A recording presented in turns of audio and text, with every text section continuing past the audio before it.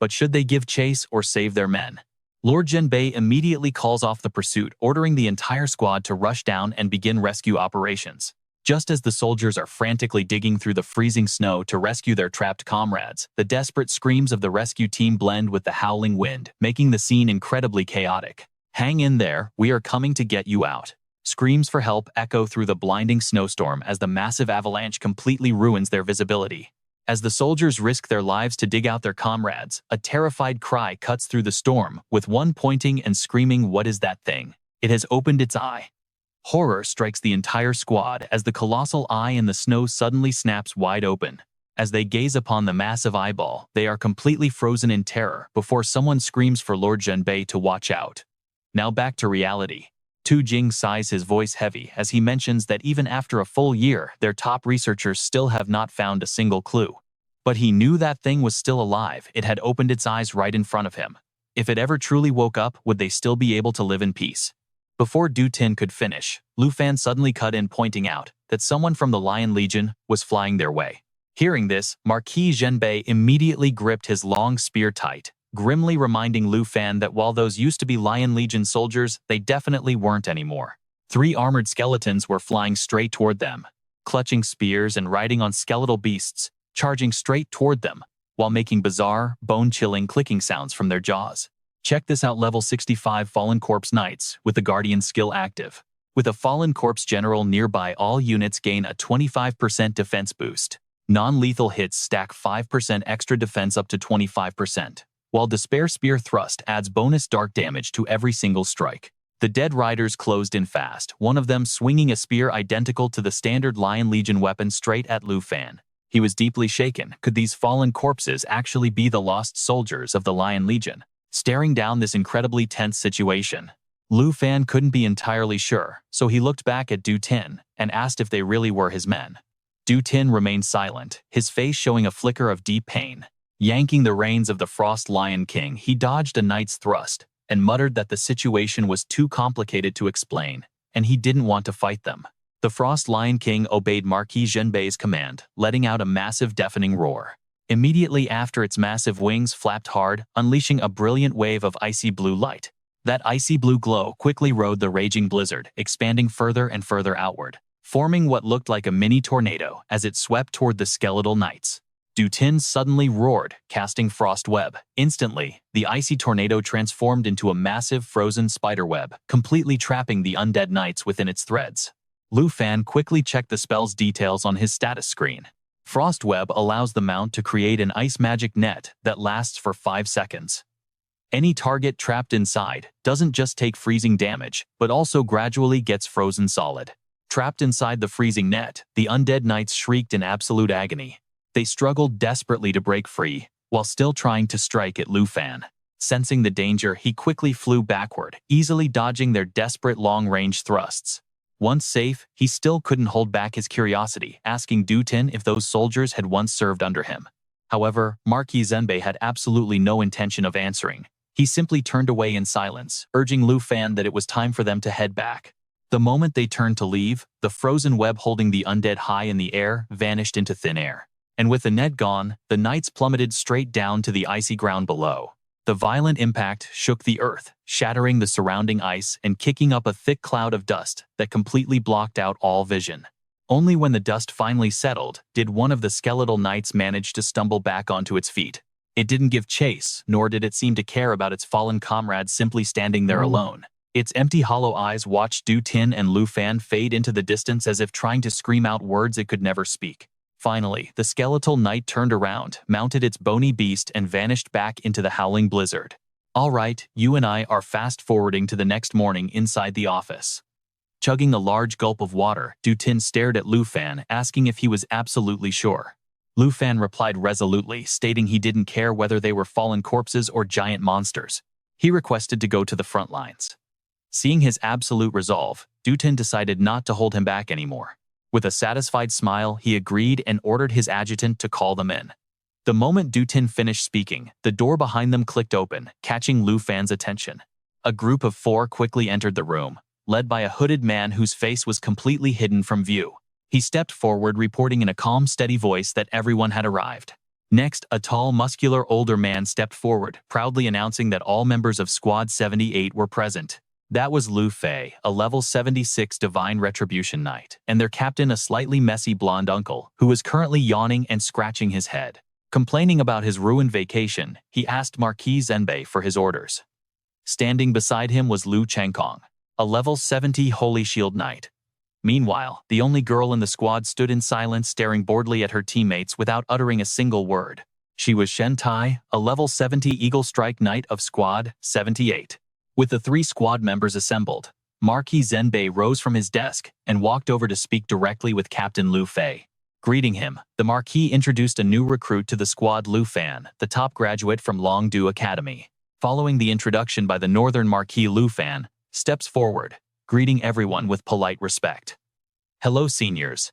It is an honor to meet you all."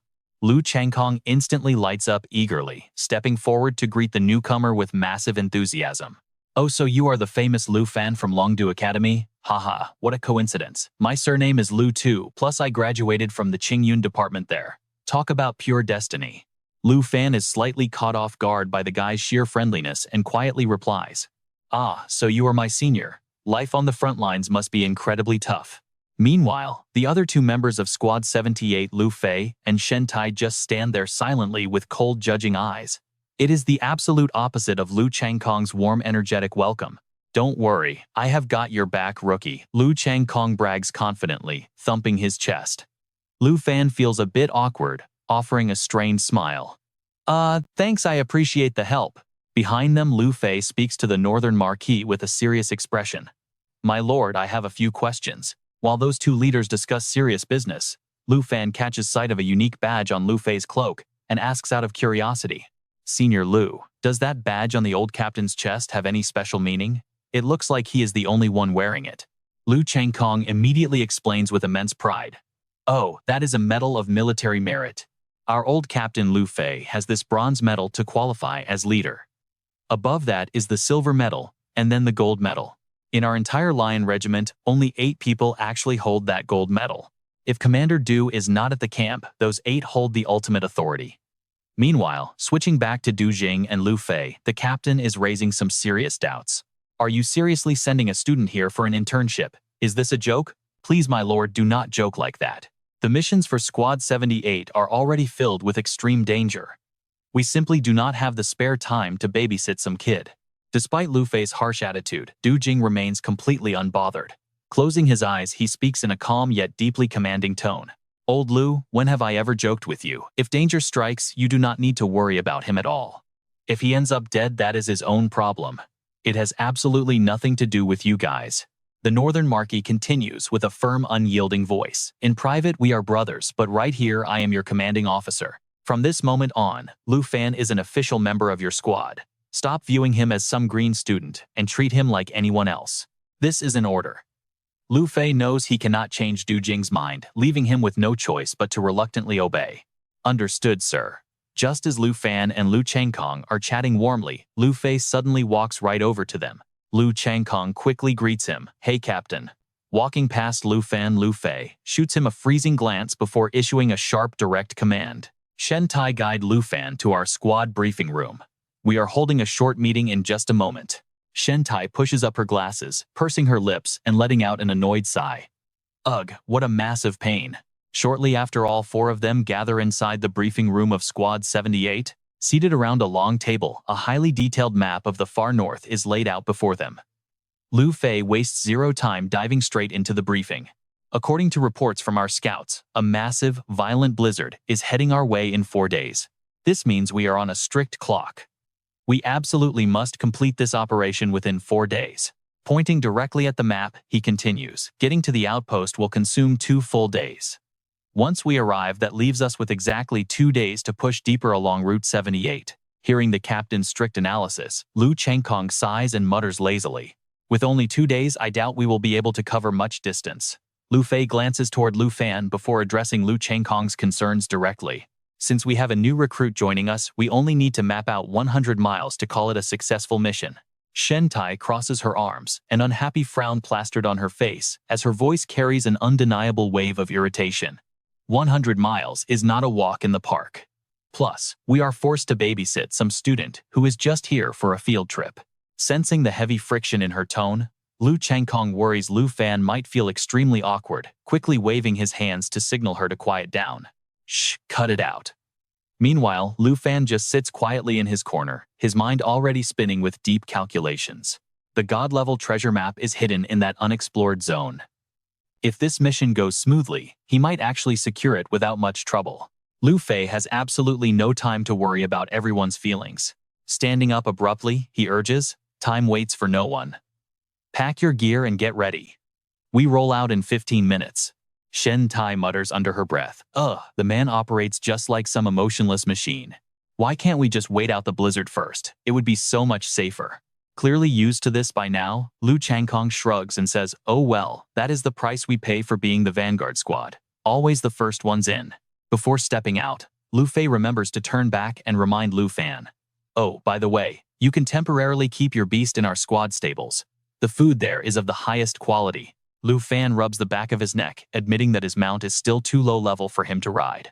Hearing this, Shen Tai is completely blindsided, her eyes popping out in sheer disbelief. She warns him that she won't carry him, telling him to let the old captain handle the problem. Lu Changkong chimes in as well, completely confused about how their new recruit is supposed to keep up in the air. Lu Fan just flashes a confident grin, telling them there is no need to worry because he actually has. In a flash, we cut to the skies as all four of them soar high above the vast far north region. Seeing Lu Fan casually cruising beside them with a pair of epic dragon wings, the entire 78th squad is completely stunned. Lu Changkong cannot even contain his shock, blurted out that his junior's gear is just way too overpowered. Shen Tai cannot hide her intense curiosity, either wondering how a rookie secured such rare gear, especially with Lord Du himself personally making the arrangements. She asks if his family back in Longdu is secretly loaded or highly influential. Even Lu Fei, who was leading the formation up front, glances back with keen interest, clearly waiting to hear Lu Fan's response. But instead of answering, Lu Fan completely dodges the question and turns to Shen Tai with a curious look. He points out the two baby eagles flying alongside her massive mount as escorts. He asks if they are out here performing scout duties.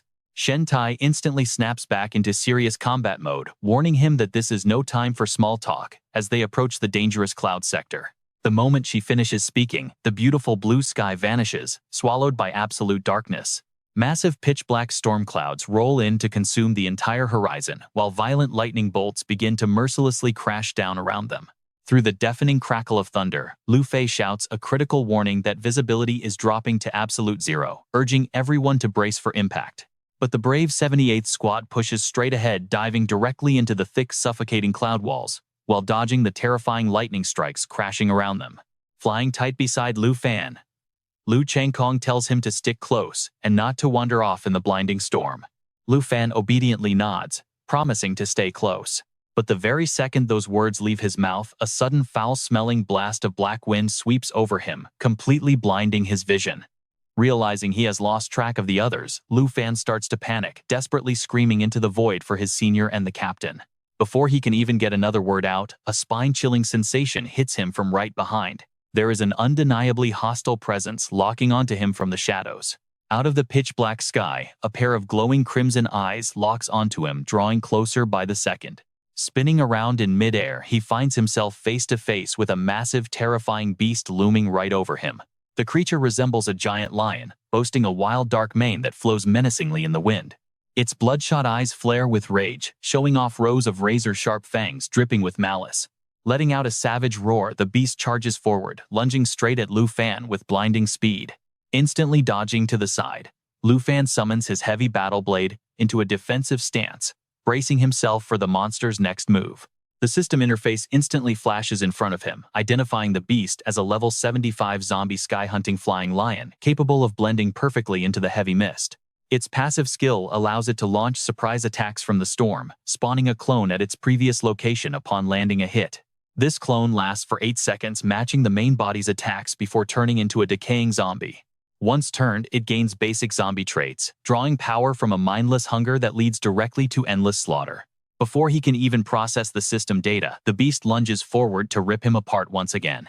Forced to defend himself, Lu Fan swings his heavy blade with surgical precision, landing a clean, devastating slash right across the monster's hideous face. He realizes with dread that it is another zombie. It seems the Blood Moon's corruption is spreading far beyond humanity, warping other creatures too. Incensed by the painful wound, the flying lion shrieks in agony before lunging back with its razor-sharp claws, aiming to shred Lu Fan into pieces. The system interface flashes once more, warning him that the creature's phantom strike will trigger a clone the moment he takes any direct damage. That duplicate will copy all its attacks, lasting for 8 dangerous seconds. Lu Fan quickly analyzes the situation, realizing these undead creatures are far too unpredictable, making it too risky to summon his precious dragon pets right now. But as he remains lost in thought, Lu Changkong's frantic voice suddenly pierces through the darkness. "Junior, watch out, move." With that, Lu Changkong and Shen Tai's 2 escort eagles shot forward like arrows to strike the Sky Hunter flying lion. Lu Fan suddenly realized those twin birds belonged to his senior sister Shen Tai. The status screen pops up showing Twin Eagle Assault, a skill that orders the birds to dive bomb the target and draw its complete attention. Right on cue, Shen Tai and Lu Changkong swoop in on their mounts to rescue Lu Fan. Leading the charge, a worried Shen Tai warns him not to let the Sky Hunter flying lion create illusions. "Seriously, that stunt just cost me one of my precious eagles." Lu Changkong is just as anxious, quickly warning him not to fall behind. After all, these massive dark clouds are hiding some incredibly dangerous elite-level monsters. The moment he finishes speaking, he channels his energy, creating a bright golden barrier of spiritual force around Lu Fan. He swiftly pulls the young man towards safety while keeping him completely shielded. With that done, Lu Changkong finally looks a bit relieved and tells him to just let him handle the protection. He says these monsters are just standard business for them. But Lu Fan firmly replies, thanking his senior for the concern, but insisting he cannot just stand by and watch them fight. They are so busy talking that they do not notice the Sky Hunter flying lion slowly slipping back into the thick mist. The system screen warns them of Mist Walk, a skill allowing the beast to blend with the clouds, teleport, and hide in plain sight. Seeing this, Shen Tai quickly turns around and barks a warning to Lu Fan, telling the rookie not to run off alone and stick to the team plan. Lu Changkong quickly backs her up. "Exactly, just leave this Sky Hunter flying lion to us to handle. We have always relied on Captain Lu, and we still do not have a decent badge to show for it. It is about time we stepped up and scored some points." Hearing his cocky attitude, Shen Tai sighs in pure disbelief, telling him she is genuinely amazed by his sheer boldness. Once they finish speaking, the three immediately pull closer together to lower the risk of being ambushed by the hidden beast. But right at that moment, a strange and terrifying cry of a completely different monster echoes from the deep distance. Hearing the bone-chilling noise, Lu Fan is confused, wondering out loud if that is the sound of the Sky Hunter flying lion. Thanks to their years of experience, Lu Changkong and Shen Tai instantly recognize the sound, sending a jolt of pure terror straight through them. They frantically steer their mount away in a panic. Shen Tai's voice shakes with an undeniable terror she cannot even try to hide. "No, this is bad, we are totally doomed." As for Lu Changkong, who was confidently beating his chest and promising to protect Lu Fan just seconds ago, he is now the very first one, running for his life pale as a ghost. "We are done for, seriously. It is the Heaven Swallower, and this thing is no joke. Junior, we need to retreat right now." Still clueless about the danger, Lu Fan blankly asks what the Heaven Swallower even is. Just then, the spine-chilling cry of the monster echoes again, drawing much closer. Filled with confusion, Lu Fan looks back only to witness a monstrous beast shaped like a colossal whale. Its pitch-black body floats high in the sky, completely blotting out the heavens with its sheer massive size. The system panel quickly pops up with details: the Heaven Swallower zombie level 75 with the skill Devour Heaven and Earth. The Heaven Swallower gulps down any target sucked into its maw, dealing damage equal to 1% of their maximum health every single second. Fallen Whale swallows heaven, treating clouds like the sea. Once it swims out of the sea of clouds, Whale Fall triggers, dealing 9,999% max health damage to all targets in range, including itself. Having undergone zombie transformation, the Heaven Swallower now boasts standard undead skills like Corpse Tide and March to Hopeless Death. The moment Lu Fan lays eyes on this beast, he freezes in absolute shock. It is even more gargantuan than the world destroyer Xiao Ye. At the absolute peak of this crisis, Lu Fei suddenly appears descending like an almighty savior. He bellows a warning to Lu Fan, telling him to stop daydreaming and fly away immediately. With Captain Lu finally on the scene, the group rejoices in relief. Meanwhile, Lu Changkong flies ahead, before pausing to look back, his face still completely pale with dread. This time, things are looking seriously bad. He cannot believe the Heaven Swallower showed up. Spotting this, Captain Lu Fei barks, telling him to shut up and speed up. After all, a massive flock of zombie bird monsters is still hiding deep inside these huge clouds. Lu Fan flies behind, looking back at the two titanic beasts chasing them. He wonders if every creature close to the blood moon has turned into a zombie. Although these massive beasts have absolutely no trace of life left in them, they have completely altered everything in this region. While Lu Fan is still deep in thought, the monstrous heaven swallower suddenly opens its massive jaw. That gaping maw looks like an endless cosmic black hole, ready to suck in everything, whether alive or dead. The system status panel pops up once more. With its Devour Heaven and Earth skill, Tun Tian swallows any target drawn into its mouth, dealing damage equal to 1% of their maximum health every single second. Facing this life or death situation, Lu Fan has no time to think. Escape is completely impossible. He still isn't sure if his dragon pet will be affected by the fallen corpse and blood moon, but without summoning it, he will definitely be devoured. Left with absolutely no choice, he grits his teeth and unleashes his power. His left hand suddenly erupts in a blinding radiant light that spreads all around. Lu Fan yells out to Captain Lu Fei, shouting that he should let him handle this beast. Hearing this, Lu Fei whips his head back. Seeing the rookie's reckless move, he yells to stop him, warning him to stay close so they can break out of this cloud at all costs. Shen Tai flies ahead, leading the way. Spotting the exit just a short distance ahead, she is absolutely thrilled and turns back to announce the hopeful news to the rest of the team. She shouts that they are almost there and can finally escape this cursed cloud ahead. Knowing they are close to safety, everyone hyper-focuses and pushes their speed to the absolute limit, desperate to escape this death trap right now. But the monstrous Tun Tian is not about to let its prey escape so easily. It relentlessly pursues them, its massive mouth like a cosmic black hole snapping at their heels, but soon the team finally bursts out of the thick cloud cover. Everyone sighs in relief, shouting happily that they made it out and the danger has passed. A system notification pops up announcing that the Devour Heaven and Earth skill has been interrupted. Confused by the system prompt, Lu Fan asks if they are truly safe and if the beast will stop chasing them, prompting Lu Fei to quickly explain. Exactly. Once Tun Tian leaves the cloud layer, it has nowhere to go but straight down to the ground. Before fully leaving the dark clouds, Lu Fan glances back one last time, realizing a valuable lesson: different types of fallen corpses require entirely different strategies to defeat. This is the priceless knowledge that the veterans of the Lion Legion had to pay for with their very lives to discover. Sure enough, just as Lu Fei predicted, the moment it leaves the cloud layer, Tun Tian instantly begins cracking apart in massive chunks, plunging straight to the ground before exploding into a million pieces. The massive explosion kicks up a thick purplish-black cloud of dust, completely blinding their field of vision. The system interface suddenly materializes once more, displaying some additional detailed information. Whalefall. Tun Tian treats the clouds as its ocean. Once it swims away from this sea of clouds, it triggers a whale fall, dealing 9,999% of maximum health as damage to all targets in its crash zone, including itself. Only now does the group feel safe enough to stop. Seeing that the danger has passed, Lu Fei gives the command. Lu Fei orders Chang Kong and Shen Tai to prepare for landing, and Lu Changkong quickly acknowledges the command. Shen Tai finally lets out a deep breath, her intense tension finally melting away as she gasps that they almost lost their lives. Standing on a nearby cliff, Lu Changkong watches Tun Tian's skeleton crumble into ash, commenting with a sigh that Captain Lu Fei was way too reckless this time around. Taking a rookie into that cursed cloud cover was a huge gamble. It would have been much better to take a detour instead. Realizing he accidentally dragged everyone into this mess, Lu Fan feels incredibly guilty. Apologizing to everyone for his lack of knowledge about the far north, Lu Fan is quickly comforted by Lu Changkong. Changkong reassures him that there is no need to apologize, admitting he only learned about things like the blood moon and fallen corpses after arriving here himself. Every single member of the Lion Legion has a clueless first day after all. While the two chat, Captain Lu Fei quickly sets up a tent so the team has a place to rest and recover. Shen Tai is not slacking off, either carefully tending to her falcons to help them recover after their long, grueling flight.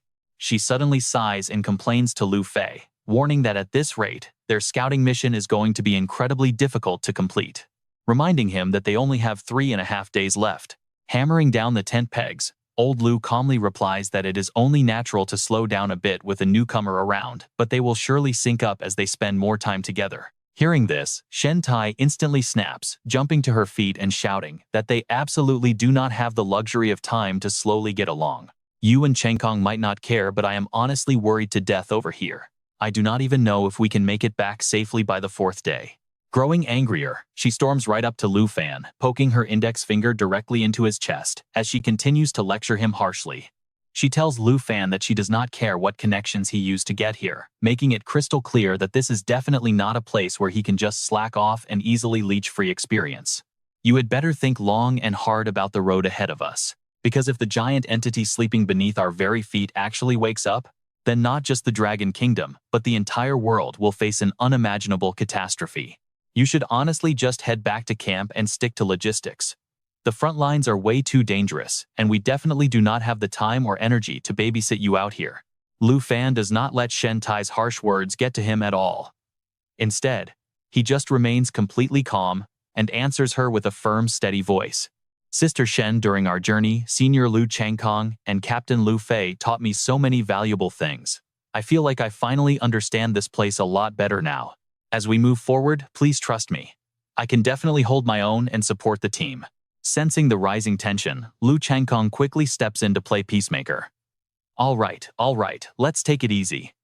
There is no need to start shouting at each other like this. Lu Fei does not want to stay out of it either, chiming in with a cold and stern tone. All right, cut the complaining. Since this was arranged by Lord Tu himself, he must have a good reason for doing so. Get some rest while you can, we need to move out soon. Lu Changkong happily salutes, saying, "Understood, Captain." Before walking away, Lu Fei makes sure to offer Shen Tai a few reassuring words. Do not overthink it. Just let him focus on staying safe so he does not cause any trouble. Once we set out, we will see if he can actually be of some use to the team. Shen Tai is still clearly annoyed, muttering back with a frustrated scowl. "Harh, we will be lucky if he does not get us killed." Just then, Shen Tai's pet eagle suddenly lets out a sharp, piercing screech of warning. "Caw caw," startled Shen Tai screams a warning to the group. It is an alarm signal for an incoming enemy ambush. In an instant, massive razor-sharp icicles begin raining down from the sky like a deadly storm. Shen Tai gasps in absolute horror, screaming, "What on earth is this?" With giant icicles about to crush his team, Lu Fei quickly yells out an urgent order. "Squad, scatter and take cover, hurry." While scrambling for safety, he yells over to Lu Changkong. "Changkong, use your shield." Lu Changkong immediately obeys, casting his Aegis shield skill without a single second of hesitation. The Aegis shield protects the entire squad, capable of absorbing maximum damage, up to 200% of the caster's total health for 10 seconds. Within those 10 seconds, if the shield reaches its maximum absorption limit, it converts into healing for the team, recovering health based on the total damage absorbed. Lu Fan also quickly leaps backward, narrowly dodging a massive ice block, crashing down right where he stood. But then he hears Lu Changkong cry out in pain. I am hit, Lu Fan, and I have been completely cut off from the rest of the group." Feeling suspicious, Lu Fan quickly looks around, wondering if they are dealing with another fallen zombie.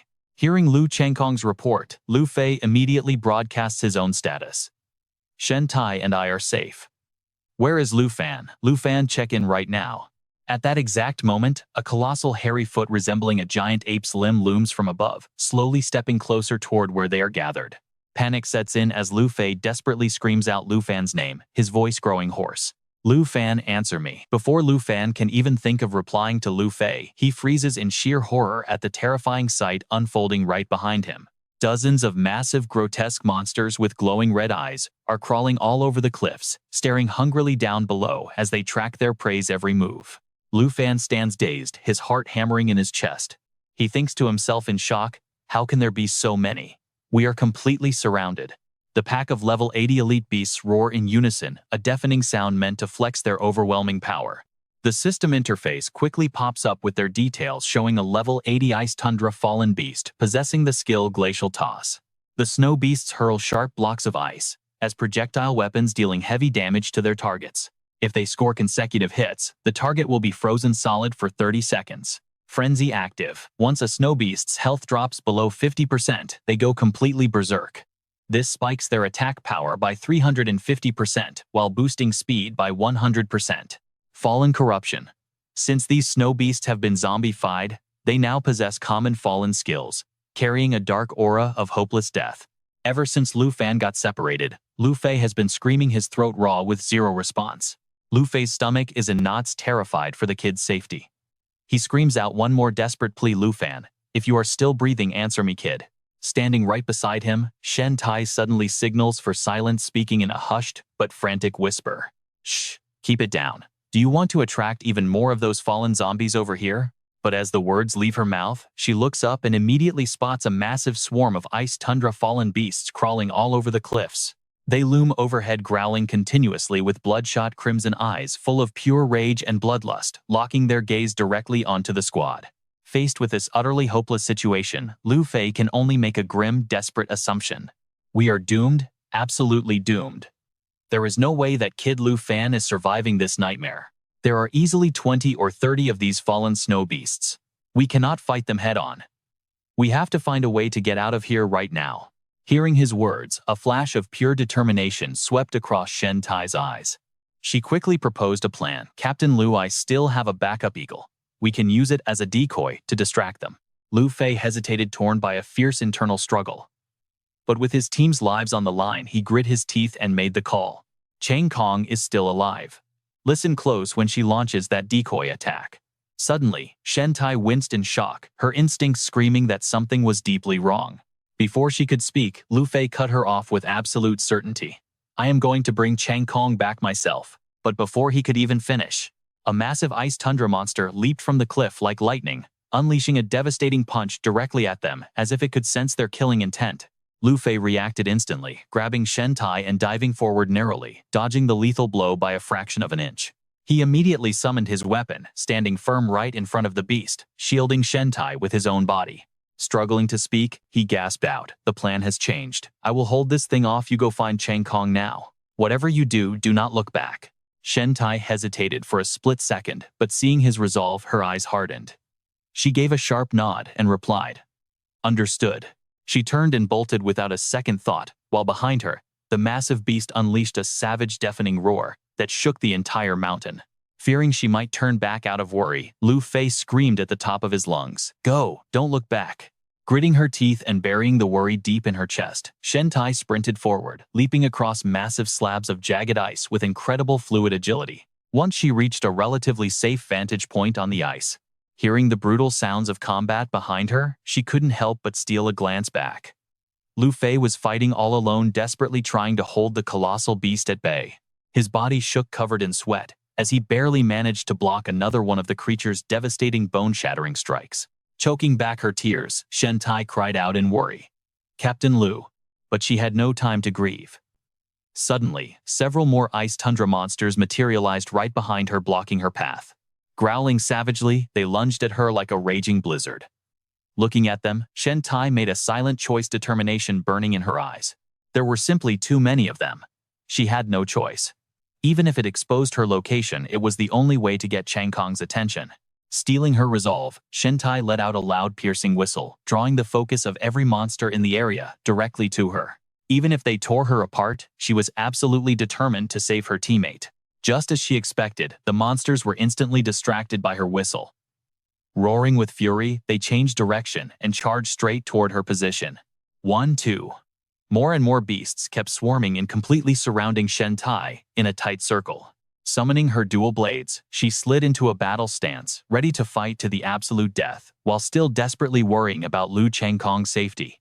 Where on earth are you right now, Lu Chang Kong? Meanwhile, cut to Lu Fan and Lu Chang Kong. Senior Lu was in bad shape. A jagged shard of ice impaling his stomach as blood pooled around him. Pinned to the frozen ground and unable to move, he choked out a weak, worried cry, Lu Fan, are you all right? Lu Fan stood like an iron wall in front of him, shielding him from the oncoming savage beasts. Don't speak. Hang in there, I'm here to save you. Just let me finish off these 3 beasts, and I'll heal you right away. With those words, Lu Fan summoned his massive battle blade. His aura exploded as he quickly charged up his combat skill. Skill activated, Dragon Fang Strike, Sky Severe. Hearing those words, Lu Chang Kong stared in absolute shock, unable to believe his ears. Wait, you actually know healing magic? Don't push your luck, kid. Cough. These ice tundra beasts are level 80 elites. There is no way you can beat them. Before he could even finish his warning, the beasts roared and lunged forward, charging directly at Lu Fan with their devastating attack skills primed. Frost Blast skill is fully charged. The frozen fists of the two beasts closed in on Lu Fan. It seemed like there was no escape. He was about to be crushed into pieces. But in a split second, Lu Fan spun like a whirlwind, his battle blade carving a brilliant blinding trail of fire right through the freezing air. The fiery slash sliced down with incredible power, burying itself deep into the chest of the leading beast. Imbued with dragon energy, the Dragon Fang Sky Severe lands two devastating strikes designed for combo attacks. Right after landing that first massive blow, Lu Fan spun around to assess his next target. Without missing a beat, he unleashed a second strike, refusing to give the beast any chance to counterattack. With a mighty swing of his blade, a violent torrent of flames erupted instantly. The roaring flame carried a terrifying, unmatched power as it surged straight toward the remaining beast. Seeing the visible dragon energy, and that black dragon, Lu Changkong could only sit there completely dumbfounded with his mouth wide open. Witnessing the unbelievable scene unfold right before his eyes, he was struck with sheer disbelief, stammering out how this could even be possible. Hit by Lu Fan's devastating attack, the monster was sent flying backward, letting out agonizing, blood-curdling shrieks of absolute pain. As the beast roared, Lu Fan stood completely still on the battlefield, towering like an invincible godlike warrior of legend. His voice carried absolute confidence and pride, declaring that absolutely nothing was impossible for him. He was a dragon knight, the dragon tamer of the southern province. Watching its comrade get brutally taken down by Lu Fan, the other monster roared in pure fury. The creature conjured a massive block of ice and hurled it straight at Lu Fan with terrifying speed. Yet he remained strangely calm, effortlessly preparing to unleash another skill. Channeling all his power into his battle blade, swirling currents of freezing frost began to rapidly gather. They spun around the edge before shifting into starry dragon energy. With a swift movement, Lu Fan delivered a decisive, powerful slash. Instantly, a solid towering barrier, made of pure crystal ice, materialized right in front of him. The shield easily blocked the incoming projectile, shattering the massive ice block to pieces as a system screen flashed open. The skill allowed 2 consecutive strikes with dragon energy compatible with dragon pets. Lu Changkong was left utterly dumbfounded by the sight. He could only mumble to himself, his voice shaking with confusion. He was a dragon tamer, but it was unbelievable that a level 32 could solo a pack of level 80 elite monsters, especially with that mount. He claimed he wasn't leveled up enough to ride yet. Could it be? Was that actually a? Before Lu Changkong could even finish his thought, Shen Kai's excited voice echoed from the distance, calling out that they had finally found them because the intense battle had clearly caught their attention. Lu Changkong quickly turned his head toward the voice, spotting Shen Kai, supporting a heavily injured Lu Fei as they struggled to walk over. Captain Lu Fei was severely wounded, leaning weakly against Shen Kai for support. His face contorted in agony as he coughed weakly, struggling to breathe. Seeing Lu Changkong in such a battered state, Shen Kai burst into tears, anxiously crying out to ask about his severe wounds. Lu Fei was shocked to see Lu Fan standing nearby completely unharmed, asking in disbelief if he was actually still alive. Hearing them, Lu Fan turned his head while Lu Changkong weakly clutched his bleeding abdomen, forcing a pale smile as he gasped out that he could still hold on. He explained that Lu Fan had saved him, expressing relief that they were both safe too. Right at that moment, while everyone had their guard completely down, nobody noticed that another deadly beast had quietly crept up right beside them. Letting out a massive roar, it lunged toward Lu Fan like a hurricane, aiming to tear him to shreds. Reacting instantly, Lu Fei screamed at the top of his lungs for Lu Fan to watch out. He gripped his greatsword with all his remaining strength and hurled it violently toward the incoming beast. The blade soared through the air like a bolt of lightning, impaling the monster right in the stomach. Screaming in agony, the beast writhed as it let out a pathetic, painful shriek. A system screen flashed displaying the Holy Knight skill Holy Sword Throw, which tracks the target automatically to deal physical damage equal to 100% of the user's total strength. Additionally, it inflicts extra holy damage equal to 76% of strength over the next 10 seconds. Lu Fei coughed weakly, urging everyone to stay calm and let him come up with a plan. Retreat was their only option, and though his lion was unresponsive, his eagle could still carry 2 people out. But mid-sentence, Lu Fan cut him off, speaking with absolute composure and confidence. In his view, the situation was not actually that difficult to handle, pointing out that simply wiping out all these avalanche monsters would instantly resolve their crisis. Infuriated by his words, Shen Kai snapped, asking how he could possibly be joking at a time like this. She suggested retreating immediately to the nearest outpost, But Lu Fan quickly countered with a calm, steady voice. He insisted he was serious and offered to heal them first, though the sheer number of these monsters made things difficult. Shen Kai questioned him with deep skepticism, asking if he was seriously planning to heal them. She begged him not to cause any more trouble, but Lu Fan replied with fierce determination, stating there was absolutely no more time left for idle chatter. Summoning his weapon, he urged Shen Kai to quickly take the wounded and fall back first. Drawing the legendary Shadow Serpent Bow, he turned around with absolute confidence to face the massive roaring horde of beasts behind him. Lu Fei gasped in utter disbelief, recognizing the weapon as Lord Tu's legendary bow. The legendary weapon once used by Lord Tu himself too, aimed straight at the Southern King's head, forcing thousands of elite Imperial guards to retreat in terror. She never expected he would actually give Lu Fan this legendary bow. Shen Kai was completely stunned when she heard old Lu say that. Wait, what?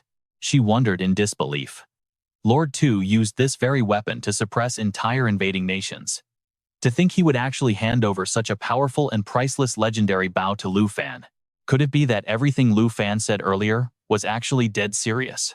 Lu Fan looked straight at Lu Fei and made a very confident promise. Captain Lu, do not worry. Everyone should escape this monster encirclement. I can move much more freely on my own and completely wipe out this entire zombie horde. Seeing Lu Fan's sheer determination, the other three stopped arguing and decided to put their trust in him and follow his plan. Shen Kai quickly summoned her eagle to leave. Before taking off, Lu Fei could not help but warn Lu Fan once more. Lu Fan, you must be extremely careful. We will get out of your way so we do not slow you down. Watching his allies fly away safely, Lu Fan silently prayed in his heart that they would reach the outpost without any trouble. Then he quickly focused his mind. His expression turned dead serious, and his eyes grew ice cold. Raising the legendary bow, he prepared for a life-or-death battle against the beasts. It was the perfect moment to test the weapon Senior 2 gave him. The Shadow Chaser arrow skill was fully charged. As Shen Kai steered her eagle away, she spoke with deep worry. She kept thinking about Lu Fan's words, wondering if leaving him behind to block the enemy was really a good idea. Will he really be fine? Lu Changkong answered immediately, his voice filled with absolute confidence. There is absolutely nothing to worry about. I have personally witnessed him in battle with my own eyes. Meanwhile, Lu Fan drew his bow with fully charged energy. His aura soared as he prepared to unleash a devastating strike. But those snow plane monsters were not about to stand there. With a savage roar, they charged like a raging storm to attack him. Lu Changkong's voice seemed to echo from afar, carrying all the way to this very battlefield. We are actually the ones holding him back. He is a dragon knight, the legendary dragon tamer of South Province. It seemed like Lu Fan could not escape death and would be crushed into pieces. Yet in a mere fraction of a second, Lu Fan suddenly spun around with incredible elegance. The system flashed a warning. Frost Shard Toss. Snow monsters hurl sharp ice projectiles, dealing heavy damage to their target. Consecutive hits will freeze the target completely solid for 30 seconds. Thousands of these savage beasts launched a coordinated assault, roaring furiously as they rushed toward Lu Fan. Roar! He quickly activated his skill. Infusing his special arrows with raw power, he unleashed a rapid barrage directly at the massive ice blocks hurtling toward him. The giant ice blocks shattered into countless fragments, raining down heavily upon the monsters below. But that did not slow down their relentless charge. They kept lunging forward in a mad frenzy, absolutely determined to rip him to shreds. The beasts roared in pure anger. Raising his Viper's Guide bow, he aimed an arrow straight at the sky and asked mockingly, still not backing down, "You guys really are tough to deal with." He continued to channel power into his weapon, making the bow erupt in brilliant, blinding waves of crimson energy. Then try this. That destructive energy instantly expanded, sweeping over the monsters as he unleashed the Viper Arrow. Viper Arrow. Without drawing the string, the Viper's Guide can release 12 magic arrows, each dealing 20% damage to the targets. That devastating power forced the monsters to scream in absolute agony as they collapsed. Roar, roar. He then decisively summoned Xiao Ye and Xing Chen, determined to wipe out this entire zombie horde once and for all. Come forth. Xiao Ye Xing Chen illusionary purple chains, packed with dense death energy, quickly bound a monster tightly, making it shriek in agonizing pain. Berserk. When a snow monster's health drops below 50%, it immediately enters a frenzied, enraged state, boosting its attack power by 300% and both movement and casting speeds by 100%. Zombie Tide. For every nearby zombie, the defense of all other zombies in the area is boosted by 25%. Zombie mutation. Every time they sustain a non-lethal hit, their defense is increased by an additional 25%. Turning to Xing Chen, he spoke with absolute excitement. They have gone berserk, Xing Chen. Get ready to test out your brand new skill. The beast roared wildly as a beam of pure blue energy erupted from the ground straight into the sky. Star Shatter. Xing Chen then began channeling the power of stars, conjuring a mystical blue energy current that swirled around its massive body. Star Shatter generates starlight nodes. Upon crushing them, a massive area of effect explosion is triggered, its devastating power determined entirely by the caster's own base strength. That destructive power blasted directly toward the approaching monsters. A blinding light robs them of their sight, leaving them to scream in absolute panic. Lu Fan suddenly gets a brilliant idea, quickly calling out to Xing Chen, "Hold on, I have a plan." He immediately channels the power from the star-shaped gem embedded on his weapon, swiftly recalling Xing Chen back to safety. Xing Chen, go back and get some rest. Leave this star with me to use as bait. Charging the underworld serpent shadow arrow for 3 full seconds, while pulling back his bow allows him to release a devastating projectile, boosting his damage output by 500%. 1 second of charging and a mysterious glowing blue crystal suddenly materializes right in front of those monsters. 2 seconds of charging, and he unleashes his magic to summon a massive serpent covered in glossy black scales. 3 seconds of charging complete. That serpent charges forward, with terrifying lightning speed, snapping up the crystal before those monsters can even react. Star Shatter is triggered, forming the Snake Shadow Arrow as a star is created. Shattering it with the Snake Shadow Arrow triggers a massive explosion, dealing heavy area of effect damage. Its power escalates to 500% of the Starry Sky Dragon attribute, as the serpent quickly brings the crystal back to him. Immediately after, an earth-shattering explosion erupts, and the blasting shockwave of fire violently blows away everyone nearby who was rushing forward. Agonizing screams ring out once again, echoing through the air. The giant eagle and his companions are all blasted away by the shockwave, crashing to the ground like falling leaves. What on earth is happening? Ah! The eagle quickly drags the white-haired man out of the deep, heavy snow. Coughing and wheezing, Changkong lets out a painful groan. Sister Shen quickly rushes over to help him up, calling out in worry, "Changkong." Staring at the scene with a deeply troubled expression, the white-haired Louis Fei is completely shocked and cannot believe his eyes. Could this be Lu Fan's true terrifying power? Up in the sky, Xiaoye circles around and calls down to Lu Fan. All of those fallen corpses were wiped out in an instant, leaving not even a single shred of their remains behind. Coordinating skills with a legendary dragon pet, this is the true unmatched strength of a dragon tamer. Smiling, he praises Xing Chen, saying, "Awesome job. Xing Chen, go back and rest. Let your big sister Xiaoye handle the rest of this." Then he turns to command Xiaoye. Xiaoye, thoroughly sweep the surrounding area to see if any fallen corpses are still lurking around. If they are all gone, we will regroup with the squad. Xiaoye obediently replies with an okay, just as a familiar voice calls out. Lu Fan asks in surprise, "Captain, why did everyone come back here?" The white-haired Louis Fei speaks up, his face still completely paralyzed with shock. "Lu Fan, that massive, terrifying explosion just now, could that actually be your attack?" He looks over at Xiaoye and asks, "Who is the one beside you?" Xiaoye seems shy and hesitates to answer. Lu Fan gently reassures her, saying it is all right. "Xiaoye, we are all on the same side. Feel free to transform." She softly agrees.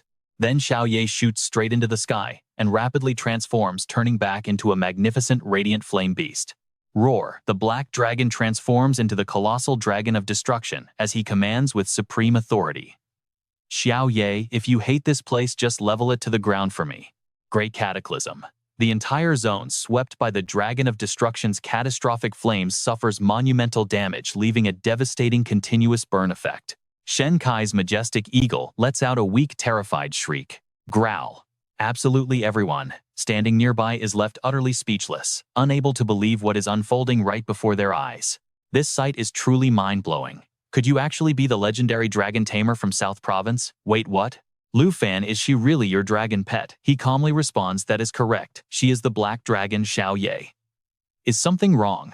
Do you guys know me? It is way more than just knowing you. Lord Du has been constantly talking about a brilliant, exceptionally talented young dragon tamer for months, who not only commands a legendary dragon pet, but is basically the #1 talent in Lord Du's eyes. The red-haired Shen Kai and Cheng Kong both speak to him in absolute shock. Even for someone like me who normally never cares about other people's business, I've heard countless incredible rumors about your achievements.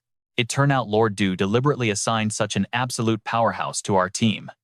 Junior Lu, oh Junior Lu, to think you were hiding your insane capabilities this entire time.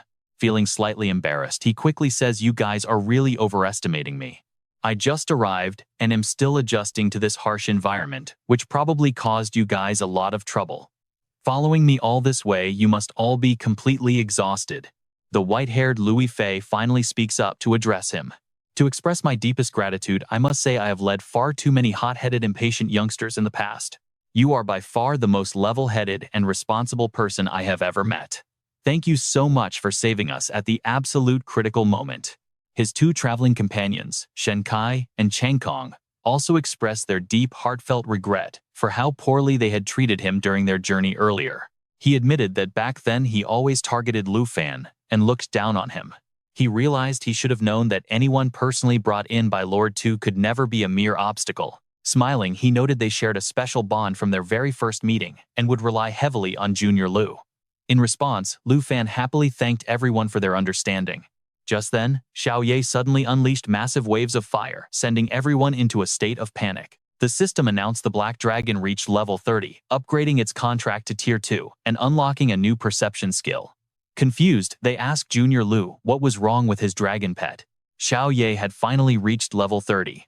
Looking at the notification screen, Lu Fan smiled, noting how a level 30 dragon pet gets a massive upgrade. The Tier 2 Black Dragon contract showed level 29 out of 30. Its strength reached 9,708 out of 10,247. Agility was 8,924 out of 9,431. Spirit was 9,617 out of 10,117, and durability was 9,973 out of 10,473.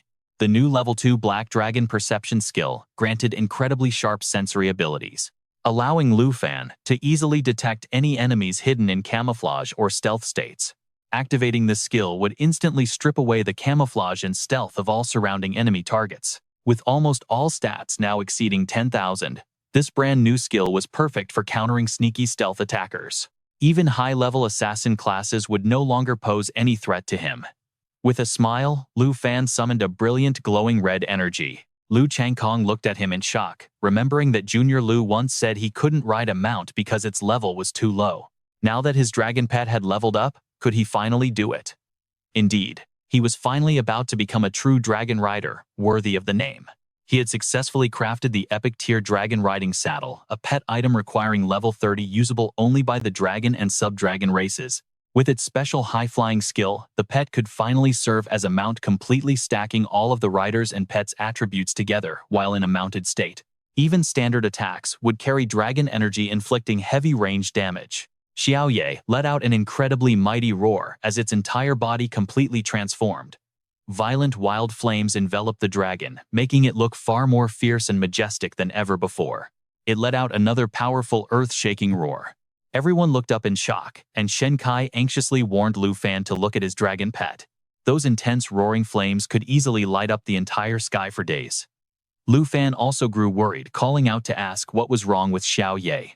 Xiao Ye's body had completely shifted its scales, turning pitch black and as hard as steel, radiating a terrifying and highly destructive aura. The system announced that the Black Dragon had activated its destroyer form, and while we see everyone else frozen in shock, Lu Fan was purely thrilled. Now, at Tier 2, Xiao Ye's Black Dragon form looked far more imposing and majestic. It now looked like a fully grown, immensely powerful dragon.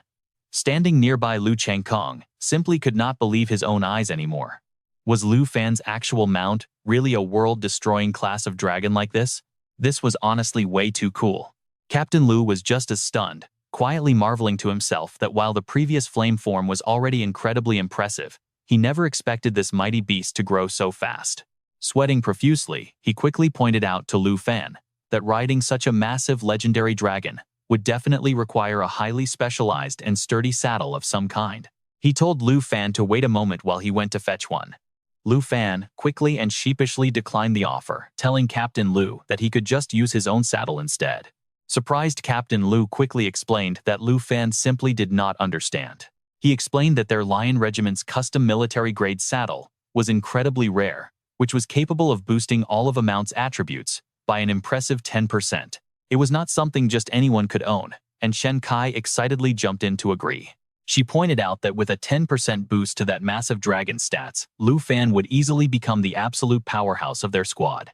Lu Fan just smiled and used magic to summon a gorgeous saddle, a precious reward from an intense battle he won earlier. He proudly explained that his own gear was the dragon riding saddle, a highly specialized piece of equipment crafted specifically and exclusively for dragons.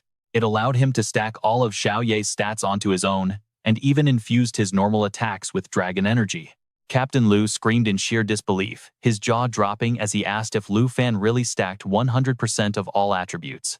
Shen Kai was equally stunned, her eyes wide as she realized even normal attacks gained secondary effects. What kind of insane god-tier gear was this even? By now, Lu Changkong seemed completely used to witnessing Lu Fan's absolutely ridiculous game-breaking abilities. He simply remarked with quiet admiration that Junior Lu always seemed to find a brand new way to completely blow their minds. With a massive muscular frame, Xiao Ye looked incredibly majestic in mysterious jet-black armor and wide sweeping wings. Standing tall, the mighty beast let out a thunderous proud roar. Captain Lu felt a bit embarrassed, hesitantly speaking up. Ahem, well, Lu Fan, since you already have the saddle, how about letting us take a quick look at it? Deep down, Captain Lu believed this saddle was worlds apart from the Lion Corps' custom gear, making theirs look like absolute trash compared to a masterpiece. To think I enthusiastically recommended our gear earlier, how embarrassing. Meanwhile, Shen Kai looked incredibly excited, her eyes shining with pure wonder. Earlier today, she worried Lu Fan would drag the team down. But now every single item he pulled out was absolute top tier, making everyone drool with envy. She silently wished she could have that amazing saddle for herself. Captain Lu sighed helplessly and shook his head, asking what she was dreaming about since that gear was crafted specifically for dragons. Her eagle did not have a single drop of dragon blood in it. Meanwhile, Lu Fan gently stroked Xiao Ye, murmuring words of deep affection. He thanked Xiao Ye for staying loyal and by his side. Through his toughest moments when he was stuck with what everyone considered the absolute weakest class in the world, from that moment on, whenever they faced danger, they could finally fight side by side. Xiao Ye seemed incredibly pleased, rubbing its massive head against Lu Fan's hand with a happy rumble. Meanwhile, Shen Kai and Captain Lu started bickering back and forth again. Shen Kai huffed in annoyance, muttering that she already knew her basic eagle could never use such high-tier gear. Captain Lu quickly held up his hands, trying to calm her down by reminding her that anything connected to dragons was bound to be completely out of this world. Lu Changkong gently touched the wound on his stomach, a helpless expression on his face, though his eyes shone with deep, genuine admiration. Telling them to stop bickering, he pointed toward Lu Fan instead. They were witnessing the birth of the world's very first true dragon rider, someone who genuinely deserved to hold that legendary title. The system chimed to confirm the dragon rider saddle was equipped, and Lu Fan immediately leaped onto Xiao Ye's back. He felt an incredible wave of raw power surging through his body, an absolutely indescribable sensation. It felt as if his entire body was bursting with unimaginable power, making him feel like he could tear the sky apart with a single swing of his hand. This legendary saddle had granted him direct access to the formidable strength of the dragon race. Xiao Ye let out an earth-shaking roar. Right then, the system flashed, displaying the detailed stats of Lu Fan's newly unlocked Dragon Rider class. Dragon Rider level 32. Strength is 1,412 plus 10,247. Agility is 985 plus 9,431. Spirit is 1,293 plus 10,117. Stamina is 1,304 plus 73. Active skills include Dragon Fang Strike and Void Slash, which unleash 2 consecutive strikes. When fighting alongside his dragon, they execute 2 strikes infused with dragon energy. Dragon Claw and Dragon Ruin transform his arm to strike 6 times from a distance. When fighting with his pet, it triggers 6 times the magic damage. Passive skill, Dragon Rider's Saddle infuses normal attacks with dragon energy, unleashing ranged strikes. The entire group stared at Lu Fan, their eyes filled with absolute shock and pure admiration. Captain Lu praised Lu Fan, completely awestruck by his presence, calling him a true dragon rider, the very first and only one to ever exist in this world. Lu Changkong watched silently, his expression serious as he thought to himself. He knew Lu Fan was strong when he saved him, but despite both being knights, the gap in their power made him feel completely useless compared to his younger schoolmate. Frowning deeply, a wave of bitterness welled up inside him. He had fought to get into Longdu Academy's elite Qingyun class training relentlessly for 10 long years just to join the prestigious Lion Corps. That was an achievement he thought he would be proud of for his entire life. Yet meeting Lu Fan completely shattered all of that pride into a million pieces. Right then Xiao Ye's eyes narrowed, becoming incredibly alert, as if sensing danger. Lu Fan also sensed that something was off, realizing that Xiao Ye was no longer responding to his commands. The dragon suddenly whipped its head back, letting out a fierce roar before launching itself straight into the sky. Shen Kai cried out in a panic, asking what on earth was happening. Even Lu Fan was startled, quickly asking Xiao Ye if another enemy had found them. He ordered his companion to use Dragon Sensory. Instantly, Xiao Ye's eyes flashed with a fierce, deadly intensity. Its massive eyes glowed with a crimson light sweeping across the entire area. Letting out a deafening roar, the system chimed to announce that Black Dragon's perception was active, allowing it to spot any hidden enemies. Activating this powerful skill immediately dispelled all stealth and disguise within the surrounding area. The perception skill successfully dispelled the enemy's hidden state. Suddenly, a swarm of strange creatures materialized out of thin air, letting out bizarre high-pitched screeching sounds. At that exact moment, Captain Lu Changkong and Shen Kai were riding on the back of a giant eagle. Lu Changkong was absolutely stunned. How on earth did he manage to detect those hiding monsters? Look, their stealth state is completely broken. Shen Kai asked in utter confusion, her voice trembling, was that really you? No, it was not you, they are floating in midair. Captain Lu suddenly yelled a warning. Those are shui moths, and they are extremely dangerous, do not go near them. These giant shui moths look like massive white butterflies covered in snow, constantly letting out bizarre and creepy squeaks. That creepy laughter is chilling. The system window pops up with their stats, level 85 shui air with the Blizzard Veil skill. The snow is their perfect camouflage, allowing them to blend into the blizzard unseen. However, if they attack or take any damage, their stealth breaks immediately. With their blood drain skill, the shui air will suck the target's blood, draining 10% of their health every second. If they attack while cloaked in the snowstorm, the first 4 seconds of their blood-draining strike will not even be noticed. Captain Lu shouted, in a panic, warning that these shui air are master ambushers hiding inside the freezing blizzards. By the time you realize you are under attack, you are already sucked dry. But Lu Fan just smirked, shouting, extremely dangerous, you say? He casually walked forward, swinging his blade with a challenging grin. Ha, that is exactly what I have been waiting for. He and Xiao Ye synchronized their powers. The Black Dragon was fully prepared to unleash a coordinated strike alongside its master. The system announced that the Dragon Tamer aura infuses basic attacks with dragon energy, dealing heavy long-range damage. Dragon energy erupted as the Black Dragon Xiao Ye soared forward, letting out a mighty earth-shaking roar. The terrified Shu'er scattered in panic. The system flashed again, announcing Void Cleave with dragon energy striking twice in rapid succession. When coordinating with the dragon pet, they triggered 2 consecutive strikes, loaded with devastating dragon energy. Lu Changkong looked terrified, his voice shaking. These shui moths have slaughtered countless comrades of ours in the past. Yet Lu Fan treated them like mere toys, crushing them effortlessly. Twin-tailed Shen Kai watched in sheer awe, her eyes full of admiration.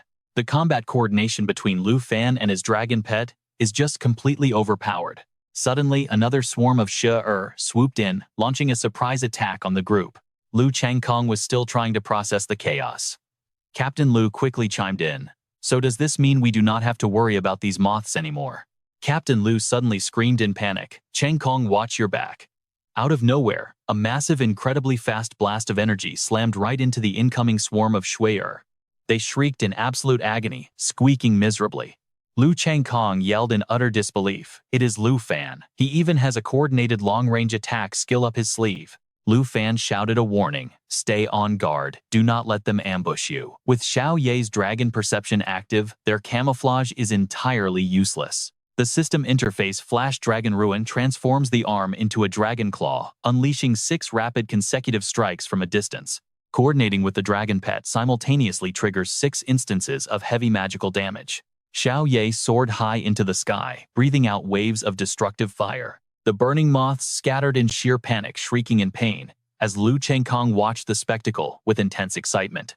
With the dragon's divine perception and Junior Lu's top-tier coordination skills, we seriously do not have to fear anything ever again, right, Captain Lu? Shen Cai gave Lu Changkong a slightly annoyed mocking side-eye. Look at yourself constantly clinging to Junior Lu. Try to be a bit more reliable, instead of always forcing Lu Fan to save your skin. Lu Fan spoke up, brimming with confidence. Captain Lu, I have completely mastered all of my coordinated combat skills with Xiao Ye. Even if a blizzard hits us, I can easily lead everyone forward and complete this exploration mission safely. Captain Lu looked up at the dense pitch-black sky, with growing anxiety sighing as he spoke. Lu Fan, I know you are incredibly capable, but look up at the sky. There is not a single star visible in this northern night. That is a clear warning of a catastrophic blizzard. It is hitting us far earlier than our original schedule predicted. The storm might actually hit us as early as tomorrow. Shen Cai stared at the clouds, her face filled with anxiety. What we feared most has finally happened. If the blizzard hits this early, we will not have enough time to make it back to camp. Clutching the bleeding wound on his abdomen, Lu Changkong spoke with a tone full of guilt and regret. Dragging a severely injured man like me through a violent blizzard. No, that is way too dangerous for everyone here. Lu Fan replied casually, remaining incredibly calm and unfazed. Everyone, those highly dangerous Sui-Er moths are no longer a threat to us. So why don't we slay the ferocious beasts in the storm and complete our exploration? This is the perfect opportunity for us to rack up a ton of extra military merits. Lu Fan offered a friendly smile, trying to reassure everyone. Do not worry, because I would never gamble with your lives. I have complete confidence that I can guide all of you safely through this raging blizzard to finish our mission. Shen Cai wanted to say something, but before she could finish, Captain Lu cut in firmly, saying he understood. He looked at Lu Fan and shook his hand warmly. His voice filled with absolute trust, as he said everything would be fine with him there. No matter how harsh the weather gets, we must keep pushing forward with our exploration. Deep in the icy extreme north, within 100 miles past the outpost of Route 78, Lu Fan fought with a grim expression, unleashing devastating powerful strikes to slaughter the vicious snow butterflies and blast them far away. With a sharp crack, the snow butterflies were torn to shreds, revealing a glittering shiny piece of unmelting ice. Lu Fan carefully retrieved the crystal from beneath the deep snow, examining it closely under the dim light. He thought to himself that after fighting through this brutal blizzard and wiping out so many snow butterflies, he had finally obtained it. This was the exact unmelting ice his senior sister needed. Standing tall and majestic right behind him was Xiao Ye in her massive, powerful form. The system screen popped up stating that the unmelting ice was a rare crystalline material found only in the extreme north that never melts and is mostly used for decorative purposes. Rumor had it that during a severe blizzard, the drop rate for this item would increase by a very tiny margin. Lu Fan turned around, his sharp eyes flashing as he called out loudly, telling the others to come over, because it was safe now. Struggling through the howling blizzard, heavy footsteps approached as Captain Lu Changkong and Shen Cai slowly made their way over. Following closely behind them was a massive eagle, its eyes squeezed shut against the violent gusts of freezing wind. Shivering from the extreme cold, everyone wore thick brown cloaks as they struggled to take each step forward. Shen Cai shivered violently, her teeth chattering as she muttered that the moment the blizzard started blowing, these monsters began popping up everywhere like mushrooms after rain, making them impossible to avoid no matter where they went. Captain Lu praised him in sheer admiration, noting how Lu Fan had single-handedly carved a path all the way to this mission site. He must have slaughtered at least several thousand, if not 10,000 fierce beasts along the way, right? Lu Fan stood up gently, stroking Xiao Ye's muscular neck as he replied with exhaustion, saying he honestly could not remember, since most of them were just those incredibly annoying snow butterflies. He was practically numb from slaying so many of those pests. Clutching his coat tightly, Chang Kong showed deep exhaustion on his face as he sighed, pointing out how crazy those words sounded. A level 32 player single-handedly wiping out an entire pack of level 85 elite monsters was just pure madness. If he possessed such incredible skills to stay and slaughter monsters until this blizzard finally ended, he joked that Lord Du would have surely awarded him several prestigious medals by now. Suddenly, Shen Cai angrily smacked the back of Chang Kong's head, snapping at him and asking if he really thought he was Lu Fan. He should just let Lord Du come down here, so the Marquis of Zhenbei could settle the score with him. Chang Kong flinched and let out a forced laugh, admitting he was just having a little moment of wishful thinking. Only Captain Lu maintained a serious expression, turning to ask Lu Fan a question. Since they had successfully pushed forward 100 miles and completed their objective, he asked Lu Fan if they could finally head back to the military camp.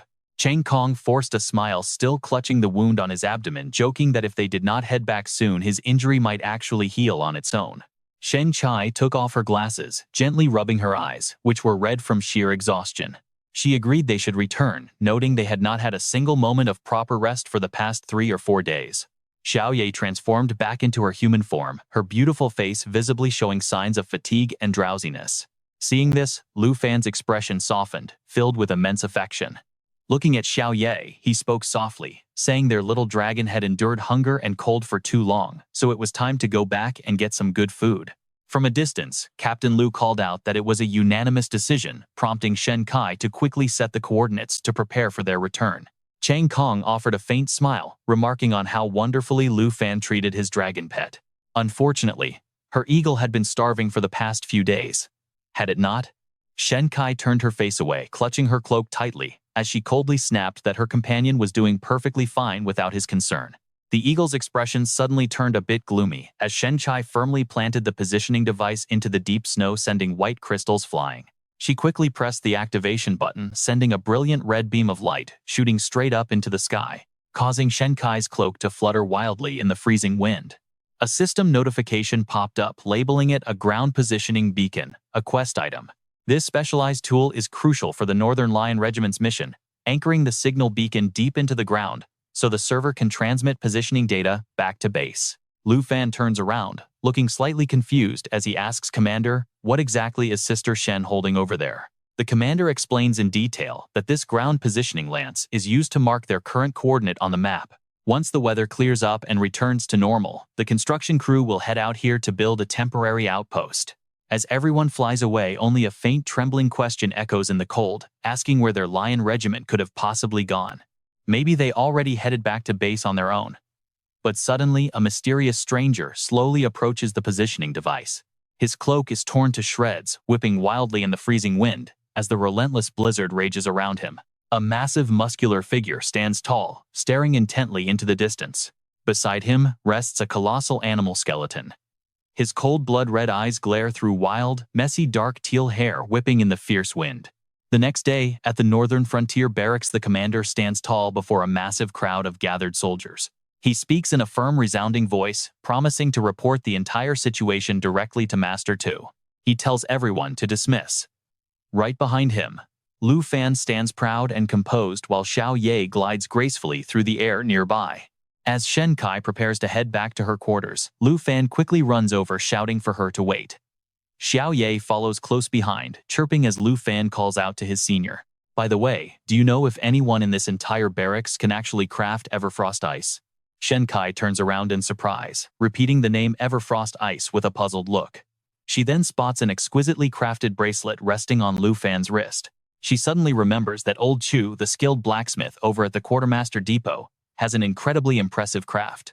Narrowing her eyes with a mischievous smirk, she covers her slightly flushed cheeks and asks him with a highly suggestive teasing tone, "Ooh, is this a gift for some lucky little girlfriend?" Hearing this, Lu Fan immediately waves his hands in frantic denial. His cheeks instantly turn bright red, completely flustered as he stammers out, "Ah, no, it's not like that. She's really just a regular friend of mine." Shen Kai replies with a knowing, highly playful giggle. Sure, no need to explain so much. I totally get it."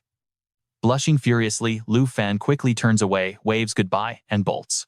"Anyway, I'll go find the blacksmith now. Bye, Sister Shen," he shouts over his shoulder as he flees. Xiao Ye, come here quick. I know where we can get some delicious meat." Watching the duo run off together, Shen Kai can't help but smile warmly. But once they fade from view, a shadow of sadness drifts across her face. She reaches inside her cloak, searching for something close to her heart. The freezing winds blow past, carrying the icy chill of the northern frontier. Pulling out a necklace from beneath her collar, she reveals a polished, glittering pendant that radiates a soft, comforting glow. The system screen flashes, showing the item name Everfrost Necklace, a decorative accessory. She gently presses a kiss to the pendant, a wave of deep emotion shining in her eyes before lifting her head and walking away. Her cloak flutters in the biting wind as she walks on, her face clouded with deep melancholy thoughts. Over at the Quartermaster Forge, a hearty, booming voice echoes out, "Don't you worry about a thing, young man." The muscular blacksmith stands with his hands on his hips, wearing a rugged apron, a head wrap, and a simple burlap shirt that highlights his massive frame. With a confident grin, the blacksmith promises that in just 2 days he will craft a gorgeous gift that any girl would absolutely fall in love with, guaranteeing total satisfaction. Lu Fan smiles warmly and replies with deep gratitude, "Master Chu, thank you so much for taking this on." Suddenly, a heavy, powerful hand claps down onto Lu Fan's shoulder from behind. A tall, muscular man laughs heartily, speaking in a highly teasing tone. "So this is where you've been hiding, kid. You certainly didn't make it easy for me to track you down." Lu Fan turns around in utter shock, asking Senior 2, "Did you need me for something?" The older man bends down and playfully grabs the lapel of his jacket. His gaze softens with immense pride as he speaks warm words. "The commander told me everything. On your very first mission, you saved everyone single-handedly and successfully led your entire squad to complete the objective through that brutal freezing blizzard. If I didn't have total faith in your incredible power, I would have assumed you all perished in that absolute nightmare of a storm." Lu Fan just stands there completely speechless and trying to process the sudden praise. Senior 2 continues with deep admiration. "Your performance this time was truly outstanding. That's why this bronze medal belongs to you." As the glittering badge is pinned onto his cloak, he feels a surge of joy and quickly bows in deep gratitude. "Thank you for the honor, Senior 2. Meanwhile, the system screen flashes. Lion Regiment Bronze Military Merit Medal decorative item. Lu Fan silently notes that this medal looks exactly like the commander's own badge. His senior once mentioned that a bronze medal represents the rank of a captain. Standing proud, Senior 2 crosses his arms and speaks up with a booming voice. Right. It turns out old Lu and Chang Kong's lions were completely corrupted when other teams found them, leaving them with no choice but to put them down. While it was incredibly tragic, such grim outcomes are actually quite common during these dangerous search missions. Fortunately, Lu Fan's dragon pet remained entirely unaffected. With a curious tone, he continued explaining that old Lu had constantly praised their perfect teamwork, making him eager to see this legendary dragon tamer in action with his own eyes. Lu Fan silently noted that the closer they got to the Blood Moon, the higher the risk of creature corruption became. Although this had deeply worried him before, the current situation proved that both Sister Shen's giant eagle and Xiao Ye were completely fine. Senior Du burst into a hearty laugh and said, seeing the dragon's wild appetite and how happily she devoured her food earlier, he knew right away she was no ordinary beast. She truly is powerful. Watching Xiao Ye scarf down her meal, Senior Du generously declared that he had more than enough meat to keep her fully fed. Lu Fan could only smile helplessly, knowing Xiao Ye had never been starved this long. He could easily picture just how thrilled his pet was right now. Suddenly, Senior Du's expression turned incredibly serious. Casting a sharp gaze over, he suggested letting Lu Fan's precious Xiao Ye finish filling her belly first. He wanted to show him some highly intriguing items. Lu Fan stood there completely dazed, having absolutely no clue what was about to happen next.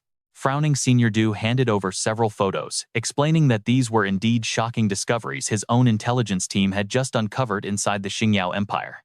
Lu Fan gasped in shock. What on earth is this? With a knowing look, Senior Du turned to him and asked if it was interesting. The photo displayed a massive mud-covered skeleton lying abandoned in the middle of a barren rocky wasteland.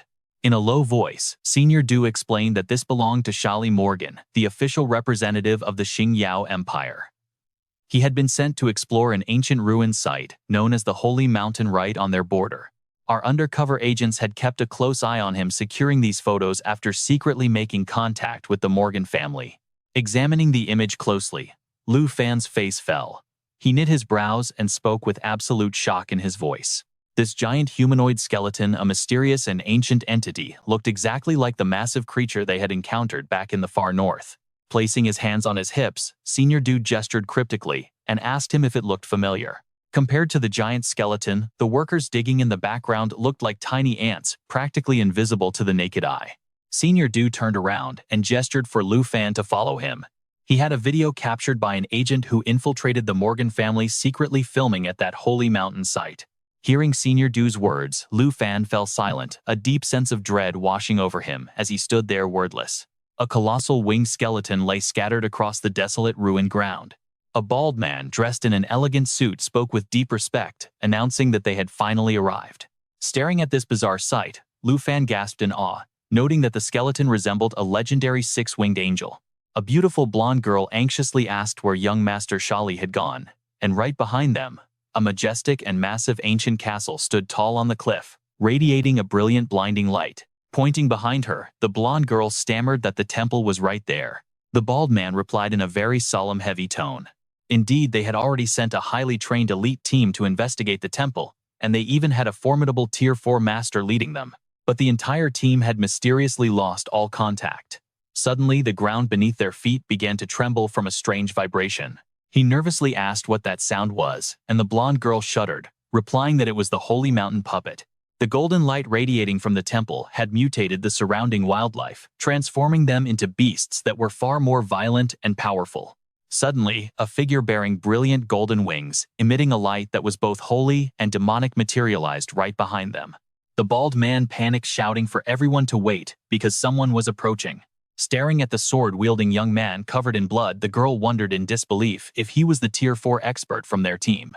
Had the expedition actually returned, the bald man quickly issued a warning. He warned her not to make a sound, seeing that the man looked deeply unstable. Immediately, the warrior roared and lunged at them in a wild frenzy. The blonde girl covered her face in terror, letting out a loud scream. The bald man screamed in panic, telling her to run since the expert had been turned into a holy mountain slave. Looking up at the monitor, Marquise Zhenbei noted with some regret that the video ended right there. Fortunately, their spy managed to escape in time, allowing them to secure this valuable footage. Lu Fan then asked in utter confusion and worry. A sacred mountain slave, Marquise Zhenbei looked Lu Fan dead in the eye, calmly replying, "That is a high-tier monster far superior to those sacred mountain skeletons you previously encountered. Both the sacred mountain skeletons and the slaves have been affected, mutated by giant bones and the mysterious energy radiating from that distant temple." Lu Fan pondered and added, "Just like the Blood Moon thralls, they have warped everything around them, and right now they are showing signs of slowly waking up." Marquise Zhenbei nodded in agreement, his face filled with deep worry. Exactly. This major discovery was immediately sent to the elite scholars, the most brilliant minds in all of Longtu. Those scholars predict that there are certainly more than just the two ancient mysterious creatures we have seen so far. He paused, his voice turning heavy.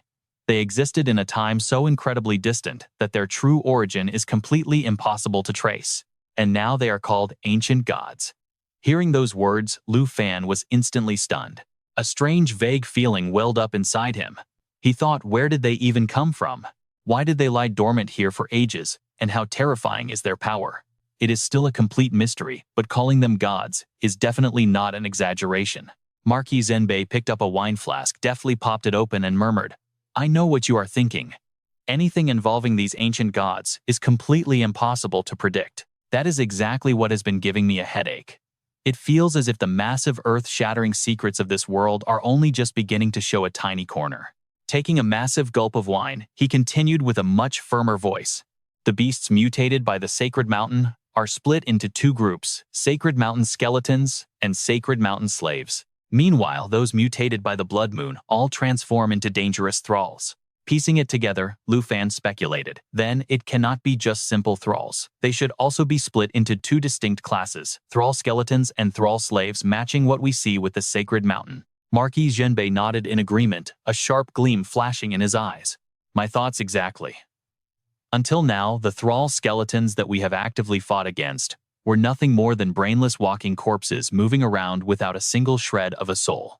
You and old Lu must be extremely careful on your upcoming missions, especially if those horrifying thrall slaves actually turn out to exist." Lu Fan immediately interrupted him with absolute confidence. "I understand, Senior Du. But after that horrific attack by the Sacred Mountain slave, was there any other unusual trouble that popped up?" The old man paused, replying with a heavy voice. "That Sacred Mountain slave slaughtered every single member of the Morgan family present at the Sacred Mountain ruins, yet he deliberately spared one specific person." He paused, lowering his voice. "Sorry, Morgan." Lu Fan gasped, "Sorry, Morgan, the representative of the Starlight Kingdom in the upcoming trial of nations." Marquis Zhenbei lowered his voice, speaking slowly and deliberately. "Exactly. After my intelligence officers barely managed to escape that bloody massacre by the Sacred Mountain slave, they discovered something that was incredibly bizarre.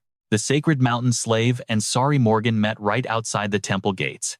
That Sacred Mountain slave did not attack Sari. Instead, he actually handed him a strange item known as Sacred Mountain Essence." Lu Fan asked, completely bewildered by this. Sacred Mountain Essence. Marquis Zhenbei began to explain in detail. To begin with, Sari Morgan was already a highly capable combatant. As a top-tier battle priest, once he absorbed that essence, that sacred mountain essence allowed him to change his profession into an extremely rare, hidden class that absolutely nobody has ever heard of before. He paused, his tone growing intensely serious. A purifier. There is not a single record of this class in all of history. My scouts tried their best to dig up more details on him. But unfortunately, the Morgan family is under a massive lockdown, making it impossible for us to gather any more valuable intel. Looking straight at Lu Fan, he warned, "In the upcoming trial of nations, you must be extremely careful with this guy. With the power of the ancient gods on his side, he is going to be the toughest opponent you have ever faced." Lu Fan just smiled confidently, asking, "A purifier, huh? Do not worry, Senior Du. In my eyes, there is no such thing as an unbeatable opponent. No matter what insane power he has, I will definitely seize that top spot." 2 days later, he visited the logistics blacksmith shop. Holding up an exquisite necklace, Master Chu asked with pride, "Are you satisfied with this, young man? If we put this up for sale, it would easily fetch over 100,000 long coins." Lu Fan exclaimed in absolute awe. "I am beyond satisfied. Your craftsmanship is honestly incredible, Master Chu." Handing over a premium bottle, Lu Fan added with deep gratitude, "This is the strong liquor Senior Du loves. Please accept this gift, Master Chu." Lu Fan thanks him for all the help lately, causing Blacksmith Zhou to burst into a hearty laugh that echoes through the entire shop. "Ho ho ho, you've got a sharp eye, kid. How did you even figure out what this old man likes?" Just then, Shen Kai calls out from behind with a hint of urgency, "We're about to set off." Lu Changkong grins. "A new expedition mission is here, and we're just waiting on you." Master Zhou quickly urges them on. "Go on, kid. If you ever need to craft anything else in the future, just come find me." Lu Fan confidently replies, "It's a deal." With that, he quickly walks out the door, leaving without a single hesitation. Throwing an arm around his shoulder, Lu Chengkong gasps in awe. "Man, how does Junior Lu already have a bronze badge?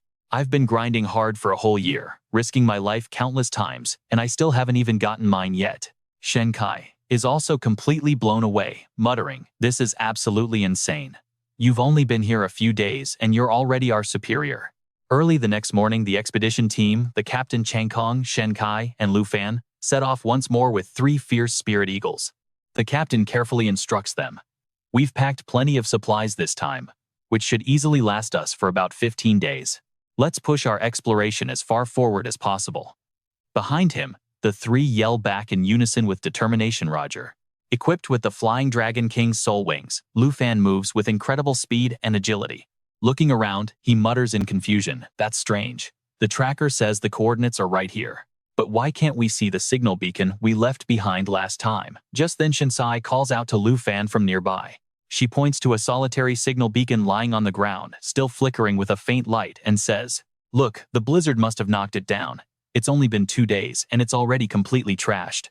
Talk about terrible quality." A subtle sense of dread washes over Lu Fan. This place doesn't feel right at all. It is way too quiet. Aside from the howling blizzard wind, there isn't a single sound, as if something is waiting for them to walk right into a trap. Lu Chengkong speaks up with excitement. "Then, what are we waiting for? Let's get this mission started." Panicking, Lu Fan quickly tries to stop him. "Senior Lu, get back. I'm afraid this is an ambush." An ambush. Before Lu Chengkong can even finish his sentence, countless mutated ferocious beasts suddenly swarm out from all directions, trapping them inside a tight circle. Lu Chengkong cries out in utter despair, "We were completely surrounded. We are in deep trouble this time." Shen Kai stares in absolute disbelief, unable to trust her eyes. She stammers in confusion.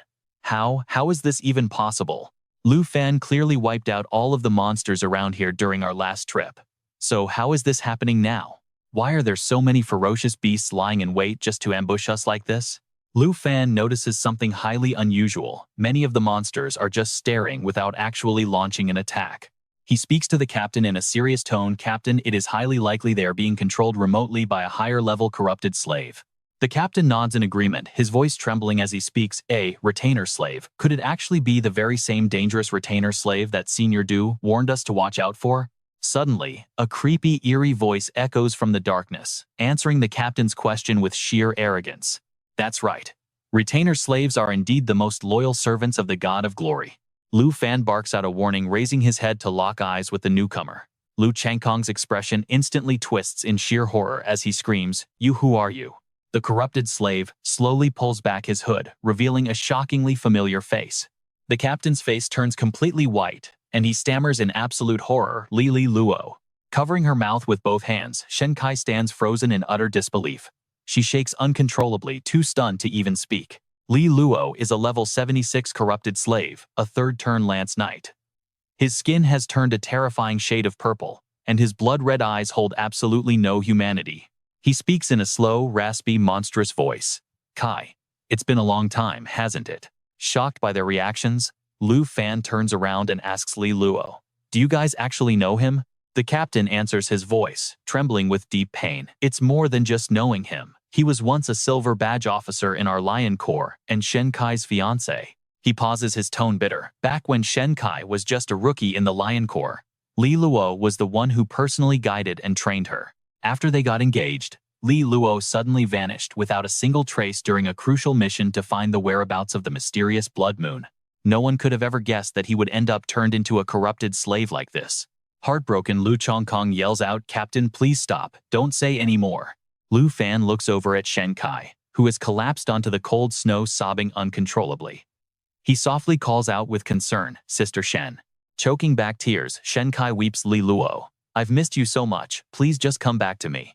Shen Kai feels Li Luo approaching her, his gentle voice carrying a lingering warmth as he whispers that he missed his sweet Kai so much.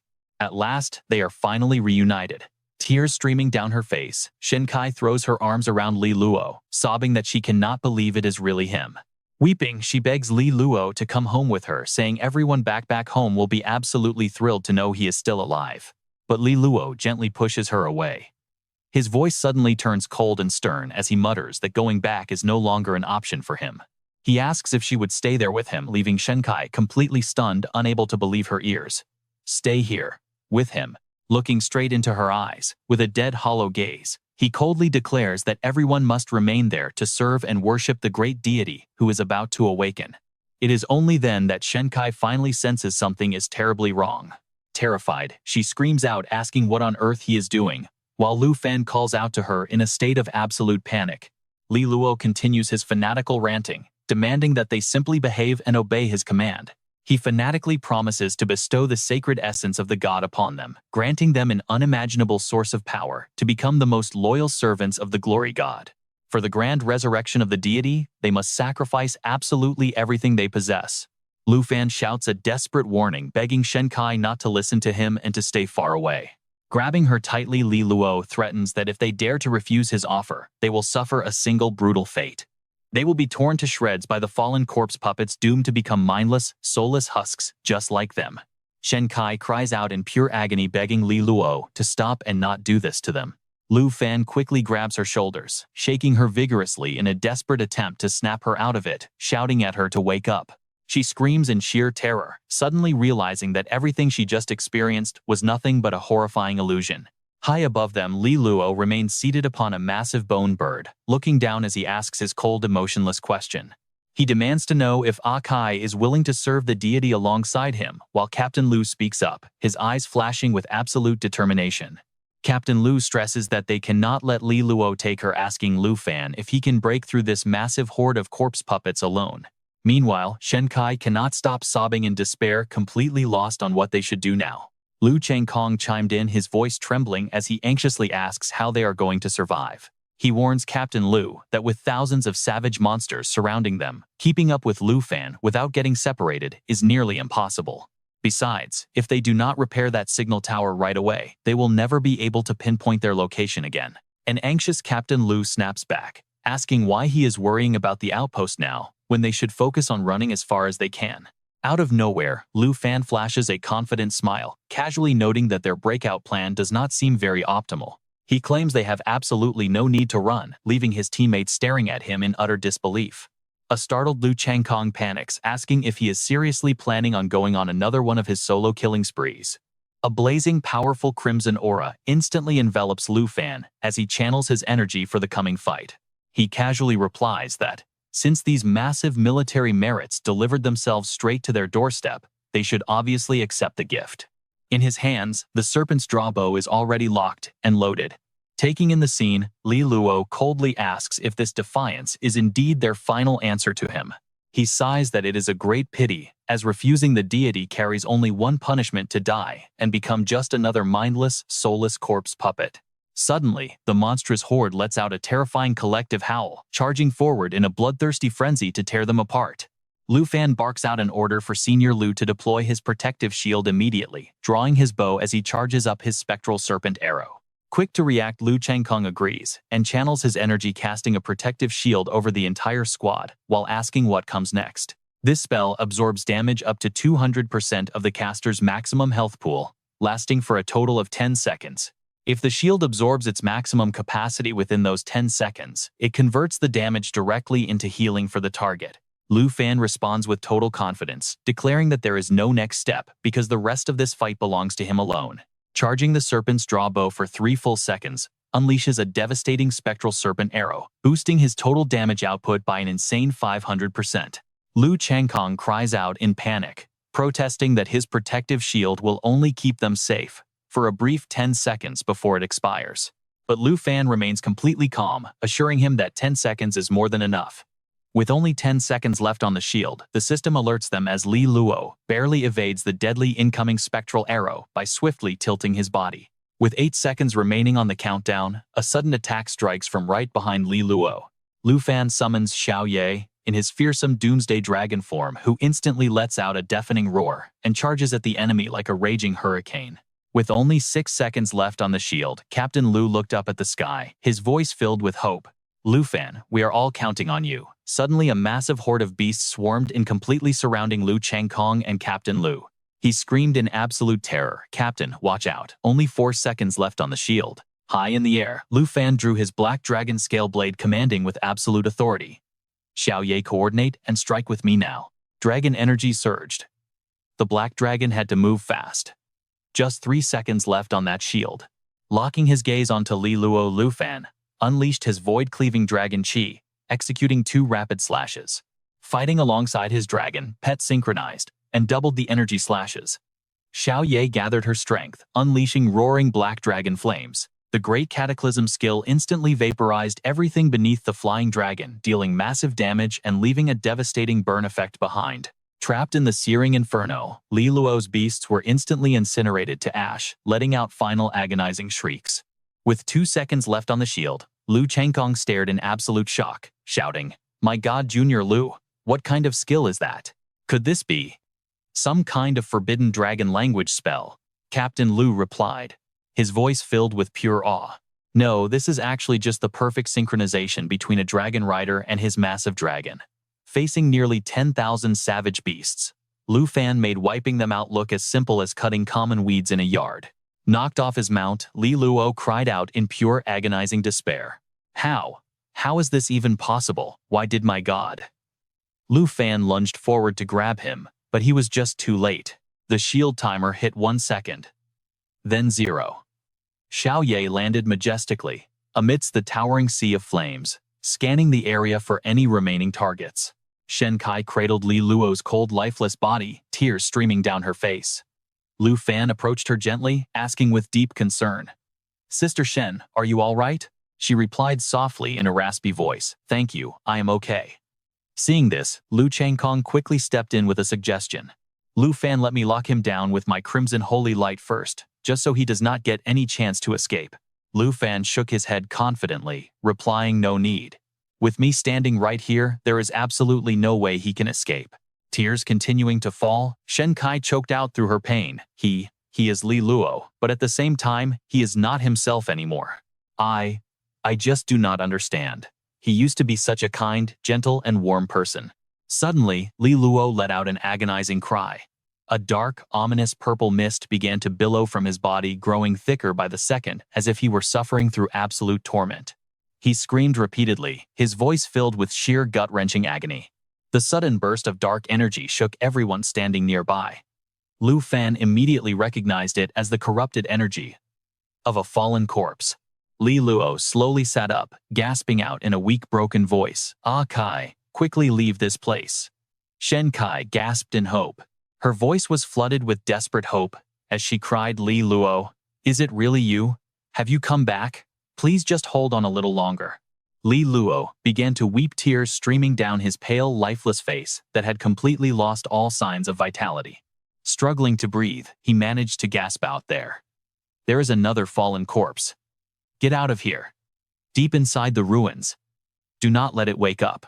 Shen Kai screamed out in pure terror and despair. Li Luo. She hugged him tightly, sobbing uncontrollably as her tears fell like rain. Crying bitterly, she wept, even if it was only for those few brief seconds. That was truly, genuinely him. It really was him. Lu Fan comforted her in a soft, gentle voice. Yes, he came back to you in the end. Old Lu turned to look at Lu Fan and Xiao Ye, his voice heavy with deep gratitude. Thank goodness you and Xiao Ye were here. We only survived because of you. What happened to Li Luo is extremely bizarre. We need to head back to the base camp immediately and report this situation. Lu Fan patted Xiao Ye gently on her shoulder, nodding with absolute determination as he replied, understood. Sister Shen also needs some quiet time to recover her spirit. But suddenly an eerie purple light burst violently from Li Luo's body, shocking old Lu to his very core. What? What is going on? How is this thing not dissipating at all? Lu Fan frowned deeply, his sharp gaze tracking the light. He noted gravely that the fallen corpse energy from Li Luo was drifting toward the blood moon. He quickly realized that this energy was critical for researching these monsters, and he absolutely could not let it escape.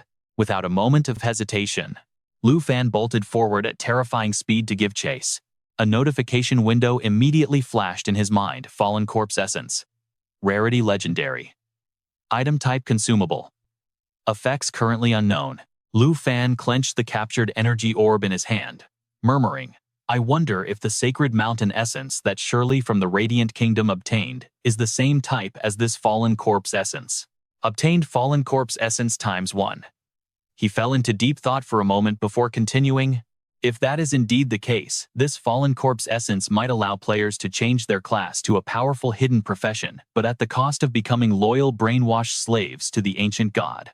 Old Lu asked with deep concern and anxiety, Lu Fan, you grabbed that creepy thing with your bare hands. Are you going to be okay? Lu Fan nodded slightly, but his eyes were still filled with doubt. By this logic, did Charlie also swear total loyalty to the ancient god? The deity's eerie ghostly whispers began to echo in his mind once again. Obey me blindly, and I shall grant you the very essence of the gods, bestowing upon you a power far beyond your wildest imagination, becoming the most glorious of all divine servants, and dedicating everything you possess to bring the gods back to life. Lu Fan lightly squeezed the stone in his hand, turning to old Lu with a serious expression. Everything seems fine for now, Captain Lu, but we must hand this over to Senior 2 immediately. Old Lu nodded, his voice firm and decisive. I get it. Let's wait here for just a moment before heading back. Lu Fan looked back over his shoulder, his voice dropping low. Captain Lu, we should head over and offer them some help. Old Lu gave a quick nod. The group rushed toward the sound of Sister Shen's choked, broken sobs. I really hoped you meant it when you said you missed me. Too bad it was just a fleeting illusion. She clutched the necklace in her hand, her eyes glistening with tears. It was an epic great accessory, the unmelting ice necklace. Lu Fan walked over slowly, speaking with absolute sincerity. It is real. We heard him, Sister Shen. Every single one of us did. Sister Shen turned around looking at Lu Fan in surprise before whispering in a trembling voice, Thank you so much. The system prompt showed that the resilient Sister Shen had fully recovered her usual composure. Standing up, Sister Shen faced old Lu, her voice noticeably calmer. Captain Lu, I am doing much better now. What should we do next? Old Lu nodded, speaking gravely. I am glad to hear you are okay. He turned to order Squadron 78 to pack up and head back to camp. The entire group shouted in unison, understood. Lu Fan thought to himself that perhaps on this very day, she finally realized she had to let go of her past love and bravely move forward. By noon the next day, back at camp, Senior 2 stared closely at the Ashi essence on the table, speaking in a low, thoughtful tone. So that is what actually happened. But at least everything is much clearer now. Lu Fan immediately chimed in, his expression turning completely serious. Senior 2, looking at everything that happened this time, I have a theory that connects all the dots. Senior 2 gestured for him to continue. Let me hear it. After a brief moment of silence, Lu Fan began to speak. He laid out his thoughts, speaking very clearly. I believe that, to become an ancient god, certain conditions must be met. The fallen members of the Lion Corps and those monstrous beasts we encountered, they could only ever become mindless puppets with no wills of their own. The dead cannot become true servants because they have already lost their conscious will. And those wild beasts fail to qualify simply because they never possessed enough willpower to begin with. But the actual ancient god slaves we have met, they clearly seem to retain their capacity for independent thought. Yet Li Luo was absolutely and completely controlled by that single Ashi essence. Therefore, to actually transform into a slave using the essence, there must be one final crucial condition, and that is the host's own conscious choice. Senior 2 frowned, studying the glowing essence on the desk with a skeptical look. Are you saying that holding this thing alone isn't enough to guarantee they become a puppet of the god? They must receive the god's power and be recognized by the god itself. Lu Fan nodded, his voice firm. I am afraid so. Furthermore, living humans with unstable minds are likely the easiest targets for this dark influence to corrupt. And let's not forget, Li Luo mentioned that these slaves actually have the ability to leave this area. After a long pause, Senior 2 spoke with genuine intrigue. That is a very fascinating theory. It actually reminds me of some highly bizarre rumors circulating over the last few years. Strange pagan cults and heretical sects have quietly emerged in over a dozen different nations. These fanatic heretics claim to have received the ultimate grace and favor of their divine masters. Backed by some powerful hidden force, they are aggressively expanding their churches, recruiting believers, and constantly preaching that we must prepare to welcome the awakening of these gods. He squeezed the Ashi essence in his grip, his expression growing exceptionally grim as he continued. If what Li Luo said is indeed the truth, then those dangerous cultists, even if they are not direct slaves themselves, are undoubtedly submissive followers, serving those who have already surrendered to the gods. Hearing this, Lu Fan was chilled to the bone, and honestly, you and I would be too. Over a dozen countries. That meant multiple sleeping gods were starting to wake up. He quickly asked, his voice filled with deep concern. Senior 2, up until this moment is our camp, the only place in this entire northern region with living humans left. Senior 2 nodded in confirmation. Right, what is it? After a long tense silence, Lu Fan finally spoke up with a dead serious expression. Exactly how many other members of the Lion Legion have gone missing, just like Li Luo did up until this very moment, Senior? Senior Du froze, his eyes, widening in complete shock as he struggled to process those words. Wait. Are you saying every single one of them became ancient god thralls? Lu Fan gave a firm nod, his face deadly serious. If any of them luckily managed to survive and escape this place, they could easily turn into highly dangerous rampaging ancient god thralls out in the world. Our best move is to put out an immediate search order to track them down and wipe out this hidden threat before it is too late. Senior Du let out a heavy sigh, his eyes filled with deep, heartbreaking sorrow. It is a tragic fate for my brothers.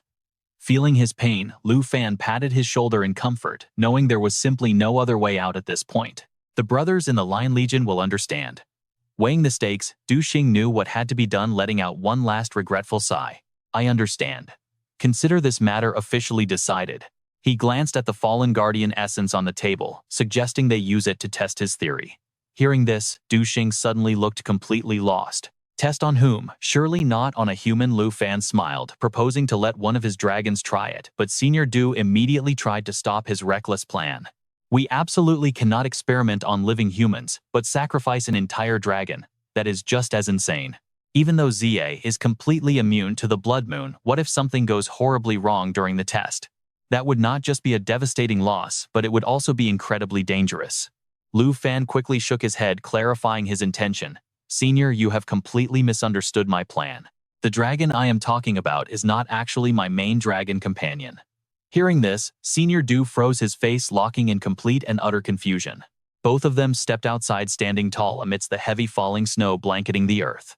Senior Du finally broke the silence, asking out of pure curiosity. I actually watched your entire battle against Ruan Changfeng back then. Do you actually have more dragons besides those 5? Lu Fan smiled slowly, speaking with a mysterious tone as he pointed out Senior Du was mistaken yet again. 2 of those 5 dragons are not actually my pets, but are actually summons controlled by my own dragon companion. Senior Du froze in disbelief, unable to wrap his head around what he just heard. A summon of a dragon. Lu Fan raised his hand, calling out with a deep, commanding voice. Show yourself, Xiao Fei. As he summoned the twin Wyvern King, a blinding light burst forth. Xiao Fei emerged in the form of a gorgeous girl clad in a blue dress flanked by two dragons with shimmering magical wings. Natural assimilation skeletal dragon call, summoning the soul of the twin Wyvern King. The level of the Wyvern King will scale directly with the summoner. Senior Du narrowed his eyes. He realized the summons were actually these two Wyvern Kings. To think the final boss of the Wyvern Temple was only worthy of being a pet to his pet. This kid Lu Fan really did not own a single ordinary dragon. The soul of the Wyvern King level 22 skills. Elemental Dragon Breath, unleashing a devastating blast of fire, ice, or lightning damage directly at the target. Soul Strike, breaking all bounds, as the Wyvern King charges forward, like a hurricane, dealing massive piercing damage to its target. Dragon Tongue Release, instantly removing all restrictions on Dragon Tongue magic. Elemental Dragon Breath will upgrade to the devastating Wyvern Elemental Forbidden spell, while Soul Strike is replaced by the powerful Demonic Body Descent. Bloodline traits. Wyverns are the closest sub-dragon species to pure dragons. Because of this, the Wyvern King takes 50% less damage from all attacks. Lu Fan had already calculated everything. His eyes flashed as he realized the Wyvern King was currently the absolute weakest out of his 5 dragons. Even if it unfortunately mutated into a thrall, both he and Senior Du had more than enough power to instantly put it down. Plus, as a summon, it could be resummoned after death with absolutely zero penalties. It was without a doubt the most perfect test subject he could have ever asked for. He gripped the Fallen Guardian essence tightly, turning to meet Senior Du's gaze with absolute unshakable determination. Senior Du, please give the command. Let's begin. Lu Fan then turned to the girl standing beside him, speaking in a calm tone. Xiao Fei, go ahead and have them eat this. Xiao Fei nodded obediently and tossed the Fallen Guardian essence into the air. One of the dragons snapped it up instantly, letting out a wild, agonizing shriek. Its body began to warp and mutate in a grotesque, horrifying way, leaving Xiao Fei completely speechless as she watched the nightmare unfold. Sensing the danger, Senior Du yelled out in a panic. Lu Fan, get back. The thing is about to transform into a mindless thrall. But Lu Fan stood his ground, his eyes locked forward with absolute unshakable focus. Lu Fan murmured regretfully as he watched the dragon scream in agony, asking Senior Du to wait just a bit longer before making a move. It would be such a waste to kill it right now. Senior Du lost his patience and shouted that the other dragon was already starting to turn, warning that if they didn't act immediately, it would be too late. Lu Fan quickly spun around to Xiao Fei and gave an urgent order. Xiao Fei, you are their master. See if you can wrest back control over them from the tight grip of the ancient god's dark influence. Xiao Fei immediately soared high into the sky, quickly unleashing her unique signature skill, Jade Light. This applies 3 stacks of Jade Blessing to the target, completely removing all debuffs, while boosting all attributes by 30%. Each stack also shields the target from one fatal blow. Watching closely, Lu Fan frowned and spoke in a deep, thoughtful voice. The twin Flying Dragon Kings are sub-dragons, so they can't receive double the effects of Xiao Fei's skill. It looked like Xiao Fei was spamming Jade Light to actively counter the ancient god's control. Suddenly, the terrifying dark purple energy covering the dragon's body began to fade away. Senior Du gasped in absolute shock, unable to believe his own eyes. Could that really work? But wait, he still saw some of that dark purple aura lingering on them. With a massive earth-shaking roar from the dragon, the final remnants of the gloomy purple light on its body completely vanished. Senior Du stared wide-eyed, completely stunned by this sight, and stammered in absolute confusion, asking what on earth was happening.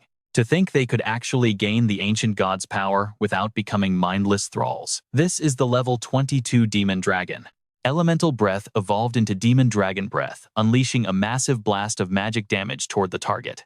Any target killed by this breath becomes a Demon Dragon puppet to fight for them. Meanwhile, Soul Assault has evolved into Demon Dragon Assault. By condensing demonic energy into a solid armor, it wraps around the body to charge forward like a raging storm. This skill deals massive damage, while recording 99% of the damage taken, giving them the ability to fully reflect the effects of incoming enemy skills. Dragon Tongue Unseal removes restrictions on powerful Dragon Tongue magic. Demon Dragon Breath is upgraded to the Dragon Tongue magic Demon Dragon Forbidden spell. Demon Dragon Assault is replaced by the Dragon Tongue magic Demon Body Descent. Additionally, the Flying Dragon and Demon Dragon bloodlines reduce all incoming damage by 75%. Lu Fan smiled with deep satisfaction, praising her with pride. Xiao Fei successfully snatched the Flying Dragon King from the ancient god's clutches. Our little Xiao Fei is simply amazing. Looking at Xiao Fei and the towering dragon standing right before them, Senior Du murmured thoughtfully that Lu Fan's theory was absolutely correct. After using the essence, the ancient god indeed tries to hijack their mind. Lu Fan then added his voice filled with amazement. The way the two flying dragon kings influenced each other to evolve together in perfect sync was something that truly went beyond his expectations. Senior Du nodded, letting out a soft sigh of relief. Thankfully, Lu Fan had stopped him in time, otherwise he would have slain both dragons. Now they had two formidable demon dragons on their side. This kid had struck gold yet again. Xiao Fei happily flew over to Lu Fan, who gently patted her head before turning to Senior Du to ask with eager excitement. He was absolutely dying to test out these powerful new demon dragon skills as soon as possible. Hey Senior Du, is it possible for Team 78's interrupted mission to finally be resumed now?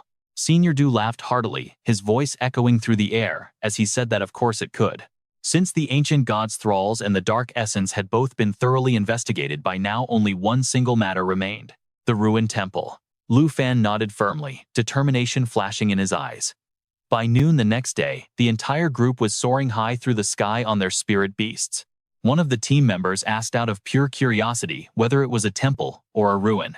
While keeping a close eye on their surroundings, Lu Fan seriously explained that the ruin Li Luo mentioned and the glowing temple of the Starry Empire were actually the exact same place. To fully understand the awakening of the ancient god, they absolutely had to find this location.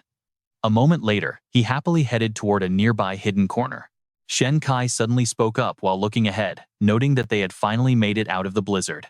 Hearing this, the boy looked up to see a brilliant halo of light appearing before them. Shen Kai gasped, calling it a truly beautiful place. Lu Fan was equally surprised, thinking that such a sunny day made it feel as if they had completely escaped the frozen north. Their mounts glided smoothly over the thick ice, looking down at the massive heavy chains embedded deep within the frozen layers. Someone in the squad called out, noting how massive the lake was before realizing it might actually be a sea. Captain Lu was also stunned, saying this was the first place they had set foot on. Shortly after, they halted at a spot and stared down into the ice below. Captain Lu asked, wondering what exactly was connected to the giant chains beneath the thick ice. Another wondered if the ancient ruins Li Luo mentioned could actually be found by following this massive chain. While everyone was investigating, a sudden system notification pinged, announcing he had finally reached the treasure map coordinates. Startled by the alert, Lu Fan rushed to the designated spot and found a distinctly shaped dragon egg. He carefully reached out and brushed away the deep snow to grab the glowing object, absolutely thrilled to himself that the fourth and final dragon egg was finally in his hands. Level 1 blue dragon egg, acquired item, added to inventory. Lifting the egg, Lu Fan was surprised to spot an old worn-out wooden box buried right next to it. He slowly popped the mysterious box open, revealing an ancient spellbook that radiated a strange glowing magical aura inside. He quietly scanned the text, noting it used dragon tongue magic to boost overall power by 100%. It was Dragon Language Resonance, an epic tier skill book requiring level 35, which teaches a powerful passive ability once it is consumed. This skill activates when a dragon knight and their dragon pet cast the exact same type of dragon tongue magic simultaneously. Both spells would receive a massive 100% boost to their magic power. Lu Fan was absolutely thrilled by this, realizing that once he finally tamed the blue dragon, its skills would perfectly synergize with the devastating roar of the mighty Blue Dragon King. He acquired the Dragon Language Resonance skill book. After stashing it in his inventory, he began planning his next move. With this incredible resonance skill, casting dragon magic alongside his blue dragon would immediately double their destructive power, and he only needed to reach level 35 to finally unlock it. He realized he should contact Sister Du at the Tianhua auction house to use his monthly privilege for a pet slot expansion scroll. Suddenly, Sister Shen's voice called out from behind, snapping him right out of his deep thoughts. She asked what on earth he was doing just standing there. Lu Chengkong laughed heartily beside her, teasingly asking if their junior was just standing there all by himself to admire the snowy scenery. Lu Fan turned around with a soft smile and shook his head, saying it was nothing, though he felt like they had finally reached the very edge of the far north. He added that the other side of the frozen lake could easily be a completely undiscovered territory. Old Lu looked over solemnly, reminding them that even though they had explored outside the blizzard, the far north remained a dangerously massive region. This area was still just the beginning of the inner territory. The Blood Moon mountain range stretching hundreds of miles ended right here, making this the very tip of the ancient god's tail, prompting Lu Changkong to gasp in utter shock at how massive it was. The creature's body alone stretched for hundreds of miles, and that was without even factoring in the size of its head. Old Lu stared up at the massive black chains, cutting across the sky, speaking in a low contemplative tone. Although the true form of the ancient god remained a complete mystery, those terrifying massive chains overhead were clearly connected to the Blood Moon. Lu Fan quickly offered his own theory, suggesting they looked like massive reins meant to restrain the Blood Moon god. Sister Shen gasped, her voice filled with utter confusion. She wondered if the ancient god was actually just a giant mount, and if its true master was waiting at the very end of those chains. Lu Fan crossed his arms over his chest. Lu Fan pondered deeply for a moment, pointing out that speculating was useless, so they should simply follow the massive chains forward to see exactly what kind of secrets were waiting for them in the distance. Lu Changkong slapped his shoulder, laughing with pure excitement. He agreed, suggesting the ancient ruins or the hidden temple they were searching for might be waiting on the other side of the frozen lake. Old Lu suddenly cut in solemnly, offering a stern warning that as their captain he had to remind them that they had absolutely no idea how dangerous the unexplored frozen lake in front of them truly was. He turned to look at Lu Changkong with a stern expression, reminding him of the risks of this completely uncharted territory. He pointedly asked Changkong if he had already forgotten how severely he was injured during their last expedition. Lu Changkong looked down, his voice softening with embarrassment, as he promised Captain Lu he would not push his luck or do anything reckless. Sister Shen patted his shoulder playfully, teasing him to give up on riding other people's coattails just to earn easy military achievements. She told him to help her set up the beacon markers instead, while Lu Fan volunteered to scout the path ahead. Lu Fan assured Captain Lu he would only scout the immediate area and return quickly, which finally made the old man nod with a sigh of relief. He admitted that in the past he would have never allowed Lu Fan to head out completely alone, but now they trusted him completely, and Lu Fan immediately summoned his dragon pet Xiaoye in World Destroyer form. Moments later, a majestic giant golden dragon suddenly appeared out of nowhere. An earth-shattering roar echoed through the sky as a brilliant metallic light flashed brightly across the atmosphere. Elder Lu turned and carefully instructed everyone, saying they would stay here to rest, recover their strength, and wait for further orders. He warned them that if they ran into any danger, they had to turn back immediately. This time, he had given Shen Kai a teleportation scroll. If anything unexpected happened, the group could immediately teleport straight back to the main military camp. Standing nearby, Lu Changkong gripped his sword hilt tightly and said in a worried voice, urging him to remain extremely careful on his journey. Lu Fan looked over and nodded back with complete confidence. Reassuring him that it was fine, he then gave a powerful command, telling Xiaoye it was time for them to set off. 2 hours later, Lu Fan was still leisurely riding on Xiaoye's back high in the sky, silently observing his surroundings and marveling at the scenery in utter amazement. He realized the place was incredibly vast, noting they had been traveling for so long already, yet they still could not see the end of these massive iron chains. A warning popped up about entering the ruins. Startled, Lu Fan realized these were the fallen corpse ruins, meaning all the clues were finally matching up.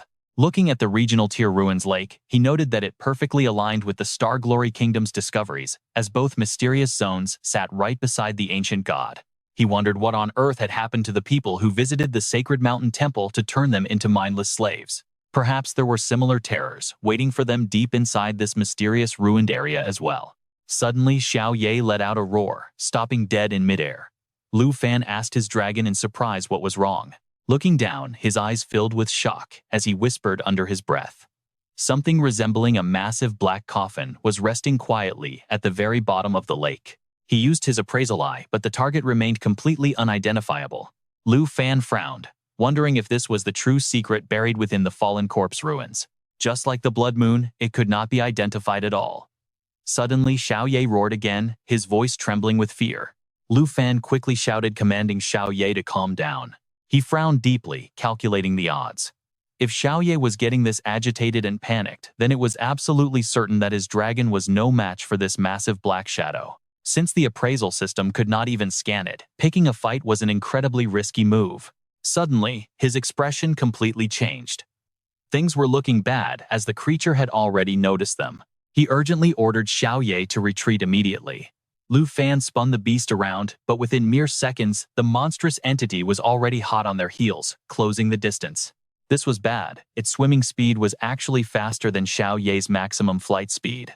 The dragon's whisper skill granted them the spirit wind blessing, boosting their agility attribute by 35%. As a level 22 dragon rider with a black dragon contract, his strength reached 11,659, spirit 11,400, agility surged to 14,061 from 10,416, and endurance was 11,770. Looking back a moment later, Lu Fan let out a sigh of relief as the monster finally stopped giving chase. They had finally managed to shake it off, thanks to his mount attributes stacking up perfectly while riding his beloved dragon pet. Originally, the dragon's whisper skill only boosted his own individual stats, but now he could share those massive passive buffs with his allies as well. The team huddled around a fire to keep warm. Lu Changkong suddenly turned around and shouted that the junior was back, quickly running over to ask if he was completely unharmed. He asked if something had happened, and Lu Fan grit his teeth, responding in an incredibly grave tone. The fallen corpse ruins lay ahead, but hidden beneath that sheet of ice was something unimaginably dangerous, lurking in the depths. Speaking with absolute urgency, he declared they had to use the scroll to teleport back to the main camp immediately. Lu Changkong and the others stood frozen, unable to believe their ears that even someone as strong as Lu Fan had to flee. 15 minutes later, an unusually heavy and silent atmosphere settled over the military camp. Elder Du's voice sounded incredibly heavy and thoughtful as he questioned the mention of a black coffin, a shadow beneath the frozen chains, and those fallen corpses. He turned his gaze toward Elder Lu's group, his eyes filled with immense gravity. Since that was the case, they could no longer continue their search operations in that area, fearing they would end up just like Morgan's demon clan, suffering absolutely devastating and heavy casualties. Lu Fan stepped forward, calmly explaining that the location seemed to hold some sort of ancient seal. He added that the unknown entity lurking in the lake had made even Xiao Ye feel deeply unsettled. Elder Du nodded slowly, his voice dropping low, noting that even the proud dragon clan viewed this entity as a forbidden taboo. The frozen lake, within the fallen corpse ruins, had to be classified on their list of the most dangerous forbidden zones. Turning to Elder Lu, he sternly ordered him to immediately cancel any search routes that might lead anywhere near those perilous ruins, and make sure to send the coordinates of that ice lake to Longdu's top scholars immediately. Lao Lu salutes sharply with a firm understood. Senior 2 then announces in a highly decisive voice that the 78th Squad's active search mission is temporarily cancelled. Your new assignment is to assist the top scholars from Longdu in researching that mysterious fallen corpse ruin. Understood. Lao Lu, Sister Shen, and Lu Changkong immediately salute and shout back in perfect unhesitating unison. Understood. At that moment, Senior 2 shifts his gaze directly onto Lu Fan. He slowly pulls a small, gleaming silver object from his coat, his voice filled with immense pride. As for Lu Fan, in less than a single month, he successfully led his squad to make these incredibly critical discoveries. Take it, this is the ultimate recognition of your efforts from the Lion Legion, the epic grade Lion Legion, Silver Military Merit Medal accessory. Lu Fan quickly waves his hands, speaking with deep sincerity. Thank you, Senior 2, but this represents the solemn duty and mission of the Lion Legion. I have only been here for a month, and besides I already received a silver badge anyway. Senior 2 firmly presses the medal into his hand, stating that no refusals are allowed, so take it. If you decide to join the Lion Legion after graduation, this silver badge lets you skip the ranks to become an officer immediately, so it is not wasted at all. Lao Lu nods, adding seriously that there are only 19 people in this entire military base who hold a silver badge. So if Lu Fan actually decides to enlist, even I will have to follow your orders from now on. Lu Changkong cries out, sounding on the verge of tears from jealousy. How did Lu Fan get promoted to a silver badge this quickly? I am definitely not jealous of him at all. Lu Fan tightly grips the medal in his hand and replies firmly, I understand, so I will humbly accept it. Senior 2 and Lao Lu both offer a respectful salute together. Master 2, if there are no further orders, we would like to excuse ourselves to contact those scholars from Longdu right away. Go ahead, everyone has worked incredibly hard over the past few days. Senior 2 nods in agreement, but then hesitatingly calls out, wait, Lu Fan, stay behind for a moment. Surprised, Lu Fan stops in his tracks. Senior 2 walks over to an old bookshelf and pulls out a very thick stack of files. He speaks slowly with a clear hint of regret, noting that since you arrived in the far north, our successful search operations have completely skyrocketed. I really want to keep you here, but unfortunately the time I was allowed to borrow you is almost up. He hands the thick files to Lu Fan, his voice filled with a deep affection. These are for you. In just 1 week, I will personally escort you back to Longdu Academy. Lu Fan takes the files quietly, thinking to himself that the official national trials will begin in less than 2 weeks, so it really is time to prepare for departure. Senior 2 narrows his eyes and teases playfully. Oh, what is it? Did you actually forget about the national trial already? Or do you just hate to leave the Lion Legion? Lu Fan smiles, responding in an incredibly firm and resolute voice. I am definitely a bit reluctant to leave, but I have never once forgotten what my ultimate goal is. Looking straight into Senior 2's eyes, he declares with absolute confidence, saying that with his dragon companion's mounted fusion synergy skill at his disposal, he has more than enough confidence to dominate the upcoming national trials. Senior 2 bursts into a hearty laugh that echoes throughout the entire room. Excellent. These documents are all public record materials that your school principal went completely out of his way to gather specifically for you. Take them back and study them carefully. Lu Fan nods in deep gratitude, replying with a simple understood. Meanwhile, in the Taijie Kingdom, right outside a gloomy and dark forest, chuckling softly, the prominent representative of the Taijie Kingdom, Kim Song-han, leads his group directly into a dilapidated little hut. Standing right beside him, Kim Ju whispers in a soft, pampered tone, "Brother, is your abyssal Nightwalker still not ready to evolve? We have been clearing this place out for such a long time already." Kim Song-han quietly glances over at her, his eyes cold as ice, as he says ruthlessly, "It is almost ready. It just needs to devour a few more human lives before it can finally evolve to the next stage." The door of the rickety thatched hut creaks open, revealing a peasant couple in tattered clothes, trembling in absolute fear. The wife cradles a tiny newborn baby tightly in her arms, while her husband stammers out in absolute terror, "Your Royal Highness, and the esteemed princess as well. Have you personally come to deal with the wild beasts?" The wife also bows her head in a panic, her voice full of deep awe and flattery. "What an incredible honor this is. Please step inside and rest for a moment." Kim Seong-han curls his lips into a sinister, twisted smile. Immediately, as he speaks, bodiless, deformed monstrosities, consisting of only a single hideous head, surge out from the darkness like absolute lightning. The air inside the cramped hut is instantly choked with the metallic stench of blood. The terrified husband desperately shields his wife, letting out a horrific, despairing scream. "Your Highness Prince Song-han, what on earth are you doing right now?" The wife screams in terror, her hands shaking violently as she points. "Monster," one of Kim Song-han's followers stammers hesitantly. "Your Highness, please be careful. We must not accidentally harm these innocent, helpless commoners." But Kim Song-han just bursts into wild, maniacal laughter, his chilling cackle echoing through the entire area. He sneers, saying he only needs these last few lives for his beast to finally evolve. The wife weeps hysterically, tears streaming down her pale face as she begs the monster to stop. Kim Song-han cold-bloodedly steps over the lifeless bodies collapsing onto the freezing ground. He views these lowly commoners as mere trash, claiming it is their ultimate honor to be slaughtered as food, to nourish his great summoned beast. Sweeping his sleeves, he recalls his dark beast turning away without a shred of mercy, leaving behind a cold, mocking remark. He sneers that despite serving the Kim family for so long, they still spew such stupid nonsense without showing any real growth. Terrified Kim Ju frantically runs after him, shouting for her older brother to wait up. Meanwhile, in Korea, inside the Grand Assembly Hall of the Seoul Tower, 4 representatives from different nations sit, gathered around an ancient stone table. A single oil lamp flickers weakly on the table, barely fighting back the absolute darkness. The Korean representative gently strokes the pitch-black snake coiled around his arm, speaking in a low, mysterious tone. Confirming that for this national trial, they will be allies, he looks toward the Han Nation representative. Wei Chi nods firmly, his voice sharp as a razor, stating he has no objections if the higher-ups have already arranged it. But if anyone dares to leak a single word about this secret alliance, they know the consequences. Everyone here knows it well. After all, the annual national trial is the very foundation used to redistribute all the power and benefits. With their 4 nations forming an alliance this time, they are guaranteed to secure the absolute top spots. Holding a bright red apple, the South Nation representative Yan Nilai confidently suggests that all 4 of them make a toast together to a successful partnership. Meanwhile, inside an active volcano in the Snow Nation, a panicked guard rushes over and bows deeply, speaking in an urgent tone.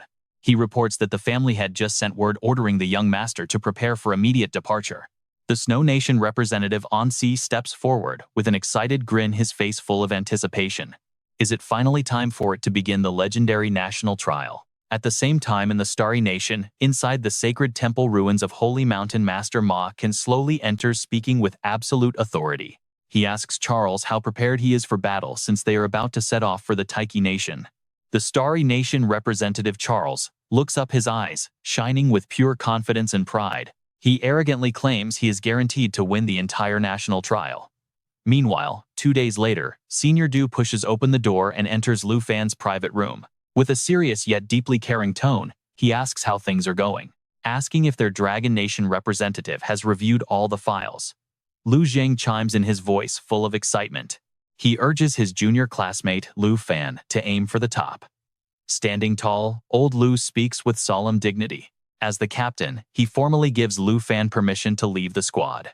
Clenching her fists, Sister Shen smiles with high hopes, expressing her absolute trust and promising to always cheer for him. Senior Du warmly asks if he is fully prepared, noting it is finally time to return to the Longdo Academy. Lu Fan takes a deep breath, his eyes flashing with an intense determination. Time to set off. The next morning, a soft knock echoes on the principal's office door at Longdo Academy. As Lu Fan stands there, knocking, a deep, warm voice of a middle-aged man answers from inside. Invited in, Lu Fan pushes the door open, bows politely and respectfully asks for permission. Sitting inside is none other than Vice President Zhao, who looks up with a mixture of pure surprise and delight in his eyes. He remarks that it has been a long time welcoming him back at last. Addressing Lu Fan, he explains that since the principal is away on business, he is temporarily taking full charge of the upcoming national trial. He points to 2 figures, standing silently on either side, introducing them as elite shadow guards. They were dispatched by high officials in Longdo specifically to ensure the safety of the representatives on their treacherous journey to Taiki Nation. Lu Fan looks at Shadow Guard Yu, a middle-aged man dressed in an elegant, extremely sharp suit. Then he shifts his gaze to Shadow Guard Zhen, a cold-faced young woman sporting glasses and long dark hair. Leaning back with a smile, Vice President Zhao notes that this Shadow Guard unit is entirely different from the Lion Regiment. Their sole purpose is protecting the top-ranking officials of Dragon Capital, ensuring their absolute safety at all times. It seems the high-ranking officials of Dragon Capital are paying particularly close attention to this year's national trial. Vice Principal Zhao waves his hand, inviting him to take a seat, while Lu Fan calmly sits down and asks a polite question. He asks if Vice Principal Zhao could accompany him to Tai Chi in place of the principal. Vice Principal Zhao nods in agreement, confirming that the principal will not be able to return for the next 10 to 15 days. He reveals he already chartered a special plane under the Academy's name, and they will officially depart tomorrow at noon. Taking a warm sip of tea, the Vice Principal notes with deep concern that Lu Fan barely returned from the freezing far north before hitting the road again. He tells Lu Fan to get some proper rest today, pausing briefly before continuing with an incredibly generous offer. He cordially invites the young Tamer to request anything he needs, promising that, as long as it is reasonable, Dragon Capital Academy will do everything to make it happen. Lu Fan nods slightly, his voice carrying a hint of hesitation. He admits there is indeed one crucial thing he needs, politely asking if the Academy can possibly provide him with a rare pet slot expansion scroll. Pfft. Vice Principal Zhao nearly spits his hot tea everywhere, his eyes widening to the size of saucers in pure unadulterated shock. He asks in disbelief if Lu Fan has managed to tame yet another dragon, but the young man only offers a calm, quiet smile. He explains it is simply a precaution. Adjusting his glasses, Vice Principal Zhao sighs with a look of regret on his face. He explains that while the item is not overly expensive, the Academy does not have any in stock right now, meaning he has to sincerely apologize. Lu Fan simply shakes his head, speaking with genuine understanding. He reassures the Vice Principal not to worry about it, asking if he could simply spend his remaining free time managing his own affairs. Zhao happily agrees, telling him not to worry about the Shadow Guards because they will never interfere with whatever he wants to do. They will never stop him from doing anything at all. As soon as he returns to Villa Number 2, his beloved aunt rushes outside to greet him. Unable to hold back her overwhelming joy, she instantly pulls him into a tight embrace, her voice breaking into soft emotional tears. She weeps with happiness, telling him how glad she is that he is finally back, having missed him terribly over the last 2 weeks. Qin Chu also approaches him, her eyes bright and sparkling as she happily mentions they have all been waiting for him since last night. Lu Fan can only laugh, realizing that Vice Principal Zhao must have notified everyone in advance, completely ruining his plans to give them a massive surprise. His aunt lovingly pulls him over to the set dining table, her voice completely overflowing with deep affection as she tells him to ignore all of that. She tells him to stop standing around, pointing out that he probably did not have a single decent meal in that freezing far north. She urges him to quickly sit down, while Daozi waves her hands enthusiastically with a bright, cheerful laugh. Daozi complains that she has been waiting forever to eat with him, telling him to hurry up because she is literally starving. Qin Chu proudly gestures to the massive, incredibly lavish spread of delicious food, smiling as she notes that Aunt Han had been busy cooking since way before dawn. Lu Fan chuckles happily, his warm gaze sweeping across the heavily laden table packed with endless dishes. He honestly confesses that while he was in the freezing far north, what he missed most was his aunt's incredible cooking.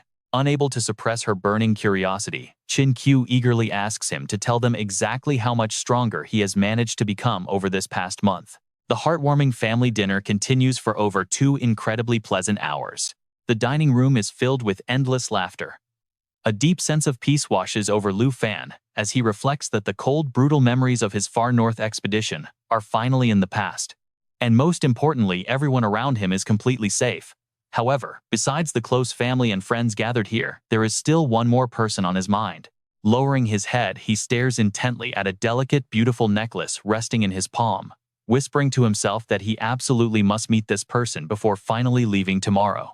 Suddenly, Daozi sneaks up right next to him, asking in a playful, teasing voice if he is planning to give that gift to someone special. It looks pretty expensive, doesn't it?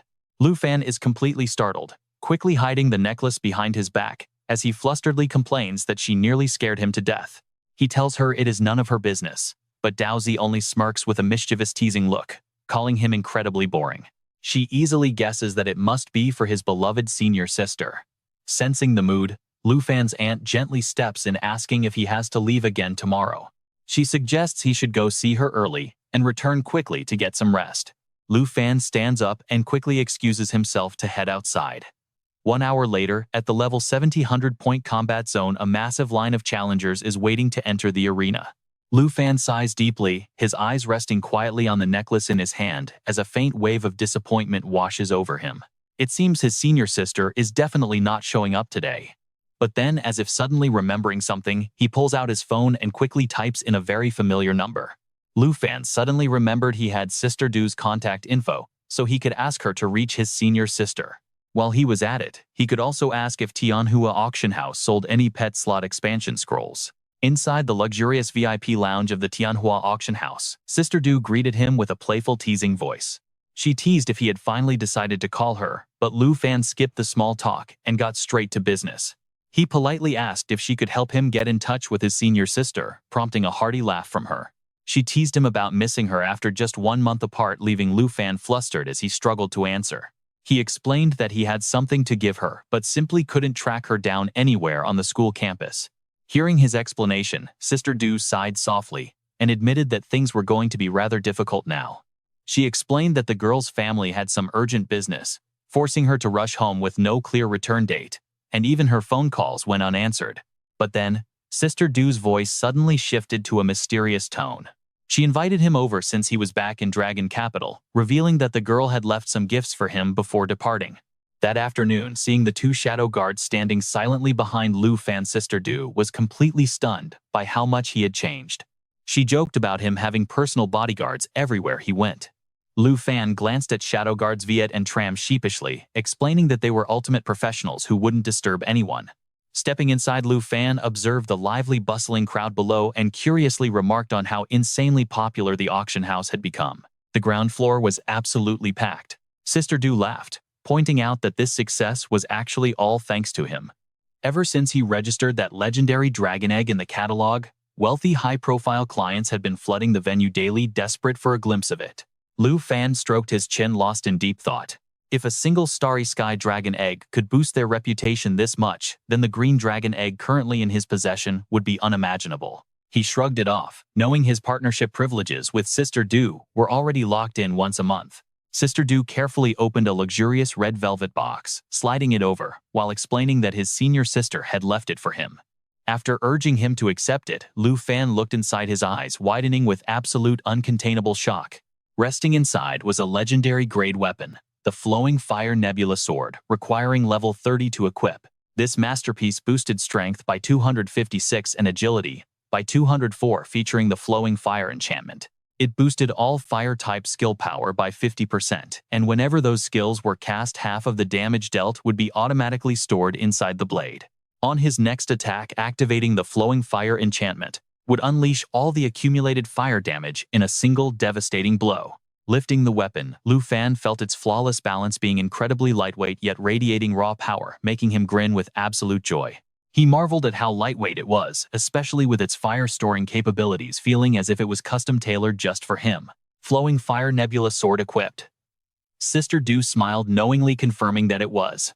She revealed that the elite blacksmith, commissioned by his senior sister, had spent an entire month straight crafting this exquisite masterpiece. Sister Du admitted that the girl truly understood him better than anyone else. Even in his absence, she had gone out of her way to ensure a grandmaster forged a weapon tailored specifically to his needs. A warm, sweet feeling welled up inside Lu Fan, knowing the massive cost to craft such a weapon had to be immeasurable. It was clear she had been closely analyzing his battles, showing just how deeply thoughtful and caring his senior sister truly was.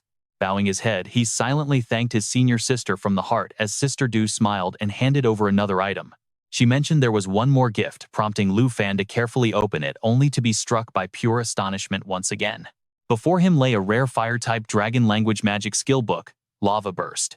It was an extremely rare skill book, requiring the Dragon Tamer or Dragon Language Mage class, with a level 25 requirement. The description detailed that casting Lava Burst would unleash a violent explosion of scorching molten lava over the targeted area.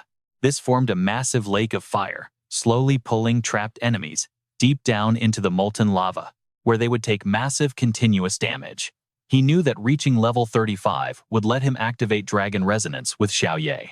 When that happened, his Flowing Fire Nebula Sword would be able to store even more devastating damage. Once again, profound gratitude filled his heart, realizing just how much his incredible senior sister had done for him. With this, his strength for the upcoming national trials was bound to get a massive boost. It was a shame she was not there, making him resolve to find a chance to thank her properly later. Having received the Blazing Lava skill book, Sister Du rested her chin in her hand with a playful, teasing smile, asking if it was a love letter.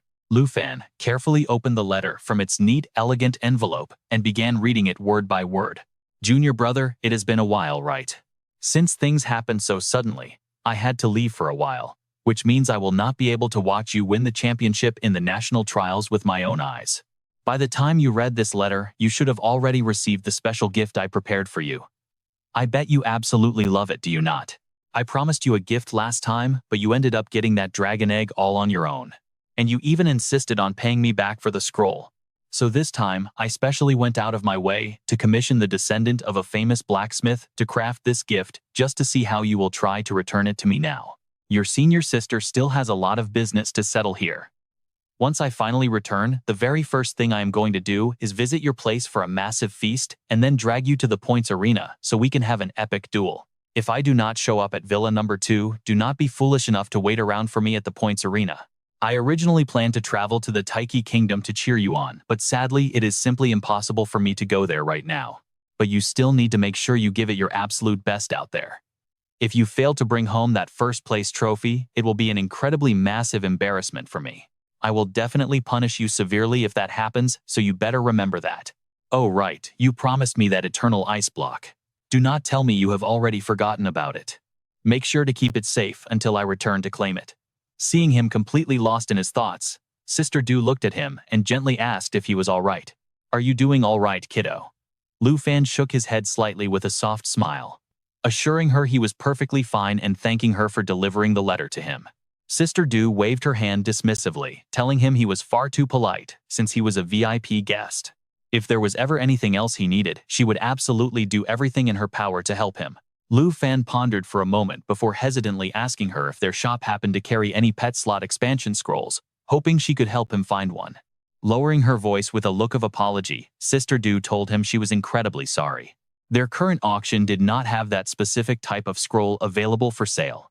She explained that the market for those specific scrolls was extremely small, with only hunters or summoners ever needing them, which was why they practically never kept them in their inventory. Lu Fan simply nodded and politely thanked her anyway.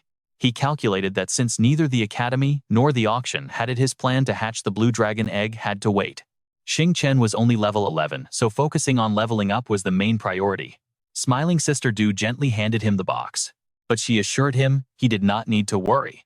If that specific scroll or any of those rare dragon tongue magic books ever appeared at their auction in the future, she promised to keep a close eye out for him. Lu Fan stood up to accept the box, thanking Sister Du for all her trouble, before politely mentioning that it was getting late and he should head back. As he stepped outside, he fell deep into thought. Although Sister Du promised to look, he was leaving tomorrow, meaning he could not get his hands on one immediately. In the far north region, clearing out corrupted corpses only granted military merit, giving him absolutely 0 experience points to level up. To properly raise Xing Chen, he would have to level it up before the national trials officially began. Arriving back at his front gate, he was surprised to see Jian Ying waiting for him. She tilted her head, asking in a slightly annoyed tone why he was only getting back so late.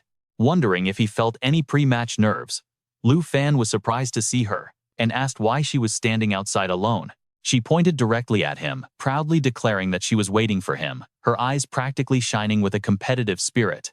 She had not had a chance to ask during dinner, but since they were heading abroad tomorrow to compete, she challenged him to a quick sparring match right then and there. Lu Fan flashed a confident, subtle smile. He agreed, noting that he actually wanted to test out his brand new weapon anyway. Inside the training arena of the Longdu Academy Points room, Lu Fan successfully activated the Blazing Lava skillbook, prompting Jian Ying to smile and ask if it was a newly learned technique. She teased that he must have picked up quite a few amazing treasures during his latest journey. Having spent so much time in the far north region, she was eager to see how strong he had become before Lu Fan eagerly yelled to begin. Feeling the absolute peerless power pulsing from the sword in his hand, Lu Fan was left completely speechless. Lu Fan realized the sword was far lighter than expected, almost as if it anticipated his every move. Jian Ying instantly activated her thermal burst skill, immediately converting her attacks to the devastating fire attribute. Every single life harvested permanently boosts the Hellfire Scythe attack power by 0.1%, with the current increase sitting at 12.4%.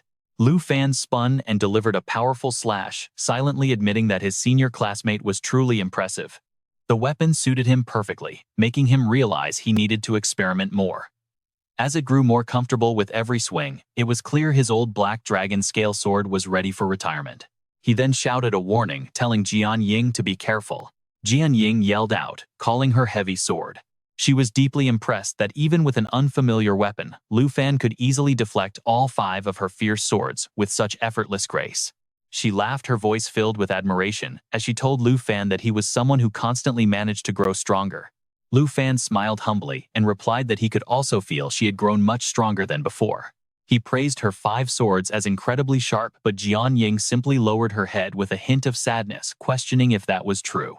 She lamented that she could no longer keep pace with him, failing to match even his most basic combat skills. Suddenly she screamed out, unleashing her Mountain Shaker skill to deal 320% physical damage and an extra 32% splash damage to all surrounding enemy targets. Her voice choked up slightly as she continued her assault. She confessed that Lu Fan was someone who always moved forward and constantly grew stronger, adding that being right by his side always gave her a strange, comforting sense of absolute peace.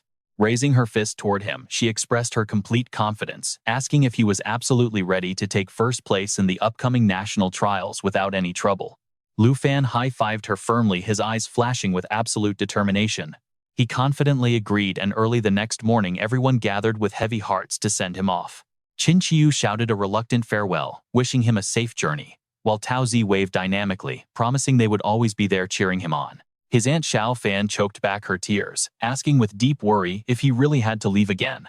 She pleaded with him to stay absolutely safe, while Jian Ying stood silently with her arms crossed, watching his departure with a deep and completely unreadable expression. Lu Fan turned around to wave a final goodbye to everyone. He realized his brief one-day stay at Longdu Academy had flown by, with the national trials now just 3 days away from starting. The parting faces and hopeful expectations of his friends kept flashing through his mind. Sitting on the plane with his chin resting in his hand, Lu Fan resolved to seize this golden opportunity to join the rising stars of the Dragon Kingdom. Just then, Vice President Zhao approached and broke his train of thought, informing Lu Fan that they had finally arrived. He added that the Dragon Kingdom inspector was waiting, prompting Lu Fan to repeat the word in mild confusion. As they walked, Vice President Zhao explained that during the national trials, each participating nation was required to send not only a main representative to compete, but also an inspector whose primary duty was to strictly monitor the match rules and guarantee absolute fairness for every competitor.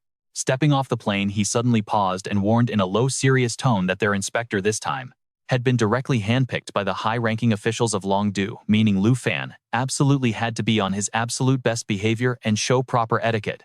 Just ahead, two shadow guards knelt in deep respect, causing Lu Fan to furrow his brows in confusion. Vice President Zhao sternly reminded him once again to mind his manners, prompting Lu Fan to ask curiously why the vice principal was acting so strangely. Before he could finish, an elegant white-haired old man with a transcendent aura slowly emerged. Flanked by 4 massive bodyguards standing as still as stone statues, the old man warmly told Zhao to rise, saying there was absolutely no need for such formalities. He turned his bright star-like eyes toward Lu Fan, guessing that this young man was indeed the representative chosen for the Dragon Kingdom. Confirming he was Lu Fan, they arrived at Jinyu City International Airport in Taiki State. On the receiving tarmac, a massive line of uniformed guards stood in 2 rows, radiating an overwhelming powerful aura. Vice President Zhao stepped off first, bowing deeply and asking in utter disbelief why Elder Han was there in person. He stammered that having the elder personally welcome them was far too much honor, jokingly, fearing it would shorten his lifespan. Elder Han laughed heartily, declaring that welcoming the champion representing their great nation could never be considered too much of an honor. Vice President Zhao immediately introduced the handsome young man standing quietly behind him. He proudly presented Lu Fan of Longdu Academy, noting he had achieved his 2nd-class advancement as a dragon rider. Lu Fan quickly bowed to greet the elder, who returned a warm smile that carried a deep, unreadable depth. Well, hello there. To own such a powerful giant dragon at such a young age, your future is bound to be absolutely limitless. He gently stroked his long beard, continuing in a highly appreciative tone. Since ancient times, true heroes have always emerged from the youth. I am absolutely certain that after returning from this national trial, you will become a legendary, renowned hero of our great dragon nation. Lu Fan bowed respectfully, humbly, replying that Elder Han was praising him far too much. He promised to do his absolute best. Elder Han waved his hand, stepping into the car, while boldly stating that his relationship with Du Jing was actually very close. If he ever ran into any trouble in the future, he should just go straight to him to get it sorted out. If Du Jing could not handle it, then he should tell him to come find him instead. It was time to get in the car, as the banquet was still quite a long drive away. Lu Fan watched the old man walk away, asking with deep curiosity. He asked Vice Principal Zhao who Elder Han actually was, and the Vice Principal spoke slowly, his eyes instantly filling with a deep sense of profound respect. Elder Han is actually one of our Dragon Nation's 3 elders, Zhao said. Lu Fan froze, unable to believe his own ears. Han Fei Bai, wait, what? An indescribable wave of pure shock washed over him in that very moment. The 3 elders of the Dragon Nation, the ultimate decision-makers who ruled over the entire Longdu leadership. These 3 possessed the most influential voices. Even the renowned Senior Du was merely their subordinate, which perfectly explained the presence of the elite Shadow Guard escort. Vice Principal Zhao had already walked over to the vehicle, by then whispering with a slight hesitation that they would follow behind shortly. Lu Fan secretly guessed that since Elder Han was so warm and approachable during their very first meeting, he must already know a great deal about him. He never expected that simply participating in the national trial would allow him to connect with such a highly influential figure. During the ride, Lu Fan could not help but ask about his lingering doubts. Since Elder Han is one of the Grand 3 Elders of the Dragon Nation, why is it that he could not detect even a single trace of powerful aura radiating from him? Could it be that because his own level was still too low, the elder had simply concealed his true power incredibly deep? Vice Principal Zhao glanced back at him and calmly replied with an air of mystery, explaining that Elder Han was not hiding anything at all. In reality, the man was simply a chef, and his current level was only somewhere in the low 40s. Lu Fan widened his eyes in pure shock, completely unable to process what he just heard, wondering how such a thing was even possible. Vice Principal Zhao laughed heartily, remarking that Lu Fan's reaction was identical to his own back in the day. Even though this world values the strong and respects power above all else, it does not always boil down to pure raw combat strength. He paused for a brief moment before continuing, his voice turning slightly serious. Among the 3 elders of the Dragon Nation, only one is a top-tier combat class rumored to have already achieved the 5th class advancement. The 2nd elder holds an enhancement-focused class. with zero actual fighting capability, yet is widely hailed as the true backbone of our dragon nation. Pausing once more, he continued in a deeply respectful tone, reminding him of what he had just witnessed. Whenever Elder Han travels, he is always accompanied by his personal elite bodyguards, the 4 peerless swordsmen. Rumor has it that these 3 pinnacle swordsmen were personally won over by Elder Han, willingly choosing to follow and protect him. Elder Han's true ability is undoubtedly monumental, residing in some other hidden domain that ordinary people like us simply cannot fathom. An indescribable wave of admiration welled up inside Lu Fan. He could not even begin to fathom the sheer depth of these 3 elders. These legendary figures never openly displayed their actual power, leaving everyone completely in the dark about just how formidable they truly were. One specialized in combat, one in enhancement, and Elder Han was a master of cooking. Every single one of them was incredibly extraordinary. None of them was simple by any means. Just at that moment, the shadow guard named Zhen spoke up in a deeply respectful voice. He informed the representative that they had arrived, gesturing toward the long, perfectly organized lines of people waiting ahead of them. As their car pulled to a complete stop, someone in the crowd excitedly shouted that the Dragon Nation's representative had finally arrived. The moment he stepped out, Lu Fan was instantly surrounded by a massive horde of eager reporters, their relentless questions echoing loudly. They pleaded with Mr. Lu as the esteemed Dragon Nation representative to kindly grant them a brief exclusive interview. They eagerly asked how it felt to hold the legendary title of being the sole dragon tamer, to command a real dragon. Vice Principal Zhao stepped in, immediately shielding Lu Fan, while loudly warning the crowd in an obviously annoyed and defensive tone. He firmly asked them to make way, stating they would not take any interviews for now, but the relentless reporters had absolutely no intention of backing down. They continued firing off rapid questions without stopping. They aggressively shouted out questions about the online rumors regarding his feud with the Kim family, begging Mr. Lu to turn around and look directly into their camera lenses for just a moment. They also pressed to know if the Dragon Nation was truly confident about winning the championship. Lu Fan barely glanced around, thinking Jinyu City looked rather underwhelming. It did not take them long at all to reach their hotel. Even so, the area was incredibly packed, noisy, and chaotic. Vice Principal Zhao lowered his voice, giving a stern command to the group. Please make way, everyone, and do not block the path of our official representatives. Just as they stepped into the lobby, a familiar voice called out from behind, announcing that another representative had arrived. Later that afternoon, while sitting before a lavish dinner, Lu Fan stared through the glass window at the massive crowd of reporters, still waiting outside. He let out a weary sigh, completely amazed that so many media members had gathered right at the hotel entrance. With things this chaotic, going out for a simple walk was completely out of the question. Vice Principal Zhao smiled and teased him, saying that even if he did go out, there was absolutely nothing to see anyway, so he might as well just relax inside the hotel. Lu Fan looked around the room and asked with curiosity in his voice, Vice Principal Zhao, are the representatives from the Star Brilliance Kingdom not coming? Pouring himself some wine, the Vice Principal responded with a mysterious smile. The Star Brilliance Kingdom is always like that.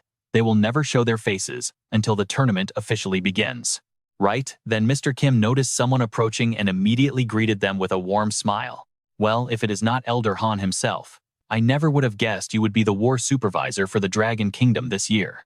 Kim Sung-han froze in absolute shock, muttering the name Elder Han to himself in disbelief. Wait, is that really Elder Han from the Great Three of the Dragon Kingdom? Mr. Kim quickly stepped forward, shaking his hand with intense enthusiasm. I am Kim Jae-an, the war supervisor for the Taiki Nation, and also the head coordinator for this year's national trial. Elder Han let out a hearty booming laugh, reaching out to shake his hand in return. A pleasure indeed. Whispers immediately broke out among the onlookers, wondering if that man truly was one of the legendary Great Three. Does that mean the 4 absolute swords are standing right beside him? It absolutely must be them. I actually saw them once at the Layman International Summit. Good grief, it looks like the Dragon Kingdom is pulling out all the stops for this event. Moments later, Elder Han approached their table.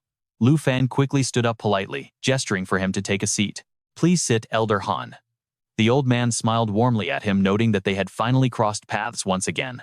Others in the crowd began whispering among themselves, filled with intense curiosity.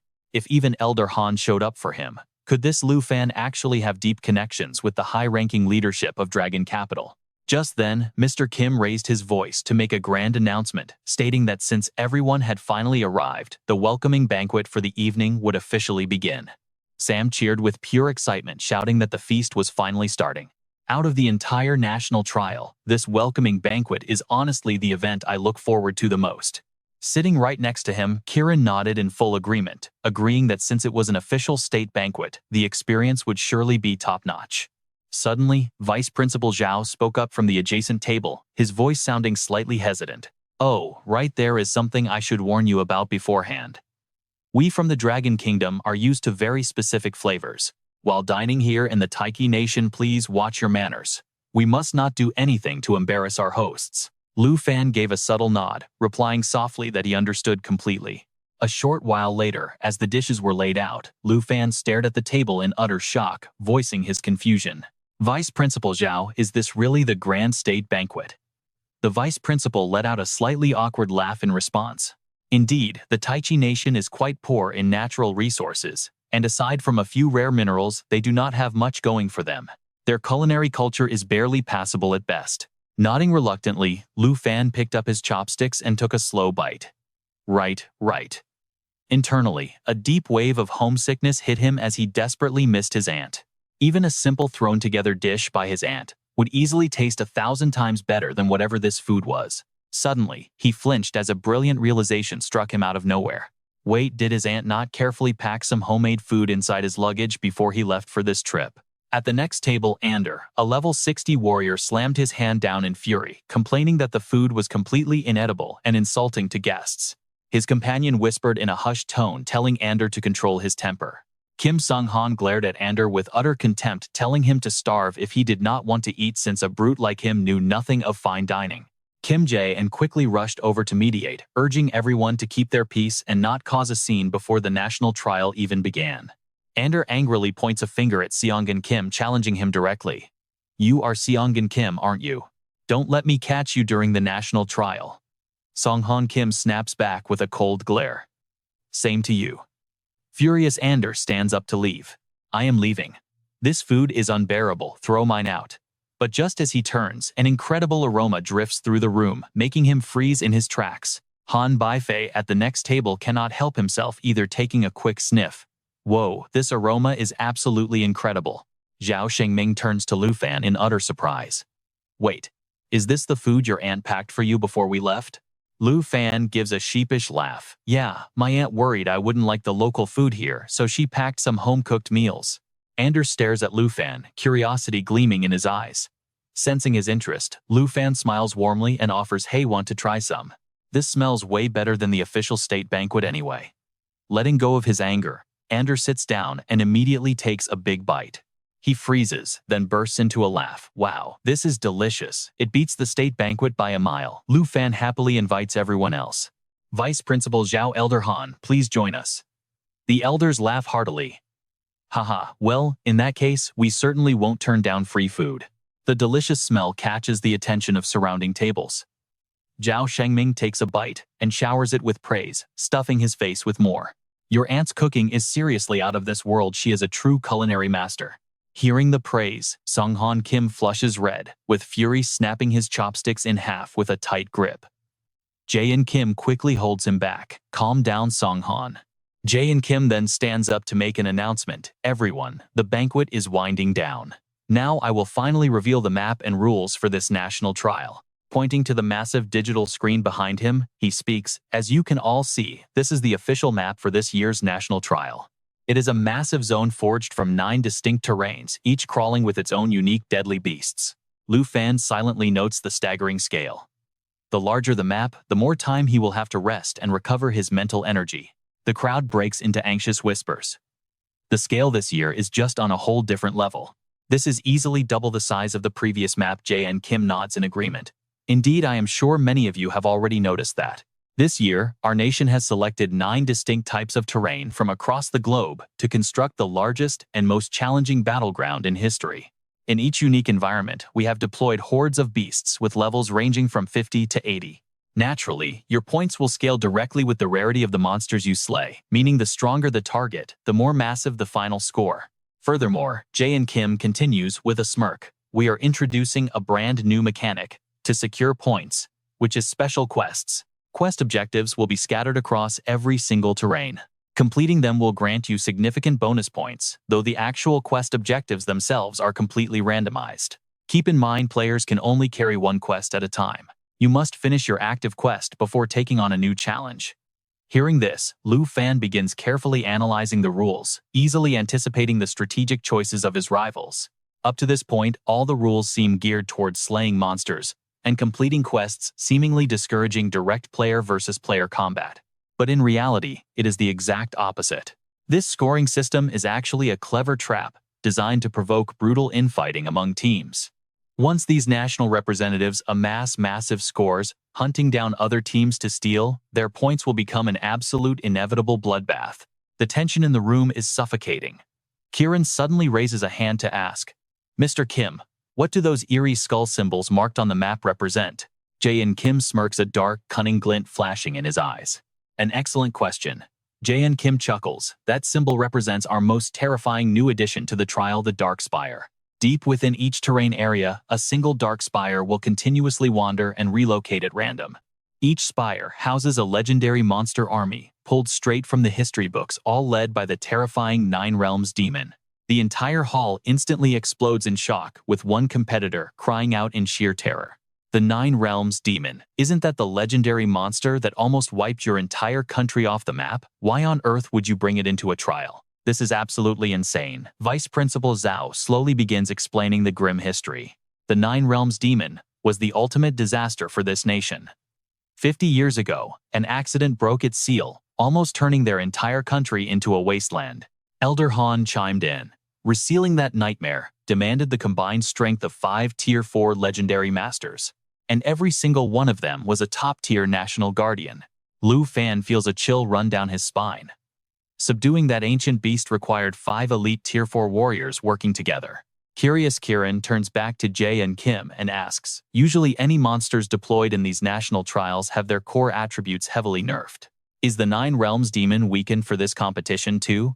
How much of its original terrifying power does it actually have left?" He flashes a smile and continues, "That is an excellent question, and it is exactly what makes this year's national trial so unique. The Nine-Realm demon inside the trial is actually the real deal. Its seal has been completely lifted, and its power is not weakened at all. Even the massive beast armies waiting inside the Dark Spire are going to be in their raw, unnerved, and completely original forms." A heavy shockwave ripples through the entire hall, and absolute panic is written all over everyone's faces. One of them shakes his head, his voice trembling as he asks, "If this is all real, it's too dangerous. What if they escape the realm? We did not come here just to throw away our lives. Isn't this basically putting a boss capable of slaughtering millions right onto the active map? It literally takes 5 4th-rank experts just to defeat the Nine-Realm demon. This season's new rules are absolutely ridiculous." Ander speaks up, completely stressed out. "For players who are only at level 60, like us, just forming a 10-man team to deal with those 23 powerful representatives is already the bare minimum requirement. And with the representatives from the 6 nations constantly clashing with each other, actually teaming up into a proper group is going to be incredibly tough." Lu Fan raises his hand, asking in a serious tone, "If we actually manage to defeat the Nine-Realm demon, we will get a massive amount of points, right?" Kieran, with a cold face but incredibly sharp eyes, chimes in. "Isn't this whole setup designed just to put massive pressure on everyone?" The danger level is through the roof, and the room suddenly becomes dead silent with tension. A quick smile flashes across Kim Jae-an's face. He confidently replies, "Haha, do not worry. Every single beast inside the national trial realm grants points. And obviously defeating the Nine-Realm demon will reward you with an unimaginably massive score. If there are no further questions, we will wrap up today's meeting right here. Thank you all for coming." The crowd quickly disperses, and you can see everyone heading back with incredibly heavy hearts and deep thoughts. Before leaving Han, Baifei turns around with a highly mysterious smile. "Vice Principal and Representative Lu, get some rest early tonight. We will meet again tomorrow. Goodbye, Elder Han." With that, the old man turns and walks away, thinking about those juicy Nine-Realm demon points. He laughs genuinely, looking forward to Lu Fan's performance. Back in his room, Lu Fan collapses onto his bed, his eyes filled with deep calculative thoughts. He begins calculating his moves against the monsters on the Great Reality map, a massive battleground featuring 9 totally different terrains. A brilliant strategy is slowly forming in his mind: crush his opponents and steal all of their points. He might not know Zhuo Li well, But he is completely sure Kim Sung-han will play exactly like that. Grabbing his phone, he checks out the details of the national trial, a major event hosted regularly in the Tai Chi nation. Looking at the predicted rankings for the representatives, he is surprised to find himself placed in Tier 1 right next to Kim Sung-han. What a completely random setup. The media clearly loves hyping up absolutely everything for clicks. Although these rankings are highly unreliable, one specific name catches his eye: Musin, the elite representative from the Sakura nation. He is also ranked in Tier 1, making him an opponent to definitely watch out for. The next morning, the highly anticipated moment finally arrives as the national trial opening ceremony begins grandly in the Tai Chi nation. The host's voice booms over the speakers with massive excitement. This year's national competition has officially begun. Everyone, please look up at the sky. The teleportation portal to the secret realm has now been officially activated. One by one, the elite representatives from various nations are pulled directly into the chaotic space of the secret realm. Standing in the crowd, Lu Fan's eyes flare with absolute determination. Everything is locked and loaded, and ideally he will spawn right next to the spire. Let us begin. Right on cue, a system notification rings out. You have now entered the national trial secret realm. Back home, millions are glued to their television screens as the very last representative finally enters the national trial. The real-time point tracking will start counting immediately. The rankings will be determined purely by the players' scores, and whoever claims first place wins it all. Now that everyone is inside, the battle begins. Who is going to claim the top spot first? Let's wait and see. Meanwhile, Lu Fan opens his eyes and scans his surroundings. In front of him lies a massive frozen wasteland with icy winds howling relentlessly across the snow. He nods quietly, telling himself that he is very familiar with this terrain as it is likely modeled after the extreme north. On his bracelet, the map highlights a quest point sitting in the bottom right corner, prompting him to quickly realize that he is currently right in the center. The blank leaderboard means absolutely nobody has scored points yet, and that quest point in the bottom right is going to be his very first goal. That is going to be his first objective. Equipped with these high-tech bracelets, representatives from every nation can easily track their rankings and survivor counts in real time. This specialized gear constantly feeds them updates on active rankings and the total number of survivors remaining.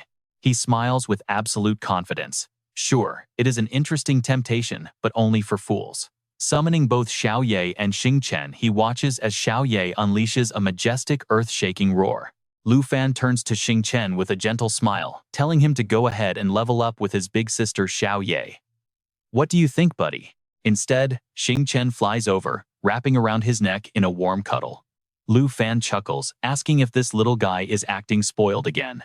All right, time to hit the road. Climbing onto Xiao Ye's back, he gives a gentle pat, and they charge straight toward the dark spire. Meanwhile, in another region, Kim Sung-han walks completely alone through the heart of a vast barren desert. Even though these familiar sands are like his second home, he decides to play it safe and summons his hellhound. Instantly, the beast begins splitting apart. This is actually a brand new skill, Retainer Split, which the hellhound unlocked after finally evolving into its second stage. With Lurking Split, the Hell Summon severs its own 8 limbs, scattering and hiding them across specifically chosen coordinates. Every single limb grants a powerful Hell Symbiosis buff, while remaining completely invisible to enemies. Under Hell Symbiosis, as long as the summoned beast draws breath, it remains bound in perfect union with the underworld. If it dies, it can instantly resurrect inside the Hell Beast. The cooldown is 12 hours. But starting from the second rebirth, that waiting time actually doubles with every single death. Right now, the cooldown for this Hell Symbiosis is set to 12 hours. Just as Kim Sung-han is proudly marveling that with his main beast, he practically possesses 9 immortal lives, a long sword suddenly pierces straight through one of his hidden clones. Suddenly, the Sakura Nation representative Wu Zhangtian lets out a highly sinister laugh. Taunting him that only 8 lives remain, he watches as Kim Sung-han snaps out of his shock and screams in pure rage. He demands to know why they are attacking when they are supposed to be allies in this fight. But he is only met with a completely indifferent shrug telling him not to get mad over 8 remaining lives. He casually claims he just wanted to see if killing a summon rewards bonus points. Angrily, Kim Sung-han points a trembling finger at his face, shouting that they had a strict agreement before this match even started. If you want points so badly, go kill Lu Fan. He shouts that targeting his summon directly robs him of his resurrections. But the reply is just another shrug, telling him not to worry. He has offered a few boss kills to make up for it. Done with the arguing, Kim Sung-han storms off. Watching Kim Sung-han storm off Wu Zhangchen quickly reminds him to protect his ally, or Elder Kim wasted his time getting him here. He tells him to cut the chatter before the supervisors overhear their plans. Hearing this, Kim Song-han immediately cools his temper, replying that their alliance stands strong until Lu Fan is completely eliminated. He even shares a highly classified secret about the Black Tower, explaining that it moves completely at random and actively launches deadly attacks if it detects any nearby contender. Wu Zhangtian finally understands, realizing that all those extra lives were prepared exactly for this extreme danger. But what if they run into the Nine Realms Demon Guardian Tower? Aren't they worried about permanent death? With a serious look, Kim Seung-han gathers a dark energy in his palm and promises that as his ally he will absolutely guarantee his survival. With a sharp crackle of static, that intense burst of energy flows straight into Wu Zhangtian's body. This is actually one of his signature skills, Hell Contract, granting whoever signs it a free pass to resurrect after dying. With the bond complete, Kim Song-han warns him that while he is now technically immortal, there is a catch: if the master dies, the ally goes down too. Wu Zhangtian freezes in absolute shock, his face pale with utter disbelief. Once the Abyss contract settles, Wu Zhangtian finally realizes exactly what is happening here. The main reason for this contract is to stop him from pulling any sneaky backstabbing moves. But Kim Song-han tells him to stop overthinking and keep his eyes on the prize, focusing purely on racking up quest points. Once the other contenders are wiped out by the Nine Realms Demon Generals, they will unleash their massive massacre plan. Still, Wu Zhangtian has one burning question. Since the target location is right around the corner, why on earth is Kim Song-han walking away?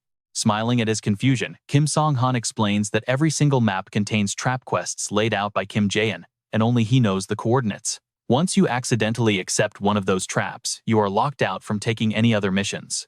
Noticing Wu Zhangtian's growing curiosity, Kim Song-han chuckles with a highly sinister grin. You will understand very soon. After all, this is a quest that absolutely nobody can ever complete. As time ticks away, the scoreboard updates and the rankings of elite contenders from different nations skyrocket into the tens of thousands. Sitting at rank 1 is Chai from Star Brilliance Nation, boasting 20,157 points. In second is Andre from the Snow Nation, with 18,957 points. Kim Song-han holds third place, with 15,960 points. Wu Zhangtian from the Sakura Nation claims fourth with 14,324 points. Way down at rank 23 is Lu Fan from the Dragon Nation with a measly 257 points. Yet staring at his ridiculously low score, the entire observation room is thrown into absolute chaos. You see, in previous years, the Dragon Nation's representatives always dominated the top of the leaderboard, but this year they have shockingly plummeted straight to the very bottom. Kim Jae-in, who had been watching everything unfold quietly, smirked to himself. He believed all those pre-tournament media predictions were completely pointless, because otherwise why on earth did Lu Fan only have a measly 257.7 points by now? Right then, a sudden cold scoff rang out, snapping Kim Jae-in out of his deep thoughts. He spun around and saw Elder Han calmly sipping his tea, looking incredibly relaxed and unbothered. Kim Jae-in could not understand how, even though the Dragon Nation had fallen to the very bottom, this old man could still remain so incredibly calm and composed. Meanwhile, inside the dangerous secret realm, Lu Fan was running into a lot of trouble, having already spent over 5 long hours searching, yet still seeing absolutely no sign of the Dark Spire.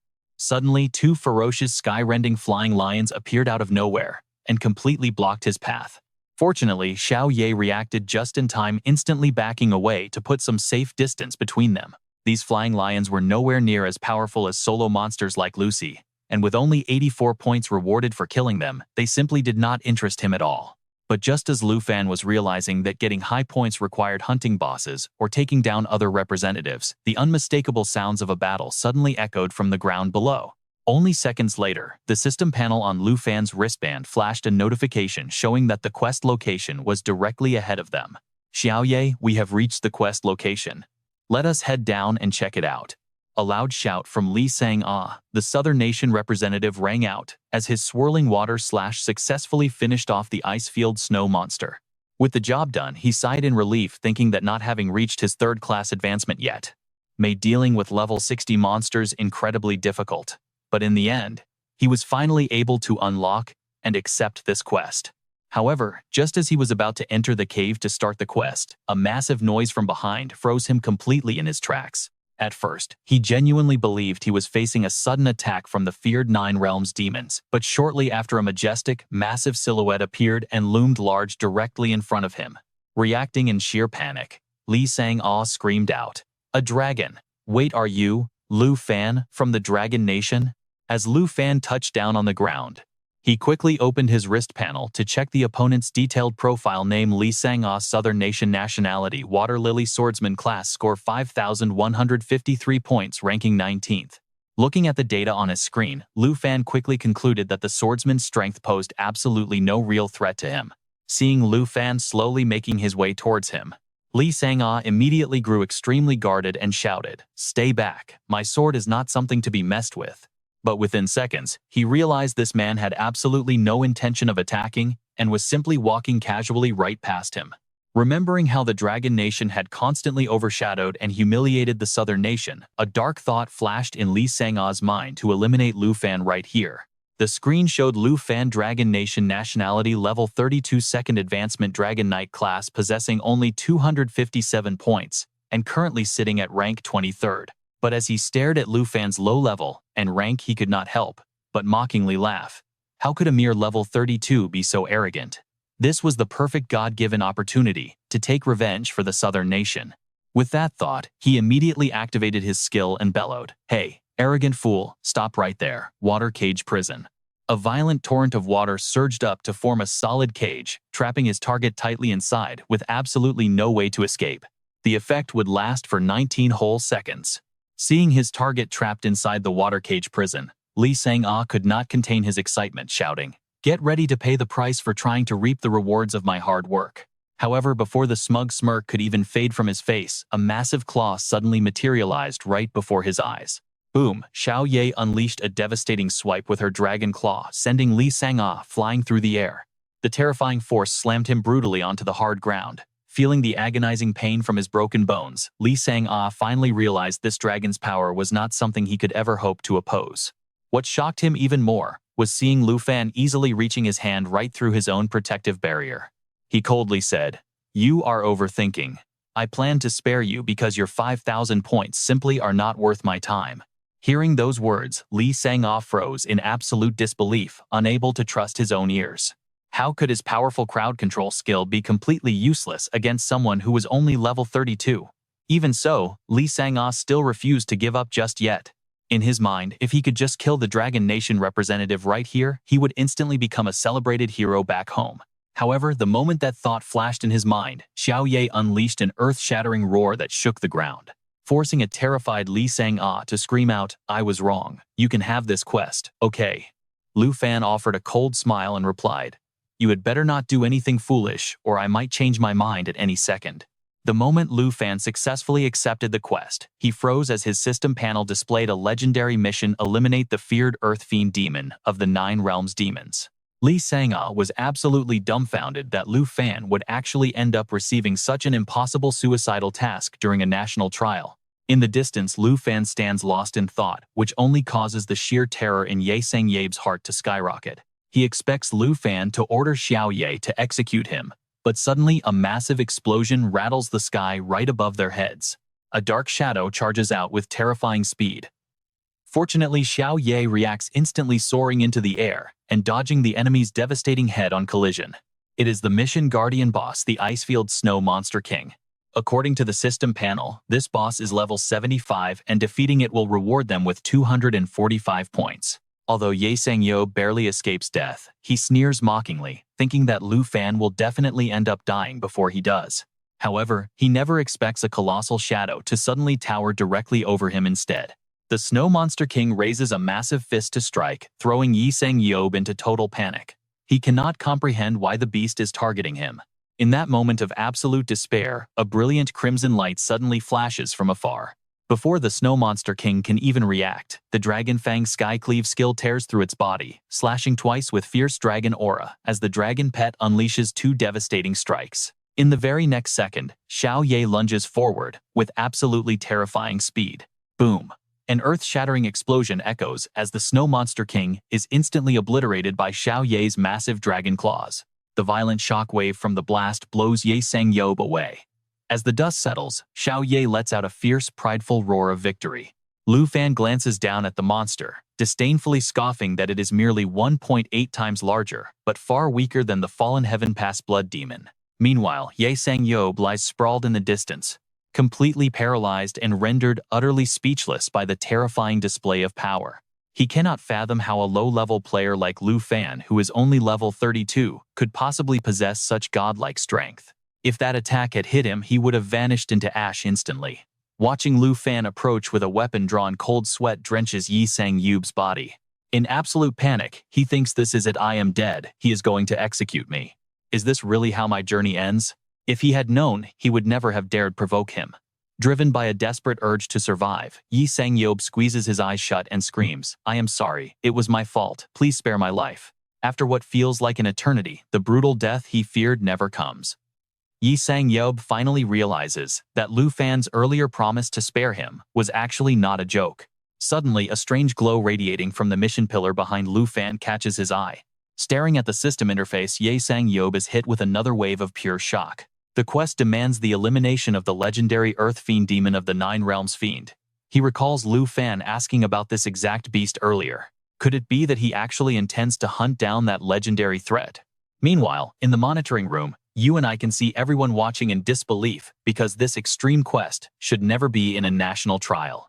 Zhao Yuming immediately confronts Kim Jae, and demanding to know why such an impossible task was placed inside the secret realm. If the quest is completely impossible to finish, how is Lu Fan supposed to earn any points? But Kim Jae-an's response is pure mockery, telling Zhao Yuming to calm down because this is not a place to raise his voice.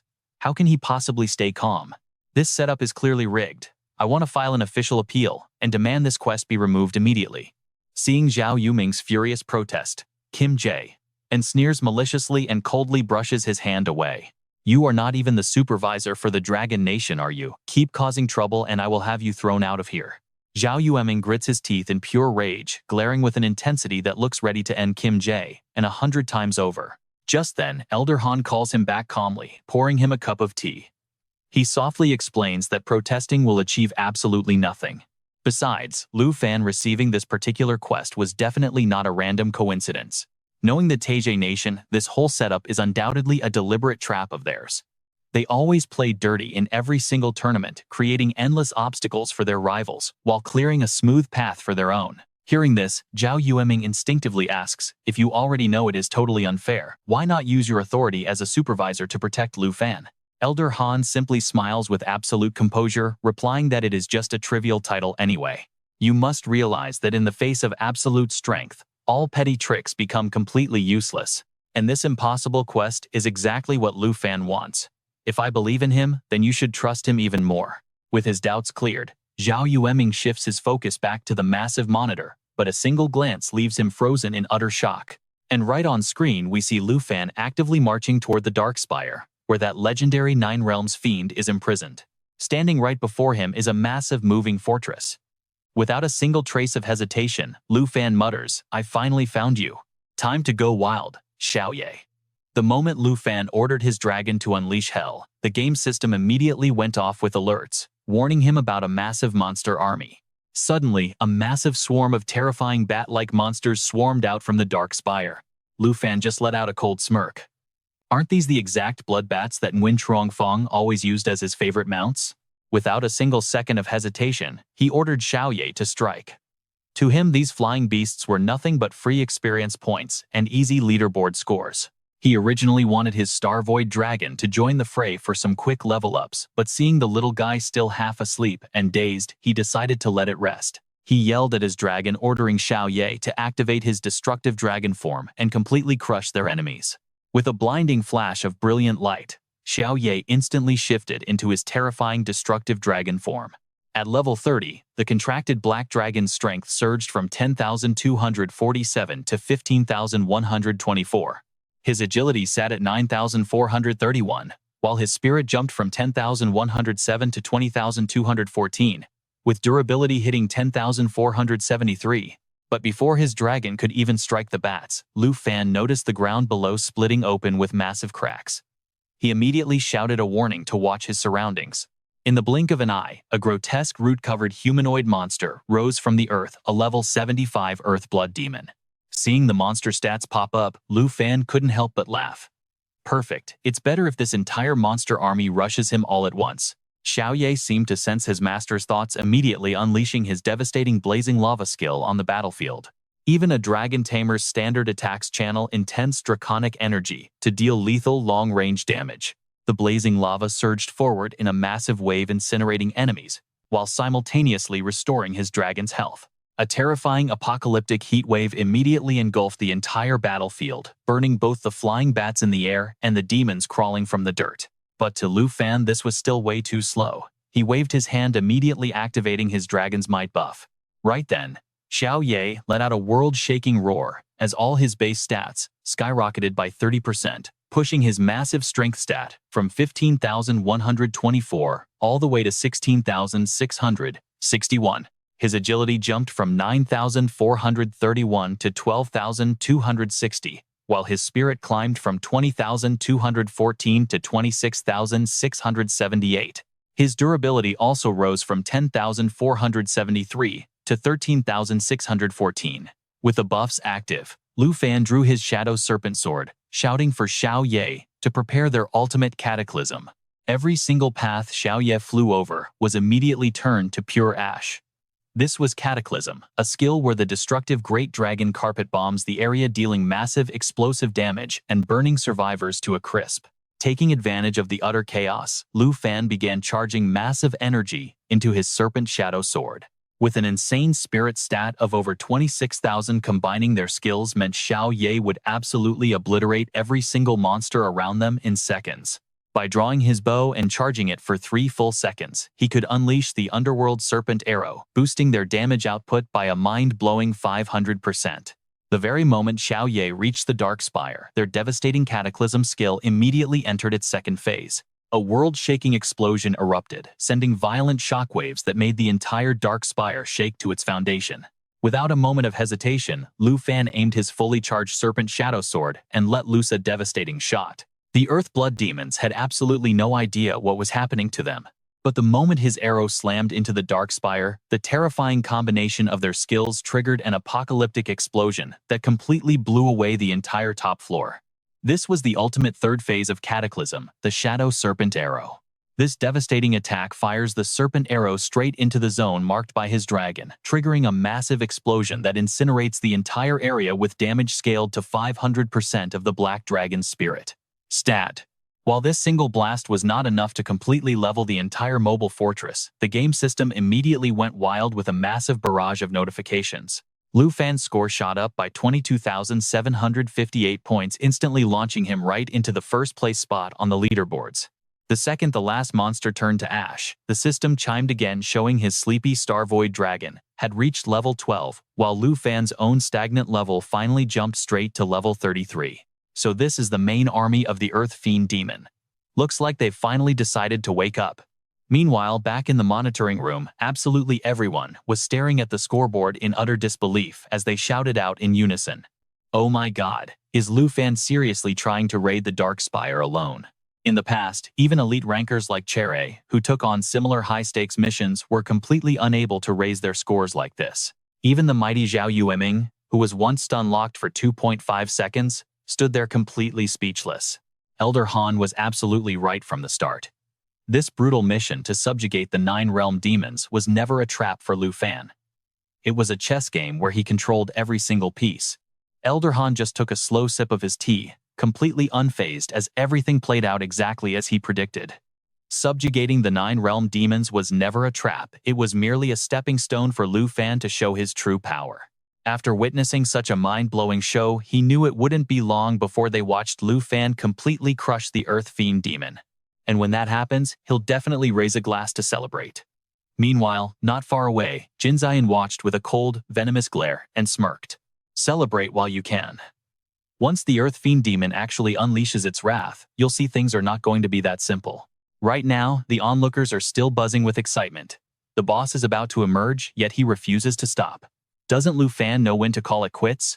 The Beast Army isn't wiped out yet, and it looks like he genuinely wants to exterminate every single Dark Flame Lizard. Meanwhile, deep inside the dungeon, the sudden clanking of shattering chains echoes through the air. The Dark Spire, which was floating in midair, suddenly crashes straight into the ground. This unexpected event instantly puts him on high alert. Before long, a massive horde of magical beasts slowly begins pouring out from inside the Dark Spire. This sight makes Lu Fan mutter to himself, seriously, these beasts waited for all their allies to arrive before acting. Now, it'll just take more time.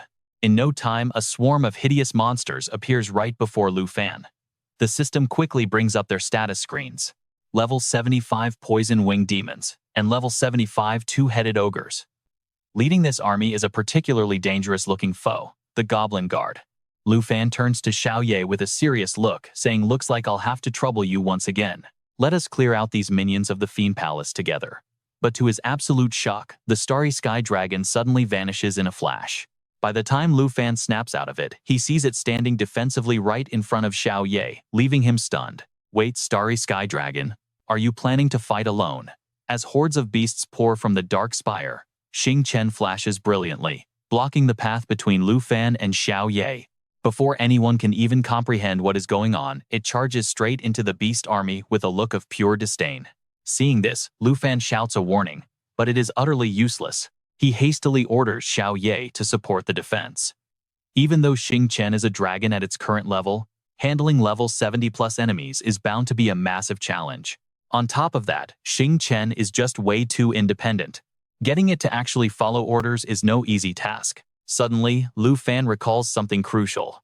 During past battles against Ruan Changfeng and the Fallen Heaven snow monster Xing Chen never seemed to unleash its true full strength. This means if he does not interfere and simply lets it fight on instinct, it might actually achieve the absolute best results. While Lu Fan is still processing this, Xing Chen already activates its special skill, Celestial Scale Armor. This powerful skill allows it to absorb all incoming damage for 6 seconds, then redirect that entire blast right back at the enemies. Under Xing Chen's overwhelming power, the goblins are sent flying, crashing helplessly in every direction. Spotting a dark figure rushing closer, the two-headed ogre swings its massive spiked club to intercept, but it never expects a terrifying surge of energy to explode out of nowhere. Though the scale counterattack does not deal serious damage to the main two-headed ogre, the resulting explosion blows all its nearby allies away, scattering them everywhere. At this sight, a smirk plays on Lu Fan's lips. He tells Xiao Ye not to worry about Xing Chen because even without direct commands, it knows exactly how to adapt and fight. Seeing Xing Chen begin to condense a glowing blue crystal in its hand, Lu Fan immediately orders Xiao Ye to fly far away to avoid the blast zone of star-shattering explosion. This skill conjures a miniature star, and then crushes it to unleash massive area damage, its devastating power scaling with the infused energy. The exact moment Xing Chen crushes the crystal, a violent explosion erupts, sending a shockwave ripping through everything within a 100-meter radius. The two-headed ogre, its minions, and even the airborne poison-winged demons are all vaporized into ash as Xing Chen casually floats out of the smoke. The system notifies him that his level has reached 34. Lu Fan cannot help but turn and praise his companion. Great job, Xing Chen. That starburst of yours is almost as strong as big sister Xiao Ye's great cataclysm. Praised Xing Chen proudly holds its head high, a smug look, practically screaming, see how awesome I am. But Lu Fan quickly notices Xiao Ye is on the verge of snapping. With her own fierce pride, how could she ever tolerate this arrogant attitude from the little star dragon? Lu Fan quickly steps in to flatter and comfort Xiao Ye, promising her that her turn to shine is coming up. Right on cue, a loud blast echoes from the Dark Spire, immediately drawing the attention of both dragons. A colossal level 80 Dark Mountain Foot giant beast emerges. Seeing this, Lu Fan cannot hide his excitement, laughing out loud, your chance to shine has arrived. Xiao Ye. Without a second thought, Lu Fan yells, team, get ready to take this thing down in one shot.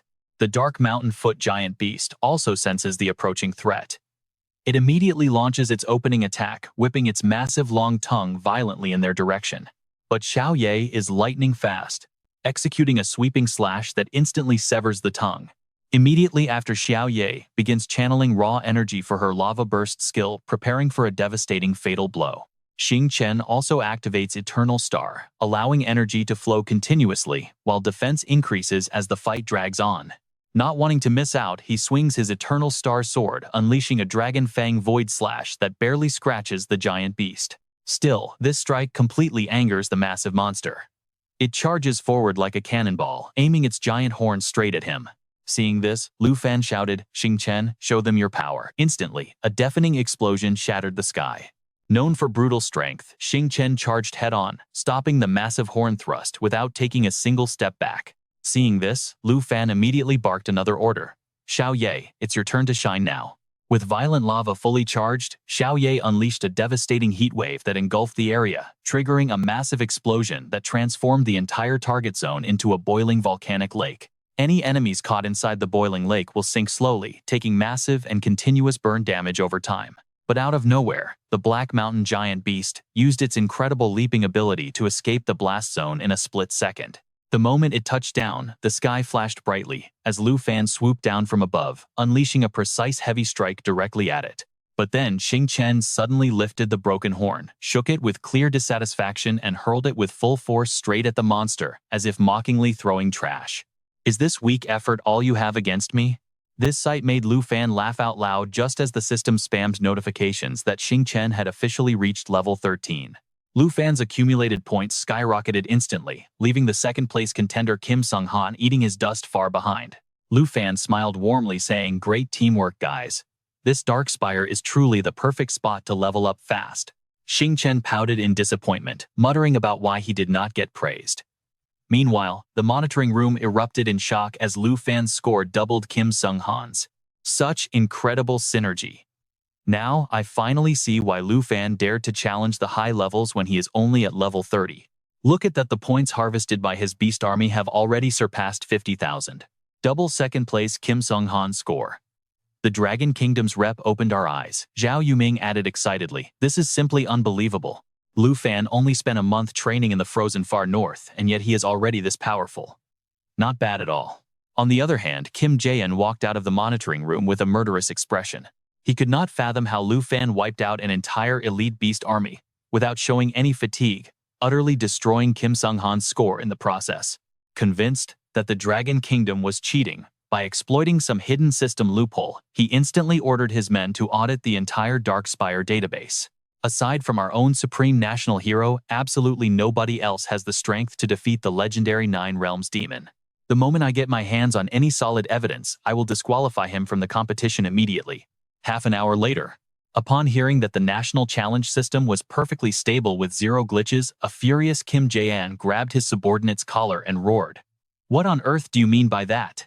The terrified lackeys stammered, "We are so sorry, Director Kim. We will recheck everything again right away." Pointing a threatening finger, he barked, "You useless trash, keep digging, and find me that proof right now."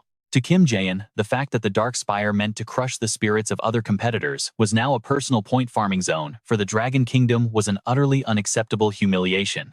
Desperate to halt Lu Fan's soaring score, he manually boosted the Nine Realms demon stats, placing his final hope squarely on Kim Sung-han.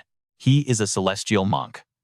Taking down a second awakened target around level 30 should be easy, right? The moment Kim Jae-in pushed open the monitoring room door, a wave of loud chatter crashed over him. At first, he could not understand why Elder Han wore such a smug, satisfied smile.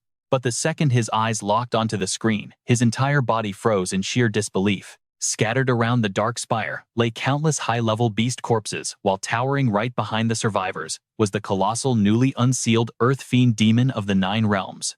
Confronted by an endless wave of frenzied beasts rushing forward, Lu Fan was forced to open his summoning portal and call Zhao Fei into battle.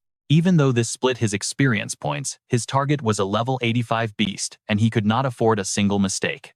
The moment she emerged, Xiao Fei assumed her eternal form, activating both her Jade Bloodline passive and Life Pulse to shield the entire party. Her Jade Dragon Bloodline doubled the effectiveness of all active skills for both dragons and those bound by shared blood.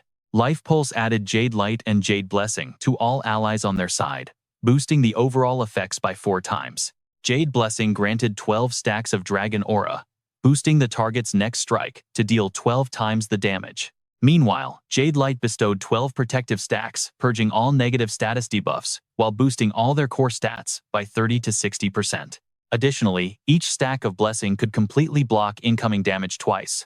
Even better, both Jade Blessing and Jade Light were simultaneously applied to Lu Fan, Xiao Ye, and Xing Chen all at once. Witnessing this insane buff, Lu Fan laughed confidently, shouting, "All right, team, let's crush them." With those words, Lu Fan charged forward, leading Xiao Fei and Xing Chen directly into the wild beast horde. At the same time, Xiao Ye activated his signature lava flame, turning the entire enemy front line to ash in a blink as the fire advanced forward. Spewing fire forward deals heavy damage, while healing him as Eternal Guardian deploys a protective shield. The damage this barrier absorbs depends entirely on the Eternal One's health pool and healing abilities. Xing Chen refuses to be outdone. On command, it triggers Astral Scale Armor and rams into the demon beasts with terrifying force. The armor coats its scales in starlight, absorbing all incoming damage for 60 seconds. Once the skill ends, every enemy in range takes back all the damage that was absorbed. Right in the middle of battle, Lu Fan suddenly remembers something very important. His level has finally hit 35, which means he can now use the Dragon Language Resonance magic he has been waiting for. Upon activation, he successfully learns the powerful passive skill called Dragon Language Resonance.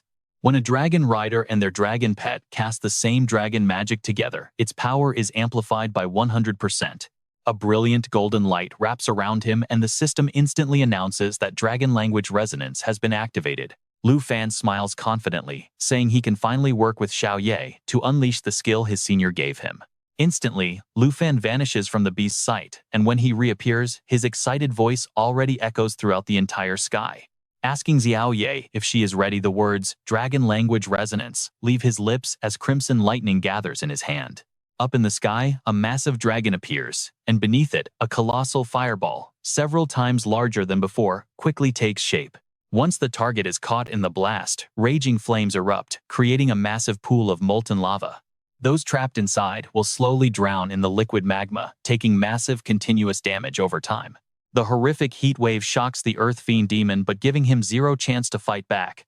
Lu Fan waves his hand and yells for them to go. Lava burst boom, a deafening explosion instantly shakes the entire sky. At that exact moment, the giant dragon's phantom and Xiao Ye strike together. Fueled by Dragon Language Resonance, the lava burst makes the Earth Fiend demon scream in agony, his body thoroughly incinerated by the extreme heat. Dragon Language Resonance allows both the dragon rider and their pet to double their spell power when casting the same type of dragon magic. Witnessing this scene, Lu Fan can't help but marvel, wondering if this is the true power of Dragon Language Resonance. The raw power is 4 times stronger than when Xiao Ye casts it alone. It is unbelievable feeling, like he and Xiao Ye have completely merged into one. Right then, a melting colossal sword stabs into the earth, exposing the Earth Fiend demon's mangled form in the lava. Without a single moment of hesitation, Lu Fan orders Xiao Ye to switch over to her destruction form. It is time to finish him. The second Xiao Ye transforms, her combat power skyrockets, instantly breaking past a terrifying 30,000 threshold. Before long, the Earth Fiend demon is pinned flat to the ground by Xiao Ye's colossal strike. He has completely lost the ability to fight back. Seeing the battle is decided, Lu Fan leaps down with his Jingwei sword, declaring that he will finish off this dying monster now. Suddenly, Xing Chen rushes forward first, ramming hard into the Earth Fiend demon, while throwing a highly provocative look as if telling the monster to go die. Right after, with Xing Chen at the center, the Astral Scale armor explodes, completely devouring the Earth Fiend demon in a horrific blast. As the system announces, the demon army is wiped out, Lu Fan frowns and mumbles, asking if Xing Chen is actually stealing last hits now. Right after, a new system notification pops up, showing that both Xiao Ye and Xiao Fei have leveled up. Xing Chen officially reaches level 15, meeting the requirements to finally unlock its giant dragon form. Staring at the notification, Lu Fan cannot hide his excitement, praising Xing Chen for being about to unlock its giant dragon form. With the system notifying him about Xing Chen's new form, Lu Fan immediately pulls up his interface panel to check. Star Shatter Astral Scale Armor, Astral Surge, Starry Sky Dragon Bloodline, and Form Shift. Once the Starry Sky Dragon enters its growth stage, its body can freely swap between 3 forms: Blood Covenant Shared Bloodline and Dragon Rider Pet, boosting the pet stats by 10%. Under the giant dragon form, all stats are boosted while energy consumption drops by 50%. On top of the giant dragon form, Xing Chen gains 2 new modes. Starlight form grants power far surpassing Xiao Ye's destruction mode, though only lasting 60 seconds. Galaxy form mirrors Xiao Fei's Soul Light skill, granting total immunity to all damage at the cost of being unable to attack. Each state is equipped with 2 additional skills, pushing Xing Chen's overall power far beyond anything imaginable. But this galaxy form is completely beyond his expectations, closely resembling Zhao Fei's soul light skill. Both modes abandon the physical body, rendering them completely immune to enemy attacks. However, turning into a nebula lets Xing Chen easily stalk enemies without being detected, making him realize he needs to find a wild beast to test this out soon. While Lu Fan is busy analyzing his skill panel, Xiao Chen stands there with his hands on his hips, arrogantly boasting to Xiao Fei. "See how strong I am? I probably scared them half to death." Suddenly, Xiao Ye triggers his sensory ability. Lu Fan immediately notices something strange. The level 85 boss they just defeated was not recognized by the system as the Earth Fiend Demon. This could only mean one thing: the real Earth Fiend Demon is still hiding inside the Dark Spire Tower. If he won't crawl out, we will find him ourselves. After discussing their battle plan with Xiao Chen and Xiao Fei, Lu Fan commands Xiao Ye to fly straight toward the entrance of the Dark Spire Tower. The moment he steps inside, Lu Fan senses an incredibly bizarre and eerie atmosphere. Dim lighting and echoing footsteps reveal a massive interior space large enough to easily fit the entire Longtu Academy inside. While Lu Fan is deep in thought, torches along the walls suddenly burst to life, illuminating a path leading deeper inside. Even though he knows this is likely a trap, Lu Fan orders Xiao Ye to move toward the light. Seeing absolutely nothing ahead, he wonders if the Earth Fiend Demon is luring them in. After walking for an unknown amount of time, a massive throne looming right in the center makes Lu Fan break into a cold sweat. Without any hesitation, Lu Fan shouts out, "Show yourself." The Earth Fiend Demon steps from the throne as black smoke gathers, accompanied by a cold echoing laugh mocking how pitiful they are. One of the 9 demon kings of the 9 realms is imprisoned here, and now this boy and his tiny dragon are playing the foolish heroes trying to seal him away again. With those words, a colossal red figure looms right before Lu Fan. The system interface pops up immediately, confirming that this is indeed the Earth Fiend Demon, one of the 9 demon kings. All of his stats are off the charts, and he possesses 3 special skills with terrifying destructive power. First is Shadow Strike. These strikes build up demonic energy, and upon hitting they leave a shadow mark. Stacking up to 3 times each layer increases incoming damage by 40%. Next, Shadow Walk allows him to merge directly into the demonic energy, gaining perfect stealth and moving freely without ever being detected. This stealth effect is completely unpredictable, shielding him from taking any form of damage until the skill is deactivated. Finally, Blood Claws unleashes 5 high-speed slash attacks on the opponent, dealing massive damage while boosting his own power by 200% for a full 12 seconds. The moment he manifests the Earth Fiend Demon swings his arm, launching a deadly Shadow Strike assault at Lu Fan. This lethal ability deals 4 consecutive bursts of damage, while stacking shadow marks, heavily amplifying the force of all subsequent hits. Seeing his strike about to connect, the demon laughs, arrogantly telling the boy to utter his pathetic final words before he dies. But a split second later, he freezes in utter shock, realizing his massive blow has been completely stopped by an invisible shield. Lu Fan just smiles and tells the demon that he should probably prepare his own last words instead. Instantly, Lu Fan draws his Eternal Star Sword and shouts out a command. Xiao Fei summon the Fallen Corpse Dragon and activate Natural Assimilation. Summon Bone Wings and the twin Fallen Corpse Dragons, whose levels will instantly scale up to match their user.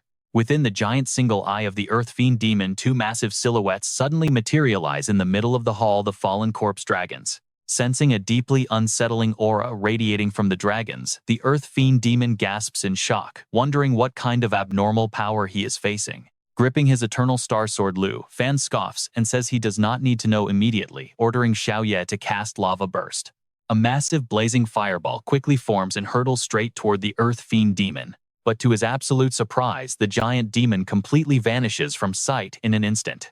Confused by this, Lu Fan mutters, asking if the attack just phased through him and if this demon is totally invulnerable. Right at that moment, his icy voice echoes through the entire hall, mocking them as reckless humans and fragile hatchlings, who are both incredibly foolish and weak. The system alerts them that the Earth Fiend Demon has activated his Shadow Walk skill.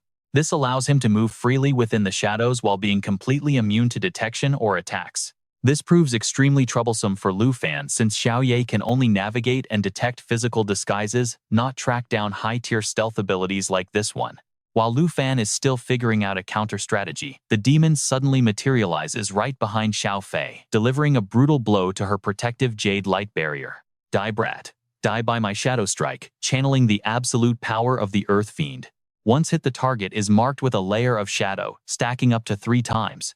Each layer increases the severe damage they will receive by 40%. With a loud laugh, he vanishes right back into the darkness. Lu Fan realizes that staying passive will get them worn down. Just 2 consecutive hits have already shattered 4 layers of their defense. Although Xiao Fei can continuously generate her Jade Light, playing defense forever is not going to work. Just as Lu Fan is about to order Xiao Chen into the fight, the demon strikes again.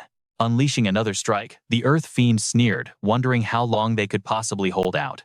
Hearing that, Lu Fan just smirked, saying there was no escape this time as he ordered Xingchen to unleash its new skill.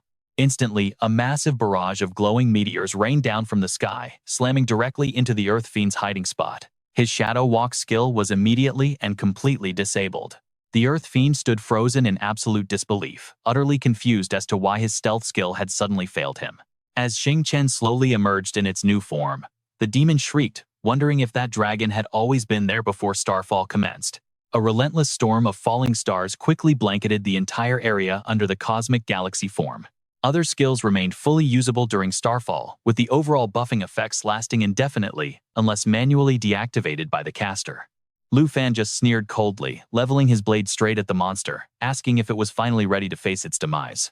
The Umbral Walk skill allowed him to blend into the Dark Fiend energy, granting complete visual concealment. While he could move freely through the dark aura undetected, this absolute stealth could not be scanned. Though taking damage or initiating any attack would instantly break the concealment effect. The Umbral Walk was successfully interrupted, completely stripping away his stealth and exposing him once again. With Xingchen shutting down his stealth, the Earth Fiend quickly realized his escape skills were utterly useless while trapped inside the Starfall zone. Charging forward, the beast lunged with giant claws, roaring that all petty tricks were completely useless against absolute raw power. Lu Fan effortlessly dodged the heavy swipe, immediately ordering Xiao Fei to transition into her Radiant Soul Light form. Standing firmly atop Xiao Ye's massive head, he coldly agreed, telling the beast to prepare for some real absolute power. Class Dragon Knight contracted Black Dragon level 35 plus 31. Strength stats sitting at 1,574 plus 32,829. Agility at 1,012 plus 15,197. Spirit at 1,417 plus 8,202, and Endurance at 1,496 plus 16,882. Void Cleaving Dragon Chi executing 2 rapid slashes, while the Dragon Companion synchronously unleashes twin strikes infused with heavy dragon energy.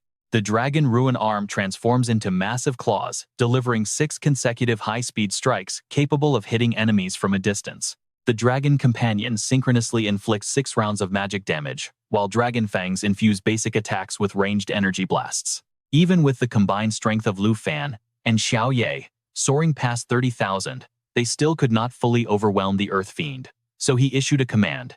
He ordered Xiao Fei to show their true terror, activating Dragon's Rally to boost all stats and attack power by 30%. Under the Emerald Dragon bloodline, all skill effects on dragons and blood-linked allies doubled, triggering the powerful defensive skill, Soul Shroud. This massive buff doubled all stats for pets currently under the Soul Light effect, skyrocketing their power from 100 to 200%. Every time damage was taken, it would absorb the blow, accumulating 2 charges of protective barrier energy. Once stacked, each layer would unleash a shockwave, dealing 10 times the total absorbed damage, resulting in 2 massive bursts of energy. Backed by Dragon's Rally, the Jade Bloodline, and Soul Protection, all of his and Xiao Ye's stats surged to insane new heights. Feeling their explosive power surge, the Earth Fiend stared in sheer horror, unable to comprehend how a mere human could wield dragon power.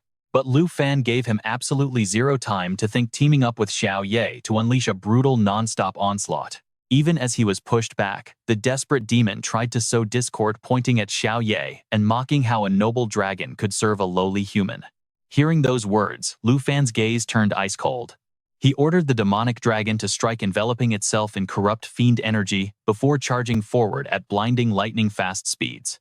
This attack dealt massive damage, while neutralizing 99% of incoming strikes and drastically boosting specific active skill effects. As the dragon's assault slammed home, the battered demon grit his teeth, refusing to stay silent as he shrieked. "Why serve a weakling when you possess such godlike power?" Lu Fan merely smirked, lifting his dark serpent blade as he calmly noted the demon was desperate enough to try dividing them. Since he couldn't win, he resorted to cheap tricks, but Lu Fan had absolutely no intention of letting that slide. Ordering Xing Chen to silence the beast, the loyal dragon immediately responded by preparing to unleash its ultimate skill, Starbreaker.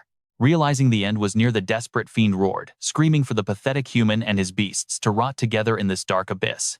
But his threats meant nothing against Xiao Ye's overwhelming pressure, which forced the monster to dump everything into pure defense. Right on cue, Xiao Fei's devastating Jade Impact skill was fully charged and ready to detonate. With Lu Fan calling out praises for their brilliant coordination, the enraged Earth Fiend suddenly swung his claws, desperately unleashing one of his 3 ultimate abilities, the Bloodblade Summon. Unfortunately for the beast, Xiao Ye easily and gracefully avoided the otherwise fatal strike. Before the demon's shocked and furious eyes, Xiao Ye immediately countered using her immense draconic strength to pin both of his arms. Seizing the ultimate opening, Lu Fan let out an excited roar, declaring that it was time to light up this entire dark spire. Lu Fan leads the charge, unleashing his fully charged Snake Shadow Sword. Simultaneously, Xiao Ye unleashes Molten Flames, while Xiao Fei triggers her Jade Impact, with everyone locking their sights onto the Disha demon. Xing Chen seizes the perfect opening, hurling his crystal core directly into the crossfire of their combined attacks. The colliding forces detonate in a blinding flash and a deafening roar, sending the Disha demon screaming in pure, desperate agony. No way, how can mere humans wield this level of power? Boom. A massive explosion erupts, illuminating the entire dark spire. Back in the control room, you and I can see everyone staring at the monitors in absolute silence. Did Lu Fan seriously just win? Kim Jae-in stammers in disbelief, muttering that it is impossible because this boss once took the combined strength of 5 national heroes to stop. He tries to manually adjust the monster's stats, but is suddenly cut off by startled gasps from the other operators. Look closely, the Disha demon is still standing. On screen, his heavily battered body looms right in front of Xiao Ye. Kim Jae-in lets out a cold laugh, boasting that ancient demons like this simply cannot be slain. Calling Lu Fan a dead man, the furious demon snarls, in pure hatred, promising to make them pay for pushing him this far. Lu Fan merely smirks at the threat mockingly, replying that he is nowhere near finished with this fight. He asks the boss if he noticed 2 missing dragons. Instantly, 2 freezing beams of light flash directly above the demon. The fallen heaven demon dragons dive at breakneck speed, activating their devastating ultimate skill, Doomsday Fall. This unsealed ancient dragon magic forces the beast to ascend high, sacrificing its own health points to unleash a colossal meteor-like strike. The skill converts 100% of sacrificed health points to deal an insane 2000% damage multiplier upon impact. Spotting the descending dragons, the stubborn boss refuses to back down, roaring with absolute misplaced arrogance. He sneers at them, mocking noble dragons serving as human mounts, and vows he won't be defeated by them twice. Activating his Blood Blade Claw skill, the demon retaliates directly into the sky to clash head-on with the descending doom. His razor-sharp claws strike outward, aiming to shred his targets to pieces. Landing this devastating blow temporarily boosts his overall combat power by 200% for 12 crucial seconds. A violent energy shockwave erupts from the impact point, rippling outward and tearing up the entire battlefield in an instant. But pride comes before a fall, and the cost is brutal. His entire arm is completely vaporized in the blast. Staring at his severed limb, the demon howls in utter frustration, blaming his weak, pathetic vessel for holding back his true godlike strength.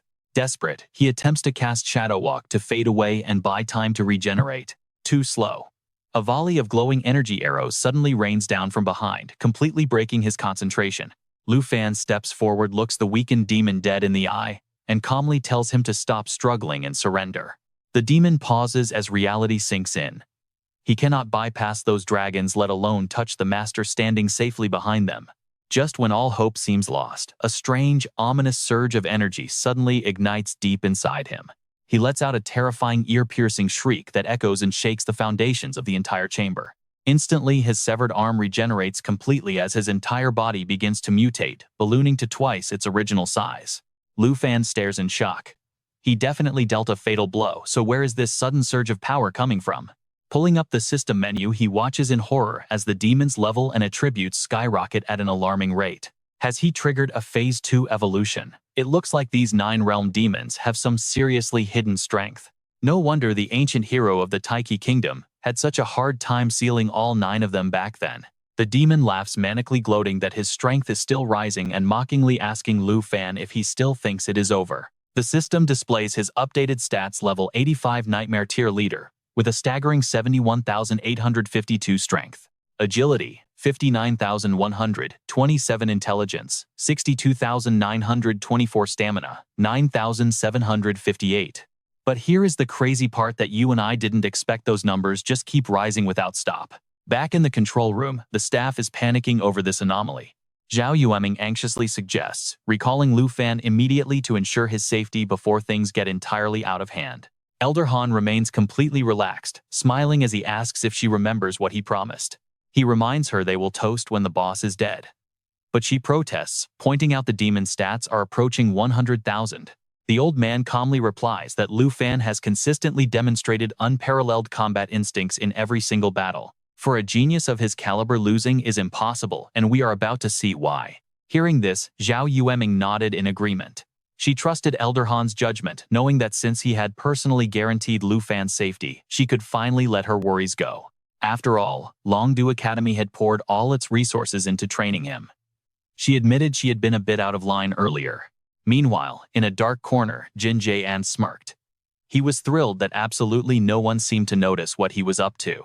Even the 5 legendary guardian heroes of the Taichi Kingdom could not guarantee defeating a 9 worlds demon at maximum stats. To Jin Jae-an, Lu Fan's doom was just a matter of time. On the battlefield, the Earth Fiend roared menacingly, its power surging higher with each passing second. Prepare to die, you pathetic little human. Knowing he could not let the demon's stats keep climbing, Lu Fan decided it was time to unleash his ultimate attack. Lu Fan smirked, telling the beast that while its massive power boost was impressive, it was celebrating way too early. With a wave of his hand, he ordered Xiao Fei into soul light form, while summoning back the fallen demonic dragon. The Earth Fiend immediately activated its blood blade growth skill, roaring at Lu Fan to die like a foolish insect.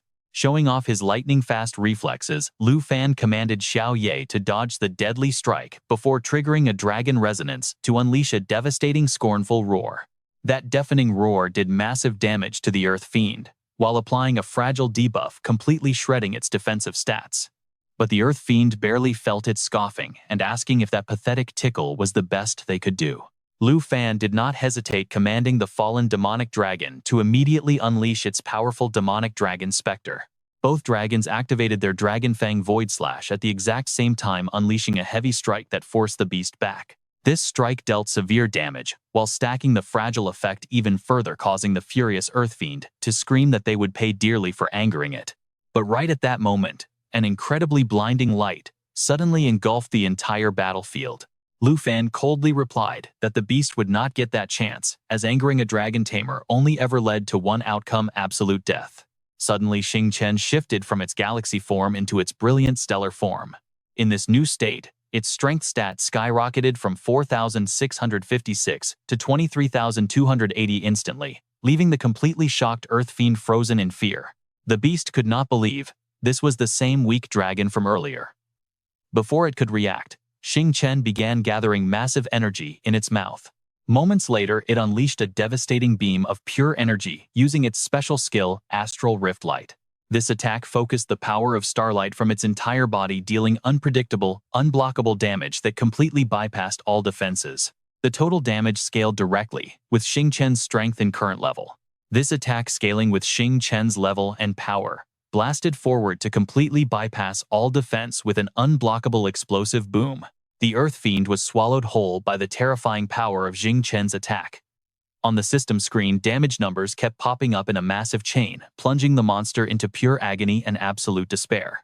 The Earth Fiend roared in sheer denial, unable to accept that it could lose right after gaining such incredible power. It screamed that they would not escape, vowing to drag them all down into the grave with it. With those final words, its body crumbled to ash, triggering a violent tremor that shook the entire dark spire to its core. Massive cracks spiderwebbed across the walls, while the blinding light from the explosion still hung heavily in the air. Realizing the danger, Lu Fan urgently yelled for Xiao Ye to carry everyone out of there before the structure completely collapsed. The moment the Earth Fiend disintegrated, the interior of the dark spire began to fall apart rapidly, right before their eyes. Lu Fan immediately commanded Xiao Ye to evacuate everyone safely from the collapsing ruin. With a final red flash and a loud thud, the massive dark spire collapsed entirely, reduced to a pile of rubble. Before Lu Fan could even catch his breath, the system spammed upgrade notifications, showing that Xing Chen had leveled up twice. Having already secured the top spot with 50,000 points, seeing his score suddenly skyrocket to a massive 500,000 left him absolutely thrilled and excited. After surviving such an intense and exhausting battle, he and his team could finally take a well-deserved moment to rest. Meanwhile, back at the monitoring center, the supervisors could not stop talking about Lu Fan's incredible performance. He was a true genius, holding a massive lead of 440,000 points over second place. The synergy between Lu Fan and his dragon pet was absolutely mind-blowing, especially that final highly decisive laser beam that finished off the boss. They all agreed that this young student's sharp battle instincts were already on par with elite seasoned experts. Zhao Yueming was absolutely thrilled, turning to Elder Han to praise Lu Fan for actually pulling off the impossible. Hearing Elder Han predict that the boy's future achievements would be legendary, Zhao Yueming nodded in eager agreement. His incredible talent would definitely not go to waste under their watch. Longdu Academy would do absolutely everything in its power to nurture him, helping him show the world the true potential of a dragon tamer through his own tireless efforts. That is right. Before the national trial even began, the one who trained him day in and day out was none other than. Suddenly, a violent slam rang out, abruptly cutting off their conversation. Kim Tae-an was seen holding a heavy object, smashing it onto the ground, while cursing at his useless subordinates before storming out of the main door in a pure rage. Watching this, Zhao Yueming was confused. Even if they were 440,000 points behind us, they were still in second place. Hardly worth such extreme anger. Leaving the monitoring room behind, Kim Taeyeon's rage still burned hot. To him, the Earth Fiend was a beast only national heroes could slay. Yet a mere teenager from the Dragon Nation had taken it down, serving as a brutal slap to his country's pride. Right as he was deep in thought, his subordinates heard him and quickly rushed over. "Director Kim, we finally found you. We could not get in touch with you earlier." But Kim Tae-an grabbed one of them by the collar, demanding to know if they had followed orders to max out the Earth Fiend stats.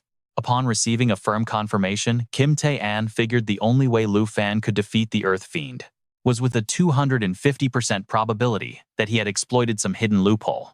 As the men discussed this, Elder Han and Zhao Yueming suddenly stepped out of the monitoring room.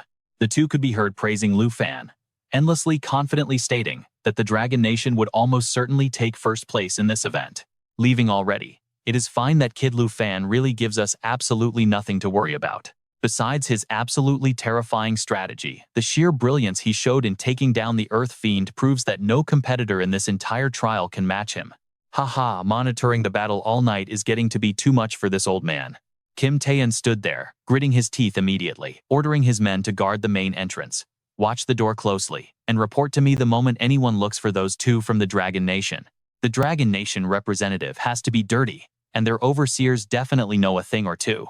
I want to see what kind of trick you Dragon Nation people are pulling, since not even the Nine Realms demon could stop you." Elder Han casually chatted as they walked. "If everything goes smoothly this time, our Dragon Nation has first place locked in, right?" Vice Principal Zhao quickly replied, "I feel like it is a sure thing." "Elder Han, you face giant waves without fear. I used to panic easily, making you laugh at me." Kim Tae-an kept eavesdropping. If he could find just one flaw, he could easily unite with other countries and kick the Dragon Nation out of the 23-nation alliance. But just as Kim Tae-an was sneakily tailing the two of them to eavesdrop, a sudden whooshing sound cut through the air from behind, followed by a heavy thud. A pitch-black longsword slammed straight into the wall. Kim Tae-an spun around in shock, but the area was dead silent with no one in sight. Staring at the sword on the wall, he realized a level 90 Night Harvester was nearby. It hit him that he had been extremely careless. Knowing Elder Han of the Dragon Nation had 4 highly professional personal bodyguards, he immediately turned and fled the scene. A warning had been sent. If he kept tailing them, he would surely be wiped out by the 4 absolute swords right then and there. After some time having finished their quick celebration, the two of them returned to keep watching the outstanding performances of the other nation's contestants. It was then that Elder Han noticed a hole in the wall, uttering a remark that Zhao Yueming could not comprehend. "As expected, your Taejay nation is just as shameless as I thought." Elsewhere, 2 subordinates scrambled to find Kim Tae-an. "Director Kim, you are finally back." Although both were curious about his sudden injury, they still reported that the higher-ups were calling him non-stop. Kim Tae-an snatched the phone the moment he heard barking out. "What are you looking at?" Get backstage and keep monitoring. How could the Dragon Nation's representative possibly defeat the Earth Fiend? Hurry up and check the data for me. Tae Nation's netizens are furious, highly suspecting that the Dragon Nation's representative is cheating. They demand a swift investigation. Why are you not answering your phone? Reply to this message the moment you see it. Public outrage online is exploding with everyone demanding that the Dragon Nation be disqualified from the match. What on earth are you doing? Next, find proof of the Dragon Nation representatives cheating. Reading the urgent texts demanding proof of cheating Kim Tae and let out a cold snort. Do you think I do not want to kick the Dragon Nation out? If I had even a shred of evidence, I would have acted long ago. Yet the moment he stepped back into the control room, he heard everyone gossiping about how Lu Fan was just lying down, browsing his phone, while his score kept rising. Is this what they call winning by doing absolutely nothing? This Dragon Nation representative is truly something else. Kim Tae, and quickly looked up at the top of the leaderboard. Lu Fan from the Dragon Nation sat at 529,035 points, while Tae Nation's Kim Sung-shin followed in second with 70,155 points. In third, Sari from the Starbird Nation held 49,828 points ahead of fourth place. Andre of the Snow Nation 42.17 points. Before long, a wicked smirk crept across his face. He had finally caught a mistake. Did Lu Fan actually dare to exploit a glitch to auto-farm points like this? He was determined to kick the Dragon Nation squad straight out of the national trial. But in the next second, he froze on the spot, utterly speechless. Meanwhile, a calm voice from the other end of the line kept talking, asking if he had finally decided to call. What was he doing earlier? The news was already blowing up, so he had better find solid proof that the Dragon Nation's representative was cheating. Kim Jae-in panicked. What on earth was happening here? Could someone please explain to him what was going on? Why on earth were the Earth Fiend Demon and his monster army helping that Dragon Nation kid farm points? Meanwhile, inside the secret realm, Lu Fan sat comfortably on the steps, watching the beast horde work tirelessly. He silently sighed with relief, grateful to finally find a peaceful spot to rest. In truth, his points had already been climbing like crazy for the past 2.5 hours. This all started right when Lu Fan and Xiao Ye escaped from the collapsing Dark Spire. Woo. Fortunately, the space inside the spire was huge, or they almost would not have made it out. With the Earth Fiend Demon finally defeated and his points skyrocketing, he figured he could finally take a short break. However, looking up at the two undead demon dragons circling overhead, Lu Fan suddenly realized something. Though Lu Fan never truly saw them as his teammates, that brutal clash with the Earth Fiend Demon was ultimate proof that their strength had surged far beyond what it used to be. Suddenly, a sharp noise rang out completely, cutting off Lu Fan's deep train of thought. As his gaze drifted down to the pinned corpse of the Earth Fiend Demon, memories of Xiao Fei using Dragonfall Canyon to transform the Twin Worm Kings into undead demon dragons suddenly rushed back. And right then, a wild, incredibly bold idea flashed through his mind. He recalled the theories of Elder II, who claimed all corpse puppets were controlled using the remains of dead monsters or beasts. Currently, Lu Fan possessed two demon dragons, brimming with undead energy, the fresh corpse of the Earth Fiend Demon, and a massive subterranean beast army right beneath his feet. With all these pieces in place, his crazy plan actually seemed highly doable. Seeing a smirk play on Lu Fan's lips, all three dragons cast him a doubtful look. However, he quickly let out a helpless sigh, realizing his theory might not actually be practical after all. Since the undead demon dragons were not standard undead thralls, they did not have the ability to control corpses. Just as Lu Fan was about to give up on the idea, a tiny hand suddenly tugged at him. Looking over, he saw Xiao Fei in her human form urgently pulling on his clothes. Before Lu Fan could even comprehend what was happening, Xiao Fei instantly dissolved into a glowing form of soul light and soared directly toward the undead demon dragons. At first, Lu Fan had absolutely no clue what she was planning to do. That was until a system notification suddenly flashed before him. Emerald Dragon Bloodline activated. Every skill effect is now doubled when applied to the dragon race and similar bloodlines. The target stats protected by Soul Guard under the effect of Soul Light will be boosted from 100% to 200%. Each time they take damage, they will absorb it to generate 1 to 2 stacks of protective energy. Once they accumulate 10 stacks, the protective energy releases a powerful shockwave, unleashing a burst of damage equal to twice the total amount they absorbed. Only then did he realize a shocking truth. The undead demon dragons were no longer mere subdragons. They had officially become true bone dragons after fully absorbing the pure undead essence. Seeing the stats of the undead demon dragons suddenly double, Lu Fan immediately arrived at a brilliant conclusion. It was not that they could not create corpse puppets, but rather that their previous stats were simply too low to dominate high-level monsters. With that thought in mind, Lu Fan hesitated no longer and triggered his Dragon's Valor skill, buffing both himself and his dragon pets to increase all their attributes and attack power by 30%. Simultaneously, he commanded Xiao Fei to cast her signature Emerald Light skill. This incredible support skill grants the target 3 to 12 defensive shields, cleanses all negative status effects, and increases all their core attributes by 30 to 60%. As each layer of blessing was able to absorb 1 to 2 attacks, a brilliant emerald light instantly filled the cavern, causing the undead demon dragon stats to skyrocket once again. A pair of level 41 undead demon dragons. Their strength went from 15,974 to 25,558. Agility from 14,710 to 23,536. Spirit from 13,361 to 21,377, and endurance from 19,901 to 31,841. Looking at their current state, even though their levels could not match the Earth Fiend demon, yet their growth potential was absolutely massive. Without a moment's hesitation, Lu Fan ordered Xiao Fei to shift into her eternal form and activate her lifeline skill. Hearing his command, Xiao Fei immediately went to work. Right at that exact moment, the effects of both Emerald Inheritance and Emerald Blessing were doubled once again.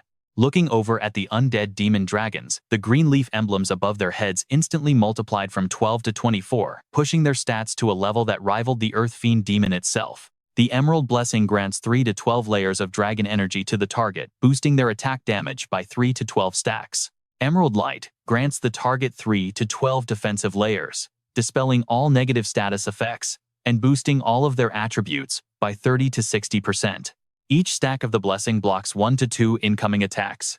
The level 24 Fallen Zombie Dragon boasts physical power ranging from 25,558 to 40,892.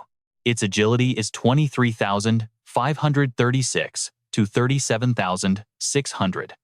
57 Spirit is 21,777 to 34,200. 3. And Stamina ranges from 31,841 to 50,945.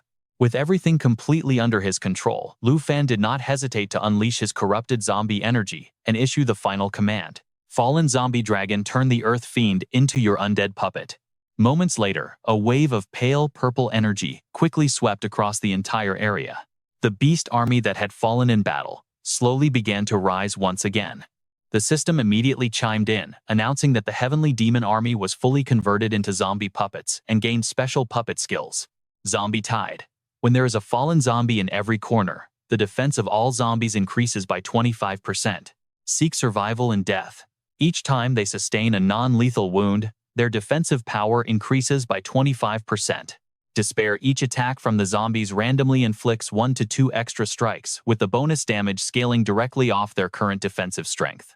Lu Fan could not help but marvel at the sight. With such a massive army of heavenly demons, he could just sit back and let them grind points for him. Even Zhao Ye stared in sheer disbelief, her eyes basically screaming, "Master is seriously too overpowered." But right after that, the system hit him with yet another unexpected notification. You have unlocked a brand new skill, Zombie Control, allowing you to manipulate all undead created by the fallen zombie dragon and freely summon or dismiss them at will. When lesser zombies dissolve, their dark energy returns straight to the fallen zombie dragon. Reading the description, Lu Fan realized these zombie puppets could not only be controlled from afar, but could also be recalled instantly whenever he wanted. This meant that if he wanted to, he could bring this entire army out of the national trials, unleashing a nightmare like 50 years ago, when the 9 realm demons utterly devastated the Tai Chi nation. But just as Lu Fan prepared to test his new skill, a colossal hand suddenly erupted from beneath the ground. It was none other than the massive Earth Fiend, successfully resurrected by the zombie energy, though its original skills stayed largely unchanged despite now being an undead puppet. But knowing that a monstrous high-level beast was now his loyal subordinate, Lu Fan could not suppress the absolute thrill rushing through him. This feels absolutely incredible. Back in the monitoring room, Kim Jae-in stood completely frozen, his eyes glued to the screen. How on earth could this be happening? Did the Earth Fiend seriously just obey Lu Fan's orders? His phone slipped from his hand, hitting the floor with a loud crash. It was over. Everything was completely ruined. With the Earth Fiend under Lu Fan's control, his master plan was utterly shattered. Suddenly, a voice chimed in from behind him. I told you Lu Fan would hold on to the #1 spot. With a score gap this massive, the other competitors couldn't catch up even if they rode on a rocket. As Zhao Yuming praised his incredible foresight, Elder Han's cold, calm eyes showed a hint of satisfaction. Truly recognizing reality for what it is remains the single most critical element in formulating any strategy. If these foreign nations cannot even handle losing, then what is the point of this trial, don't you agree? Hearing this, Kim Jae-en gritted his teeth in sheer rage and slumped back heavily into his chair. He wanted to scream at the old man for daring to mock him like this. It was absolutely unforgivable. Fuming, he cursed silently. Fine, old man, I will send you a brand new quest. Meanwhile, Lu Fan could not help but admire his setup. To farm points with the Heavenly Demon Army, he ordered Xiao Fei to summon the fallen zombie dragon, which controlled the Earth Fiend, which then commanded the entire horde. Thinking about this multi-layered chain of command, he felt an overwhelming wave of satisfaction. Just then, the screen on Lu Fan's wristband suddenly lit up. What was this? Has another quest location just appeared? Upon receiving coordinates for the brand new mission, Lu Fan immediately departed toward the designated area to scout it out. Surprisingly, the representative from the southern nation Yi Sang-a had also discovered this exact quest. He grumbled internally. That last quest location was such bad luck. If I hadn't run into that jinx Lu Fan, I wouldn't have wasted the entire day coming up completely empty-handed. Just as he went to accept the quest, a sharp piercing whistle echoed overhead. A massive shadow landed right on top of the quest objective, leaving Yi Sang-a completely stunned. There was no way it was him again. He worked incredibly hard to find this spot. Why did this absolute nuisance have to show up again? Seeing Lu Fan leap down from the Black Dragon's back, he gasped in shock. For this guy to take another quest meant his previous mission to slay the 9 Earth Demons was already complete. But the second he finished talking, Lu Fan's eyes flashed with pure murderous intent, striking absolute terror into Yi Sang-a. Lu Fan, I admit I was out of line back there. Please don't take it to heart. Without sparing a single word, Lu Fan immediately channeled his dragon chi into the nebula sword. As Yi Sang-a watched in sheer horror, he shrieked at Lu Fan. Wait, you promised to spare me once. Why are you doing this now? Without a second thought, Lu Fan unleashed a swift slash. Even this basic strike carried dragon chi, dealing heavy range damage. With a sharp whoosh, the monstrous beast lurking in the dark was instantly sliced clean in half. Lu Fan Dragon Nation plus 100 points. Seeing this, Yi Sang-a realized with horror that the beast had been stalking him all along. Lu Fan's target wasn't him after all. Yi Sang-a rushed over, his voice overflowing with gratitude. Lu Fan, thank you for saving me. Lu Fan shrugged, replying indifferently, don't worry about it, it was just on the way.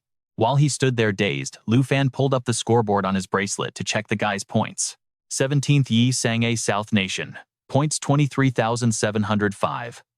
Lu Fan sighed. It's been a whole day. Why is your score this low? Hearing this, Yi Sang-a nearly cried, thinking about how he'd been slaying monsters day and night without sleep. Gathering 20,000 points took everything he had. Hearing this, Lu Fan just sighed. Killing him now for points was an option, but this tiny amount wasn't worth his time. Better to let him farm more first. With that in mind, Lu Fan patted his shoulder to encourage him. Man, your points are climbing too slowly. 17th place is pretty embarrassing for the South Nation. So push yourself harder. Hopefully, by the next time we meet, you'll have broken into the top 10. Yi Sang-a stood there completely frozen, dumbfounded. Was Lu Fan actually trying to encourage him? This felt wrong. The South Nation always claimed that the Dragon Nation people were arrogant and overbearing. Yet Lu Fan was completely different. After all, he was a supreme master who had crushed the 9 Earth Demons. He didn't just save him, he even gave him warm encouragement. Yet he had once plotted to harm such a great guy. Heavens, I'm such an ungrateful fool. Overwhelmed with emotion, Yi Sang-a silently wept, swearing that he would never let down the expectations of a noble soul like Lu Fan. Mustering his courage, he yelled out, I got it. Next time we meet, I'll definitely have way more points for you. But to his surprise, Lu Fan had already mounted Zhao Ye and soared away the second he accepted his new quest. Quest accepted 1 out of 1. Current objective, hunt down an unidentified national representative. Player versus player, target unidentified 6th rank representative. Location, Swamp Region. Reading the notification on his screen, Lu Fan was genuinely surprised. This quest was entirely unexpected, actively forcing the representatives into direct player versus player combat.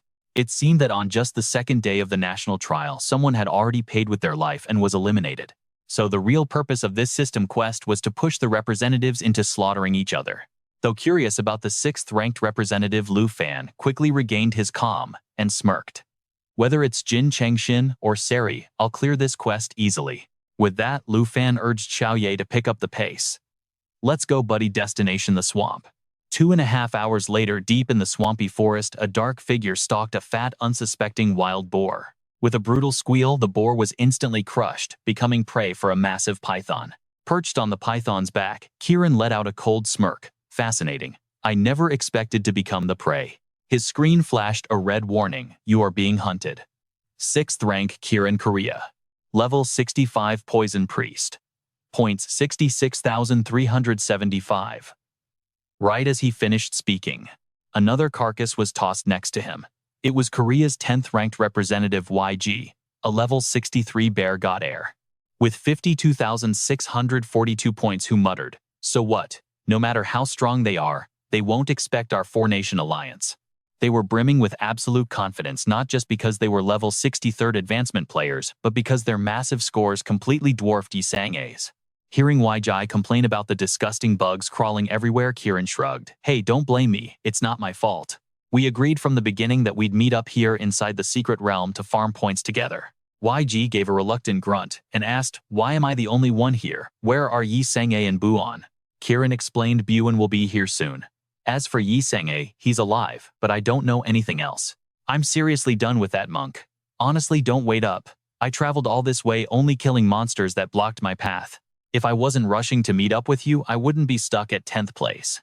As YG kept grumbling, Kieran's eyes suddenly locked onto his dashboard. YG asked, what is it? Did the hunter arrive? Kieran let out a disdainful smirk, hoping their target was carrying a massive amount of points. They needed to prepare a grand gift to show him who was really the prey and who was the hunter. After taking on the mission to eliminate the other national representatives, Lu Fan immediately rushed to the swamp at maximum speed. Just looking at the surroundings, it is obvious that the terrain here is completely rugged and uneven. Even worse, the place is swarming with toxic gas and insects, making it the perfect spot for an ambush.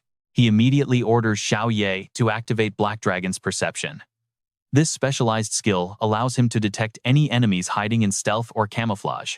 Actively triggering this skill completely strips away the stealth and camouflage of any nearby hidden enemies. As a crimson wave of light sweeps across the swamp, his suspicions are instantly confirmed.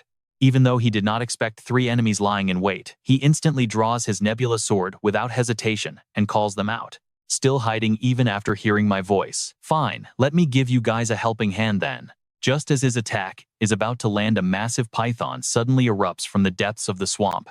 Once revealed, Kieran starts showering Lu Fan with praise. In his eyes, the fact that Lu Fan detected him while his snake breath concealment skill was active proved the kid actually had some real skills.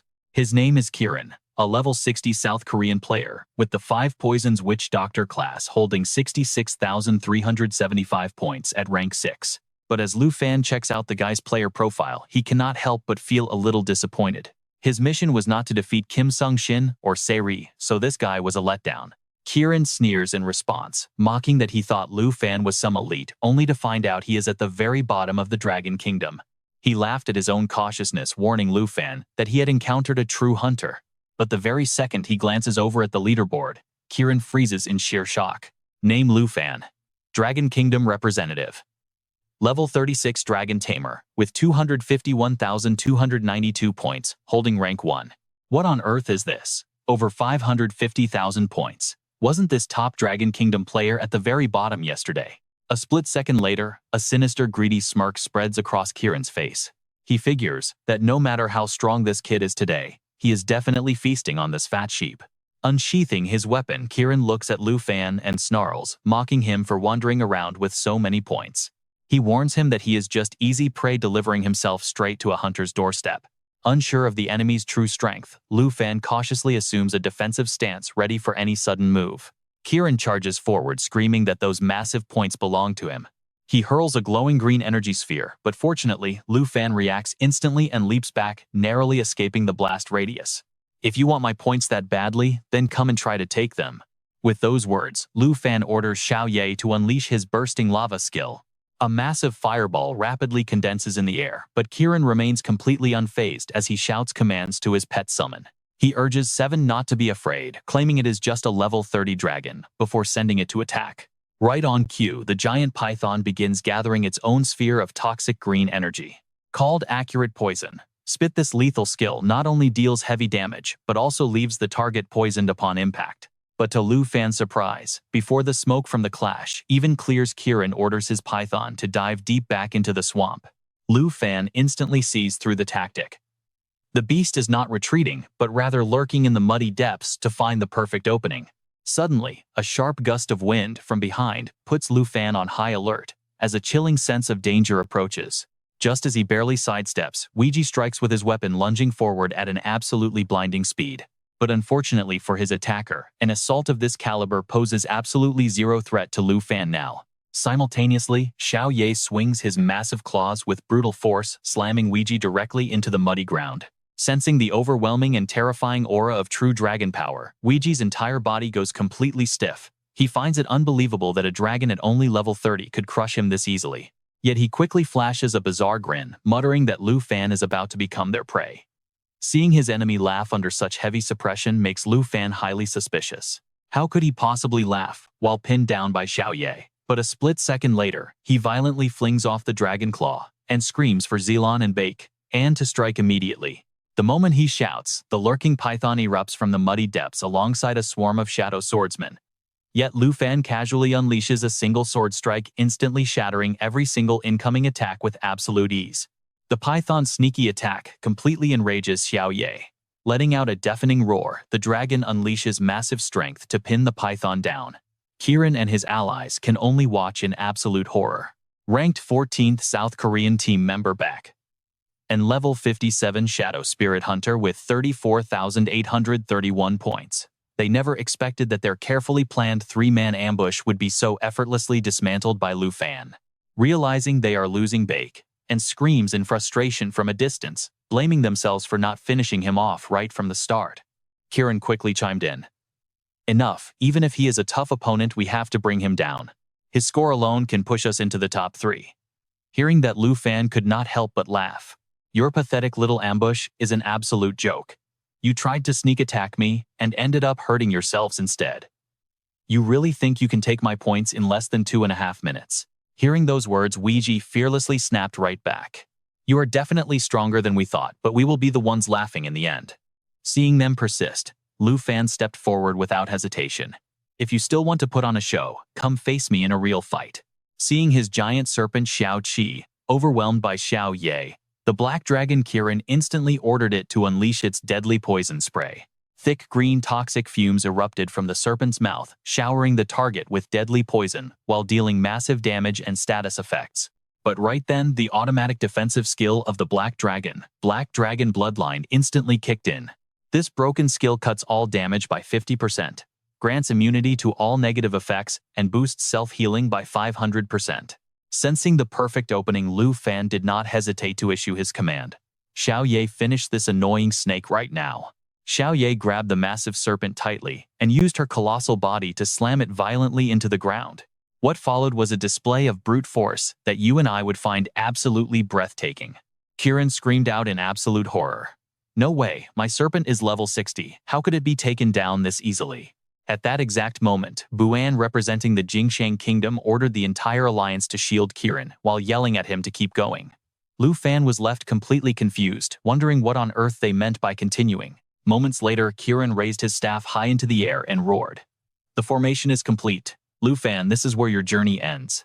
The second Kirin slammed his staff into the ground, countless venomous snakes instantly bubbled up from beneath the earth. It was the Myriad Snake Formation, a high-tier spell of the 5 Poison Shaman that takes 60 seconds to prepare.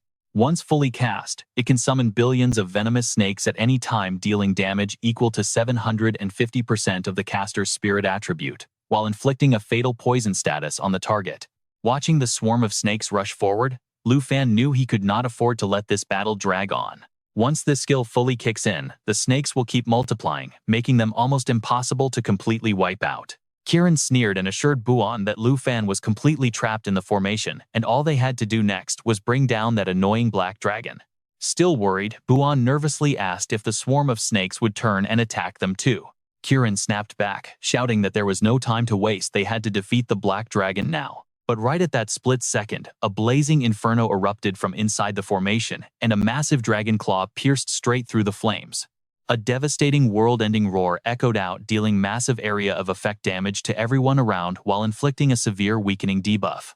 "You think this cheap trick can trap me? You seriously overestimate yourselves," Lu Fan said coldly, his eyes filled with pure contempt. To him, a magic formation like this was nothing more than a flashy, pointless parlor trick. Using the skill Dragon Claw ruin his arm, transformed into a Dragon Claw, delivering 6 lightning-fast consecutive strikes from a distance to support his dragon pet. But Kirin was not fazed at all, mockingly laughing as he warned Lu Fan that he would soon regret those arrogant words. With that, he raised his staff high once more, urging his allies to stop hesitating and make their move immediately. Just as Lu Fan raised his hand to block the incoming meteor strike, Buon took the opportunity to fire a volley of toxic arrows from behind. However, Xiao Ye only had to flap her massive wings once to easily blow away every single one of those incoming attacks. Suddenly, a bizarre and unexpected shockwave rattled the battlefield, catching Lu Fan completely off guard. Realizing something was wrong, Lu Fan listened closely as Kirin roared to resurrect Xiao Qi, prepare the Snake Summoner Fusion, and release their ultimate poison spell. Within a split second, the dead serpent miraculously came back to life, and even split itself into an identical clone. Frenzied Python Resurrection was a massive beast, born of the shaman's spirit power, meaning it can never truly die while its master is alive. Infusing it with spirit energy revives it instantly, and if its body is broken apart, it will split into an endless swarm of clones. As the system detailed that terrifying skill on screen, you and I finally realized this immortal python was actually a unique product of his class. Even if it got sliced to pieces, it would just regenerate and split into 2 brand new beasts. Seeing the deadly description of the myriad snake venom skill, he instantly yelled for Xiao Ye to fly back to his side. Xiao Ye reacted in a flash, rushing back to Lu Fan and shielding him from the rapidly spreading toxic mist. Meanwhile, Weiji was left writhing in pain further away, utterly confused as to why Kirin would launch an attack that hit his own allies. Instead of apologizing, Kirin laughed, like a maniac, shouting that, while a giant dragon might be immune to poison, a mere human like Lu Fan would surely rot and die. In the midst of that toxic despair, Weiji's agonizing scream rang out. He gasped for breath, demanding an antidote before he died right there. But Kirin remained completely cold, absolutely certain that Lu Fan was already dead within the toxic mist. If only Ba Dan and Weiji accidentally died from the poison, then all of their points would belong to him. Seeing his ally in critical condition, Ba Dan cried out, urging Kirin to quickly cure him. But knowing they couldn't stand against Andre and Sakli without their 4-nation alliance, Kirin hesitated. Kirin reluctantly began to channel his magic staff. Apologizing repeatedly, he promised that in all upcoming battles he would activate his defensive poison immunity skill beforehand. By applying the blood fusion blessing effect on his allies, he would give them total immunity to poison for 10 full minutes. If the target is already poisoned, this skill instantly purges all toxic effects from them. Once the blood fusion blessing wears off, the skill enters a 5-minute cooldown period. Only after this cooldown ends can he reapply the blessing. At last, Wei Ji was finally able to breathe in fresh air once more. Then he heard Kirin bark an order, saying he had shielded them, so they should go check if Lu Fan was dead yet. Fuming with rage, Wei Ji roared back, asking if Kirin actually thought she would listen, promising to settle this debt later. Ba Dan, you go check on him instead. Wait, me, why me? Right then, a familiar voice cut through the air, telling them not to bother since he was still alive. He mocked them for putting on quite a pathetic show, declaring that such a fragile, useless alliance had no reason to exist anymore. His stats flashed on screen. Tier 2 Dragon Knight class contracted with a Black Dragon level 36 plus 32. Every major attribute was boosted with strength, agility, spirit, and endurance, all showing massive plus gains. His Black Dragon bloodline cut all incoming damage by 50%, granted absolute immunity to all negative status effects, and boosted his self-recovery by 500%. From the heart of the toxic green fog, Lu Fan walked out completely unscathed, a sight that left Kirin utterly shocked and speechless. He couldn't comprehend how this was possible, and a dark wave of dread quickly washed over him. Was simply riding a dragon enough to grant him absolute immunity to all toxic debuffs? Realizing this, Kieran lost the last shred of his composure as panic took over. He finally realized that his poison skills were completely useless against Lufan. Compared to Andre and Sackley, Lufan was the ultimate threat.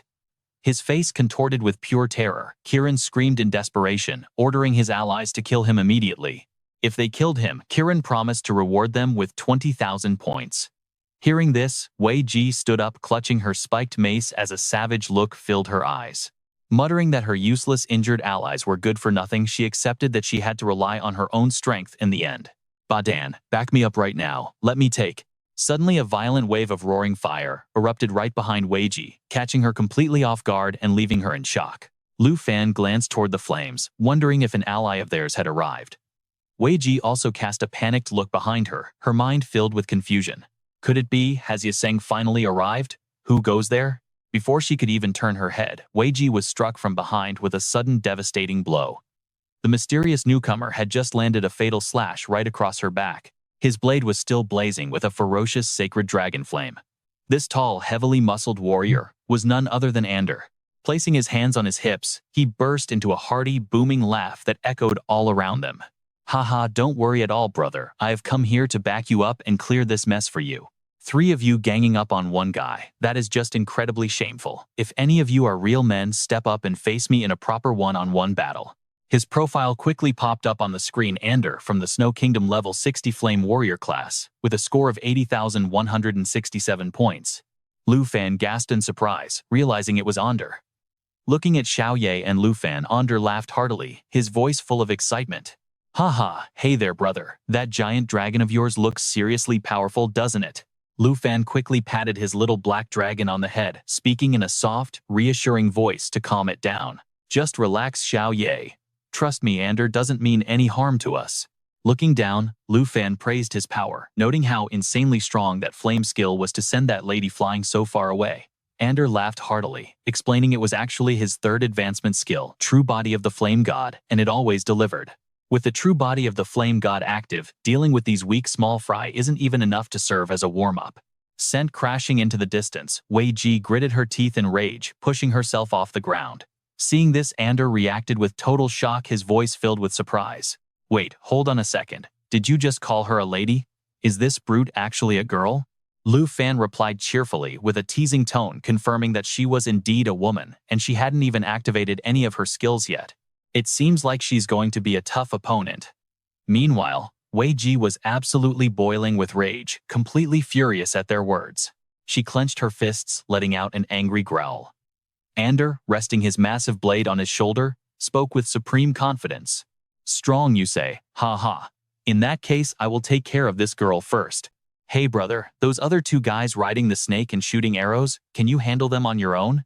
Hearing those words, Lu Fan scratches his head with an embarrassed laugh, saying it really is not necessary to go that far. Vicky grits her teeth in rage, and her sharp fangs slowly start to protrude in a terrifying display. Furious, she screams at them as her body undergoes a grotesque transformation, her eyes glowing bright with a vicious, monstrous aura. Just like that, Vicky transforms into a massive furry bear, looking absolutely savage. The beast lets out an earth-shattering roar of pure fury, demanding to know if they dare look down on her.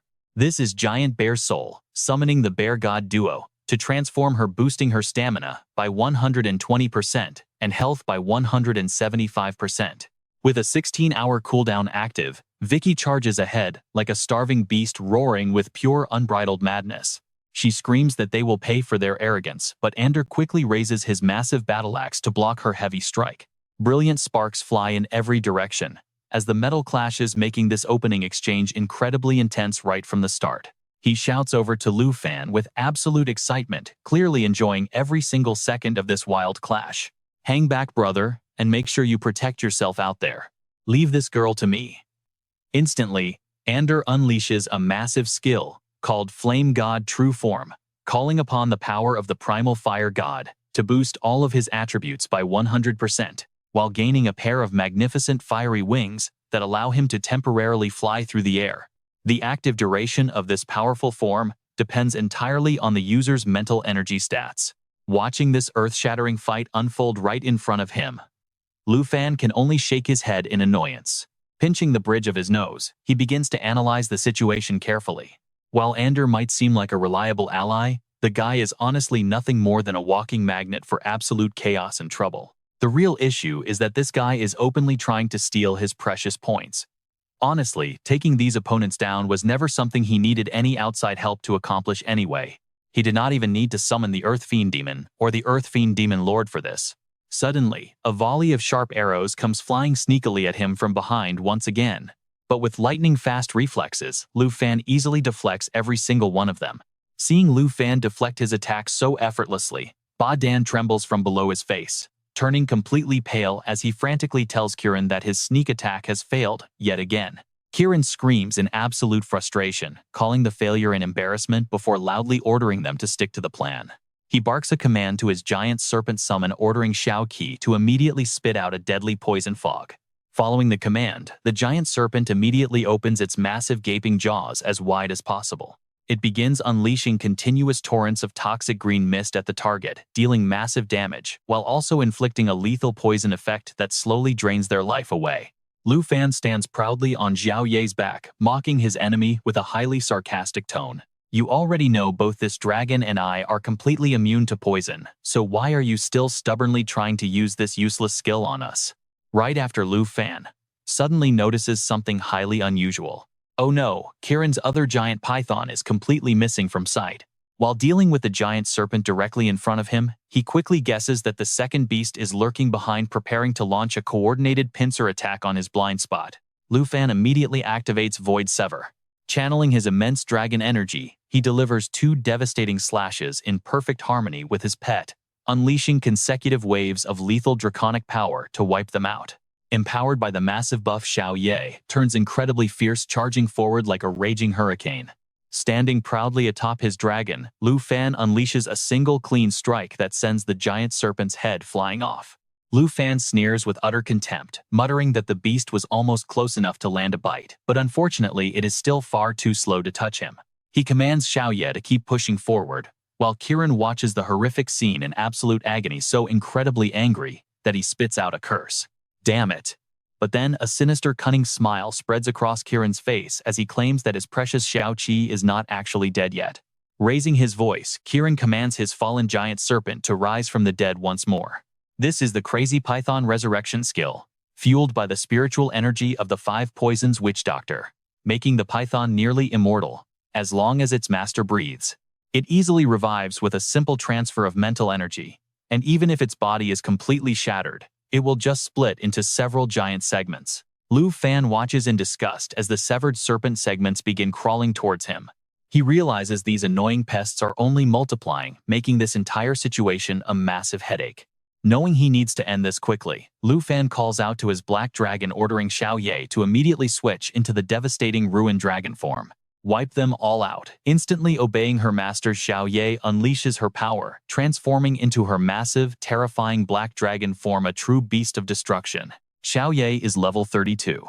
Under the Black Dragon Covenant, her strength and agility get 15,697, while her spirit and stamina get 17,382. A massive blazing fireball swells inside Xiao Ye's jaws, radiating an overwhelming pressure that threatens to incinerate everything in its path. She spews a continuous torrent of scalding lava fire forward. It deals massive area damage while simultaneously triggering a powerful self-healing effect. This absolute wave of destruction rains down on the swarming mass of giant serpents below. Panicking that his precious pet snakes will end up roasted, Kirin frantically yells encouragement, "Hang in there, Xiao Qi." But as things go completely south, he spins around, screaming in frustration, "Badan, are you freaking okay over there?" Meanwhile, Badan is desperately channeling a massive surge of energy straight into the tip of his arrow. He yells out with fierce determination, "Charge is complete, Kirin, cover me now." Gritting his teeth, Badan aims his arrow straight at Xiao Ye and lets it fly, shouting, "Go to hell, evil pupil, thunder strike." The arrow crackling with destructive lightning streaks toward Xiao Ye at a speed that makes dodging completely impossible. This deadly move is called the Evil Pupil Thunder Strike. This skill condenses countless destructive lightning bolts directly into a dark arrow, forming a cursed demonic eye. Once fired, it is capable of dealing 4 hits of 29% shadow damage, plus an additional 91% lightning damage straight to the target. and the longer the demonic eye charges, the higher the damage. Watching this weak attempt, Lu Fan just sneers with absolute contempt. Another lightning skill. Please, I am way too familiar with this trick. Let me open your eyes and show you real power. Dragon Tongue Magic. With those words, he begins casting his own supreme spell. Behold the roar of the Azure Dragon King, a devastating bolt of lightning blasts straight ahead, dealing colossal damage and leaving targets completely paralyzed. Subsequent attacks will be boosted by 20 stacks of lightning attribute power, with each hit consuming one of those stacks. With a solid 20% chance of causing paralysis, the attack strikes. Badan panics, screaming in sheer disbelief, How can that beast use lightning skills too? And to make it worse, it is ultra-rare Dragon Tongue magic. Meanwhile, Xiao Ye continues raining down destructive lightning bolts directly on her foes. Badan takes a direct hit and collapses hard onto the ground, completely canceling his evil pupil thunderstrike mid-cast. Kiran's giant serpent cannot escape this devastating blast either. Struggling against the relentless onslaught of lightning, both Kiran and Badan begin screaming out in sheer desperation.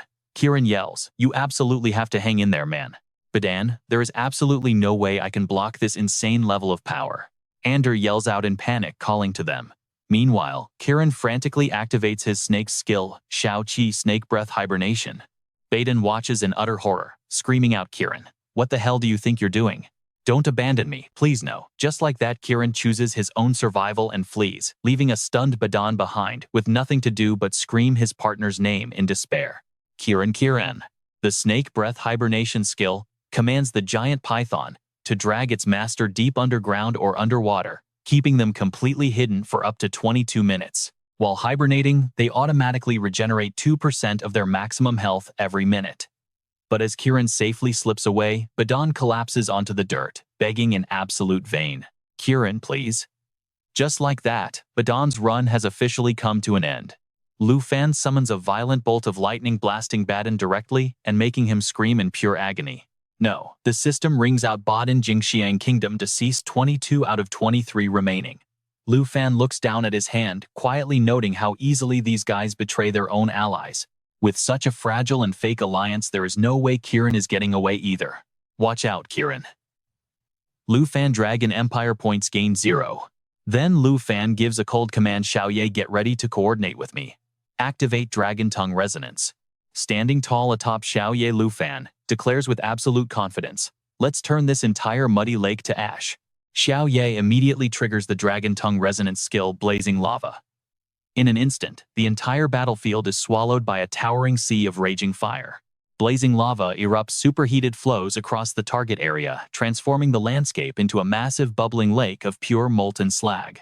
Anyone caught inside gets slowly dragged under the boiling magma, taking massive continuous damage with absolutely no way to escape. Xiao Ye continues raining down fire over every single inch. Whenever a dragon tamer and their dragon companion cast the exact same spell, Dragon Tongue Resonance activates, boosting their magic's raw power by 100%. Looking down with pure disdain, Lu Fan sneers. "Did you really think this swamp would save you, Kiran?" His words echo chillingly across the roaring sea of flames. "Game over, Kiran. I am the real hunter here." The system announces Kiran, South Korea, deceased 21 out of 23 remaining. Lu Fan sits down to carefully inspect his system panel. The interface flashes open, Lu Fan Dragon Nation. Accumulated points. Scanning the screen carefully, he realizes that completing the latest quest pushed his total to 710,000 points, nearly 160,000 more than before. This player versus player trial is incredibly brutal. It really is a matter of life and death out here. Still, the rewards are totally worth the struggle. Right at the top, Lu Fan Dragon Nation, first place. Suddenly, a loud shout echoes from afar. "Hey brother, catch this." "Huh?" Lu Fan glances over with a highly suspicious look. Deep within the swamp zone of the national trial, a brutal battle is raging. Massive heavy clashes send dazzling sparks flying everywhere, turning the entire muddy battlefield into what looks like a blazing sea of fire. Wei Ji, currently transformed into a massive giant bear, is desperately fighting back against a relentless storm-like barrage of incoming heavy attacks. By the looks of it, this girl has completely reached her absolute limit.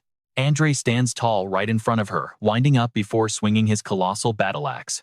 From where Wei Ji is standing, he looks absolutely monstrous and terrifying. As the massive blade comes swinging down, Weiji screams out in pure terror, "Stop! Stop right now!" But the guy is incredibly decisive, bringing the heavy axe down without a second of hesitation, making the entire ground shake violently from the impact. Andre effortlessly lifts Weiji up with his weapon like she is light as a feather, staring down at her with utter contempt. A miserable little rat, who only knows how to hide in dark corners and scheme against others, has absolutely no right to ask for any forgiveness. With that, Andre chucks Weiji straight toward Lu Fan, shouting, "Hey brother, catch this free kill." Lu Fan responds in a serious tone, keeping a tight grip on his sword. He knows the rules of the national trial perfectly. Only the player who lands the final blow gets all of that target's points. Seizing the opportunity instantly, Lu Fan unleashes a barrage of underworld snake arrows. Without even needing to draw a bow, he can easily fire 12 magic arrows at once, with each one dealing 20% damage. As the arrows fly, Lu Fan smiles to himself, thinking there is absolutely no reason to reject such a generous free gift. As Lu Fan steps forward with his points adding up, Xiao Ye lets out a low menacing growl. "Whoa, don't get me wrong, I only came over to help you guys out," Andre quickly explains. "I honestly thought those three were playing dirty by ganging up on you, so I wanted to step in. Who knew my help would end up being completely unnecessary?" Lu Fan flashes a friendly smile, replying, "Hey, thanks anyway, man. I definitely wouldn't mind getting free points handed to me like that a few more times." Andre laughs heartily at the comment. "No problem at all, brother. After all, you did hook me up with so much mouth-watering food from the Dragon Nation. If you're all good, I should head off to farm some more points." But suddenly, a loud rumbling stomach growl cuts through the air, causing a few seconds of awkward silence. Andre rubs his neck with a sheepish, embarrassed smile, asking, Brother, do you happen to have any of that Dragon Nation food left?" A short while later, the three of them find a nice shady spot to sit down, eat, and chat comfortably. Andre holds 2 massive chunks of meat, happily devouring them like there is no tomorrow. "To be totally honest with you, after tasting that incredible Dragon Nation food you gave me, before everything else just tastes like cardboard, I have absolutely no appetite for other dishes anymore. Is there any way I can trade some of my accumulated points to buy more food from you? Give me 1 chicken, and I will trade you 5,000 points for it." Deal. Lu Fan answers softly, feeling slightly embarrassed. "Oh, there is really no need for points. If you want to eat, I can just give it to you for free." Andre continues chewing his meat, happily shaking his head. "No way, how could I just take it? The minimum has to be 2,000 points per chicken." But the moment Andre checks Lu Fan's status screen, his jaw drops in absolute shock. "What the hell? Over 700,000 points. How on earth did you manage to farm that many points already?" Name: Lu Fan. Nationality: Dragon Nation. Level 36. Class: Dragon Tamer Knight. Accumulated points: 763,383. Rank: first place. Checking Andre's stats, Lu Fan asks in surprise, "Wait, did you also get the quest to hunt the 9 Realms demon?" Name: Andre. Nationality: Snow Nation. Level 60. Class: third job class: Flame Warrior. Points: 60,594. Rank: B. Active mission: 1 out of 1. Current target: hunt the level 85 epic boss, the Earth Ash Demon. Andre scowls, asking curiously, "Are you on the same quest as well?" "Seriously, brother, with a monstrous score like that, did you literally go and flatten that entire Dark Spire straight to the ground, or what?" While Xiao Ye is busy devouring his meat, Lu Fan replies with a confident, knowing smile. From the very beginning, his goal was to target that Dark Spire directly. Since the points awarded by these beasts are directly tied to their strength, the Dark Spire is the absolute best spot to farm high scores. Hearing this, Andre breaks into a cold sweat, completely terrified as he wonders what kind of monster Lu Fan actually is. Without his specific class skills, he would have died during the 3rd wave at the Dark Spire, yet this guy casually treats that deadly place like a personal playground for farming points. Andre's face turned completely pale as he watched Lu Fan calmly sipping his tea. Fortunately, Andre hadn't made an enemy out of him, especially since he and Charlie were trapped in this nightmare quest and stood 0 chance against Lu Fan. Andre let out a heavy sigh, his voice filled with deep frustration. "Man, I was actually hoping to teach you some secret tricks to farm a ton of points," Andre muttered. "But now it clearly looks like I was just daydreaming. Your crazy point farming method is honestly something I could never pull off." Lu Fan calmly replied with a humble shrug. "Besides that, Darkspire and the 9 Earth Demon are incredibly powerful foes. It took almost all my strength to wipe them out." Looking at Xiao Ye, Andre couldn't help but voice his pure admiration. Having such an insanely powerful dragon companion really changes the game completely. No wonder the Dragon Rider is ranked among the 3 strongest hidden classes in this world. Hearing her name, Xiao Ye's expression instantly turned incredibly smug. She bared her fangs with a terrifying growl, forcing Ander back in fear. Well, she was just a little aggressive, right? Lu Fan got serious and asked. So, in other words, you've already attempted this exact quest before, and the final result was a total failure, wasn't it? Ander thought back, replying with a slight tremble, yeah, and I almost lost my life trying to beat it. As long as this damn quest is still hanging over my head, there is absolutely no way for me to take on any other missions ever again. Hearing those words, Lu Fan lifted his teacup with a mysterious knowing smile. Actually, I have an idea, Lu Fan proposed. How about we team up for this one? After a hearty meal, they quickly set off. Ander looked slightly hesitant, muttering, "Hey brother, about that dragon companion of yours." Glancing at Xiao Ye, Ander broke into a cold sweat and asked nervously, "Why does she look like she wants to eat me alive?" Lu Fan could only chuckle gently, reassuring him, "Hey, dragons are naturally aggressive beasts, and they aren't exactly fond of living humans anyway. So don't worry, with me standing right here, she will never bite you." It's not like he could admit he'd eaten all of Xiao Ye's food. Soon, the 3 of them approached a zone swarming with massive circling birds. The system screen repeatedly flashed warning messages, alerting them of a dark spire directly ahead.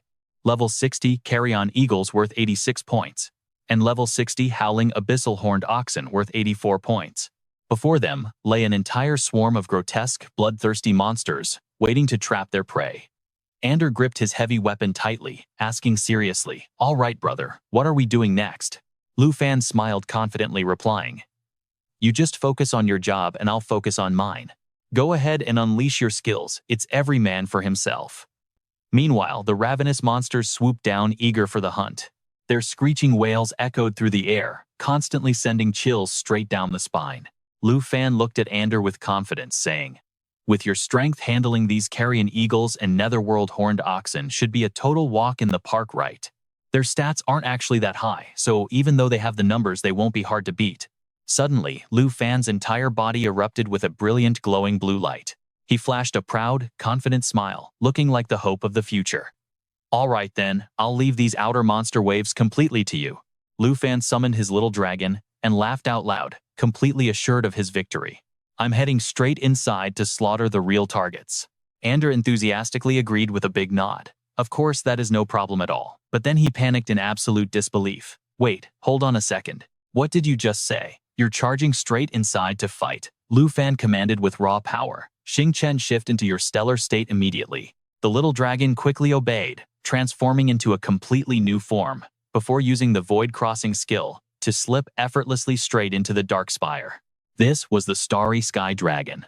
Its stellar state boosts power by 500%, maintaining this void-breaking form for exactly 60 seconds. The Starry Sky Dragon crushed space with one claw, tearing open a mysterious pathway. Lu Fan laughed with sheer excitement, his voice dripping with arrogance. "Rather than waiting for the monsters inside this dark spire to crawl out wave by wave, I might as well dive straight in and slaughter them all at once. That is going to save us a lot of time." Suddenly, a pitch-black rift in deep space tore open. This void crossing skill rips open space itself, creating a teleportation rift that leads directly to a location they had previously marked. This rift remains open for 6 seconds and is completely unaffected by any magic arrays or barrier spells. Lu Fan carefully warned Ander before taking off, "Take care of yourself out here, buddy. I will make quick work of all those ferocious beasts currently hiding inside this dark spire." Watching Lu Fan's figure slowly vanish into the rift, Ander couldn't help but sigh in distress. No way is this for real. How on earth does he have another dragon as well? Wherever the Void Dragon travels, the very fabric of space is instantly torn to shreds.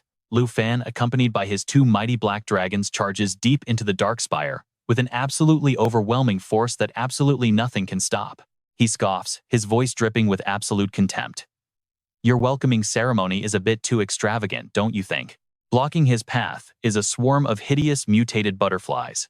Abyss Moths at level 75 with 223 points, and Cave Devourers at level 85 with 652 points. Then, from the deepest depths of the spire, a creepy, monstrous voice echoes with absolute arrogance. "You lowly, pathetic human." Standing before him is the Dark Knight Thorn, sitting at level 80 with 423 points, accompanied by a horde of other terrifyingly fierce beasts. including level 65 corpse beetles with 127 points. One of the ferocious beasts sneers with pure mocking contempt. Since you actually had the guts to step foot into this place, I will grant you a grand favor. You get to choose exactly how you want to die. This is the Earth Ash Demon, a level 85 boss on Nightmare difficulty. Its stats pop up in detail. Strength is 30,950. 1 Agility is 48,034. Spirit is 37,582. And Stamina is 30,658. Its Death Coil skill allows it to constrict its entire body and limbs, creating an incredibly solid lock that completely binds enemies. It forces them into an immobilized frozen state while inflicting heavy poison and dizziness effects. Its sharp leg joints can deliver vicious attacks that cause massive tearing damage, which can stack repeatedly. With Shadow Break, its entire body completely merges and assimilates with the surrounding space. Activating this skill grants a powerful invisibility effect, allowing it to move freely through dark barriers without ever being detected by anyone. Absolutely all physical and magical attacks are rendered completely useless as long as this sneaky invisibility state remains active. Its total duration is 10 seconds. With Deathless Shell, once the Earth Ash Demon dies, its outer skin shatters and a brand new shell is instantly born from within. Upon this rebirth, its attack power surges by 100%, but its defense plummets by 100%, causing its life to drain away rapidly until its body rots away completely. Reading all this information, Lu Fan can't help but laugh out loud. What a shame. Looks like you aren't very welcoming of my arrival. With that, he confidently steps forward into battle. It is a pity though, because I brought you a massive present. Guess I'll just have to hand it over to you a little bit later. Appearing right behind Lu Fan is a beautiful jade dragon, its entire body glowing with a mystical light. Level 24. Strength is 4,356. Agility is 4,318. Spirit is 7,059. And Stamina is 4,059. Under the Jade Dragon bloodline, all skill effects of the Dragon tribe, and those sharing a deep connection, are completely doubled. Lu Fan immediately issues a powerful command. Little Fei, use your Soul Shield right now. Once the Soul Shield skill casts its spiritual light over an ally, absolutely all of that target's stats will increase by 100 to 200%. Every time they take damage, it absorbs a massive amount of it, while generating 1 to 2 defensive shields. Once these defensive shields stack up to 10 layers, they automatically unleash an incredibly powerful defensive shockwave. The massive amount of damage absorbed during this brief period will be multiplied by 2. The remaining time for the astral state is 295 seconds. Standing proudly on top of Little Ye's massive back, Lu Fan shouts down with pure contempt at the beasts. Still trying to overwhelm me with pure numbers. Yeah, you cannot scare me at all. Black Dragon Covenant level 32. Strength is 30,000. 183. Agility is 50,000. 262. Spirit is 105,807. And Stamina is 56,769. The horde of starving beasts swarms, and all at once their savage screeches echoing endlessly through the air. The sound is deafening and creepy. Lu Fan commands like a literal god of war. Get ready to sweep this entire area clean. The remaining time for the astral state is 15 seconds. Little Ye seems absolutely thrilled, fiercely sweeping through the massive swarm of pests crawling down below. Space Rupture paired with Dragon Breath unleashes 2 consecutive incredibly heavy attacks. Synchronizing directly with his dragon pet, unleashes 2 powerful counterattacks infused with massive dragon energy, causing utter devastation. A massive destructive dragon blast explodes right where it just flew by, dealing immense damage along with a violent burning effect. Lu Fan immediately swings his sword, hard, calling out with great power, "Void, use Star Shatter now." Star Shatter instantly summons a massive energy star and then crushes it, dealing an absolutely colossal amount of area of effect damage. The raw power of this attack depends entirely on the user's own strength. Current charge is 15, and now it reaches 25. Serpent Shadow Arrow. Once the Underworld Serpent Bow fully reaches a charge level of 35, it can fire the Serpent Shadow Arrow, boosting total damage by 500%. The clash between both sides is incredibly intense. Current charge is 35. With just a single strike, Lu Fan easily repels the entire horde of fierce beasts. Not stopping there, the Star Shatter Serpent Shadow Arrow skill is unleashed, forming a colossal energy star. Once shattered by the Serpent Shadow Arrow, it triggers an explosion that deals damage across an incredibly wide area. The power of this attack is boosted by 500% of the Void Dragon's strength stat. The moment they charged, they got absolutely shredded. Faye quickly unleashed her Chi Burst skill to clear them out. This released all the damage absorbed from the last 10 hits, doubling the total power of the blast, triggering a massive area of effect counterattack that blew away the incoming beasts like a swarm of annoying flies. With only 5 seconds left in astral state, a blinding, destructive starburst light erupted from the cosmic dragon.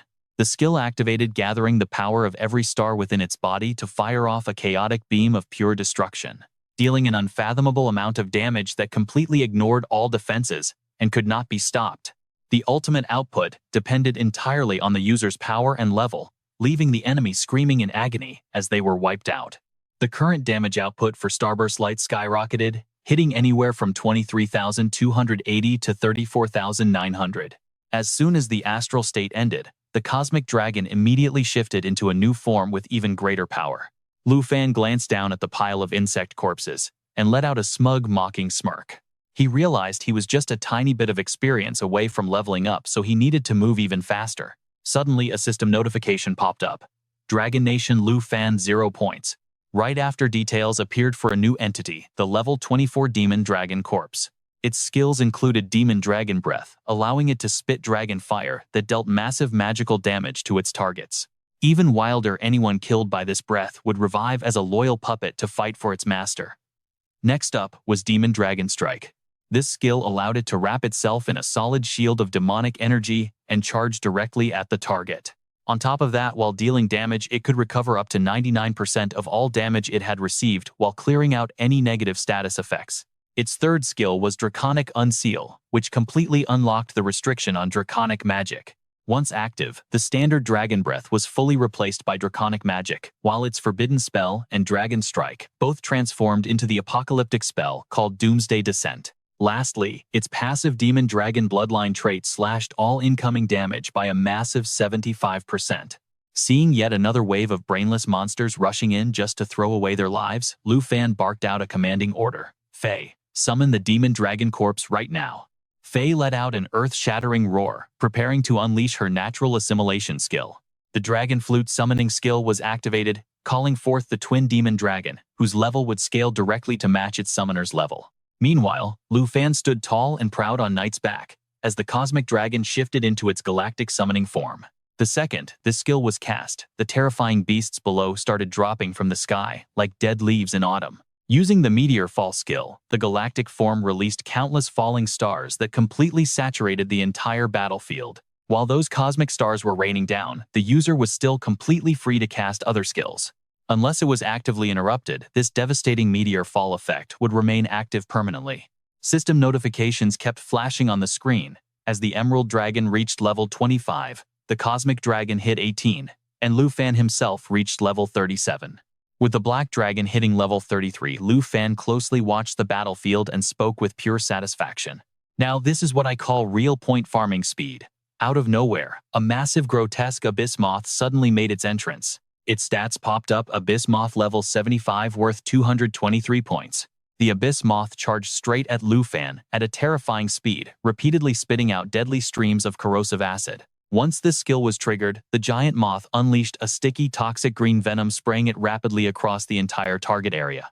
Upon hitting the target, the nasty venom would quickly spread all over their body, forming highly dangerous glowing green bubbles that began eating away at their defenses. Sensing the threat of the Abyss Moth, the Cosmic Dragon quickly conjured up a massive black hole.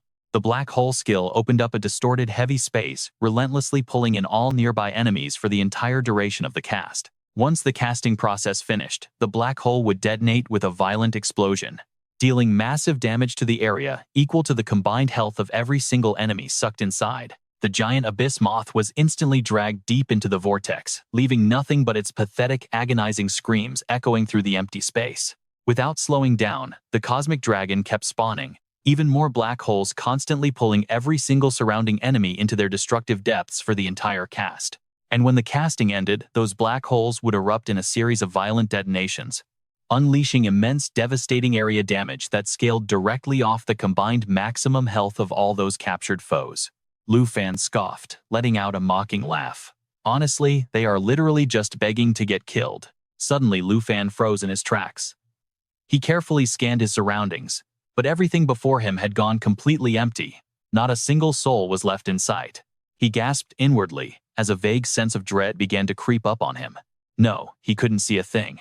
But right behind Lu Fan, a massive, grotesque figure of the enemy suddenly materialized, leaving him completely frozen in shock for a split second. This enemy has the unique ability to shatter darkness, allowing its entire body to fully blend in and assimilate with the surrounding space. Once this skill is active, it gains a perfect invisibility effect, allowing it to move freely through any dark barriers without ever being detected.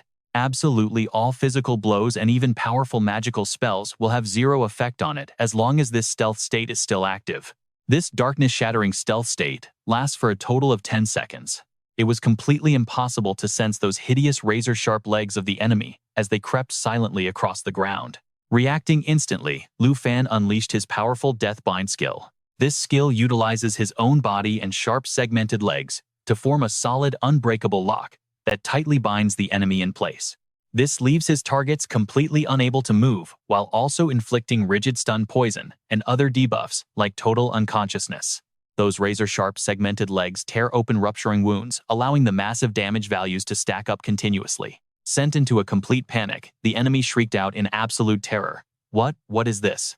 Could it be that its absolute stealth had actually been shattered by the Shadow Walker? Stripped entirely of its hiding effect, the monster wailed in agonizing pain and sheer panic. Its blood-curdling screams echoed loudly through the entire silent space. The beast's voice rang out filled with pure rage and disbelief. Is that you? How on earth did you manage to show up in a place like this? Answer me right now, you miserable bug who serves that pathetic excuse of a human. Standing right before the beast was a Shadow Walker, an Earth Fiend demon, capable of merging itself entirely into the Earth Fiend energy to gain an incredibly powerful stealth effect.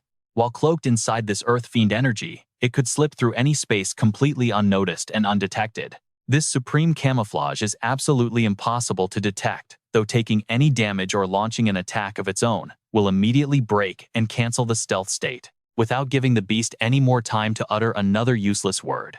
The Shadow Walker let out an earth-shattering roar and instantly blew the beast's head clean off.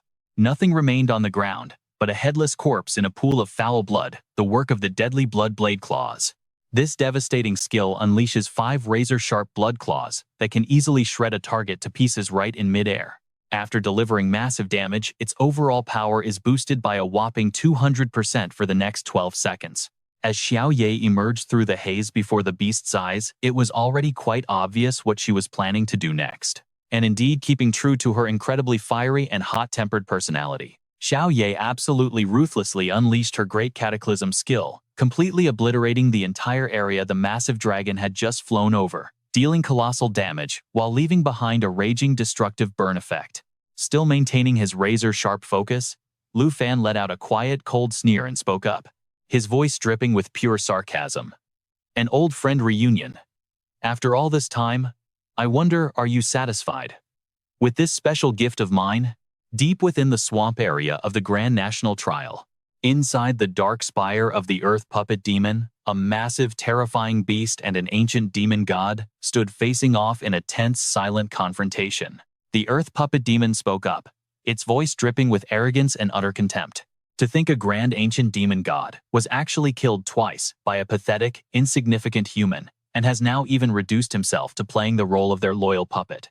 In response, the ancient demon god threw wide its massive jaws, unleashing an earth-shaking roar.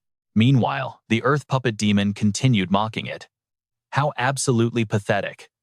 Do you honestly think a joke like you deserves to stand on equal footing with me? Boiling with rage, it howled in fury. You and these other low-class pathetic creatures deserve to die, and nobody will shed a single tear for any of you. The stats of the Earth Puppet Demon, a level 85 Nightmare difficulty boss, were clearly displayed. Its monstrous attributes were shown as 362 strength, 69,447 agility, 69,924 spirit, and 17,580 durability. It had recently unlocked a brand new skill called Shadow Split Clone, allowing it to summon 8 identical clones for 15 seconds. Each clone not only possesses 60% of the main body's total health and attack power, but they can also actively absorb a portion of incoming damage. While facing off against Lu Fan, a vague sense of deep unease suddenly welled up inside the Earth Puppet Demon's heart as the kid's terrifying aura made its mind feel extremely unstable. It resolved to completely eliminate this human kid today at all costs. Without wasting a single moment, it unleashed the Deathbind skill, utilizing its own massive body and sharp segmented legs to form a completely solid lock that tightly bound its enemies and kept them from moving. This devastating technique simultaneously inflicts rigid stun, severe poison, and deep unconsciousness on its targets. Those sharp arthropod legs slash open deep bleeding wounds, stacking up massive damage over time.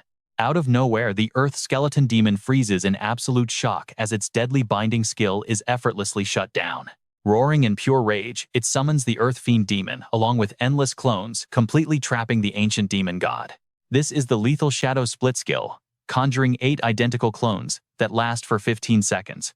Each copy holds 60% of the original's health and attack power, while soaking up damage. Meanwhile, the ancient demon god wildly swings its massive fists in every direction, completely ignoring their coordinated onslaught. Lu Fan smirks and mocks, "Since you love my little gift so much, let me add some fuel to the fire." With a booming voice, Lu Fan commands, "Summon the heavenly demon soldiers." A mystical purple energy erupts around Xiao Ye, unleashing the absolute power to control the massive undead army.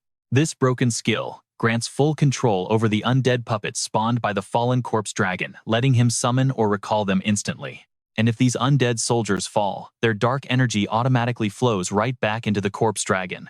Instantly, thousands of savage, battle-ready heavenly demon soldiers materialize on the battlefield. The Earth Skeleton Demon trembles in sheer panic, unable to process the nightmare unfolding before its eyes. It gasps, wondering how on earth this mere human managed to tame the entire Earth Fiend army inside this tower. In a flash, the ancient demon god lands a devastating punch on the Earth Skeleton Demon. Lu Fan laughs maniacally, highly amused that 2 ancient primeval beasts are finally squaring off. Time to find out which of these monsters is truly the apex predator. The entire chamber erupts into absolute chaos, filled with deafening savage roars as the monstrous beasts tear into one another with primal fury. Sweating bullets, the Earth Skeleton Demon stares in absolute dread, questioning how a pathetic lowly human could possess such terrifying strength. How could anyone be this overpowered? Just then, Lu Fan's voice cuts through the noise, dripping with cold, arrogant mockery. "You're up next, you hideous little bug," he sneers. Terrified but desperate, the Earth Skeleton Demon shrieks in denial, screaming that a bunch of pathetic small fry like them could never hope to defeat a king like him. Suddenly, a blinding, ethereal blue mist floods the entire chamber, completely blocking everyone's line of sight. The weaker monsters drop dead one by one, completely drained of life. Spotting the Earth Skeleton Demon, attempting to flee, Lu Fan roars, "Running away already." He instantly triggers his Dragon Pawn buff, pumping his dragons with an insane surge of raw power. This massive buff boosts both him and his dragons, cranking up all of their stats and attack damage by 30%. Lu Fan confidently declares that there is absolutely no escape, sealing off every single route for the beast. The system panel flashes, displaying level 33 Xiao Ye, the formidable Black Dragon Covenant. Its strength ranges from 8,707 to 11,319 agility, from 16,197 to 21,056 spirit, from 34,812 to 45,255, and durability from 17,882 to 23,246. Suddenly, a brilliant blinding beacon of light erupts right from between Lu Fan's 2 loyal dragons. He commands with absolute authority, calling on Xiao Fei to boost his spirit as the star pet unleashes Starlight Annihilation. Their synchronization is flawless, and with perfect teamwork, the Star Sky Dragon shifts into its radiant star brilliant form. With 59 seconds left on its timer, the devastating Star Annihilation light is actively charging up its destructive energy. Locking onto his target, Lu Fan barks a sharp command, ordering Xiao Ye to instantly release the lava burst. Without hesitation, Xiao Ye unleashes a terrifying wave of absolute power, its blood-curdling savage roar shaking the very foundations of the chamber. The system flashes, revealing that his dragon tongue is unlocked, replacing standard dragon breath with a forbidden spell and dragon charge with the apocalyptic Doomsday Descent. Now unlocked, the Doomsday Descent skill allows the dragon to soar high into the heavens, sacrificing a portion of its own health pool before crashing back down to deal devastating widespread damage. This final strike deals damage equal to the sacrificed health multiplied by 2,000%. And right now, Doomsday Descent has sacrificed 100% of its total health pool. Next up is the Star Annihilation Light, a spectacular skill that channels all cosmic energy into a single devastating laser beam to deal catastrophic damage. What makes this skill so broken is that it completely ignores all defenses and cannot be blocked. The damage scaling depends heavily on the caster's level and overall power. Once upgraded, the Star Annihilation Light deals an insane 39,364 to 78,520 damage. Little Zhao Ye, the Black Dragon, relentlessly vomits massive torrents of burning lava burst. In the targeted area, blistering molten lava erupts violently, instantly pooling into a massive bubbling lake of fire. Anyone trapped inside this burning lake of fire is quickly dragged down continuously, suffering a truly horrific amount of damage over time. Within seconds, utter chaos breaks loose across the battlefield, and the entire area is completely consumed by a roaring sea of flames. When a dragon rider and their dragon companion cast the same dragon tongue spell, the dragon tongue resonance effect is instantly triggered, boosting the magic power of that spell for both of them by 100%. Their resonance skill is bursting lava, engulfing everything in a sea of fire, as the Earth Ghoul screams in desperate fury, crying out that it refuses to lose like this. Meanwhile, deep within the swampy National Trial realm, a world-shaking battle continues to rage violently right outside the Dark Tower spire of the Earth Ghoul. Facing a storm of fierce attacks, Ander casually dodges every incoming blow with a simple, effortless swipe of his hand. Leaping high into the air, he targets the beast, unleashing a devastating downward slash that triggers a massive, blinding explosion. Hovering mid-air, Ander surveys the absolute destruction he has caused before quickly diving down to obliterate yet another monstrous beast. Looking toward the glowing red gate, Ander is totally confused and yells out in frustration, asking why on earth the main door still hasn't opened up.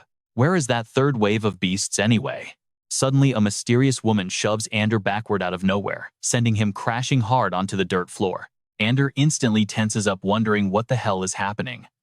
5 minutes later, right there in the trial, Swamp Lu Fan arrives majestically on Xiao Ye's back, like a god of war descending upon the battlefield. He thinks to himself that Ander is actually moving remarkably fast. The entire beast army outside the Dark Spire has already been completely wiped out by him. Seeing this, Lu Fan rushes over at top speed, calling out with genuine concern to ask if his friend is doing all right. Hearing that familiar voice, Ander spins around. But before Lu Fan can ask another question, a bizarre object is hurled right at him, giving him a massive fright. Holy crap, what on earth is this creepy-looking thing supposed to be? The system immediately pops up with the details of Undead Rigor, a skill allowing resurrection 10 minutes after death from one's own corpse with 100% health. Once resurrected, attack power surges by 100%, but defense plummets by 200%, while health steadily ticks down by 1% every single second.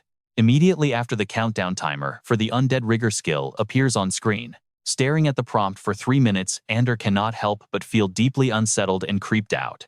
This freaky monster is seriously bizarre. Landing nearby, Lu Fan walks over and urges him with extreme urgency to act quickly.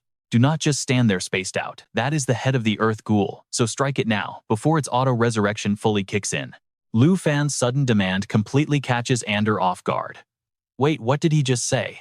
Are you seriously trying to hand over all of these free points to me right now? Lu Fan shrugs and explains in a very calm voice that he has already swept and claimed every single point from inside the Dark Spire anyway. If you let me kill this Earth Ghoul instead of doing it yourself, your trial quest will be permanently stuck and incomplete. Hearing those words, Ander immediately hoists his heavy battle axe, emotionally calling Lu Fan the most incredibly loyal friend he has ever had. Without a single second of hesitation, he swings downward to finish off the reviving corpse. By the time the next morning rises over the swampy trial grounds, Ander and Lu Fan are sitting down together, chatting away very happily. Seriously, brother, meeting you is the absolute best stroke of luck I have ever had. Smiling broadly, Ander checks his system status board, realizing that completing this quest just netted him an insane 200,000 points. He has jumped all the way to second place. The leaderboard proudly displays level 61 Blazing Warrior Anderjoy from the Snow Country. His score is 271,229 points, putting him in second place. Finally, Lu Fan looks over and asks with a hint of hesitation if this means their temporary alliance has officially come to an end. The sudden question catches Ander completely off guard, making him freeze. After thinking it over, Ander sighs with deep regret, admitting that since this is the national trial, they are ultimately bound to be rivals in the end. If only they had run into each other and become friends before this tournament started, things would be so different. He would have treated him to the finest drinks. Sensing his friend's heavy mood, Lu Fan offers a warm smile and tells him not to feel down. They will have plenty of chances to hang out later. Hearing that, Ander brightens up and gives him a parting piece of advice before leaving. Let us make a promise right here and now. Neither of us is allowed to die out there. Once this national trial is over, they will meet up for an epic drinking night, and the treat is fully on him. Lu Fan firmly shakes his hand, shouting back with a big grin that it is a done deal. That brings an even wider smile to Ander's face, but instead of leaving right away, he decides to bring up one final thing. He insists his friend must take these points as a transfer screen pops up right in front of them with several menu choices. It displays a current total of 271,229 points, with options to transfer or wipe them completely. Lu Fan pulls up his status window and frowns in sheer confusion. Huh. Why on earth did this just happen? His point log shows a massive transfer of 150,135 points. The sender, none other than Ander, from the Snow Kingdom. Seeing his confusion, Ander rubs his neck with a sheepish smile, admitting he ate way too much of his food, and even dragged him into that intense player versus player match. And now you even helped me finish my entire quest. I know this amount of points is absolutely nothing to a powerhouse like you, but please just take them. Otherwise, I will seriously feel too guilty to sleep. Lu Fan laughs heartily, casually accepting the points while teasing him. Wow, are you really going to act this soft with me? It is seriously giving me goosebumps. But hey, I definitely won't say no to these free points. The guy just scratches his head, completely embarrassed. He admits that ever since they met, one big question has been bugging him. Before officially leaving, he needs to ask.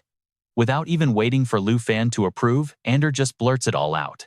How are you this insanely strong, with so many overpowered dragon pets at your command? Why is that? Seriously, why waste so much of your precious time dealing with those useless weaklings in the first place? With your level of power, you could have wiped them out in just 2 or 3 casual strikes, right? Hearing this, Lu Fan gently strokes Xiao Ye's horn, offering a calm and surprisingly deep explanation. Everyone gathered here is a newly awakened top-tier expert from different nations. There are so many unique hidden classes he has never encountered before. So this is actually the perfect opportunity to study their unique traits and core battle strengths. It is definitely not a waste of time. Besides, no matter what they do, the ultimate winner will always be him. Lu Fan's answer just makes Ander roll his eyes. Yep, there he goes again with those incredibly cool speeches. He refuses to fall too far behind, which is why he already accepted a brand new quest to go grind some serious points. With that, Ander quickly flies off, waving a friendly goodbye. He promises they will meet again if fate allows. Watching him disappear into the distance, Lu Fan falls deep into his own thoughts. Ander is actually a pretty decent guy. He just hopes he never gets a player versus player bounty hunt quest on him. Shaking that thought off, Lu Fan turns his attention to a much more pressing matter. It is finally time to add some fresh new members to his elite zombie soldier army. Outside the national trial arena, inside the observation room, the crowd stares at the leaderboard with wildly mixed emotions. Some are absolutely thrilled, while others look utterly devastated. The current standings show Lu Fan from the Dragon Nation holding first place with a staggering 1,001,135 points. In second is Ander from the Snow Kingdom with 221,290 points, followed by Taiki Nation's Kim Song-han with 160,964 points. And in fourth sits Charles from the Star Nation with 129,883 points. The crowd immediately starts whispering. Incredible, rising straight to second place in one go, completely overtaking the powerhouses from the Star Nation. Another bystander quickly chimes in, offering their warmest congratulations. It looks like taking down the legendary Nine Realms demon is actually possible after all. However, some scoff and tell him he is being way too optimistic. The only reason the Snow Kingdom's representative cleared that quest was because the Dragon Nation's champion carried him through it. This sharp assessment immediately draws nods of agreement from the crowd. Exactly. If any other country's representative got trapped in that nightmare of a quest, they would have failed miserably.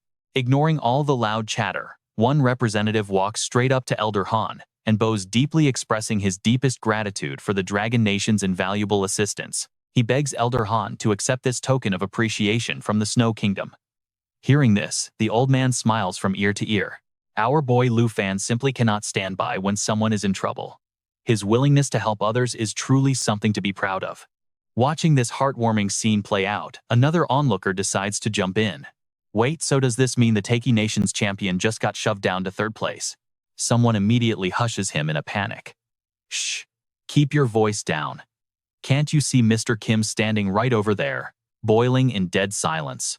Leaning against a nearby wall, Mr. Kim looks absolutely furious, practically radiating pure irritation and anger. How on earth did an all-brawn, no-brains idiot like Ander manage to completely overtake their pride and joy Kim Song-han? And if the Star Nation decides to make their move now, their Taiki Kingdom might not even be able to hold onto this embarrassing third place. Glancing down at the urgent text flashing on his phone, his panic spikes to a whole new level. Controlling the quest list was completely useless. Rigging the stats of the Nine Realms demon did absolutely nothing, and now another boss has been completely wiped out. How are you even doing your job over there? Is this how you promised you would handle things? Look at this. Tae has now plummeted all the way down to third place. Time and time again, you have completely betrayed our trust. Consider this your absolute final chance to make things right. If you still fail to eliminate Lu Fan this time, do you have any idea what your end will look like? You know exactly what is at stake. This means we are left with only one desperate final option. Right then a black-suited guard suddenly appears. President Kim, we have an incredibly urgent matter to report. Please, you need to come with me right away. Without hesitation, Mr. Kim snaps back in irritation, telling them to stop bothering him. What could they possibly have that is so important? The guard refuses to back down, pressing on with an anxious tone, insisting that this is indeed a highly critical situation. That special scroll has finally been completely crafted. Upon hearing this incredible news, a sinister dark grin spreads across Mr. Kim's face. Excellent. Our final backup plan can finally be put into motion. Hurry up and take me to see it right now. Shortly after the national trial advances to day 3. Mr. Kim eyes the guard with deep suspicion, questioning him in a highly skeptical tone. Is it really fully complete? The two subordinates cautiously nod, trying to show absolute confidence. Yes, President Kim. Thankfully, we kept the secret backdoor you instructed us to build while we were setting up this entire dungeon. The other guard pulls out a mysterious item, speaking up with a hint of hesitation in his voice. Since this was rushed as an emergency project, we did not have nearly enough time to properly test its performance. There might be a few technical issues. However, the Master and Expert Class Enhancer has already verified that the item is fully functional and ready to go. The item details pop up on screen: a good quality National Trial Dungeon teleportation scroll, classified as a consumable item. Its description shows it opens a portal directly to a pre-designated location inside the dungeon, staying active for exactly 180 seconds. The warning note highlights that this scroll is merely a temporary experimental prototype. The portal may be highly unstable. Use with extreme caution and ensure this remains completely hidden from the public. Holding the rare item and reading the warning, Mr. Kim hesitates as doubt creeps in. Highly unstable. That sounds incredibly risky. Noticing Mr. Kim's anxious expression, one of the guards speaks up timidly, trying to report the latest updates. President Kim, our backstage team has been monitoring Lu Fan for quite a while now, but we still haven't found anything unusual about him. These words only irritate Mr. Kim further, making him scowl with annoyance. That is simply because you lot are completely brainless. We are clearly not going to find any of Lu Fan's weaknesses from here. It seems I have no choice but to initiate our final fallback plan. With his mind fully made up, Mr. Kim issues a stern command to his two subordinates. Listen to me carefully, no excuses. You two must stay behind and guard this hallway. Until I return, you are absolutely forbidden from letting anyone get anywhere near this door. While the bald-headed guard quickly obeys without question, his black-haired partner cannot hold back his curiosity and speaks up. President Kim, what exactly do you mean by that? Mr. Kim does not bother hiding his intentions as he slowly steps toward the newly opened spatial portal. Exactly. I am using this experimental scroll to personally enter the dungeon and deliver some highly critical information myself. The portal to the National Trials Wasteland Zone is now active. Immediately, system warnings flash, stating the connection is highly unstable and the gate could collapse at any given second. Realizing what Mr. Kim is planning, the black-haired subordinate quickly tries to stop him out of sheer panic. President Kim, that is far too dangerous. Please remember that this scroll is merely an untested prototype. The bald guard also tries to persuade him with deep concern, warning that if the other match overseers spot him, or if your face suddenly pops up on the live broadcast, it will spark a massive national scandal for us. Mr. Kim has absolutely no intention of backing down, continuing to issue his orders with cold determination. That is why I already cleared this with the supervisor in charge. Until I make my way back, they are strictly forbidden from changing the camera focus on the wasteland map. There are only 179 seconds left. You two had better guard this gate with your lives. If anyone catches us here, the reputation and honor of our entire Taejae state will completely plummet beyond salvation. Do you understand me? Left with no other choice, the two guards can only bow their heads in submission. We understand, sir. But just before he steps through, Mr. Kim halts, adding one final cryptic instruction. Oh right. Pausing for a brief moment, Kim Song-han issues his final command with absolute urgency. Go and trigger the ultimate quest for me right now. That bastard Lu Fan has already located a new 9 Realms demon quest. We are completely out of time, so move it. Meanwhile, deep within the desert region of the National Trial Dungeon, Lu Fan finally arrives, cautiously scanning his harsh surroundings.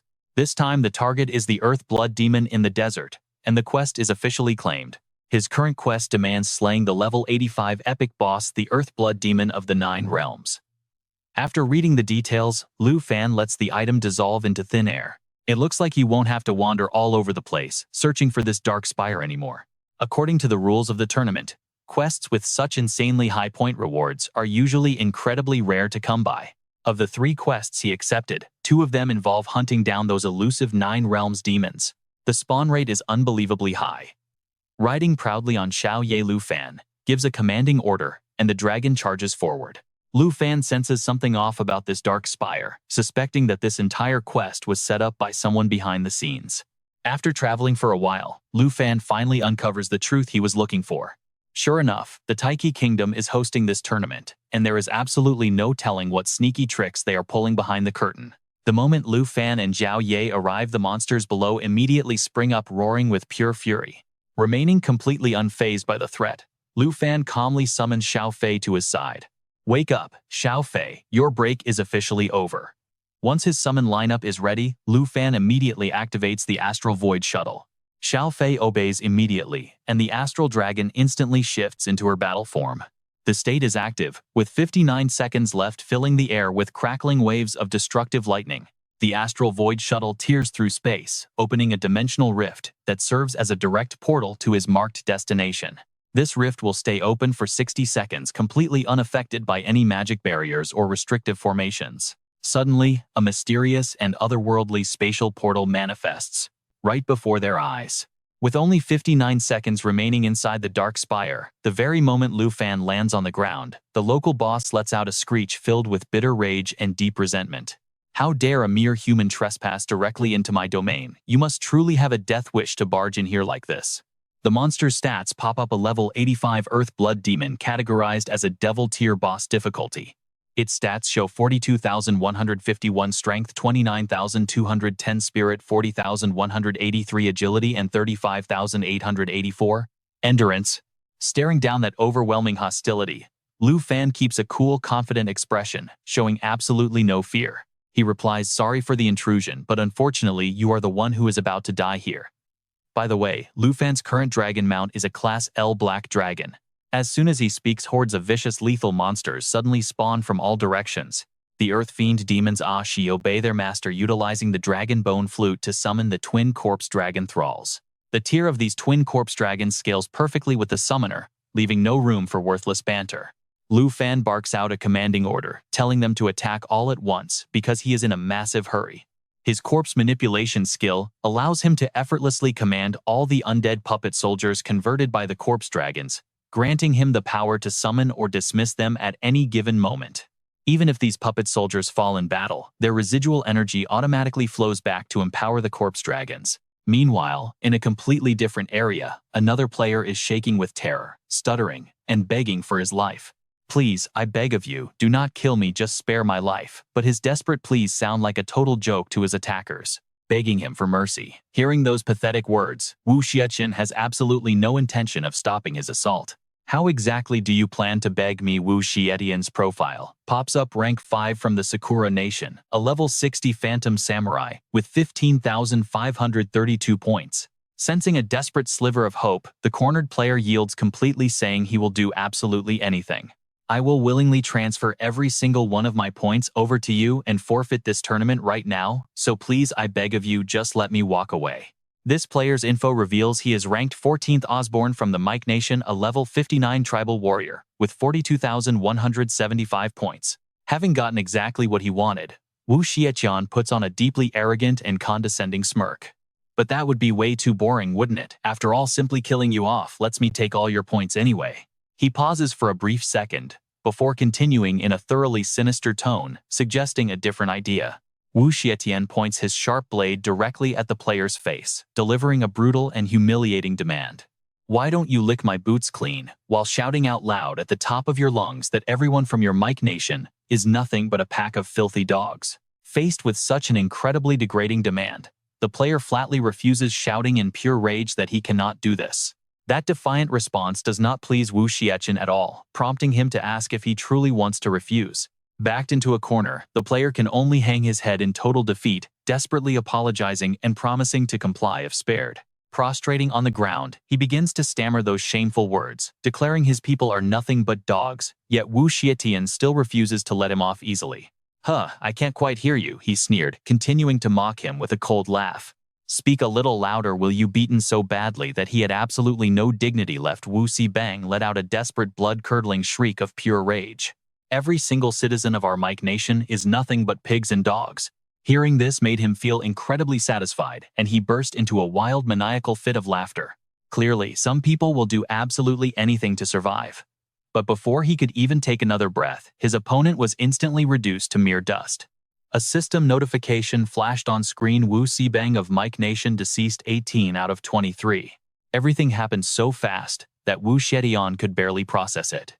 Sensing a familiar aura of power, he immediately complained in a highly annoyed tone. Kim Sung-han, what on earth are you doing? I was not even close to finished having my fun yet. Player info: Kim Sung-han, rank 3, state of Kaichi Abyss Summoner, level 61, points earned 0. Brushing off the complaint, the summoner calmly replied that since the target had to die anyway, there was no way his companion would have actually let him live. Hearing those cold words made Wu Xietian sigh in absolute disappointment, completely ruining his mood. You are honestly zero fun. Sure, he had to die, but I was supposed to be the one who killed him. Doing that is basically just stealing my hard-earned kill points. Not backing down, Kim Sung-han fully materialized on the spot and spoke with arrogant confidence. It is just because you are too slow. I did not kill him just to steal your precious points. We have a far more important matter to attend to right now. Hearing those words, Wu Xietian immediately turned dead serious.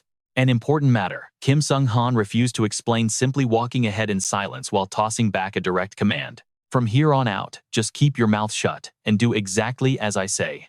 Watching Mr. Kim slowly emerge from the spatial gate, Kim Sung-han was completely baffled, wondering how it was even possible for someone to teleport directly into this restricted area. Could the battle supervisor have some kind of urgent intelligence to deliver? A loud system warning blared across the area, stating that the portal was highly unstable and could collapse shut at any given second. As for Wu Xietian, he was left completely questioning his own reality. How is that even possible? Meanwhile, back with Lu Fan, the giant beast had already taken its battle stance. We have the Earth Blood Demon, at level 85, possessing Nightmare tier boss difficulty.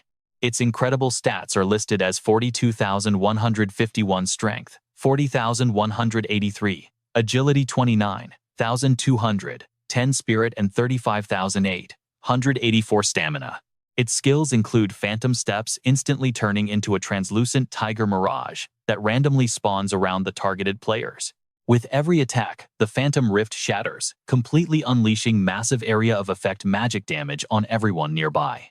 Its second ability is the deadly Thunderclaw strike, utilizing those razor-sharp claws, infused with intense crackling lightning power to slam heavily onto the ground. Once the Thunderclaw imprint is created, it will briefly charge up, before unleashing a massive and destructive shockwave that inflicts widespread electric damage to all nearby enemies in range, while also drastically slowing down the target's movement speed by 70% for the next 10 seconds. Its final skill is Soul Tiger Hunt. Targets hit by this move will have their souls shredded into pieces, temporarily losing a portion of their maximum health pool. Their maximum health is reduced by 60% for 8 seconds, and any healing they receive during this window is also cut by 30%. Wasting no time, it strikes first with Thunderclaw. Strike swinging its sharp claws charged with the fierce power of lightning. It slams them hard into the ground.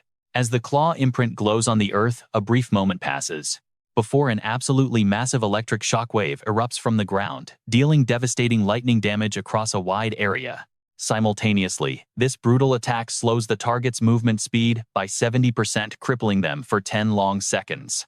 But in a split second, it is pinned down by one of Lu Fan's summons using Death Coil. Staring at the chains binding it, the boss simply cannot believe its own eyes. The Earth Puppet Demon. Wait, why? Why on earth are you here? This is the Bloodblade Claw skill, sending out 5 sharp blades of blood to tear the target apart in midair. After dealing an astronomical amount of damage, the user's own physical power is boosted by 200% for 12 seconds. Right after another massive beast lunges forward, with a vicious slash instantly slamming the boss hard into the dirt. The Earth, Fiend, Demon, 2, even you. Meanwhile, the scoreboard updates in the blink of an eye. Lu Fan Dragon Nation 0 points earned. Staring down at the boss splayed out on the ground, Lu Fan begins to picture a truly terrifying scenario. Just 2 of the 9 realms demons are this overpowered, so what happens if all 9 attack at once? Satisfied with the thought, Lu Fan lets out a smug grin. The Taijie Nation surely never expected that their meticulously calculated plans would end up completely working in Lu Fan's favor. With everything dealt with, Lu Fan casually makes his way out of the cave. Little did he know just how much terror releasing this massive beast army would unleash. Desperate screams echo across the endless desert. Just a little slower, wait up, please wait up for me. Clinging desperately to Kim Sung-han's cloak, Wu Xietian begs him, saying he is about to slip and fall. But Sung-han immediately snaps back, telling him to shut up because his constant whining is giving him a massive headache and ruining his entire appetite. Wu Xietian can only ask a hesitant question, feeling completely wronged. If your battlefield supervisor already gave you the exact coordinates of that ultimate quest, then why on earth are we not heading over to claim it right now? Sung-han's face darkens as he coldly snaps that the time has not come yet, recalling his brief but crucial conversation with the inspector earlier. This teleportation formation is highly unstable right now, so I must deliver this critical intel to you quickly and then make my exit immediately. Hearing this only makes Sung-han grow even more annoyed. Damn it, those Taijie bastards are utterly shameless, even going as far as smuggling a teleportation device into this zone. Back in the present, Sung-han keeps pondering, annoyed at how absurdly high the opponent's score is and wondering why they did not just disqualify him completely. But Mr. Kim remains perfectly calm and politely explains the situation. The rules of the dungeon are functioning perfectly normally without a single trace of any illegal activity. Because of that, there is absolutely no official ground for me to forcibly teleport him out of the area. As he says this, Mr. Kim's gaze suddenly grows incredibly sharp. Simply farming random monsters and completing basic quests on your own will definitely not be enough to win anymore. If you want to gather enough points to catch up, we must figure out exactly how that representative of the Dragon Nation managed to completely clear out that massive dark spire and steal the spotlight. If that guy can pull it off, then you can absolutely do it too. Right then, strange static noises hum from the portal, showing the teleportation array is starting to destabilize. I have to leave now. But before vanishing, Mr. Kim leaves him with one final warning. Oh, and one more thing, Sung-han. The ultimate quest is now unlocked, so make sure you utilize it to your absolute advantage. They watch him fade away. Back in the present, Sung-han points ahead, speaking with a highly calculating tone. That ultimate quest was meant to target Shirley, so wasting it on Lu Fan right now is not the move. We need to locate another dark spire first, to figure out exactly how this Lu Fan guy managed to defeat that 9-realm fiend. To map out his strategy, Sung-han visualizes a massive pyramid inside his mind. The ultimate quest automatically marks the top-ranked player as a target, making it useful only when deployed against the absolute strongest opponent. But Wu Xietian could not care less about his grand plans. Fine. If you want to strategize so much, go ahead and do your thing. It seems like all of Taijie's actual talent was spent entirely on figuring out how to cheat. Right after saying that, Xietian faceplants hard onto the ground, pushing himself up to complain about how incredibly petty Sung-han is for holding such a massive grudge over a small joke. Did you seriously have to trip me just because of one little comment? Sung-han is not joking, though pointing forward as he sharply warns him to look ahead. Xietian quickly spins around only to find himself facing a massive horde of zombie soldiers, including level 75 ghouls, worth 165 points each. Dropping into a combat stance, he wonders if this is the Dark Spire feeling an incredibly heavy pressure. Sung Han steps up confidently, assuring him that they have more than enough raw power to easily handle this small group of enemies together. But scanning the area, he mutters in confusion, wondering why the Nine-Realm Fiend army is so small.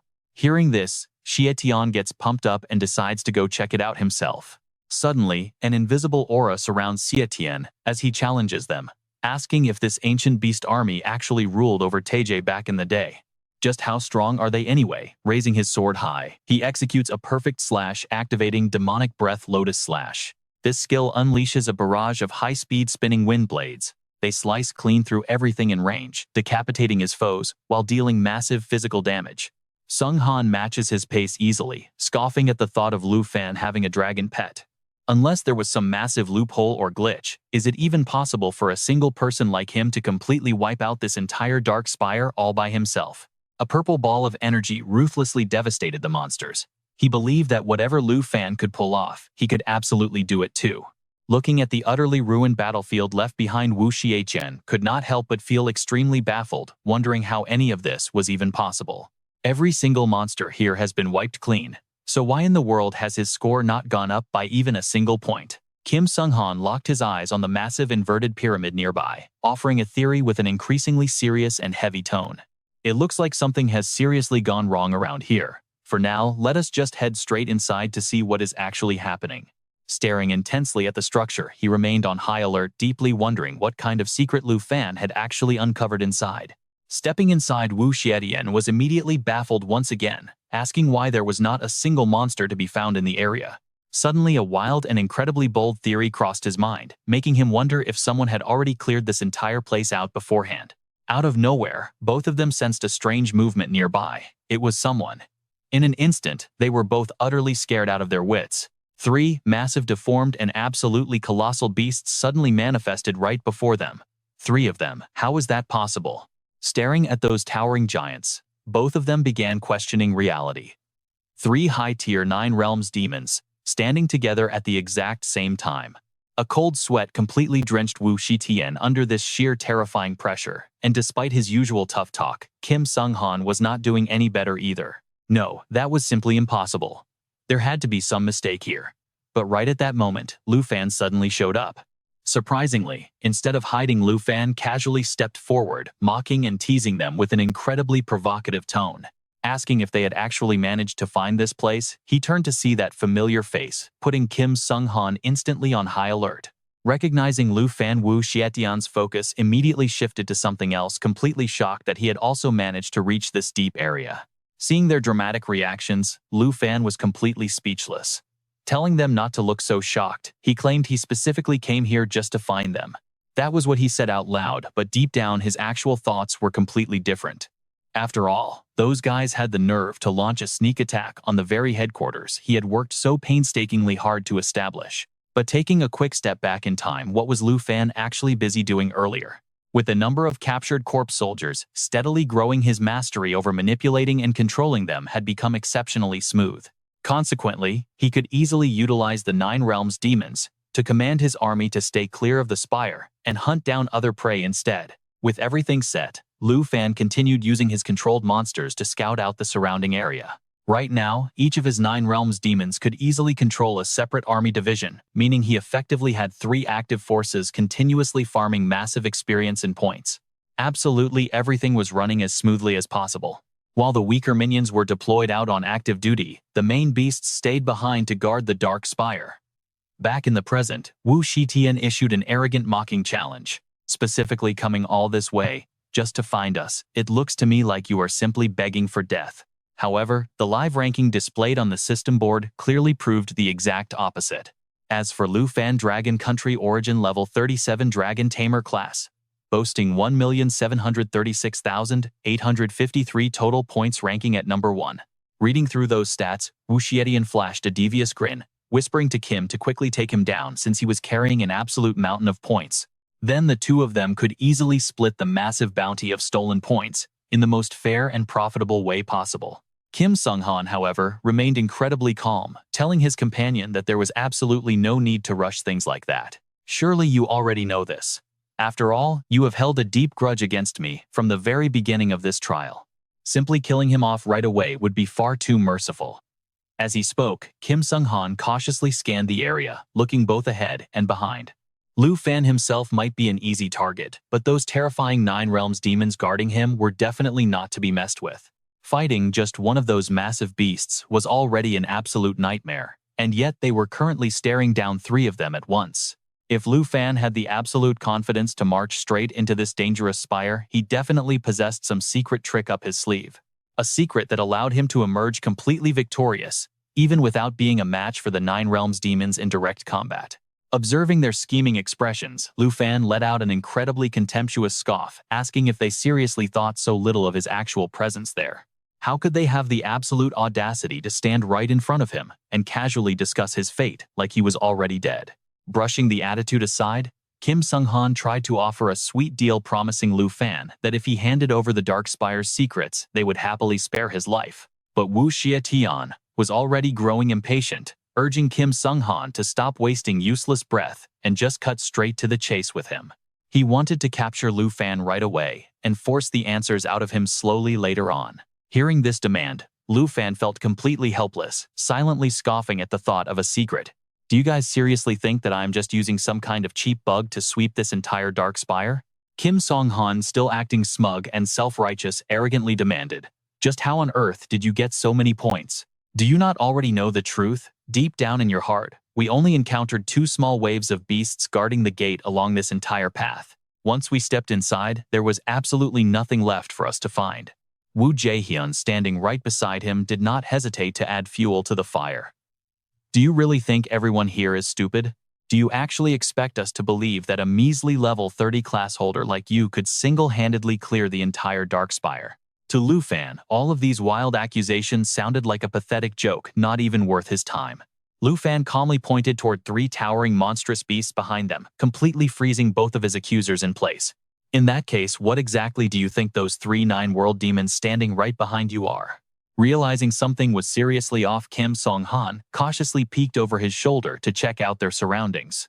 This makes no sense. Why are these three nine-world demons so quiet? Normally, the moment an outsider invades their territory, these beasts should have ripped them to shreds instantly.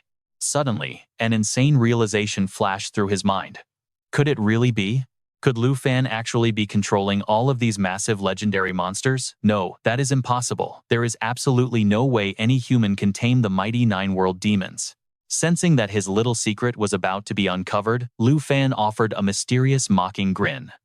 There is indeed a way to farm a massive amount of points. Don't tell me your precious Taeja country is completely clueless about how this works. After all, you guys even have the authority to alter system quests whenever you feel like it, don't you? Shaken to his core, Kim Sung-han felt a sudden chill. Did this guy actually figure out that they had rigged the entire trial? All of his arrogant confidence instantly evaporated into thin air. What if? What if he actually tamed those nine-world demons? However, Wu Jaehyun was far too hot-headed to think things through. Stop wasting your breath on this trash. Let's just strike him down right now and end this once and for all. Amused by their sheer stupidity, Lu Fan smirked and snapped his fingers. Wow, you guys are really breaking my heart here. I went through so much trouble hunting high-level beasts to earn those points, yet you just try to wipe them all away with a single stupid comment. Since you refuse to believe anything I say, why don't I give both of you a little demonstration of my true strength instead? With a single snap, the monstrous horde charged forward in a wild frenzy. Seeing his worst fears, confirmed, Kim Sung-han spun around and fled for his absolute life. Meanwhile, Wu Jaehyun was completely frozen. No way. How is he actually commanding those terrifying nine-world demons?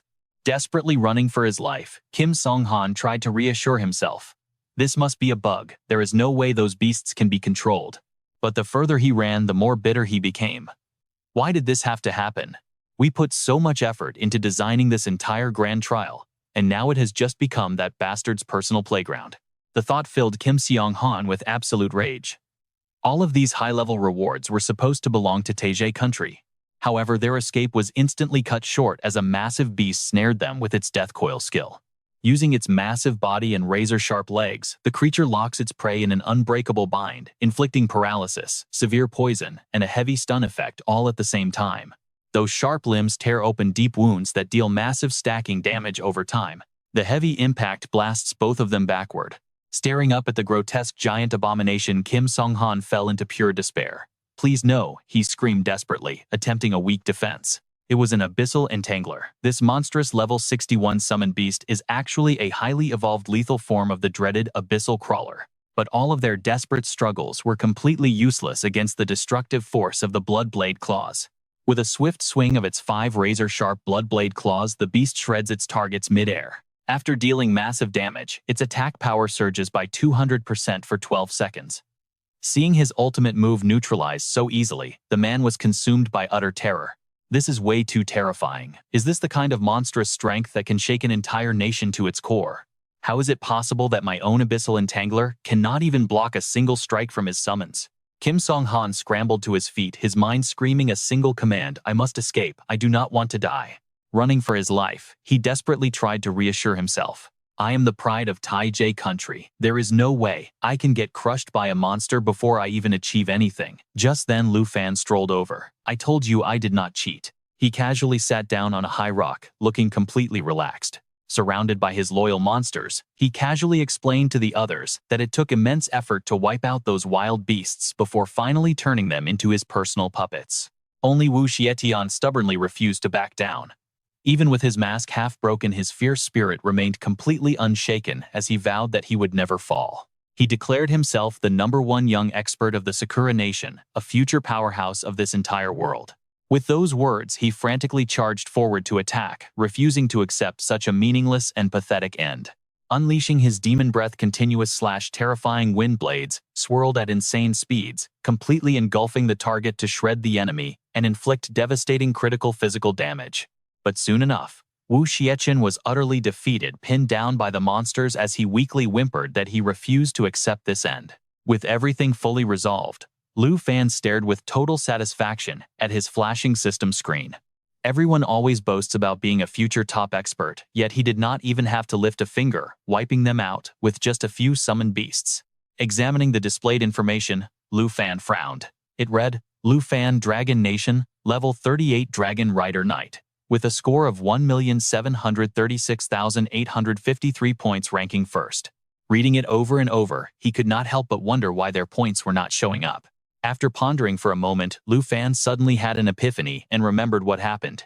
He recalled how Kim Sung-han was crushed by monsters, but used his summoned beasts to resurrect. It seemed that Wu Xietian possessed a very similar kind of ability. One morning inside the National Trial Realm, amid a vast and endless desert, Kim Sung-han and Wu Xietian slowly emerged from beneath the boiling hot sand.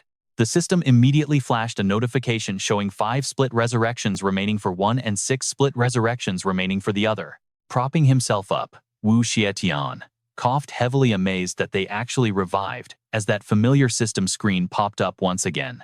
With the abyssal symbiosis cooldown set to 24 hours, Wu Xietian excitedly remarked on how incredible it was, meaning they no longer had to fear death. But Kim Sung-han immediately shut him down with a splash of cold water, warning him not to be so naive.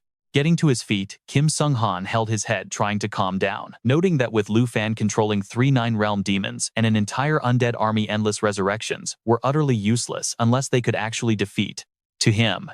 Not to mention his own split resurrections were down to only 3 times. Standing nearby, Wu Xietian cried out in shock, realizing he had already wasted one of his precious lives the very first time they met. Shaking off his panic, Kim Sung-han suggested they should find another unexplored dark spire, aiming to investigate exactly how their rival managed to subdue and control those massive 9-realm demons. Since he was only a dragon rider, taming demonic beasts definitely was not one of his class skills. Believing that if he could do it, they could too, these words fired up Wu Xietian's fighting spirit.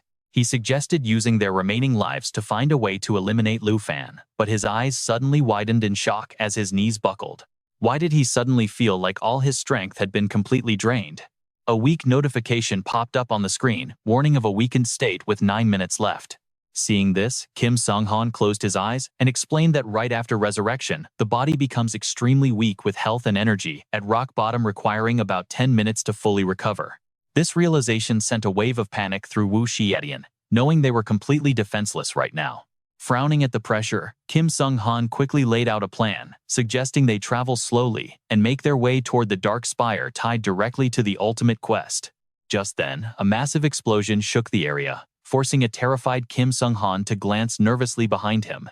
Before he could even steady himself after standing up, a chilling blood-curdling voice rang out.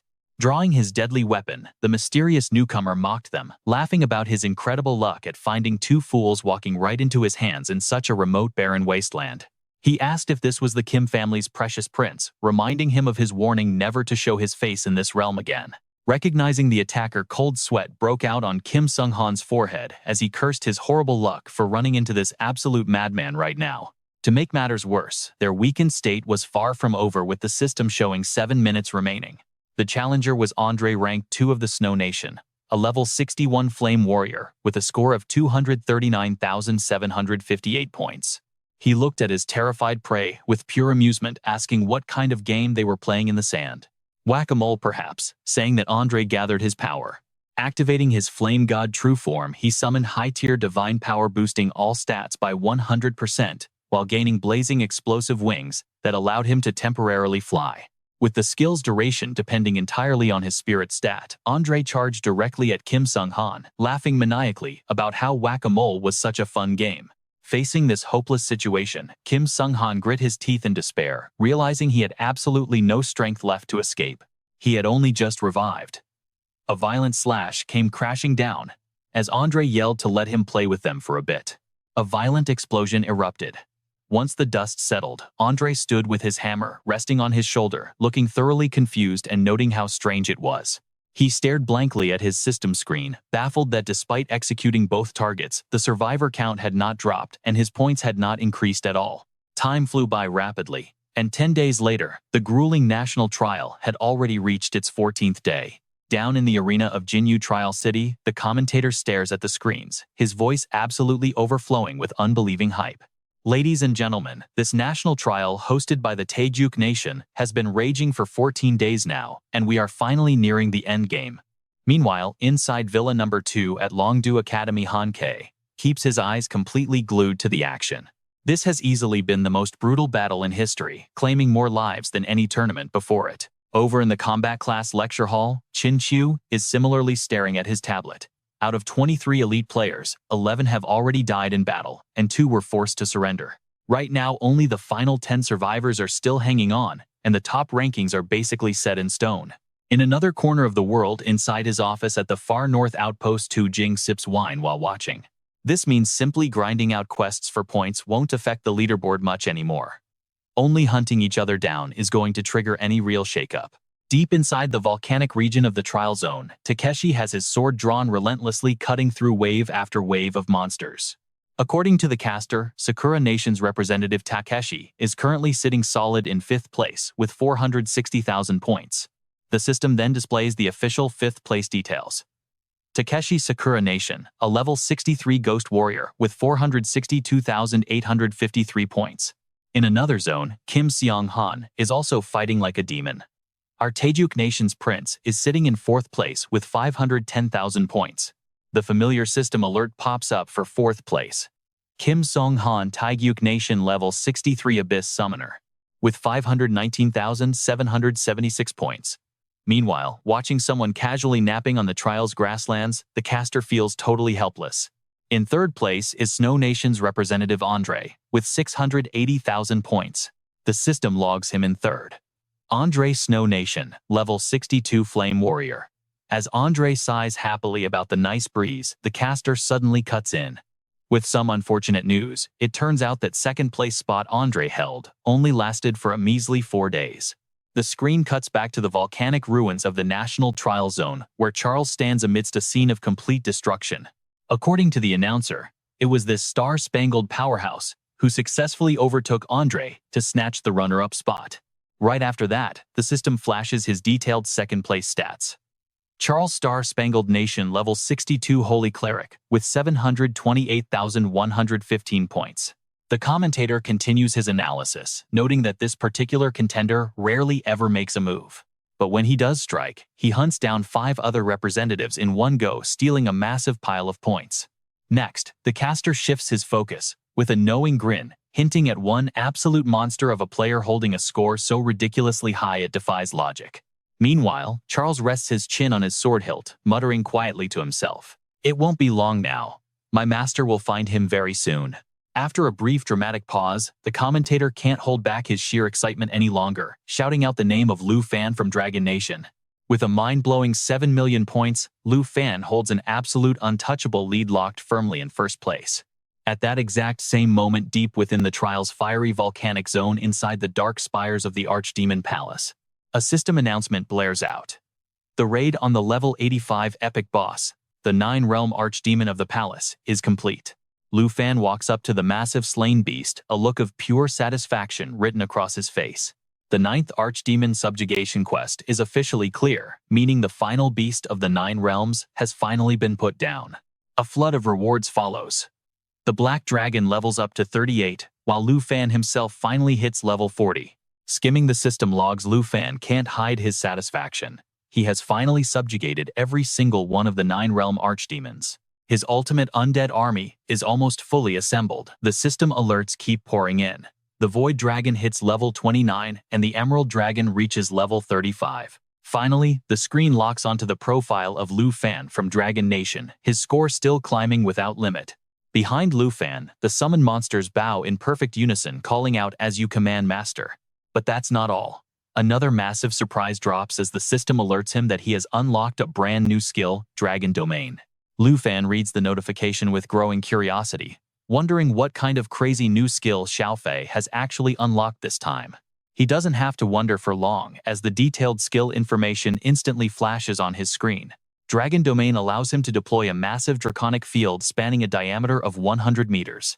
Inside this domain, dragons and allies sharing their bloodline receive a staggering 50% boost to all of their stats. Conversely, any enemies without dragon blood inside the field will suffer a brutal 50% debuff to all stats. At the same time, any spatial movement, like teleportation or summoning to enter or escape the area, is completely blocked. After analyzing the details, Lu Fan starts theory crafting the mechanics of this draconic space. Soon he fully grasps how it works. That is our Xiao Fei for you, handing out a ridiculous 50% boost to every single stat. But the true strength of this skill isn't just the stat buff, it's the power to completely isolate the dragon race from the outside world. The more Lu Fan thought about it, the more he couldn't hide his grin. If he used this skill against Kim Sung-han, wouldn't that stop him from summoning the Abyssal Entanglers into the Dragon Domain? Even after death, he wouldn't be able to teleport out. Realizing this, Lu Fan was thrilled. If that was the case, he could actually kill him for good. Snapping out of his thoughts, Lu Fan affectionately patted Xiao Fei's head. Awesome job, Xiao Fei. We can finally get rid of that stubborn cockroach-like pest once and for all. Xiao Fei happily nuzzled against his hand in agreement. But before the joy could even settle, another system notification caught Lu Fan's eye. Someone was targeting him. A bold warning flashed across the screen, notifying him that he was now marked as a high-priority hunt target. Reading the alert, Lu Fan smirked with genuine excitement. This was getting fun. It looked like a massive wave of points was about to flood his account. Meanwhile, over in the volcanic zone of the National Trial Dungeon, another player stared skeptically at the glowing orb floating in front of him, wondering if this was truly it. Could this thing really exist? Right then, the system notified him that he had accepted the ultimate special quest, the first place PvP assassination. Reviewing the details, Chiar Lur smirked, thinking to himself that this must be the underhanded trick they were using to eliminate the top ranker. Suddenly, two mysterious figures emerged from the shadows behind him, with one asking Charler if he could truly pull off the kill now that the mission was his. Hearing the doubt, Chimer Lur scoffed. Of course, you already know what I'm capable of, otherwise you wouldn't have allied with me in the first place, right? Put on the spot, Kim Sung-han hesitantly stared back at the man in front of him. He and Wu Xiaqian had to chain several high-level skills just to take down a single lava giant, yet Chiar Lur had crushed it with one effortless blow. He had originally planned to use this ultimate quest to hunt down Chiar Lur, but it seemed he was being naive. Snapping out of it, Kim Sung-han quickly offered an explanation.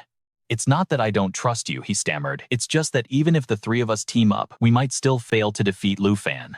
Wu Xiaqian stepped up from behind to back him up, warning that Lu Fan had tamed the 9 Realms demon along with an entire army of the undead. They had fought him before, and were completely outmatched. But listening to their warnings, Kriller only showed absolute contempt. Taming the Nine Realms demon, I could easily do that too. That's not his own power he's using, Kriller scoffed.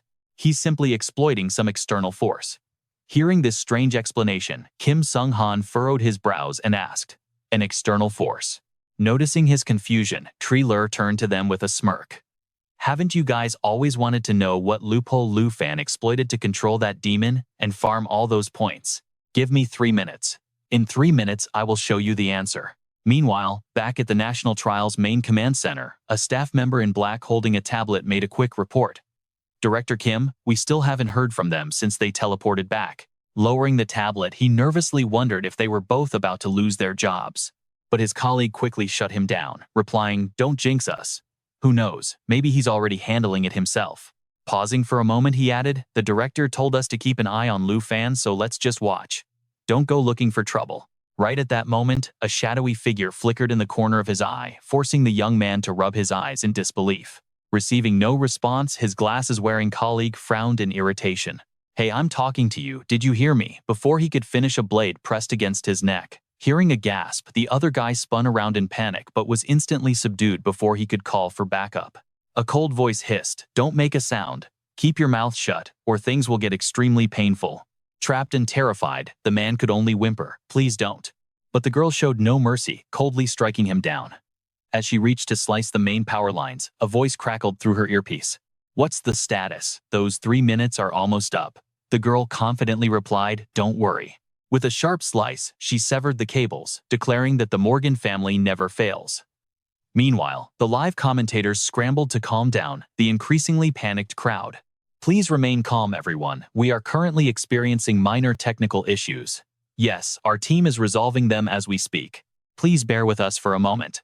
Down in the arena, the audience grew restless as the stream went black and the feed abruptly died. Frustration boiled over. They were dying to hear what the representative from the Star Eagle Nation was about to reveal. Inside the control room, Vice Chairman Zhao leaned in and whispered to Elder Han, "This has to be the work of the Tianqi Empire." Staring at the blank screen, Elder Han remarked that the Star Eagle Nation was not simple either. Meanwhile, Shadowguard UA spun around in a panic looking for Mr. Kim, only to find an empty chair that left them bewildered. Where did Mr. Kim go? No idea. Someone seemed to have called him away just now. Just outside the observation room at the end of the hallway, Mr. Kim stood face to face with Mr. Morgan. "You haven't said a single word this whole time, Mr. Morgan. Is there something you wanted to discuss with me?" Right at that moment, a voice suddenly leaked from a nearby communicator. "The Morgan family has never once failed." Mr. Morgan glances at his watch and shrugs. "I only said I wanted to borrow 3 minutes of your time. I never said I actually had anything to say to you." This response immediately irritates Mr. Kim. "What are you playing games with me? I am a very busy man, and I don't have time for your childish jokes." Ignoring Mr. Kim's rising anger, Mr. Morgan simply adjusts his hat, turns around and walks away with a casual parting shot. "Your 3 minutes are up." "Thanks, Mr. Kim. Goodbye." Meanwhile, back inside the room, Wu Xiechan stands there in absolute shock. "So you are saying Lu Fan became a servant of the ancient zombie god, and that is how he uses that divine power to control the Nine Realms fiend?" Standing right beside him, Kim Sung-han is just as stunned by the revelation. He cannot believe so many of these ancient gods actually exist, these eternal godlike entities that are supposed to be completely impossible to overthrow. Seeing their shock, Chrysler calmly explains, "Because it is beyond imagination, it seems entirely impossible for you to believe. But I understand. After all, the power of an ancient god is a divine blessing from the heavens. No matter how weak you currently are, just a tiny fraction of that blessing is enough to completely rebuild and revolutionize your entire power level." With that, Chrysler stares intensely at the duo presenting his offering. "Behold, this is the sacred mountain essence, the power granted by my master." Wu Xiechan watches in awe as 3 stone crystals radiate an incredibly intense energy, sensing an overwhelming, unbelievable power surging through the air. Suddenly, his system interface flashes to life. "Sacred Mountain Essence, legendary quality consumable item effects currently unknown." Seeing this with his own eyes, Kim Sung-han takes an involuntary step backward. He admits this energy completely eclipses the Nine Realms fiend, and cannot help but wonder if these 3 glowing crystals are the true source behind all of Chrysler's immense strength. This question makes Chrysler chuckle. "No, no, no. 2 of these are actually meant for you guys. Kim Sung-han is left utterly speechless. For us, if they are truly as powerful as you claim and can completely transform our limits, then what is the catch here? Wu Xiaqian nods in agreement, knowing that such an incredibly rare, legendary item would never be handed over completely free of charge. Chrysler turns to them with a slight frown, laying out his terms. Then let us be perfectly clear. This is a business transaction. You will accept my master's cleansing ritual, granting you immense, unmatched power. In exchange, our Morgan family gets to unearth the dormant ancient gods sleeping in both the Tianqi and Yinghua kingdoms. What do you think? Kim Sung-han is clearly wavering. As a prince, he figures the powerful Morgan family probably wouldn't try to pull any cheap tricks on him. The excavation of the ancient gods can be dealt with later, but if he accepts this essence right now, his strength will skyrocket instantly. Wu Xiaqian quickly nudges him, asking if they should take the deal. Gritting his teeth, Kim Sung-han finally reaches out, takes the crystals, and accepts. But on one condition, he adds: once Lu Fan is dead, the Morgan family must visit the Kim estate to formally negotiate the details of the excavation. Wu Xiaqian suddenly breaks the heavy tension in the room with an incredibly naive question. Do we really have to go this far? This dumb question immediately sets off Kim Sung-han. Of course we do. Do you want Lu Fan to step all over us forever? If he can use the power of an ancient god, then so can we. Chrysler then extends his monstrous demonic claw toward Wu Xiaqian, asking if he has finally made up his mind. Because in a moment the guards outside might spot us, and you will have no way out. Cornered with nowhere to run, Wu Xiaqian has to submit. I accept the deal too. Chrysler grins with satisfaction. That is more like it. Now remember, do not resist the power. With the deal sealed, Chrysler eyes the two with a deeply sinister look. The more you submit, the more powerful your transformation will be. My master will make you stronger than you ever dreamed. He hands them two of the essences, then gazes coldly at the final crystal. As for this last piece, I have saved it especially for Lu Fan. He smiles as a dark vision fills his mind, imagining Lu Fan ending up as his loyal sacred mountain puppet. Meanwhile, inside the arena's central security room, an operator frantically types on his keyboard. He reports that while the cameras missed the killer's face, they successfully recovered the video feeds from the live stream and the observation room. Just then, a female assistant walks into the room alongside Mr. Kim. She hesitates, asking quietly, "Excuse me, President Kim, but should we really not report this incident?" Hearing her question, Mr. Kim clenches his fists in rage, ordering them to investigate privately and make sure absolutely none of this leaks out. Thinking of Mr. Morgan makes him grind his teeth in absolute fury. He is completely convinced that the Morgan family is behind the chaos in the Qingdao State's observation room.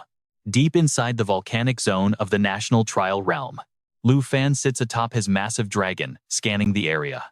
He realizes that the only way to speed up this final round is through direct combat, and whoever is planning to hunt him down is definitely waiting just ahead.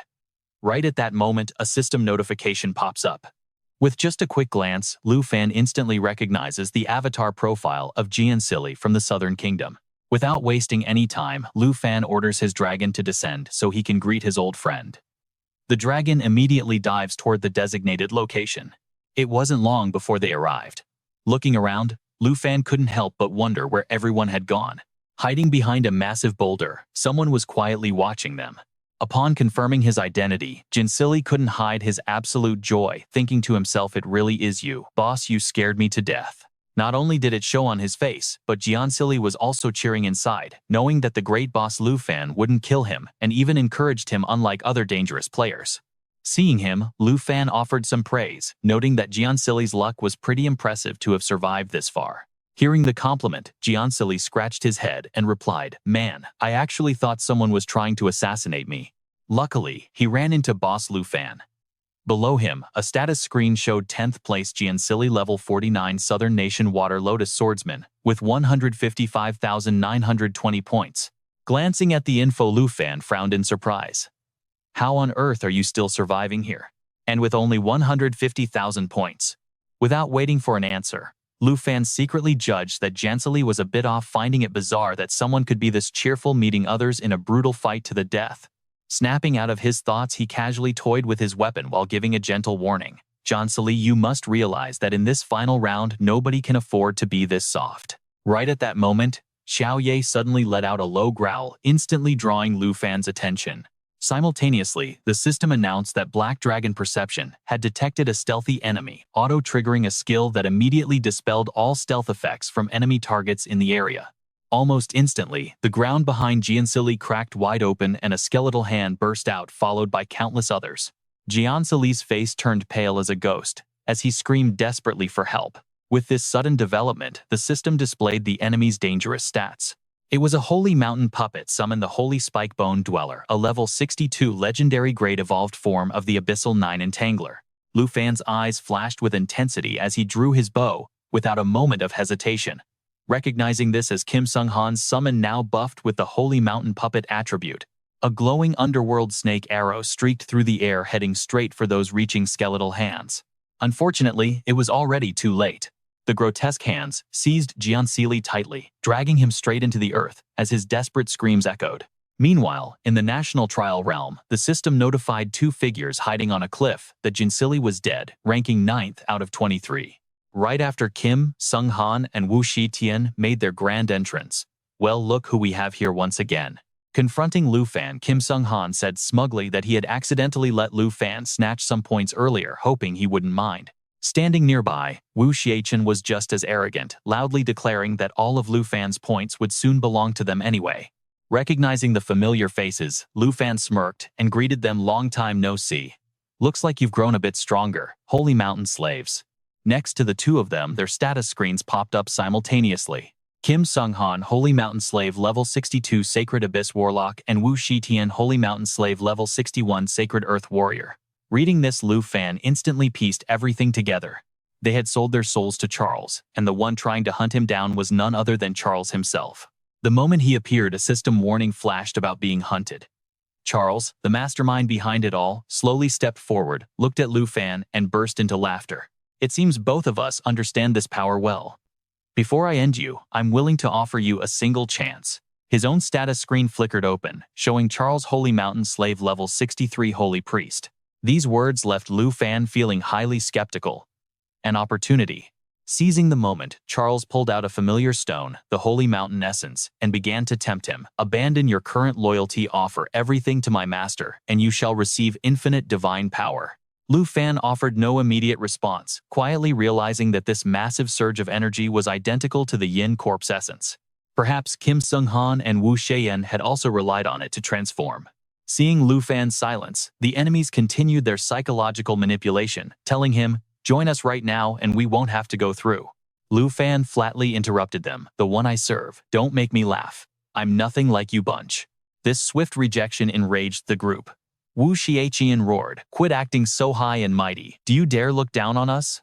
To that question, Lu Fan arrogantly replied, "Even if you obtain that kind of strength, you can still barely reach the level of my summoned dragon pets." The reply silenced Wu Shetian, while Charles's face darkened. It seemed negotiation was off the table. Glaring with pure murderous intent, he asked Kim Sung-han and Wu Shetian if they wanted to avenge their previous deaths. The moment he spoke, the two charged forward like lightning. Wu Xietian roared, "Lu Fan, I'll make sure you pay back all our past grudges tenfold today." The monstrous hands of the Holy Spike Bone Dweller lunged from the ground, but Lu Fan dodged it effortlessly. Raising his bow, Lu Fan couldn't help but sigh, disgusted that these fools willingly threw away their dignity just to become mindless slaves of the ancient god. An arrow flies straight toward Wu Xietian, but he swiftly deflects it with a single slash of his sword. Putting on a creepy mask, Wu Xietian sneered a warning, saying those who adapt survive, while stubborn fools like Lu Fan are destined to die by his blade. "You should join the Sacred Mountain Slaves and become one of our lackeys if you actually want to keep your miserable little life." As the mask slides into place, the system prompts information on his skill, the Prajna Demon Face.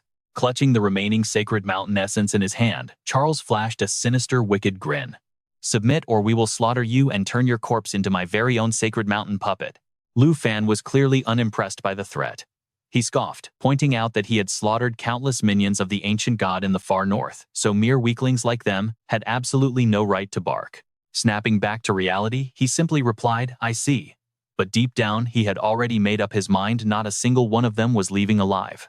This made Wu Xietian laugh, mockingly convinced that Lu Fan was shaking in his boots before the divine power of the Sacred Mountain. But completely shattering their foolish assumption, Lu Fan raised his massive longsword, commanding Xiao Ye to instantly shift into his ultimate devastation dragon form. Glaring at the three enemies before him, he silently vowed that none of them would survive this day. Not a single one of you is walking out of this secret dungeon alive. On his command, a colossal fireball materialized right above Xiao Ye as the black dragon fully transformed into the terrifying devastation dragon.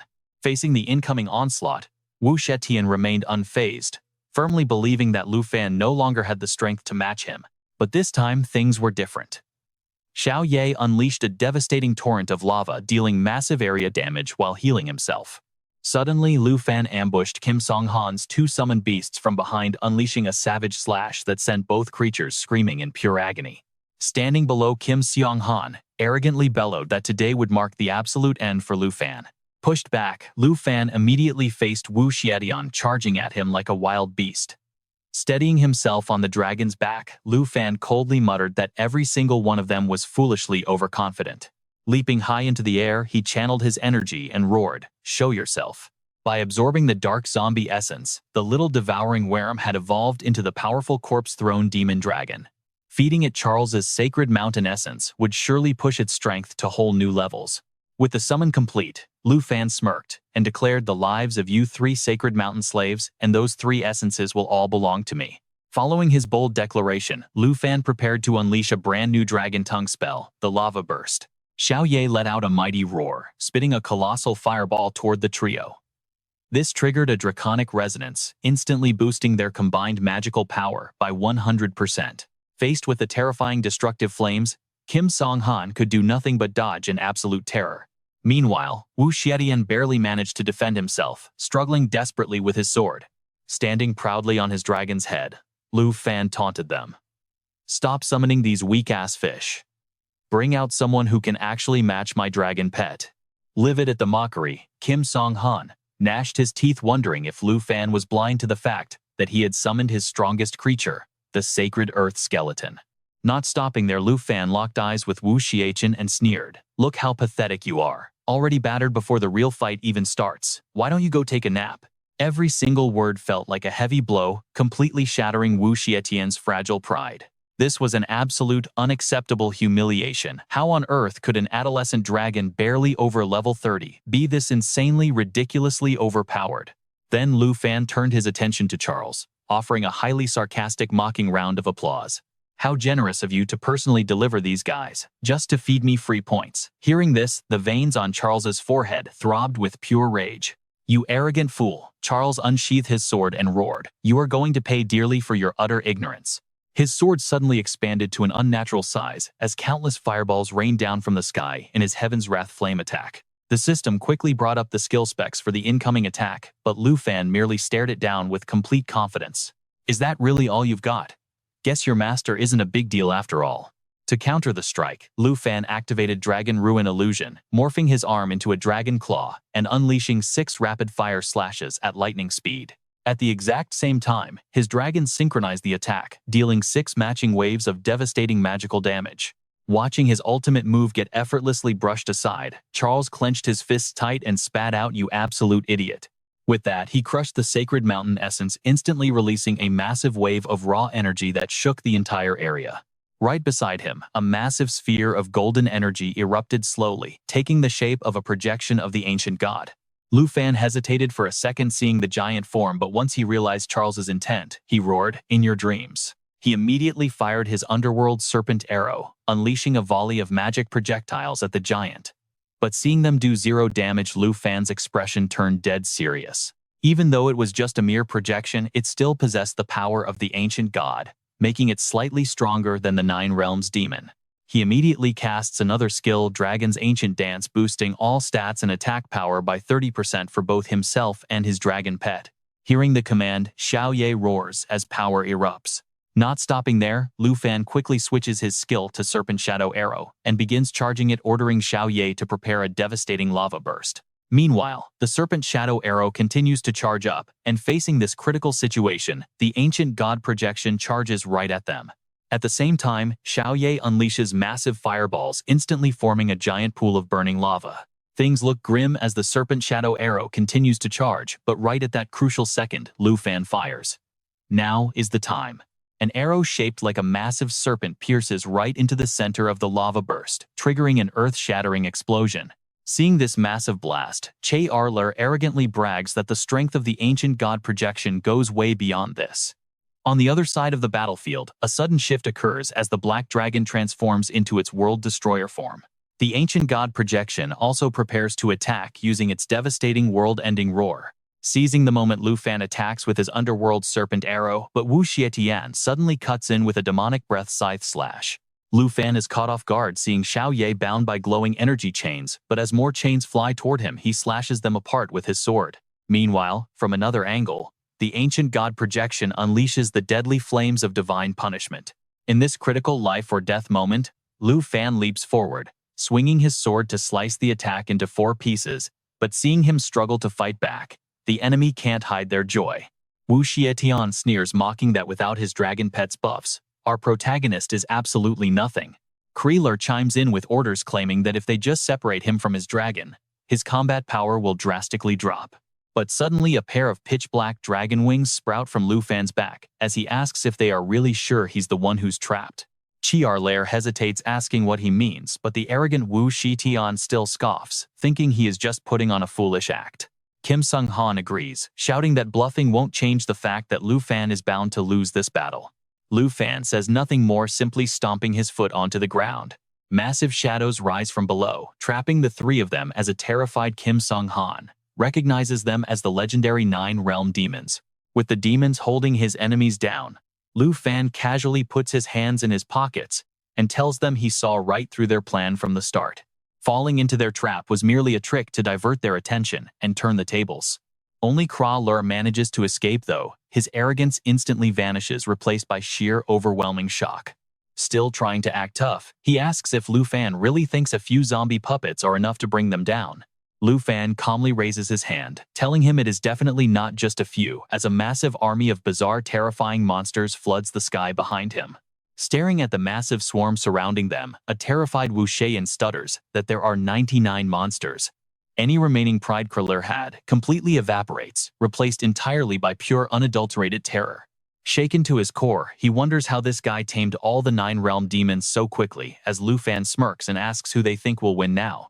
Though worried, Kriller quickly regains his composure and prepares to fight back, shouting that no matter how many zombie puppets he summons, it won't be enough to defeat them. His sword grows massive, glowing with a brilliant divine light. As disciples of the sacred mountain, they are blessed, and Kra Lur activates his powerful divine protection skill. Within its range, all allies receive massive boosts to their strength, armor, agility, and divine will for 60 seconds. Wu Xietian and Kim Sung-han howl like beasts, as power surges through them, immediately triggering a chaotic, brutal brawl. After a fierce high-speed clash, the 9 realm demons are successfully pushed back. Kreeler glares at Lu Fan, sneering that the zombie ancient gods demons are apparently nothing special. Empowered by the buffs, Kim Sung-han and Wu Xietian join in the mocking, bragging that after passing the trial of the astral sacred mountain, they are on a whole different level now. Right then, Xiao Fei flies over to Lu Fan's side, instantly transforming into her powerful eternal combat form. Laughing at their arrogance, Lu Fan scoffs, asking if they really think learning a few tricks makes them invincible. Compared to his legendary dragon pets, they are still light years behind. As he speaks, Xiao Fei unleashes a brilliant emerald light from her dragon bloodline, and under the radiant glow, Lu Fan yells for her to cast Pulse of Life. This skill grants Emerald Light and Emerald Blessing to all friendly targets within range, doubling both the base effects and max stacks. Basking in the light, the 9 realm demons and the Black Dragon instantly grow far more aggressive. As the blessing and light effects stack rapidly, their overall attributes and defensive resistances skyrocket. Ignoring all their injuries, the savage monsters charge forward, like a devastating hurricane. Xiao Ye stood tall, confronting the ancient god's projection on his own, while carrying a massive 12-stack blessing. Letting out an earth-shattering roar, Xiao Ye used raw power to shatter the phantom's weapon. Not stopping there, he unleashed his crushing bite skill, snapping his jaws right onto the opponent's head. This brutal sight struck absolute terror into Schiller's heart. How could something like this even be possible? Even the buffed sacred mountain projection was losing. But while his enemy panicked, Lu Fan just watched with a highly satisfied grin. Open your eyes and look closely because things are about to get way more exciting. Dragon Domain activate. In Lu Fan's hand, a sphere of pure draconic energy materialized, expanding rapidly to deploy a massive 100-meter dragon domain all around them. Watching their surroundings warp in an instant, Jin Chenghan gasped in utter shock, claiming this was a legendary domain. Wu Zuotian flatly refused to believe it, arguing that a mere level 30 Dragon Knight should never be capable of deploying a domain. But Schiller remained stubborn, desperately launching a counterattack. What is a stupid domain going to do? I will tear down this illusion of yours. Behind him, a massive glowing crucifix materialized as he prepared to unleash the flame of divine punishment, aiming it straight at Lu Fan. Target Lu Fan, and let these fools realize the absolute gap in our power. Unfortunately, that devastating strike was effortlessly intercepted and neutralized by a monstrous phantom eagle, one of Lu Fan's 9 realm demons. This was a scenario Schiller absolutely never anticipated. Boosted by holy protection, his attack power was supposed to be up 300%. Yet a casual defense blocked it. How? Standing behind him, Wu Zuotian's face darkened as he realized something was terribly wrong, noting that his own attack power had plummeted. Jin Chenghan stared at his hands in horror, realizing he had lost all connection to his summoned beasts. Yet despite the obvious reality, Schiller remained in denial. Something is wrong.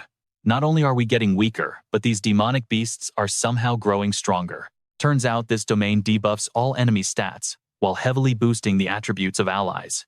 Jin Chenghan and Wu Zuotian panicked completely wildly, swinging their weapons in a desperate bid to fight back. Get lost all of you. After a moment of dead silence from their side, Lu Fan scratched his head looking utterly confused. Did they really die that easily? But just as those words left his mouth, a terrifying burst of energy exploded from Schiller's position. Pulling out a glowing golden feather, he roared in fury. He originally wanted to spare Lu Fan's life to let him serve the Sacred Mountain's ancient god, but the kid was simply too wild to control. With that, the ancient god's projection materialized once again, looking far more imposing and destructive than before.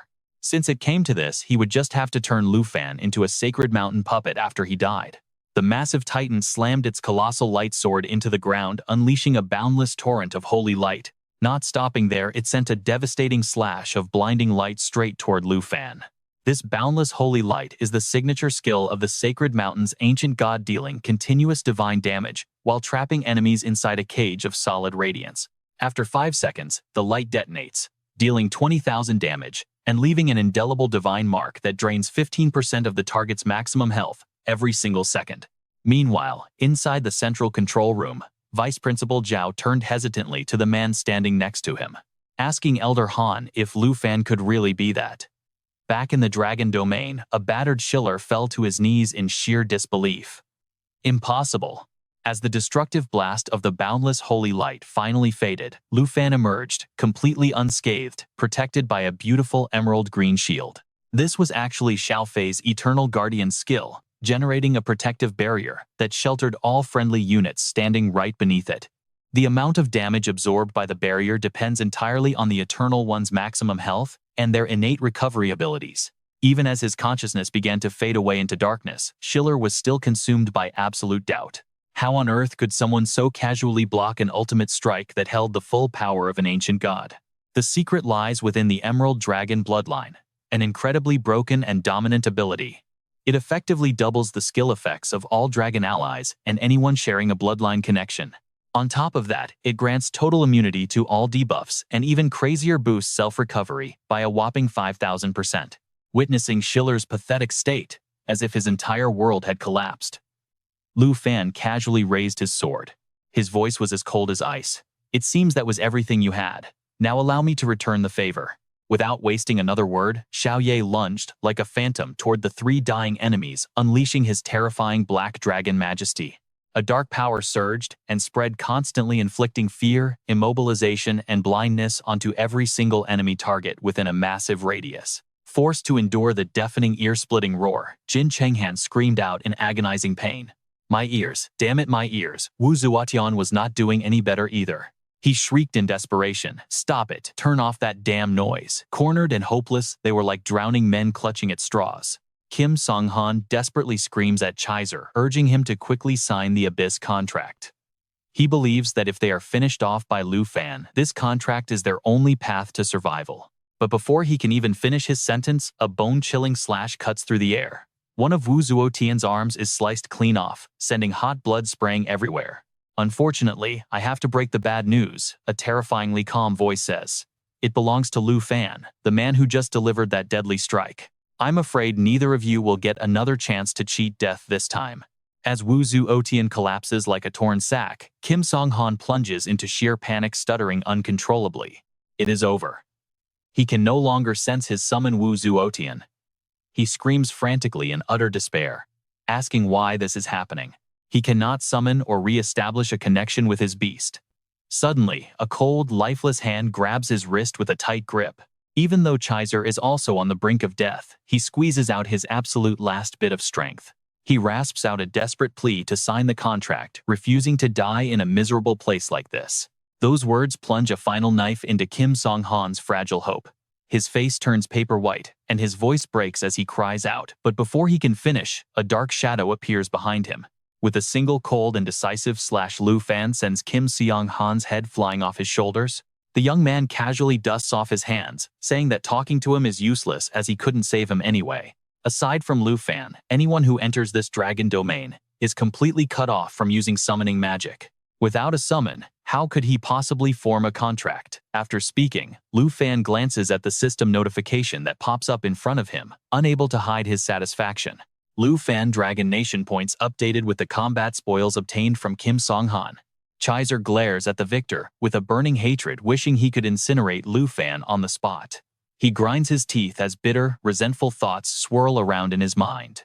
Before crossing paths with Lu Fan, Chaiser never imagined he would find himself cornered in such a pathetic and desperate state. Since they are both loyal servants of the ancient god, why does Lu Fan wield such terrifying, overwhelming power? He struggles to his feet, a wild look flashing in his eyes as he raises his hands to cast an ancient magic. He grinds his teeth, spitting out words filled with pure venom. This power was originally a gift prepared for him, but unfortunately, mortal eyes blinded by greedy power could never possibly recognize the true raw nature of divine grace. The tiny flickering flame suddenly erupts into a massive firestorm, transforming into a colossal pillar of fire that completely swallows his body. He bellows out a chilling, haunting incantation. He begs his lord to show mercy and grant him boundless ultimate power, so he can use this dark magic to completely obliterate the mortal who dared defy the deity. Lu Fan is not foolish enough to give his enemy more time. With a sarcastic smirk, he asks if Chaiser really expects him to just stand there and watch him chant. How naive. In a flash, Lu Fan's blade cuts through the air like lightning, slicing cleanly straight through Chaiser's body.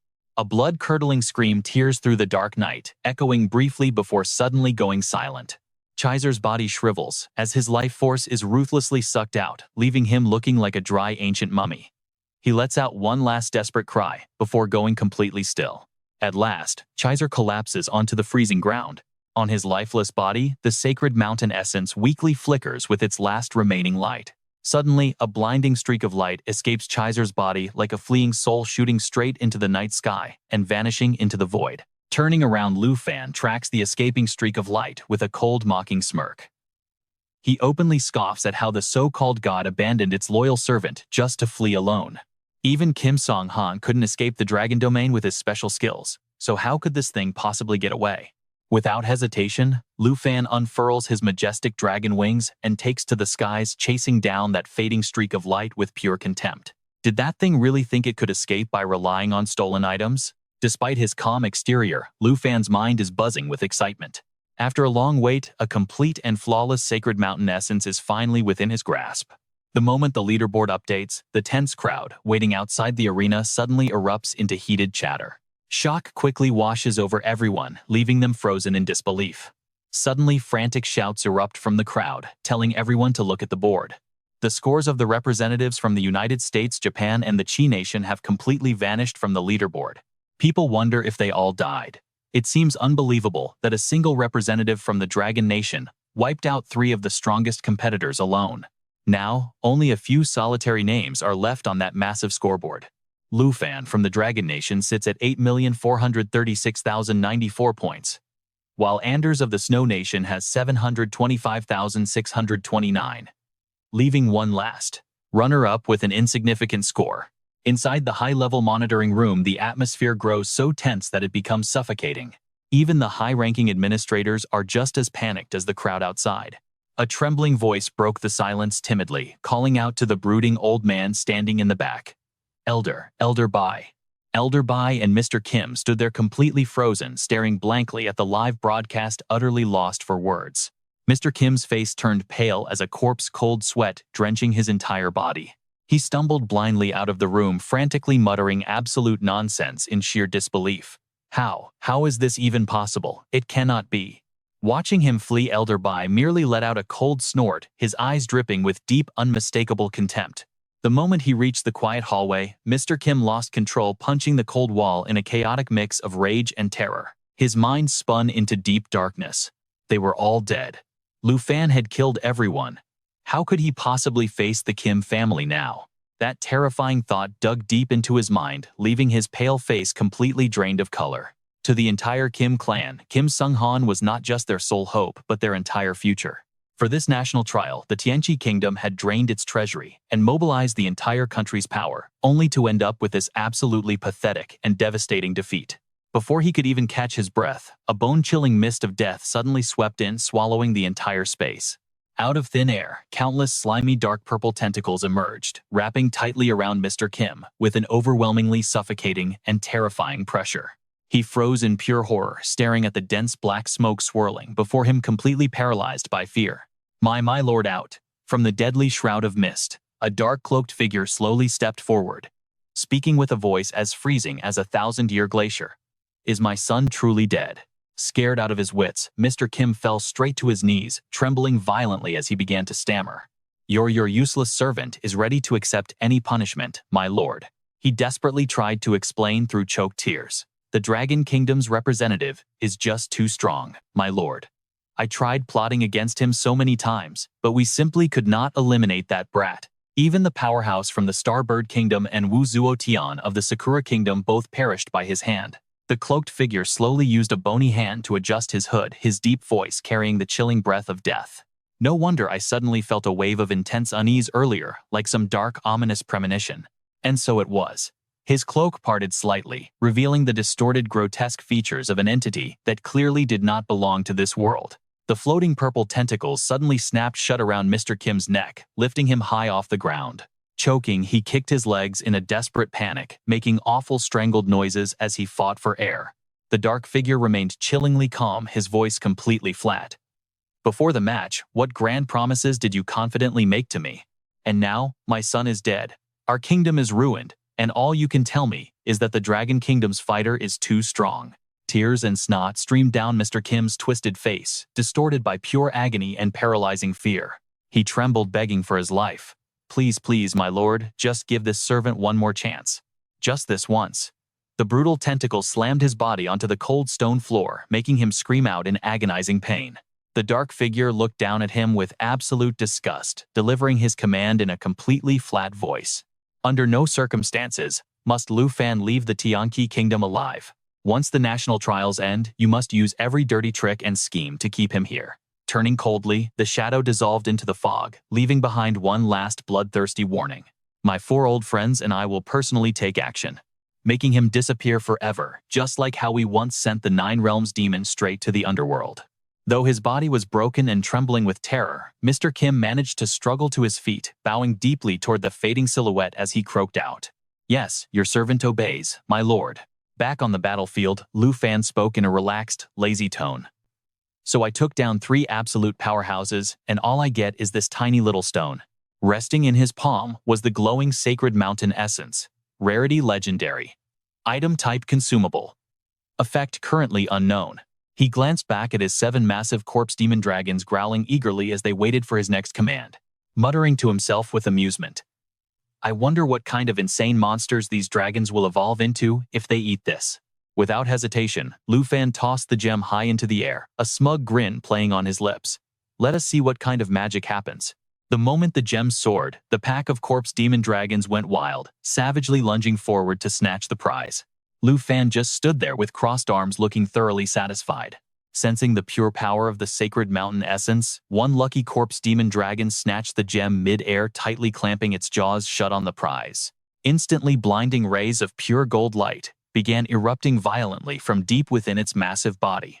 The fallen corpse demon dragon lets out an earth-shattering roar, launching a massive pillar of golden light straight into the sky and completely illuminating the surrounding area. With the evolution process officially underway, both Faye and Lu Fan look up in absolute awe, unable to tear their eyes away. Right before their eyes, every single remaining fallen corpse demon dragon is suddenly enveloped in a brilliant shimmering shroud of mystical golden light. Deep within the volcanic dragon domain of this national trial realm, surrounded by rivers of boiling hot molten lava, two newly evolved fallen corpse demon dragons are already soaring high, proudly spreading their wings across the burning red sky. A bright blue system notification flashes on screen to confirm the massive change. The dragons have officially unlocked two brand new skills, Gate of Holy Light and Holy Light Illumination.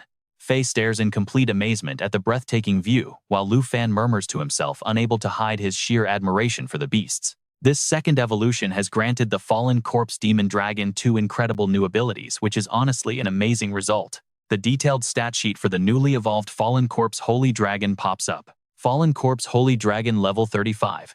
Its demon dragon breath fires a beam of pure destruction at targets, dealing absolutely massive magic damage. Any enemy slain by this breath is forced to reanimate as a loyal zombie puppet, fighting to the death for their side. With Demon Dragon Assault, it coats its entire body in a solid armor of Dark Plague energy, before charging forward at terrifying speeds, dealing devastating critical damage to everyone in its path. This move blocks 99% of incoming damage, while boosting the overall effectiveness of other specific abilities. Next is Holy Light Illumination, where the dragon releases pure holy energy to form a protective divine halo. This skill boosts all ally stats within a 100-meter radius by 30%, while also restoring massive amounts of health points every 15 seconds. Then there is the Gate of Holy Light, which unleashes peak holy energy to tear open a massive spatial portal. This lets the dragon instantly teleport itself and its entire army of zombie puppets to any target location. The best part is this skill completely bypasses all barriers, dimensions, magic circles, or distance limits. By unlocking Dragon Language, the standard breath attack is upgraded and fully replaced by the ultimate Dragon Language magic. Demon Dragon Assault upgrades into the apocalyptic Dragon Language Doomsday Ruin, while Zombie Manipulation grants absolute authority to summon recall and command every single puppet at will. And if a puppet falls, its remaining energy is returned to heal and replenish the Holy Dragon. On top of that, its passive Bloodline reduces all incoming damage from any source by 75%. Lu Fan stands there deep in thought. Holy Light Illumination is incredibly overpowered, allowing the beast to use sacred energy to boost core stats by 30%, while providing non-stop health regeneration. Sure, the healing might not match Faye's insane output, but that massive 30% stat boost alone is more than enough to push his zombie army to absolute peak performance, easily capable of leveling an entire small nation. As for that Gate of Holy Light skill, it is something he is incredibly pleased with. Previously, summoning the dragons or the Nine Realms demon required either Faye or him to be physically present on the battlefield. Now, simply opening this portal allows them to deploy forces anywhere, at any moment. Plus, it gives them a flawless escape route whenever necessary. Watching the fallen corpse holy dragons proudly spread their wings and glide majestically across the fiery sky, he grows quiet as a fascinating question flashes in his mind. If these dragons were to absorb the residual essence of other ancient gods, could they actually evolve further and become even more monstrously powerful? His eyes gleam with anticipation as he mutters, "I am really looking forward to seeing just how overpowered the final forms of these twin demon dragons will actually be." Suddenly, the familiar blue system notification panel flashes before his eyes once more, bringing with it a crucial announcement: a proposal to end the national trial has been submitted, voting in progress. Lu Fan raises an eyebrow in genuine surprise. Oh, someone already proposed to vote on ending this. Thinking about it, including himself, there are only 6 survivors left. It looks like Anders agreed too. It seems none of the remaining players have any desire to face him head-on anymore. Faye tilts her head up curiously, her wide eyes sparkling as she asks, "Master, what does that message say up there?" Having quickly shifted back into her beautiful human form, Yi nods knowingly as she explains the situation to Faye. "Yep, it looks like we might finally be heading home, Faye." The glowing blue screen displays the details. Voting to end the national trial is currently underway. Current first place Lu Fan of the Dragon Nation, with a score of 8,436,064. The total number of remaining voters is 6. Current votes in favor of ending. 5 out of 6. Lu Fan casually bypasses the reject option and without a single shred of hesitation, clicks agree, muttering, "Well, wrapping this up early works for me too." The system prompt updates immediately as the yes votes easily exceed the required majority threshold. With the vote passed, the national trial officially comes to an end and the spatial exit portal slowly begins to open. Your well-earned rewards are waiting for you outside. System notifications detail the massive payouts corresponding to each representative's accumulated points which have now been successfully dispatched. Attention all representatives, please make sure to claim your rewards before leaving this secret dungeon. Hearing this, Xiao Ye immediately lifts her chin, proudly bragging to her master. "See, told you so. Master, I was totally right, wasn't I? I told you we would be going home soon." With a look of pure admiration, Xiao Fei immediately chimed in. "Sister Xiao Ye is so amazing." Meanwhile, Lu Fan calmly sits down and opens the newly appeared reward chest, thinking with pure excitement that the moment they have all been waiting for is finally here. For a massive dungeon gathering 23 powerful nations, you and I have to wonder what kind of grand prize the absolute champion would actually get. As he pops the chest open, a brilliant golden light bursts out, leaving him completely stunned and gasping in disbelief. What is this? Scanning the pile of legendary loot, Lu Fan cannot hide his absolute satisfaction. He happily notes that this is a complete 5-piece gear set level 90, and of legendary quality. This is not some random single item but a set capable of triggering a massive resonance effect. Just equipping this single belt allows him to transform into the majestic Golden Dragon King, and collecting all 5 pieces will unlock an additional 3 insanely powerful skills. If the other gear pieces also have special attributes, he can easily build an entirely new combat style, centered around the Dragon Slayer Warrior. The system quickly displays the detailed stats of the necklace, known as the Will of the Dragon Slayer Warrior. It is a legendary quality necklace, requiring level 90 and restricted to the warrior class, specifically the Dragon Blood Warrior and Dragon Slayer Knight. It gives plus 1,248 strength, 1,256 agility, 60 spirit, and 1,667 durability. Its special effect is the Golden Dragon Shield, which deploys a barrier of dragon energy to block all incoming attacks and minimize any damage taken. It boosts strength, agility, and spirit by 40%, raises durability by 100%, and lasts for 20 seconds. The 1 out of 5 set effect unlocks basic bloodline power, allowing transformation into the Golden Dragon King, boosting strength, agility, and spirit by 50%, while durability goes up by 200%. However, while in this draconic state, the player is completely unable to ride dragons. Meanwhile, the 3 out of 5 set effect unlocks intermediate bloodline power, granting him 2 powerful passive skills, Wings of Judgment and Boiling Blood. Finally, the full 5 out of 5 set effect completely unlocks the Golden Dragon King power, granting the ultimate active skill, known as the Supreme Shield. Next, Lu Fan picks up another legendary skill book. After checking it over, he sees the Dragon Language Mimicry skill book, legendary quality, requiring level 40 for Dragon Tamers and Dragon Language Mages. Its effect is simple. Once used, the player immediately learns the active skill Dragon Language Mimicry. This skill allows him to instantly replicate and unleash any dragon language magic used by his dragon pets, and its ultimate destructive power scales directly with his own base stats. His eyes flash with pure satisfaction. He realizes that since he can already read Dragon Tongue, he will no longer need to waste time studying those incredibly complex and difficult spells. Simply mimicking his pet's skills lets him trigger powerful resonances with them, easily killing 2 birds with 1 stone. Lastly, an elegant brocade pouch stuffed with ancient magical scrolls is finally revealed. Lu Fan looks at it with a bit of hesitation, thinking this final reward looks suspiciously like a classic gacha mystery box. The system quickly sends a confirmation, identifying it as the Scroll Expansion Bag, a legendary consumable item. Its effect is very straightforward. Using it grants the player 30 random magic scrolls of rare quality or even higher. At that exact moment, the legendary items he just obtained are automatically sent directly to his personal inventory. He has successfully acquired 1 Will of the Dragon Slayer Warrior necklace and 1 copy of the Dragon Language Mimicry skill book. Lu Fan slowly pulls open the elegant pouch, murmuring to himself with a slightly helpless sigh. Well, a world-class dungeon prize that turns out to be a gamble. The Tianzi Empire really knows how to keep things interesting. Let's just hope luck is on our side today. The system interface instantly alerts him that one scroll expansion bag has been successfully consumed.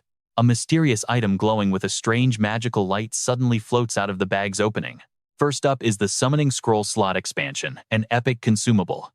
Using this allows him to unlock an extra empty slot for a companion, a summon-crafted gear, or even special contracts. Next is the Quality Upgrade Enchantment Scroll, another epic consumable. This powerful item can upgrade the quality of any targeted gear piece or tool directly to a higher rank, all the way up to Legendary Plus status. Then comes the Level Requirement Removal Enchantment Scroll, an epic consumable that completely wipes away any level restrictions from a chosen weapon or armor piece. Lu Fan cannot help but let out an excited laugh, thinking this is absolutely incredible. Getting 30 rare scrolls like this at once is something you and I would struggle to find even at the massive auctions of Tianhua Tower. The moment he sees them, he can't hold back the absolute thrill and excitement rushing through him. This blue summon slot expansion scroll couldn't have come at a better time. Now he can finally hatch that precious green dragon egg before even reaching his third-class advancement. Right on cue, the blue system notification pops up to confirm the rewards. The system drops some absolutely massive loot. He has received one blue slot summon expansion scroll, one scroll to bypass level requirements, and one premium quality upgrade scroll to top it all off. Seeing this, Lu Fan's mind immediately starts racing with strategy. This level requirement bypass scroll is absolutely perfect to use right now for that Raging Dragon Warrior belt. This means he won't have to wait until level 90 to wield the absolutely insane power of the Golden Dragon King. The system keeps pace with his thoughts, instantly flashing a brand new notification on his screen. Level bypass scroll successfully applied to the Raging Dragon Warrior's will.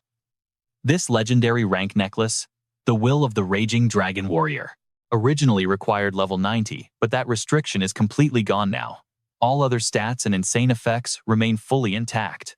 Without wasting any time, Lu Fan raises his flowing fire meteor sword high, his eyes shining with pure determination. He wants to push this weapon to the absolute limit, aiming for the Legendary Plus tier. He is incredibly curious to see just how much stronger Legendary Plus is compared to Standard Legendary. So prioritizing the weapon first is a no-brainer. Brilliant patterns of mystical light erupt from the blade, completely enveloping the weapon and blinding everything for a split second. The system chimes in right away, confirming the quality upgrade scroll has been successfully applied to the flowing fire meteor sword. The updated details of this radiant mystical blade pop up on the screen. Flowing fire meteor sword quality.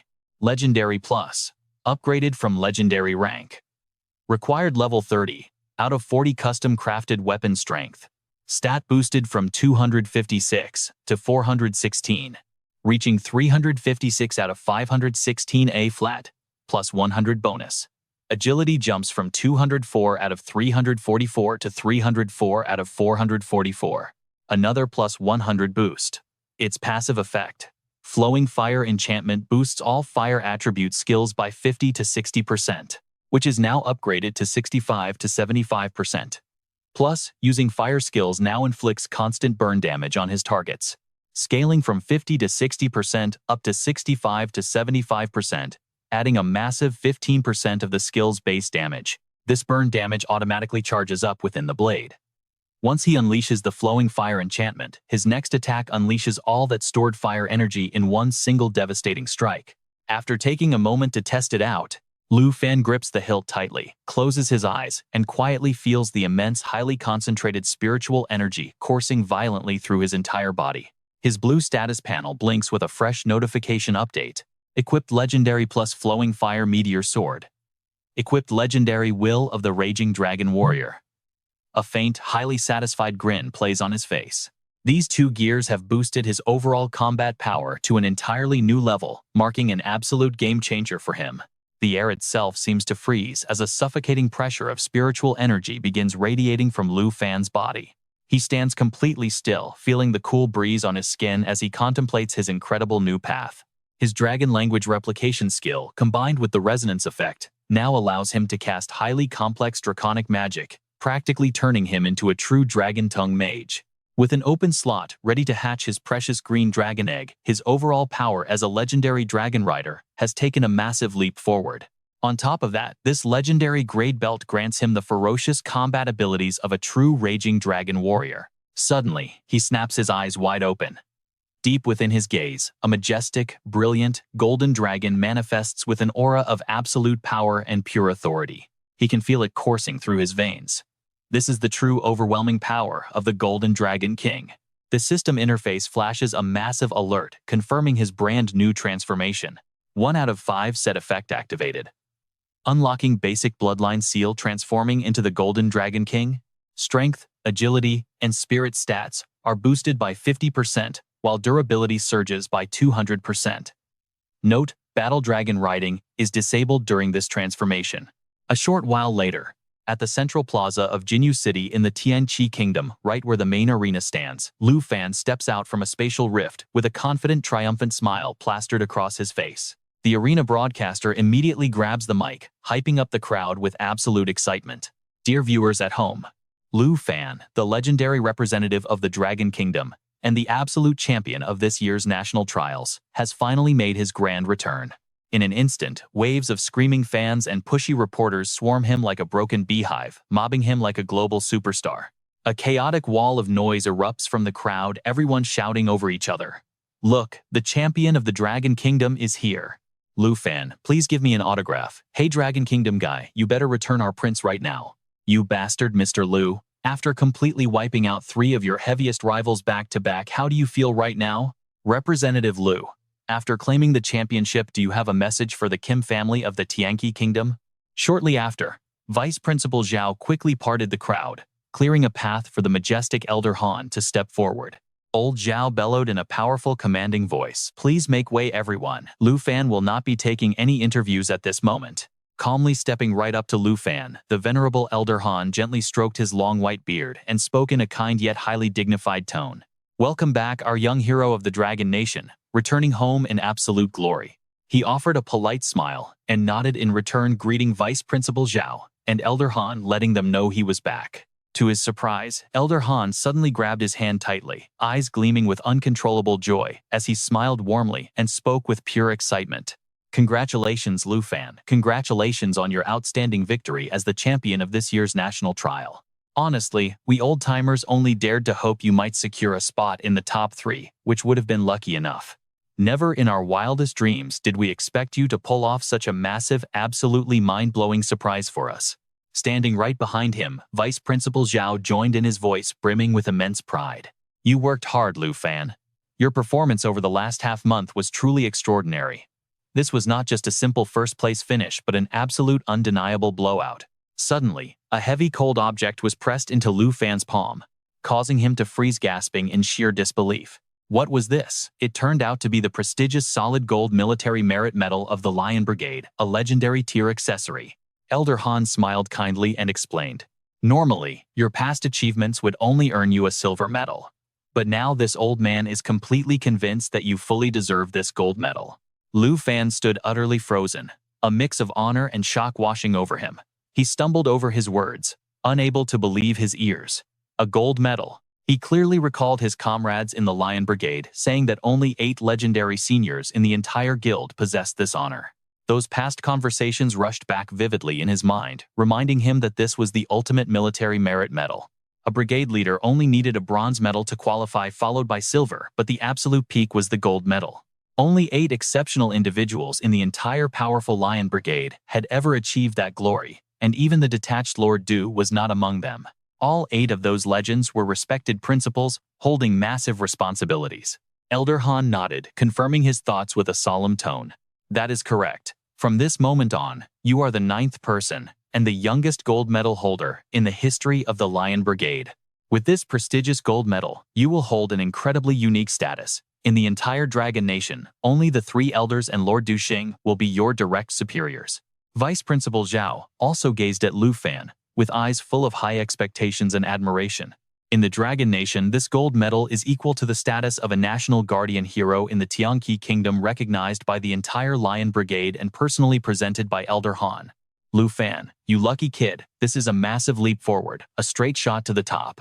The system quickly updated its notification, confirming that he had received 1 Lion Brigade Gold Military Merit Medal. Feeling a bit embarrassed, Lu Fan scratched his head and replied humbly, "I do not deserve this, but thank you sincerely for your trust, Elder Han." Seeing that the warm welcome had wound down, Mr. Kim spoke in a cold tone, cutting right through the joyful atmosphere. This year's national trial has officially come to an end. Standing regally on the high platform, he raised his voice to announce, "Congratulations to all representatives who successfully survived the secret realm. I will now officially announce the final results of this grand national trial competition. First place and the champion of this national trial goes to Lu Fan, representing the Dragon Nation, with a massive score of 8,436,094 points. This massive score accounted for 91.8% of the entire tournament's points, causing the crowd to erupt in wild applause and shocked whispers.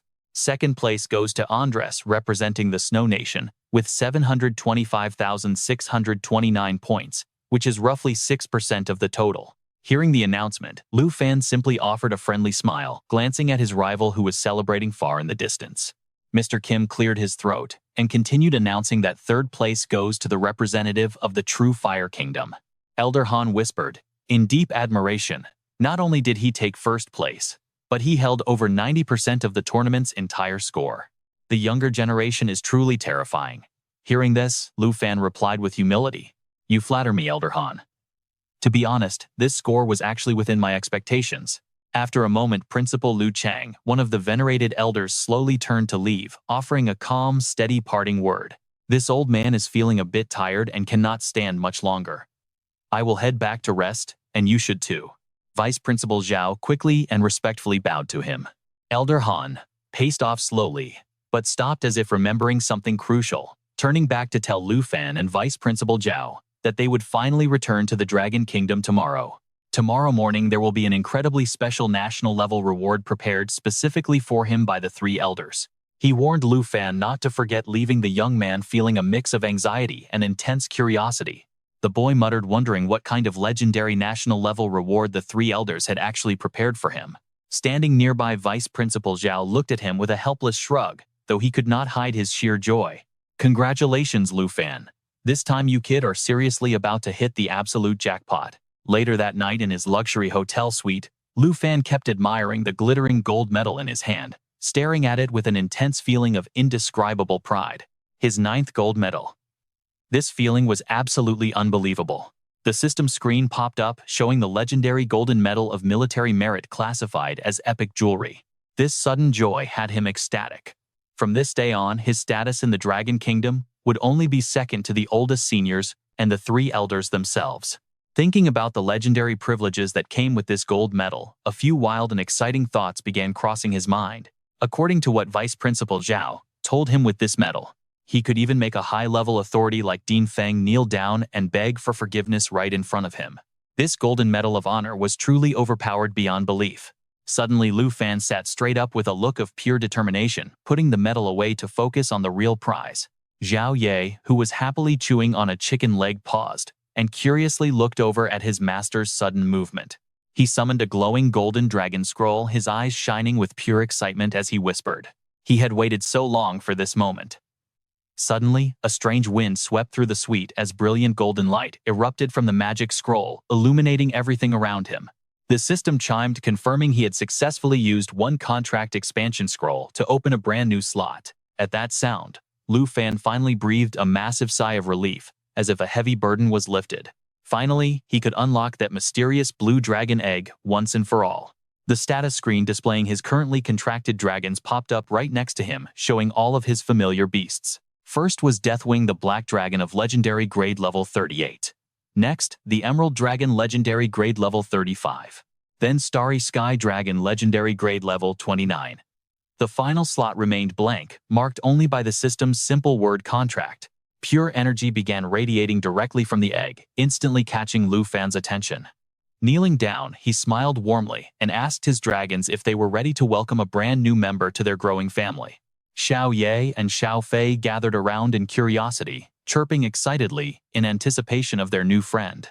The system interface flashed once more, noting that the dragon taming art could easily tame any creature of dragon descent.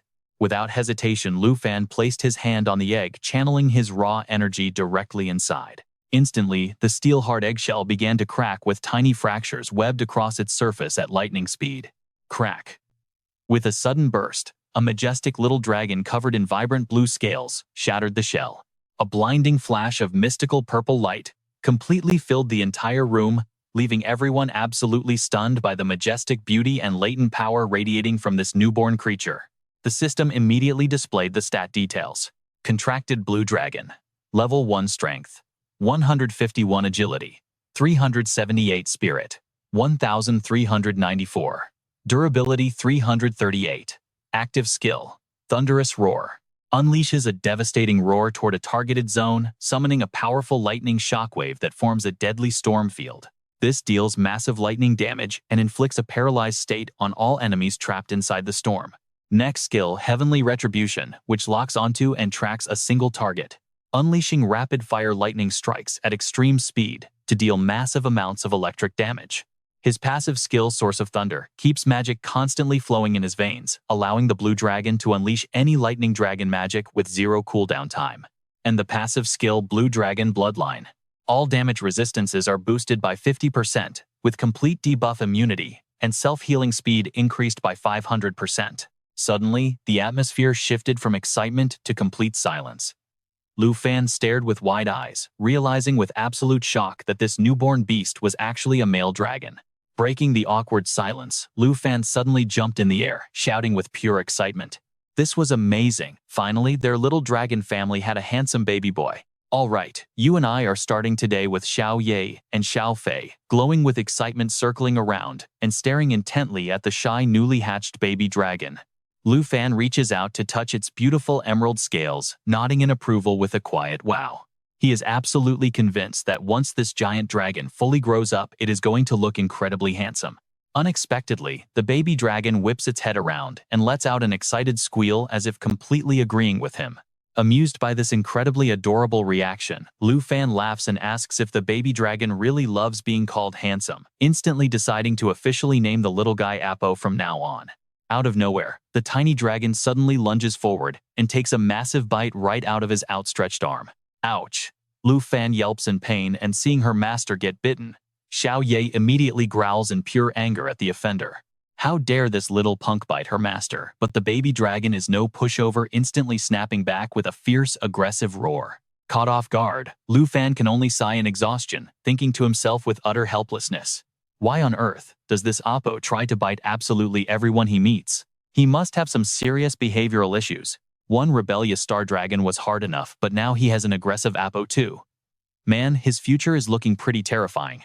Right at that moment, the system suddenly alerts him, calling out Lu Fan. Congratulations on successfully using and unlocking your exclusive rewards from today's special treasure map. Floating on the blue screen is the image of a glowing golden treasure chest, slowly opening up right before his eyes. Seeing this, Lu Fan practically screams with pure joy inside his head. Oh yeah, is this not the legendary god-tier treasure map he has not seen in ages? Talk about insane luck. Meanwhile, you and I are taken to a quiet, ancient courtyard of the Yi family on the far western border, where a beautiful snow-haired girl is staring intently at her tablet. Breaking the peaceful silence, the voice of a news announcer echoes directly from the screen. The ultimate champion who crushed this year's national trials is none other than Lu Fan, representing the Dragon Kingdom. Upon hearing this, a mysterious and deeply intriguing smile slowly spreads across her beautiful, delicate face. She whispers softly to herself, her voice light as a gentle breeze. I knew it. Lu Fan would never fail. Besides, with the powerful weapon she gifted him, taking down even a multi-class awakened master is just a walk in the park. But right after saying that, she suddenly shifts, coughing violently as her body trembles. Staring at the terrifying crimson blood splattered on her pale hand, the white-haired girl falls completely silent. Cold sweat slowly drips down her pale, sickly, but delicate face. The white-haired girl murmurs with deep bitterness, "The royal family, your methods are truly merciless." Suddenly, hurried footsteps break the dead silence of the night. An old servant rushes toward the pavilion, whispering in a panicked voice, "Miss Yi, this is bad. The royal family's people are back again." Miss Yi slowly sets down her tablet, closing her eyes in sheer frustration before asking in an incredibly annoyed voice, "Back again? What dirty tricks are they trying to pull this time?" The servant bows respectfully, replying, "My lady, they have come for Yunshui Mountain." At the mere mention of Yunshui Mountain, Miss Yi clenches the paper on her desk in pure rage, her voice dripping with venom. Yunshui Mountain has belonged to our Ye family for nearly 100 years. The royals keep coming back to pick a fight, clearly trying to manufacture an excuse to steal the entire Ye family estate. The servant sighs helplessly, explaining that they are taking advantage of the Ye family being leaderless right now. Without a proper head, they have brazenly seized countless resources, and now they are using old debts as an excuse to hunt us down. She does not reply immediately, instead turning to ask with a cold mocking smirk, to think a major family from the Western Territory would resort to such low-life cowardly tactics. And what about the Long family? It has been so long. Is there any news from them? The servant lowers his head in deep sorrow, whispering, "My lady, there is still absolutely no response from the Long family." Unable to take any more, Miss Ye slams her hand on the table, her voice trembling with bitter disappointment and rage. Ungrateful cowards, every single one of them is completely shameless and spineless. She quickly grabs a white silk handkerchief to cover her mouth, coughing so violently that fresh bright red blood instantly stains the clean white fabric. Terrified by this, the servant rushes forward, desperately offering soft words of comfort to calm her down. Suppressing her anger, Miss Ye stares silently at the bloodied silk in her hands for a long moment. Then she issues a cold, resolute command. "It is fine, take me to meet the royal family. I want to see for myself exactly how incredibly shameless and heartless they can truly be." Outside, the sky fades into a beautiful quiet shades of orange and red sunset. High above, an incredibly luxurious private jet takes off, completely shattering the peaceful atmosphere. Inside, Lu Fan is sitting comfortably, and as you and I can see, casually staring at a modern laptop. On screen, the system displays critical information about their chosen dungeon, the Sea of Death, a level 70 zone. It features nightmare difficulty and caps the maximum number of participants at 5. Hidden deep inside the newly discovered Divine Bone Forest at the border of Taichi and the Dragon Kingdom, this vast desert realm is filled with danger and secrets waiting for its first explorers. Resting his hand on his chin, his eyes flashed with excitement as he realized that the national reward Elder Han gifted him could not have come at a better time. Lu Fan suddenly recalled what happened not too long ago at the international airport of Jinyu City in Taichi State. Standing before the massive screen displaying the long list of dungeons, he was utterly stunned and turned to ask Elder Han. He asked in shock if he truly received 460 resource selections and 10 special ones. Elder Han smiled warmly at him. He proudly replied that this was indeed the special national reward reserved exclusively for the tournament champion. Pointing at the endless list on the screen, the elder explained that those 460 dungeons were rare treasures painstakingly gathered from around the world by their nation's leaders. Normally, even the wealthiest people cannot buy access to these spots. Take a look and see if any of them catch your eye. Lu Fan pondered quietly. While scanning the options, he realized that although these zones were level 60 and above, none of them offered enough experience to help a powerhouse of his caliber level up. Just as disappointment began to set in, a strange piece of information caught his eye, causing him to gasp in surprise. Wait a minute. This was an unclaimed dungeon that absolutely no one had chosen yet. The Sea of Death was a level 70 nightmare dungeon, capped at 5 players. It was situated in the newly discovered Divine Bone Forest, along the border of Taiki and the Dragon Kingdom, an unexplored desert territory. Thinking back to his sudden shock, he realized there was an absolutely mind-blowing coincidence at play here. This Sea of Death was the exact location marked on the God-tier treasure map he had luckily acquired just the night before. There was absolutely no way this was a coincidence. Noticing him freeze in silence, Elder Han snapped him out of it, asking if he had finally found something he liked. Without any hesitation, Lu Fan immediately made his choice, requesting the Sea of Death dungeon and stating he did not need any of the other options. Hearing this, Elder Han burst out laughing with deep appreciation before offering a word of caution. "You have a fantastic eye, young man, but the border area surrounding this dungeon is highly volatile and dangerous. Once we return, I will have Vice Principal Zhao send scouts to check the area before we build a highly secure teleportation portal just for your journey." Afterward, Lu Fan walked the elder to the door, politely expressing his gratitude for the generous support. He thanked the elder sincerely, explaining that he might return to the Dragon Kingdom slightly later because of a prior commitment with Andres that was impossible to decline. The elder dismissed his worries with a wave, telling him to take his time as he prepared to head back first. He promised to have Vice Principal Zhao handpick high-experience dungeons for the remaining 9 rewards so he could level up his abilities even faster. Suddenly, a warm hand rested gently on Lu Fan's shoulder from behind, accompanied by a friendly and familiar voice. Vice Principal Zhao asked what had him daydreaming so intensely, pulling his thoughts back to reality. Announcing that it was time for their champion to disembark, he watched as Lu Fan snapped out of it and looked outside the window. Stunned by the massive roaring crowd, Waiting on the tarmac, he could only offer a slightly bewildered and soft reply. Agreeing that the welcome was incredibly lively, he stepped out as the plane safely completed its landing. The two of them slowly stepped down from the cabin doors into the absolute frenzy of the roaring crowd.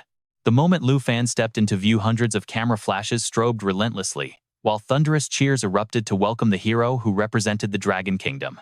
Celebrating his victorious return, some overexcited fans in the crowd even shrieked about how handsome their champion looked. A swarm of eager reporters pushed through the barricades, desperately shouting to ask if he would be willing to grant their national television station a quick exclusive interview. Another student bragged to those around him with pride. "That is my roommate from the Dragon Capital Academy.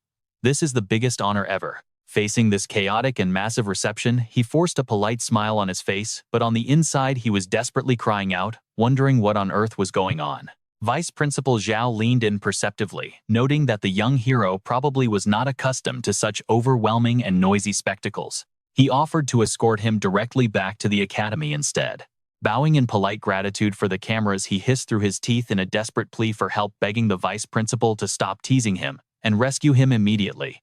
Half an hour later, on the peaceful campus of the Dragon Capital Academy, Lu Fan finally let out a long, deeply relieved sigh, muttering under his breath about how incredible it felt to finally escape that madness and return to his peaceful, familiar academy. This peace, Vice Principal Zhao Tanran commented, sounding completely used to situations like this. Chaos like that might drag on for another 10 days to half a month. He warned Lu Fan to prepare himself kindly, advising him to skip classes entirely and just rest up at home for now. "Once the teleportation gate to the Death Sand Sea is ready, I will personally come and get you." Suddenly, a beautiful, kind-looking middle-aged woman rushed toward them, calling out warmly, "Little Fan." Seeing the familiar face, Lu Fan could not hide his excitement, blurting out, "Auntie." Not only did his aunt show up, but two other pretty girls were also eagerly unfurling a massive banner and shooting off colorful confetti poppers. "Congratulations, Lu Fan, you are finally back. Welcome home to our grand champion."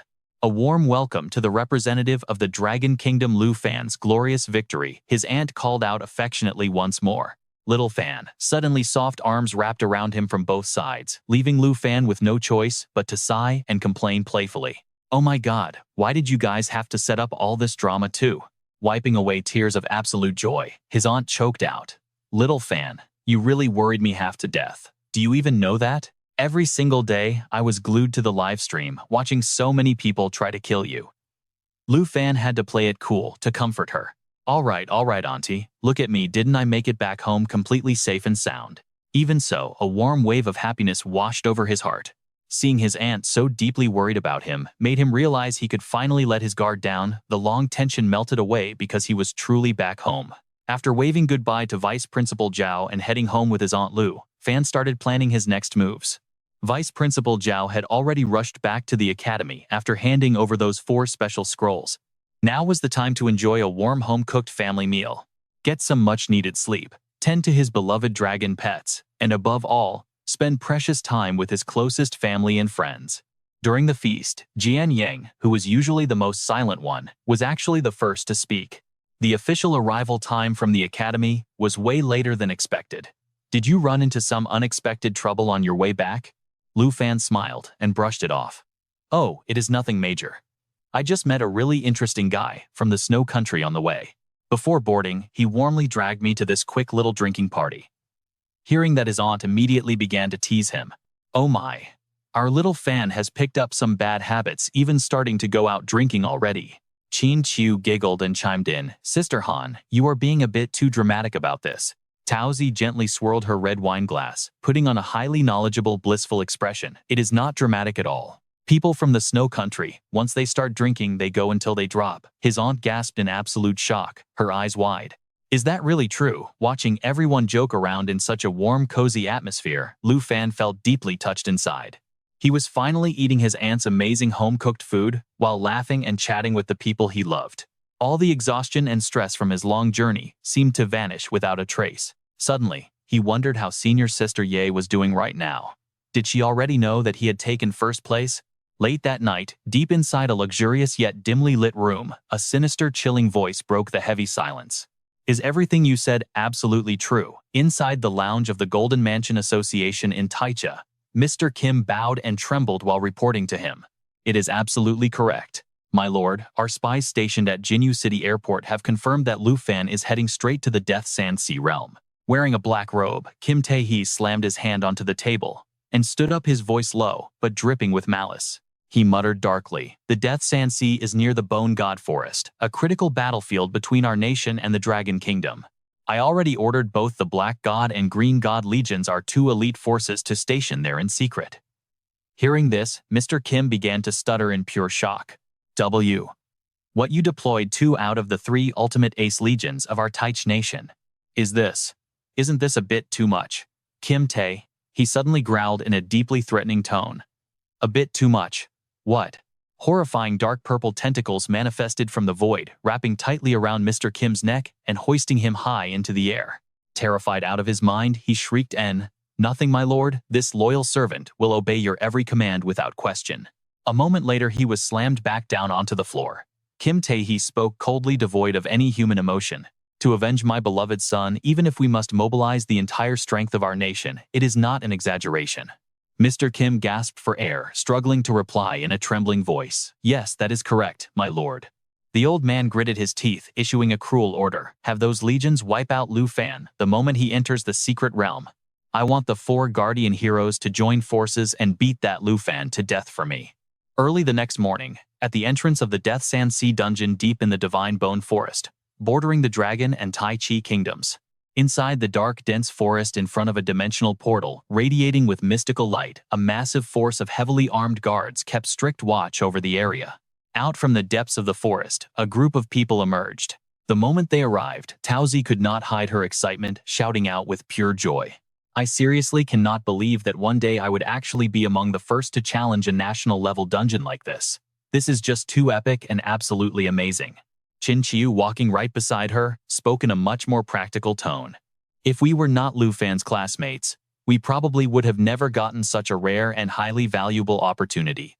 Meanwhile, Auntie was stroking her chin with a deeply thoughtful expression, wondering if this deadly desert held any special ingredients that would be absolutely perfect for cooking up some unique dishes. Only Jian Ying remained cold and silent, quietly walking while carefully observing their surroundings.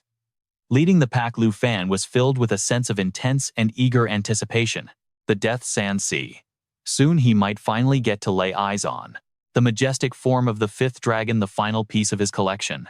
Suddenly, a large, heavily guarded military camp appeared just ahead. Spotting it, Lu Fan mumbled to himself in mild surprise. "Are those people from the Tai Chi kingdom? How could they possibly show up in a place like this?"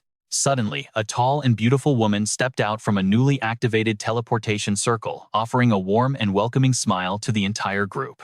"Ever since we started setting up the teleportation array in this area, they have been secretly sending ambush teams to camp out along the border.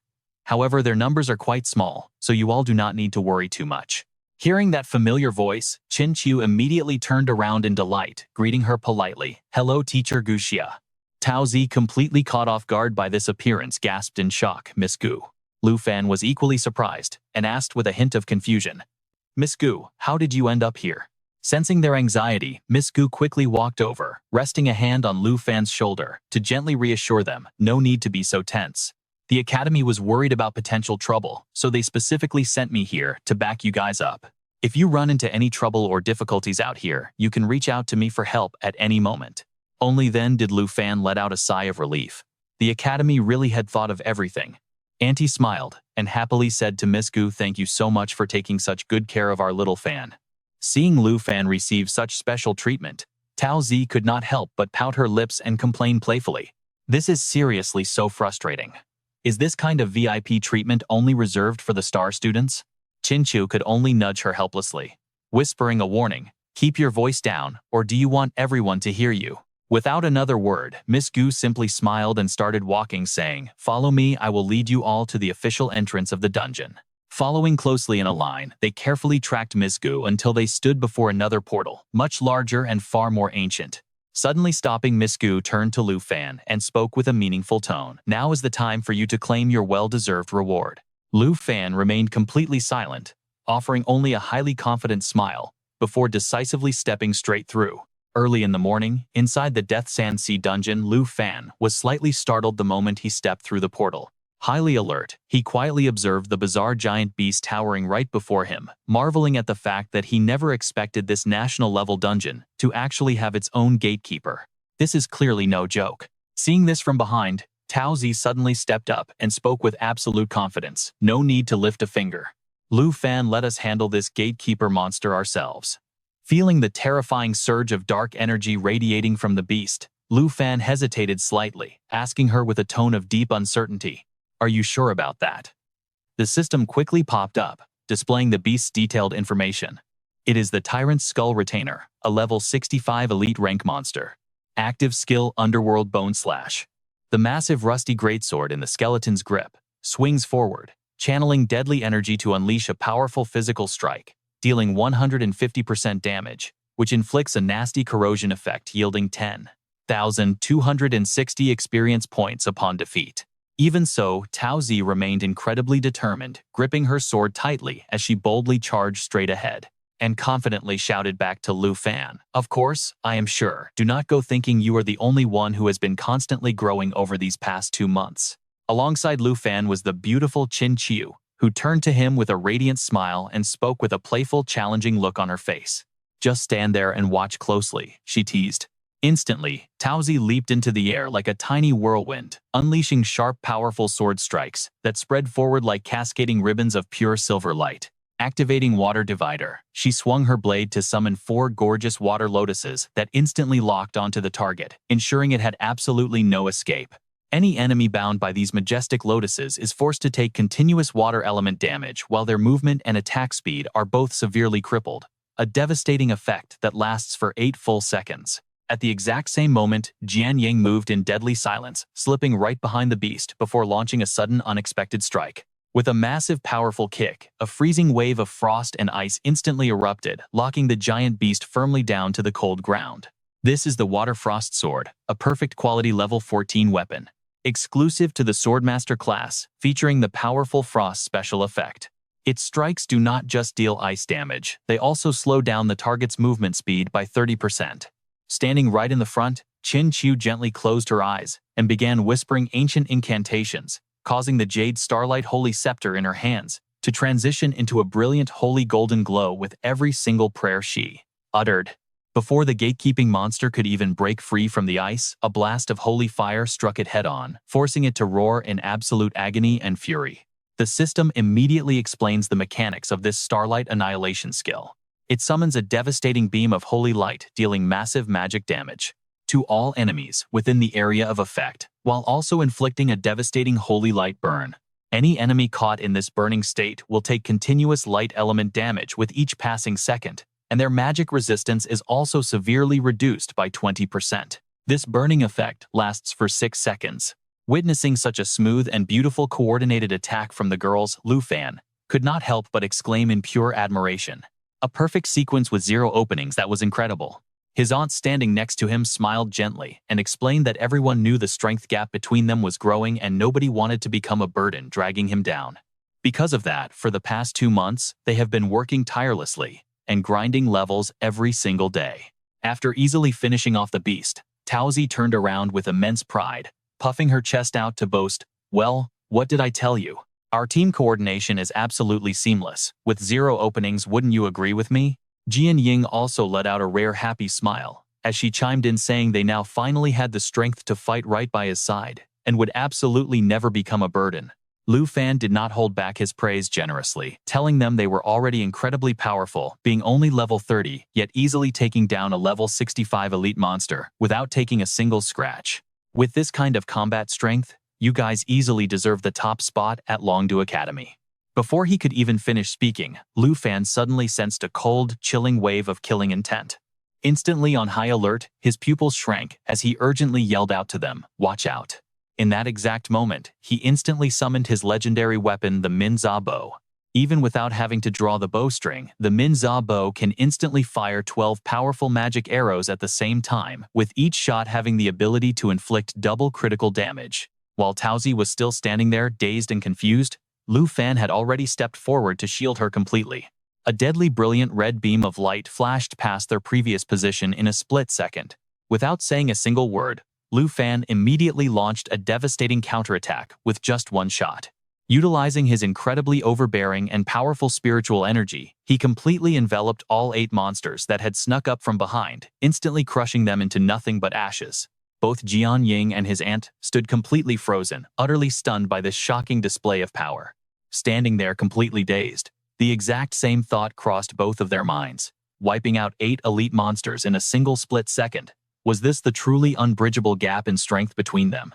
Having dealt with the monsters, Lu Fan casually put away his weapon, flashing a slightly goofy smile as he spoke to them in a soft, gentle voice. There is no way I would ever let those weaklings hurt my most important friends. Taozi and Qin Qiu were just as stunned as Jian Ying, their minds in a complete jumble, as they felt a deep sense of embarrassment. It felt like they had just made complete fools of themselves right in front of him. Suddenly remembering something highly important, his aunt's eyes lit up with excitement as she eagerly asked Lu Fan, "Oh, by the way, Xiao Fan, where are those pet dragons of yours? Why don't you summon them out so we can all level up together?" Thinking back to how his dragons were fiercely growling and roaring at each other this morning, he felt rather embarrassed.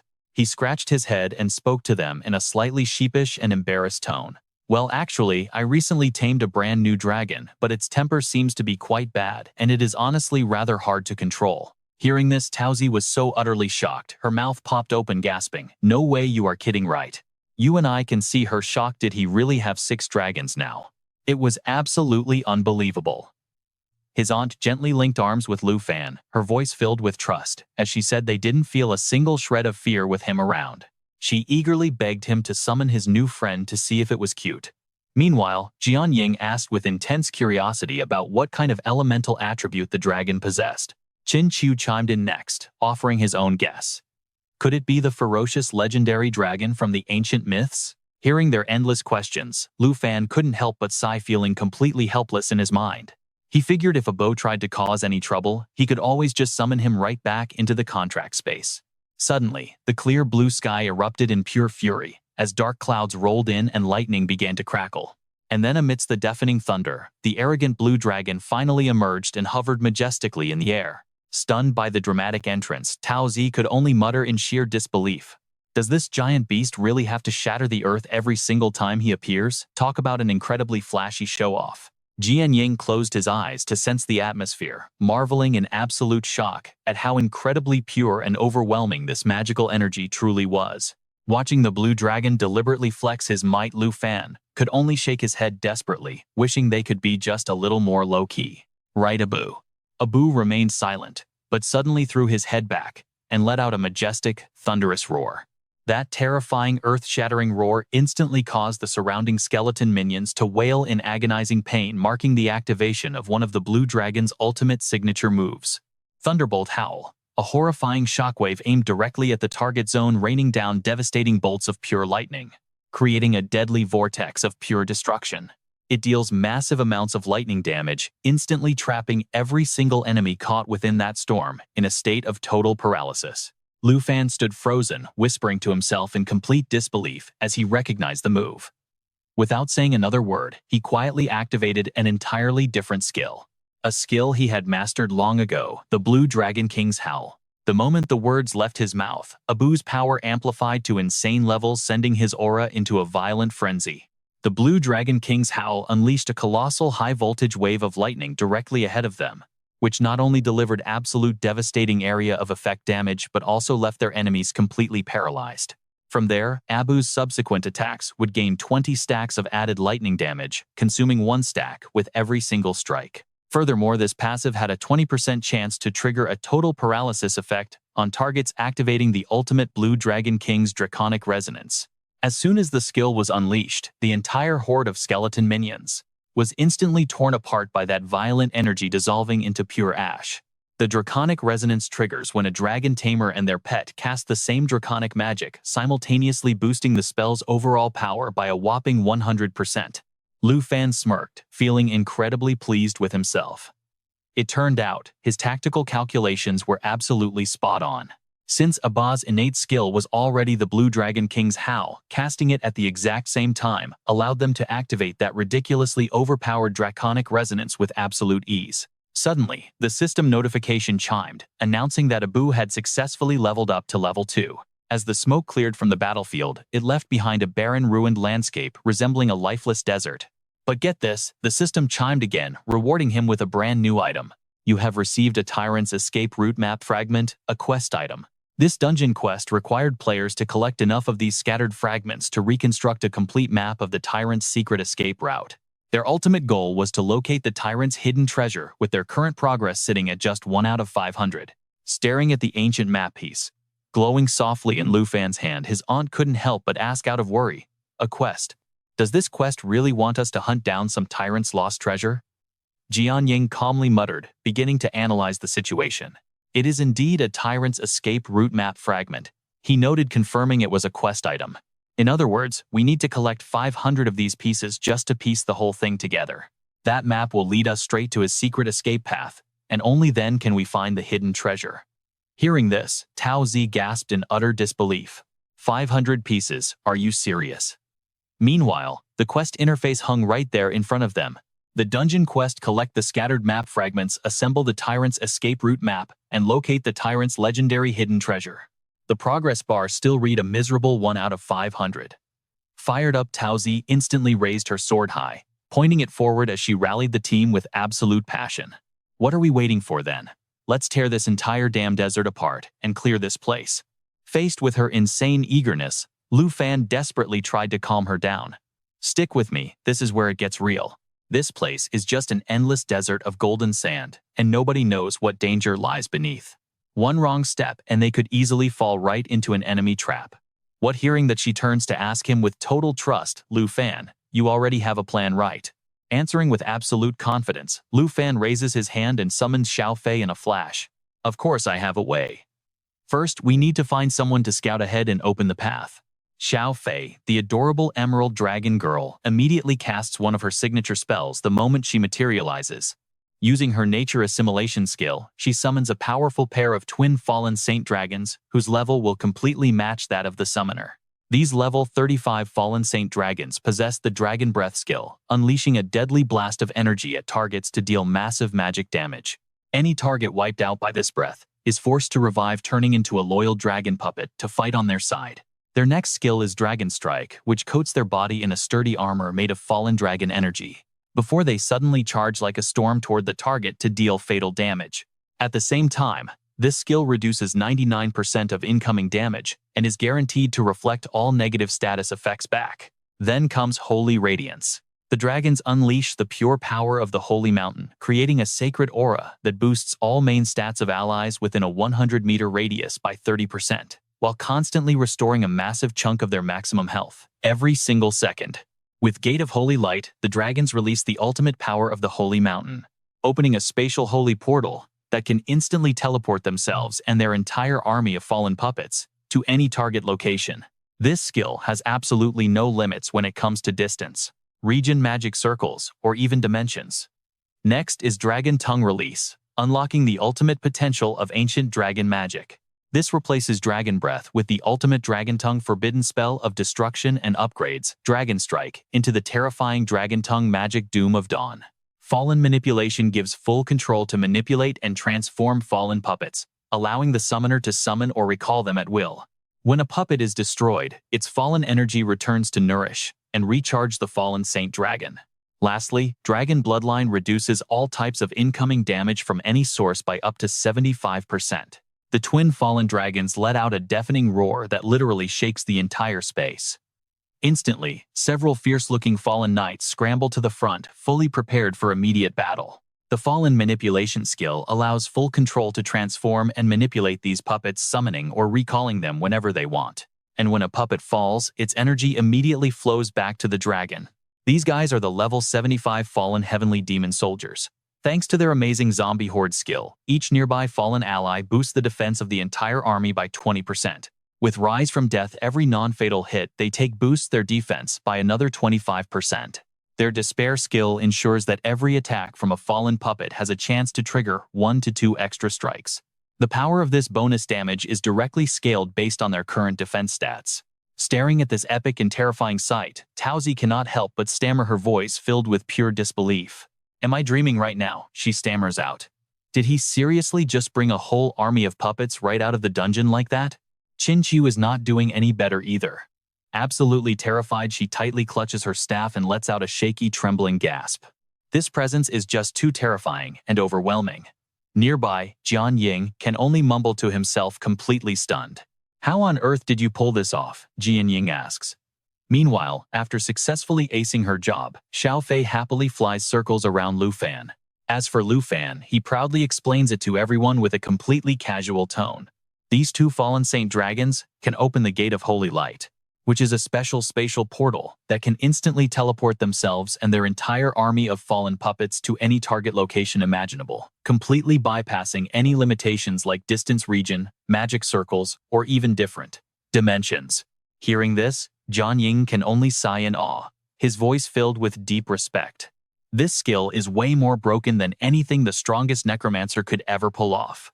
Tao Zi is stunned, asking out of curiosity, "Wait, does this mean you can also summon the 9 Realms Magic Knights?" Lu Fan simply shrugs, replying casually, as if it is the most obvious thing. Why would anyone ever waste such a strong and highly useful group of minions? A fallen swordsman clad in heavy iron armor suddenly lets out a loud, excited growl, filled with raw aggression. Seeing this, the girls instantly panic a little, feeling a wave of fear wash over them. But Lu Fan just smiles gently, telling them that clearing the path and sweeping away obstacles is best left to his minions. As if understanding its master's thoughts, the fallen swordsman swings its massive blade and charges straight ahead, directly confronting the skeleton minions that are lurking nearby. Their detailed information instantly pops up on the screen. The level 65 Tyrant Bone Follower is an elite monster giving 10,260 experience points. Using its Dark Bone Slash skill, this skeletal warrior swings its massive rotting greatsword. It channels a deadly flow of dark energy to unleash a devastating physical strike that deals 150% of its attack power, while also inflicting a nasty, lingering corrosion effect on its target. On the other side, several fallen corpse swordsmen are locked in a brutal clash against a horde of hideous, hairy giant spiders. They throw themselves at each other, letting out horrific screeches in this brutal life or death struggle. Suddenly, a level 70 desert spider moves like lightning, pinning down a fallen corpse swordsman with its razor-sharp legs. This elite monster is worth 11,000 experience points. Its Poison Spine Strike skill allows this desert spider to leap forward and impale enemies with its toxic spines, dealing physical damage equal to 120% of its total attack power. This strike also inflicts a deadly poison effect, draining 30% of the target's maximum health every single second for 5 seconds. An earth-shattering punch carrying devastating force slams violently down, creating a massive deep crater in the ground. The mighty savage earth demon raises its giant weapon, letting out a deafening roar before charging straight into the battlefield. Its eyes glow blood red with savage fury. With one destructive strike right in the center of the horde, the remaining monsters are scattered instantly, with not a single one left standing. Right then, Appo, the massive blue dragon, lets out an earth-shaking roar of his own, unleashing a devastating lightning attack to completely wipe out every last surviving monster. This thunderous howl skill sends a terrifying roar, blasting straight toward his targets, summoning countless lightning strikes, and creating a localized storm zone of absolute death. Not only does it deal a massive amount of lightning elemental damage, but it also leaves every enemy in the zone completely paralyzed. Watching the entire dungeon get swept clean so easily and fast, everyone is left completely stunned with their jaws on the floor. Tao Zi is the first to speak up, her voice dripping with sheer helplessness and disbelief. "Oh my god, seriously." Tao Zi complains that while she was still proud of her hard work after 2 months of brutal training, this guy cleared the entire nightmare dungeon with a casual wave of his hand. She begs for someone to send her a spaceship and fly her to Mars, because living in a world with monsters like him is just too much. With the battle over, a gorgeous treasure chest radiating a brilliant magical golden glow appears right in front of Lu Fan, who bends down to carefully inspect it. Right at that moment, a system notification pops up, congratulating the host for reaching the exact coordinates marked on his god-tier map. Having used the map successfully, Lu Fan looks at the precious item from the chest and mutters with a hint of disappointment. "No dragon egg. That is kind of disappointing." It turns out to be the will of the Blazing Dragon Warrior, a piece of equipment requiring level 90. The usable classes include Dragon Blood Warriors, Blazing Dragon Warriors, and Dragon Riding Knights. Its stats give plus 843 agility, plus 3,137 spirit, plus 1,081 strength, and plus 1,248 endurance. The active skill, Flowing Gold Body, wraps the user's entire body in a solid layer of pure gold, making them completely immune to all damage, but unable to move or attack, lasting up to 3 minutes and cancelable at any time. The one-piece set effect unlocks a fraction of their ancient bloodline power, allowing transformation into the Golden Dragon King to boost strength, agility, and spirit by 50% and endurance by 200%, though they cannot ride a dragon while transformed. The 3-piece set effect unlocks even more of that bloodline power, granting 2 passive skills, Wings of Judgment and Boiling Blood, while in the Golden Dragon King form. Finally, the full 5-piece set effect completely unlocks all latent power, granting the ultimate Supreme Shield skill during the Golden Dragon King transformation. Moving on to the next item, Lu Fan suddenly brightens up, exclaiming with absolute satisfaction, "Oh, now this is absolutely amazing since it can directly boost his power for combat right away." It is a legendary tier crafting blueprint for a Shadow Dragon King contract. Using this blueprint allows him to craft the eponymous special item, which summons the powerful Shadow Dragon King, summoning the Jet Black Blade to fight for 1 hour. This contract can be used up to 3 times, and the Shadow Dragon King's level depends entirely on the user's level. The required materials for crafting include 3 Shadow Stones, 1 Ancient God Crystal, 3 Breaths of Shadow Island, and 50 liters of Shadow Spring Water. Feeling the oppressive dark power radiating from the blueprint, Lu Fan cannot help but marvel at how this is truly a divine weapon that should not be underestimated. He turns to look at the massive Xiaofei standing nearby and starts calculating his next move. If he lets Xiaofei use her natural assimilation skill to consume this contract, she could replicate the exact same process used on the fallen corpse Sacred Dragon. Once he turns it into a permanent summoning skill, it would be just like obtaining another highly valuable dragon egg. Right. Then another notification panel pops up in front of him. The notification popped up he had finally collected all 500 map fragments. The system asked if he wanted to reconstruct the Tyrant Escape map. On top of that, a sweet bonus notification popped up. His Emerald Dragon Xiaofei had officially reached level 36.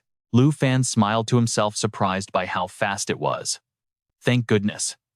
Without a single moment of hesitation, he immediately clicked yes. Meanwhile, not too far away, a massive army with gleaming weapons was marching heavily toward the entrance of the secret realm. Sensing danger, the guards stationed at the gate immediately realized something was wrong. They quickly stepped forward to block them sternly, warning that the secret realm was currently in use and off-limits. The leader, a cold-faced knight in heavy black armor, did not say a single word. He simply raised his massive razor-sharp blade high.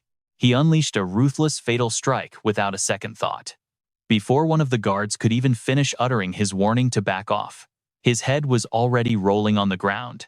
Horrified by the brutal sight, his companion quickly pulled out a flare gun and shot a bright signal high into the sky. The loud explosion shattered the peaceful silence of the area. Attention everyone, enemy invasion, red alert. The brilliant flare burst into the sky, screaming for backup as it illuminated the entire area. Miss Gu, who was waiting in another zone, caught sight of the flare and froze. What is going on? Did something happen at the entrance? Back at the entrance, the black-armored invaders were brutally slaughtering the helpless Dragon Nation guards, their blood-soaked weapons flashing as they madly chanted savage, bloodthirsty cries of kill, kill, kill. Arriving just in time, Miss Gu stared in absolute horror.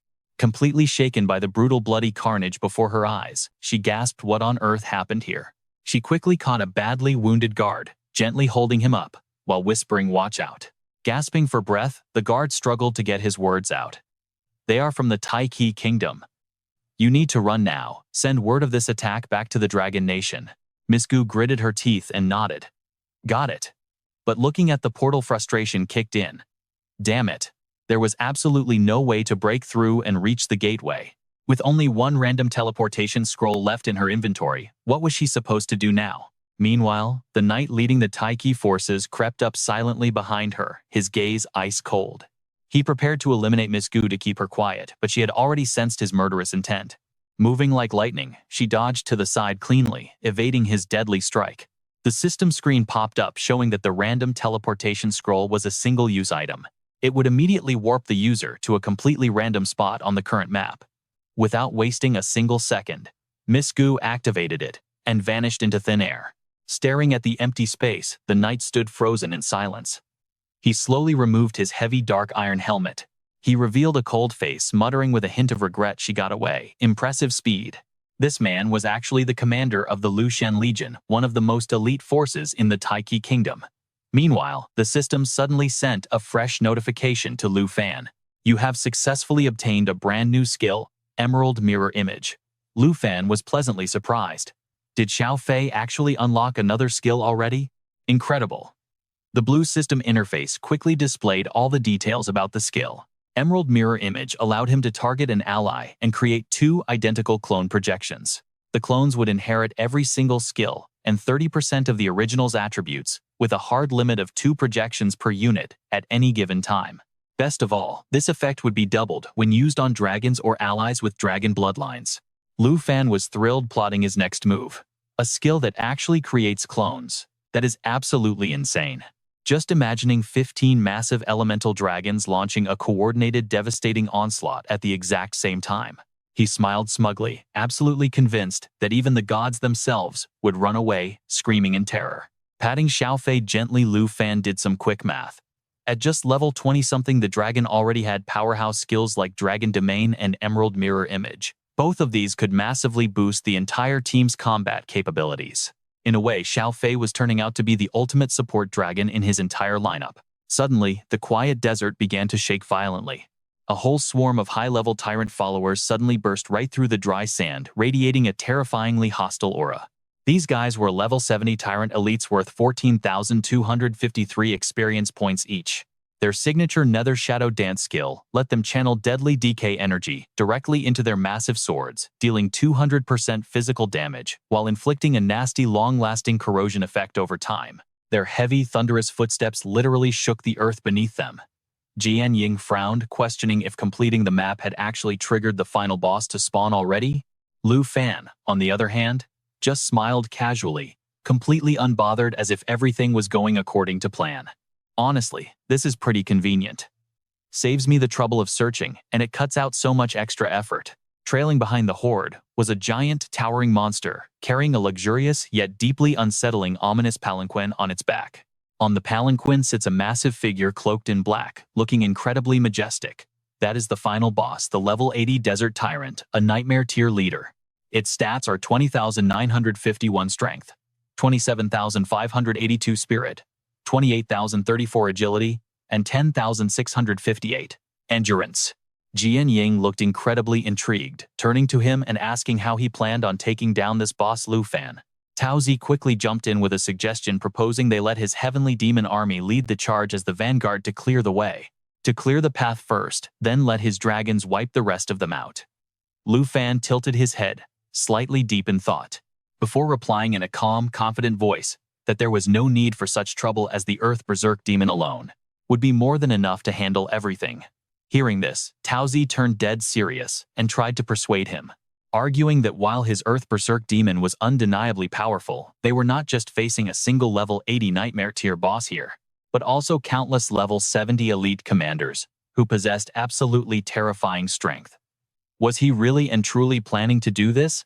To let a single Earth Berserk Demon handle it alone? Lu Fan just maintained his calm confidence, casually asking her back, "Why not? That is perfectly normal, is it not?" Meanwhile, standing right behind Lu Fan, Xiao Fei and his other dragon companions materialized all at once, their presence filling the sky. Lu Fan quickly issued his command, sounding eager as he told Xiao Fei to show everyone his brand new skill. Emerald Mirror Image allowed him to select a friendly allied unit and create 2 identical mirror images. These clones would inherit all of the original unit's active skills and 30% of its base stats. Each unit could only have a maximum of 2 mirror images active at any given time. This effect would even double when applied to dragon units or any allies carrying the dragon bloodline within them. A mystical glowing emerald light immediately swept over and enveloped all the dragons present. The eyes of both Lu Fan and Xiao Fei lit up with pure excitement. Seeing this magical sight, Jian Ying could not help but exclaim in utter disbelief, questioning if it was a cloning technique. Tao Zi was equally shocked, crying out in absolute excitement that he could make 2 entire clones. If he were to summon all 9 dragons now, there would be 27 dragons fighting at the same time. It was truly unimaginable. And just as they realized, the Earth Berserk Demon, boosted by the Emerald Mirror Image, multiplied into a massive crowd that packed the entire space. They all let out savage earth-shattering roars in unison. Qin Qiu was so stunned she could only cry out in amazement, praising how incredibly awesome it was, while his aunt expressed her deep admiration, calling Xiao Fei's new skill absolutely magnificent and completely overpowered. On the other side, the massive desert tyrant monster seemed completely unable to tolerate this kind of blatant provocation. It quickly retaliated by unleashing its Sand Mirage Roar, a terrifying skill that conjured deadly swirling quicksand whirlpools and razor-sharp sandstorms inside a locked-on area, inflicting constant sand damage while eroding health continuously at a rapid rate, by 1.5% of max health per second, while simultaneously reducing enemy movement speed by 60%. In the area with a random chance to trigger the Sand Typhoon effect, launching targets into the air. Watching that terrifying chaos unfold, his aunt could not help but feel extremely anxious, asking him what they should do now. Qin Qiu struggled to stand as the ground shook violently beneath them, crying out in sheer panic that the tremors were far too strong.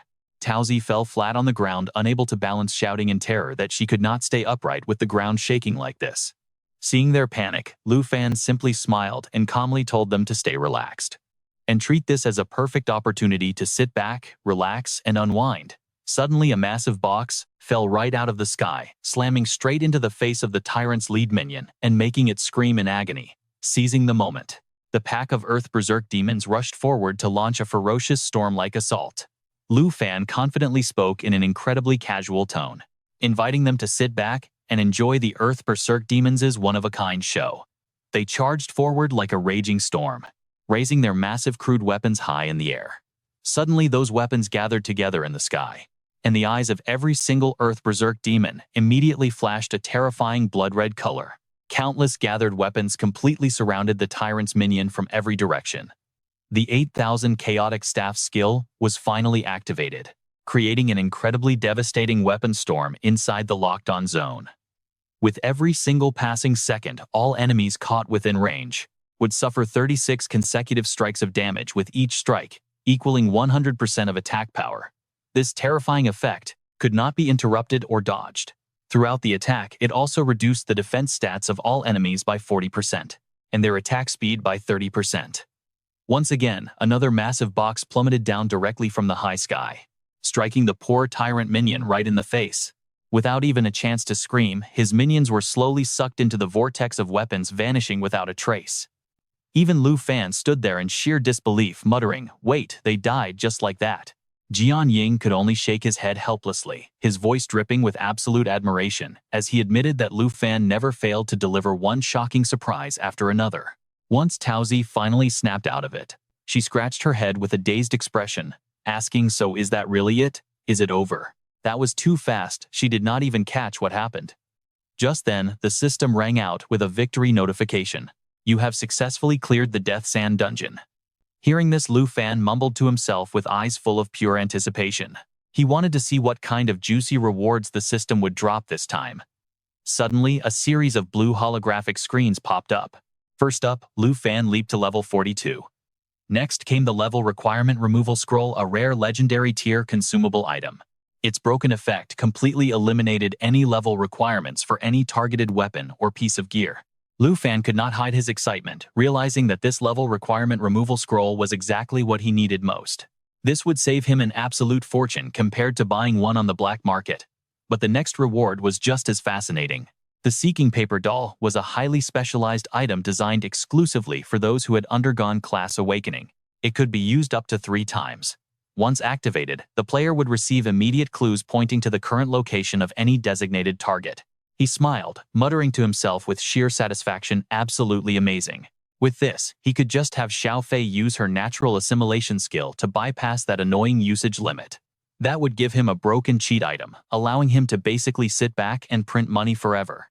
Next, the Swiftness Boots, a platinum-grade footwear, requiring level 30. It boosted strength by 11, and increased agility by a massive 374. Their unique effect granted insane movement speed, while drastically boosting the user's evasion rate for a short period of time. Every successful dodge would automatically restore a decent chunk of health. Then there was the Tide Ring, a forged platinum weapon requiring level 30. It provided an extra 216 strength. Agility was also boosted by 198. Its unique special effect summoned a powerful protective water shield, which was capable of deflecting highly dangerous enemy attacks. This shield not only completely absorbed physical damage, but also dealt heavy water elemental damage to any enemy that dared touch it. Holding his newly acquired loot, Lu Fan happily turned to the group and said, "I only need this level requirement removal scroll and the seeking paper doll. As for the rest of this gear, you guys should split it among whoever has the matching class. We should take this chance to run through this dungeon a few more times. I am absolutely certain that everyone will walk away with powerful gear perfectly suited for themselves. Do you guys have any objections to this plan?"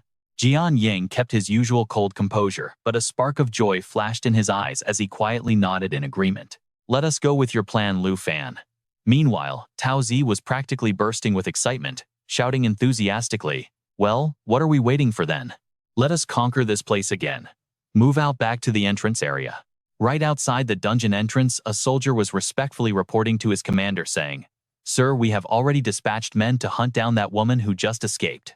With a face as cold as ice, the commander ruthlessly ordered, "Notify Master Jin immediately. We have completely cleared out this entire Divine Bone Forest. The second that Punk Lu Fan shows his face, we will capture their whole squad alive, including every single one of his teammates." The soldier bowed his head slightly, replying, "Yes, my lord." Suddenly, terrifying purplish-black tentacles erupted out of thin air, tightly wrapping around the helpless soldier. Jin Taishi, clad in dark robes, interrupted with a grim, eerie voice, "No need to go through all that trouble. I am already here." Those horrific tentacles rapidly drained the life force of the already deceased soldier. Then Jin Taishi spoke, his voice dripping with pure hatred. Gritting his teeth in fury, he growled, "I will personally slaughter that brat Lu Fan with my own hands to avenge my son." The commander instantly fell to his knees, trembling as he cried out, "Wise master, your servant obeys." Meanwhile, the old man sinisterly gave a cruel order. "Go disguise the crime scene immediately. Make it look like the work of those ancient god heretics. We absolutely cannot let the Dragon Nation discover that we were behind this." "Understood." Meanwhile, inside a luxurious private VIP room, an outgoing phone call rang continuously, without any answer. With an increasingly impatient expression, Vice Principal Zhao muttered to himself, "How bizarre, why is Guhan not picking up?" He patiently dialed another number. The phone just kept ringing. The moment the other side picked up, Vice Principal Zhao quickly spoke in an urgent tone, "Hello, this is Zhao Shengming from Longtu Academy. Could you tell me if our instructor Guhan is still currently stationed at the Death Sand outpost?" The voice on the other end trembled slightly, filled with absolute panic. Vice Principal Zhao, right now the outpost." Sensing something terribly wrong, Zhao leaped from his seat. Gripped by a sudden bad premonition, he screamed into the receiver, "What happened? Was the camp just attacked by those cultists?" The voice on the other end continued to explain, still shaking with fear. "That is right, Shanghai. Qi Nation just sent word that the cultist group, which has been highly active across other countries for nearly half a year now, has just launched a surprise attack on our Dragon Nation outpost. No survivors, not a single one." Hit by this bombshell, old Zhao could only stammer in absolute shock and disbelief. "Sir, how could this even happen? There is no way." The voice on the other end of the line tried to soothe him. "Please try to stay calm. We fully understand your deep concern for the academy instructors and students. As we speak, our border defense forces are working around the clock to verify this shocking report." Heartbroken Vice Principal Zhao swallowed his overwhelming grief and gave a weak, tired reply. "I understand. Meanwhile, you and I are taking a trip to Qi Nation, where a man named Mr. Jin relaxes with his feet up, laughing arrogantly." "Verify. Verify what exactly? Do those fools at the border really dare to question the absolute honesty of our Qi Nation?" He got up, pacing around the room before clearing his throat with a smug, condescending sneer. "Tell the Dragon Nation that the Sand Sea region is incredibly remote and completely cut off. Even if they deploy a highly powerful saint, it will still take them at least 2 whole weeks of non-stop travel to reach us. If there is nothing else urgent, I am hanging up. I have way too much to do." Just then, his beautiful and slender secretary timidly stepped inside with a trembling voice. "Sir, 2 highly important letters from the Dragon Nation have just arrived." Frowning in absolute annoyance, he snapped at her. "Why are you running around panicking like a headless chicken over nothing? What does the Dragon Nation want this time?" Annoying, the terrified secretary quickly bowed deeply, her voice visibly shaking. "Forgive me, President Jin. These letters are sent directly from Lord Han Feibai and Tu Jing." Hearing those two powerful names, Jin froze in sheer shock. What, those two old geezers again? Tearing the letter open in a frenzy, he demanded to know. What on earth did they write inside? The secretary carefully summarized the contents. Sir Lord Han Feibai heavily criticizes our total failure to investigate the whereabouts of the cultists. Because of this failure, he has decided to personally deploy Tu Jing directly to our territory to uncover the full truth. She lowered her voice even further. Right now, Tu Jing has already ordered his elite Black Knights Legion to mobilize and gather at the border. He also added that if any unfortunate clashes happen to break out, he hopes our Qi nation will forgive them. Hearing this, Jin turned absolutely red with rage and spat out a series of curses. They act all polite and courteous on the outside, but this is a blatant, shameless threat. Does that old bastard seriously think we cannot see right through his disgusting hypocritical facade? He is clearly warning us not to stand in his way, or he will declare war on us instantly. The secretary stammered once more, visibly terrified. But President Jin, the Black Knights are one of the Dragon Nation's absolute strongest forces. How are we supposed to stand against them? Jin talked tough, but inside he was shaking. If his grand conspiracy gets exposed, everything is ruined. He instantly barked out a desperate order. Nothing, absolutely nothing, must be allowed to interfere with Master Jin Taishi's grand plans. Go and send word immediately to Li Tai, the commander of the Six Gods Legion. Tell him to contact our nation's guardian heroes without any delay. We must deploy the Godslayer Legion to the border immediately to stall those Black Knights at all costs. As long as we buy just enough time to successfully eliminate Lu Fan before Tu Jing and his army manage to arrive, they will be left completely in the dark with no clues. The Dragon Nation will have absolutely no choice but to chase after the cultists, leaving them with zero hard evidence to ever declare an official war on us. The secretary bowed deeply and gave her reply. Understood, sir. I will do it immediately. Even so, deep anxiety still gnaws at his mind, as he mutters to himself, desperately hoping that the execution of Lu Fan goes smoothly, without any unexpected surprises. Meanwhile, after a brutal grind, Taozi stretches and yawns, complaining to the rest of the party that running dungeons is getting exhausting. We should grab some really good food, and then catch up on some much-needed sleep.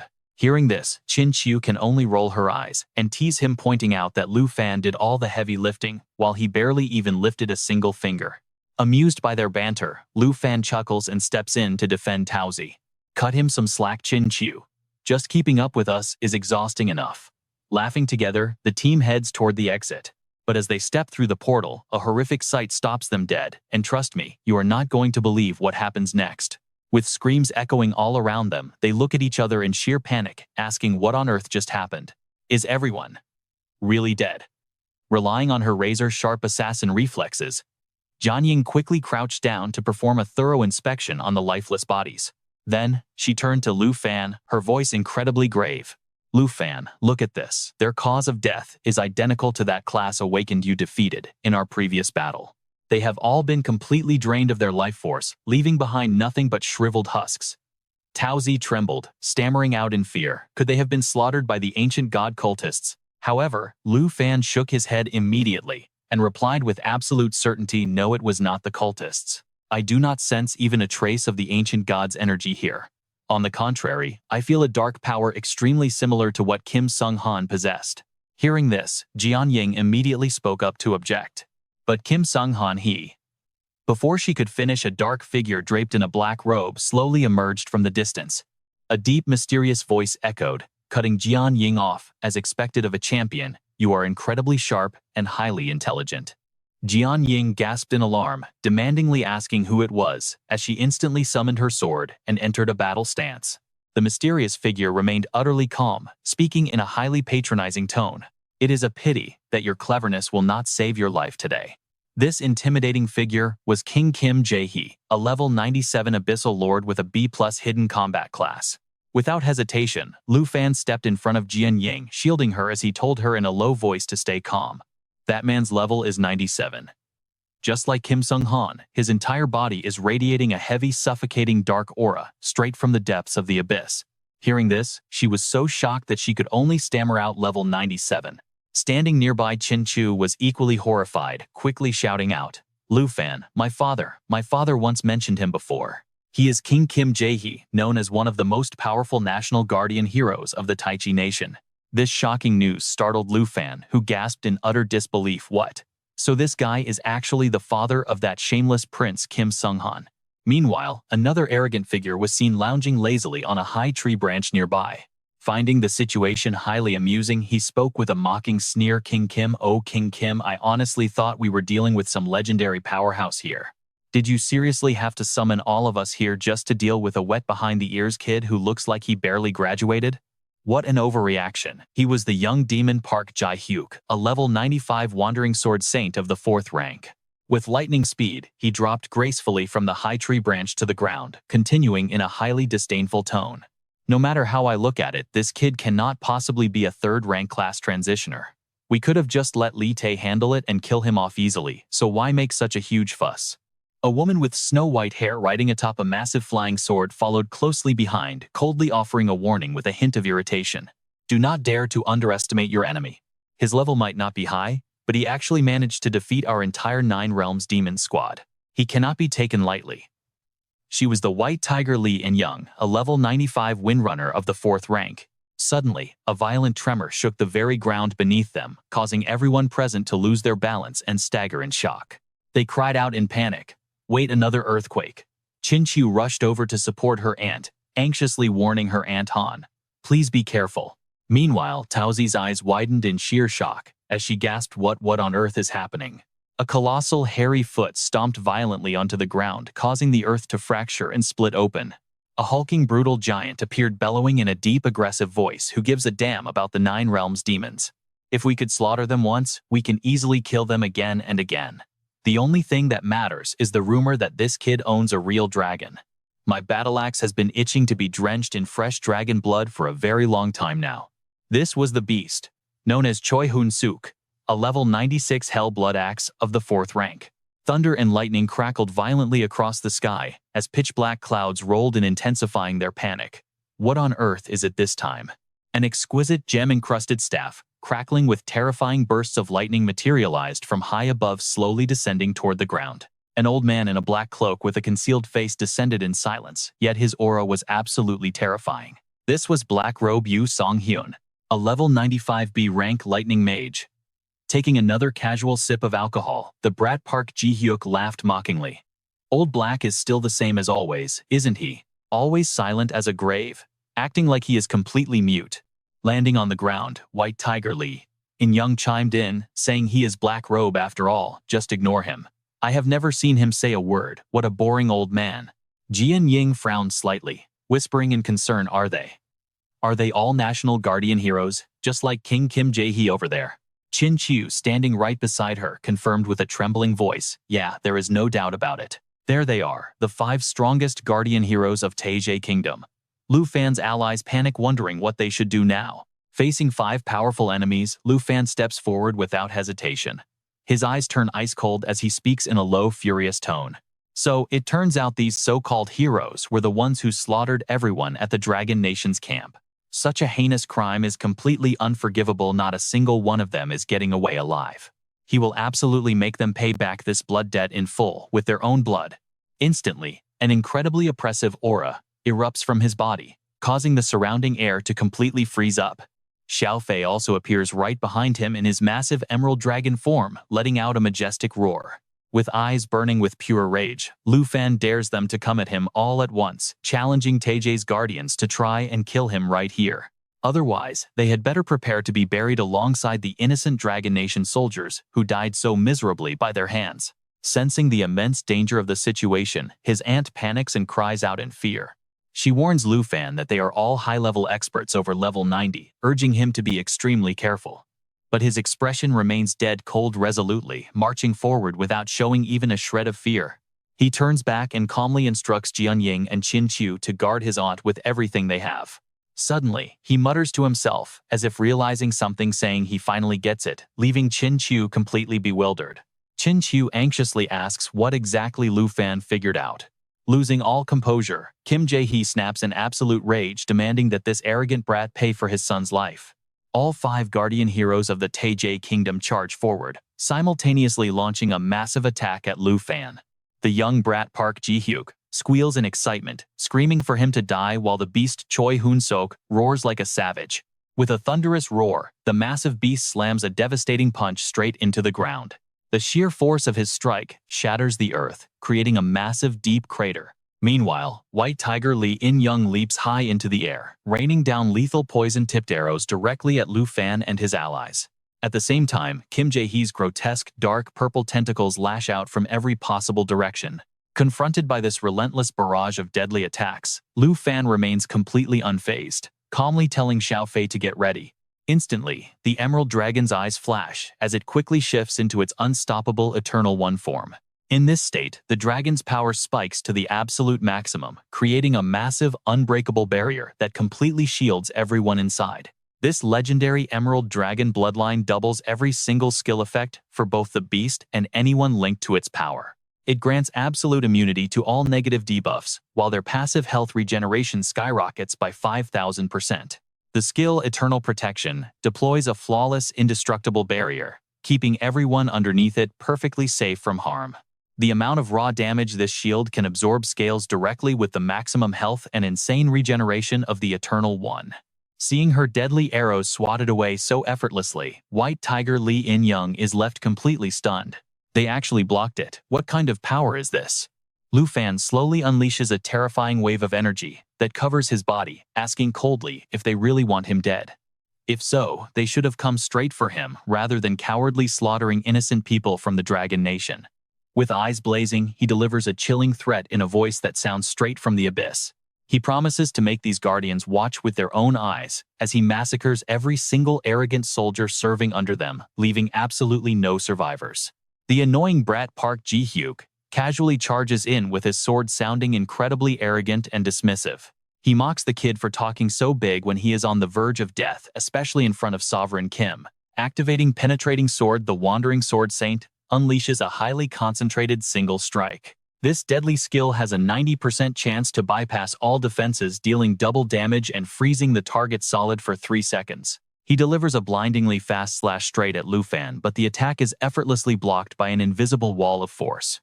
The old man keeps talking trash, completely oblivious to his failure. But his blade is completely stuck in midair, unable to budge even an inch. The brat is utterly shocked, unable to comprehend how his supposedly unblockable strike was stopped so easily. Sensing trouble, the beast Choi Hoon-sok pushes him aside, immediately stepping in to unleash his own brutal spell, the Blood Hell Axe. Furious at being pushed around, the brat curses his teammate, calling him a coward who is simply too blind to see reality. The Blood Prison Axe skill awakens the ancient minion power of the Blood Axe Hell, hurling a giant battle axe carrying destructive power, dealing a devastating physical strike worth 300% of his total attack power. 35% of this damage is retained stored inside the axe, and will stack onto the next strike to unleash an even more terrifying attack. But out of nowhere, a massive and solid pair of golden dragon legs appears just in time, easily blocking that lethal razor-sharp axe blade. The dragons unleash powerful, arrogant roars all at once, leaving the wild beast completely stunned and frozen in utter disbelief. My attack was blocked again. No way, that is impossible. Nature Assimilation, summoning the twin fallen corpse Holy Dragon. The Worm King's rank depends entirely on the rank of the linked target. Now fully transformed into the Golden Dragon King, Lu Fan marches forward arrogantly, asking coldly with pure contempt. That coward, he turns to instruct Jian Ying in a steady, calm voice. Jian Ying, fall back immediately and protect my aunt for me. Sensing the extreme tension of the situation, Jian Ying hesitates worriedly, calling out his name, Lu Fan. Activating the Gate of Holy Light, spell the Holy Dragon unleashes its ultimate Holy Light energy, opening a spatial Holy Light portal to instantly teleport himself and his entire fallen corpse army to any target location. This skill has absolutely no limits when it comes to distance, region, magic circles, or even different dimensional planes. Lu Fan raises his golden dragon claw high, his firm, determined voice echoing through the entire space. I will slaughter every last one of them. Fallen corpse manipulation grants full authority to control and convert fallen corpse puppets, summoning or recalling them at will. Once a puppet is destroyed, its energy flows back, replenishing the fallen corpse Holy Dragon. With overwhelming momentum, the fallen corpse demon, dragons, earth, palace demons, and another 9 realms demon monster appear all at once. They bow respectfully, answering Lu Fan's command with voices of absolute loyalty. At your command, master. Seeing the massive, terrifying dark army right before his eyes, the wild beast, Choi Hoon-sok, recoils, in pure terror, stuttering. What on earth is this? How are there so many White Tiger? Lee Young is not doing any better. Her face turns completely pale with fear as she whispers in utter disbelief. Can he actually bring the 9 realms demons out of the secret realm? That is impossible. Despite feeling terrified deep down, Kim Jae-hee still tries to maintain a tough front, talking big. So what if he brought them out? Right now, they are just a bunch of mindless, cheap, and weak zombie beasts. There is nothing to fear. Black Robe Yu Sang-hyun finally breaks his silence, instantly chiming in with a highly confident tone. Back then, we were able to kill them once. So now we can easily slaughter them all over again. There is absolutely nothing to worry about. Right beside Lu Fan, Xiao Fei has transformed into a giant jade dragon. Stunningly beautiful yet radiating majestic power. The corner of Lu Fan's mouth curls into a cold, mocking smirk as he speaks to them in a challenging voice. Then show me right now exactly how you managed to kill my 9 realms demons in the past. On Lu Fan's command, the zombie beast horde instantly surrounds the group from the Taiki kingdom, letting out vicious, threatening growls all at once. The young mage Chi, he finally seems to sober up, becoming highly alert as he quickly warns his comrades. Everyone watch out. These 9 realms demons feel completely off. They are not like they were before. With eyes burning with pure hatred, the fallen corpse demon dragons unleash an earth-shattering roar, screaming out in unison, destroy every last enemy. Watching the massive, ferocious horde of beasts charging forward like a surging black tide, White Tiger Lee In-young struggles to fight back, crying out in panic. Damn it, they are multiplying. There are more and more of them. Black Robe Yu Sang-hyun is also shocked, utterly confused, as he wonders, clones, how on earth is this possible? Emerald Mirror can target a friendly ally unit and copy them into 2 identical mirror images. The mirror images inherit all skills and 30% of the original's attributes. Current image count 18. After a moment of intense battle, Kim Jae-hee finally notices something strange. He tries to stay calm, screaming out, "Everyone calm down. If those are indeed just clones, then their attributes must be severely weakened." With that, he immediately unleashes a precise strike aimed at the nearest fallen corpse demon dragon. The creature shrieks in pain before vanishing into thin air. The system notifies him current clone count is 17. Seeing this, Kim Jae-hee boasts with a loud laugh, "See that? It is just a cheap trick. The power of these clones is far weaker than the real deal. We have absolutely nothing to fear."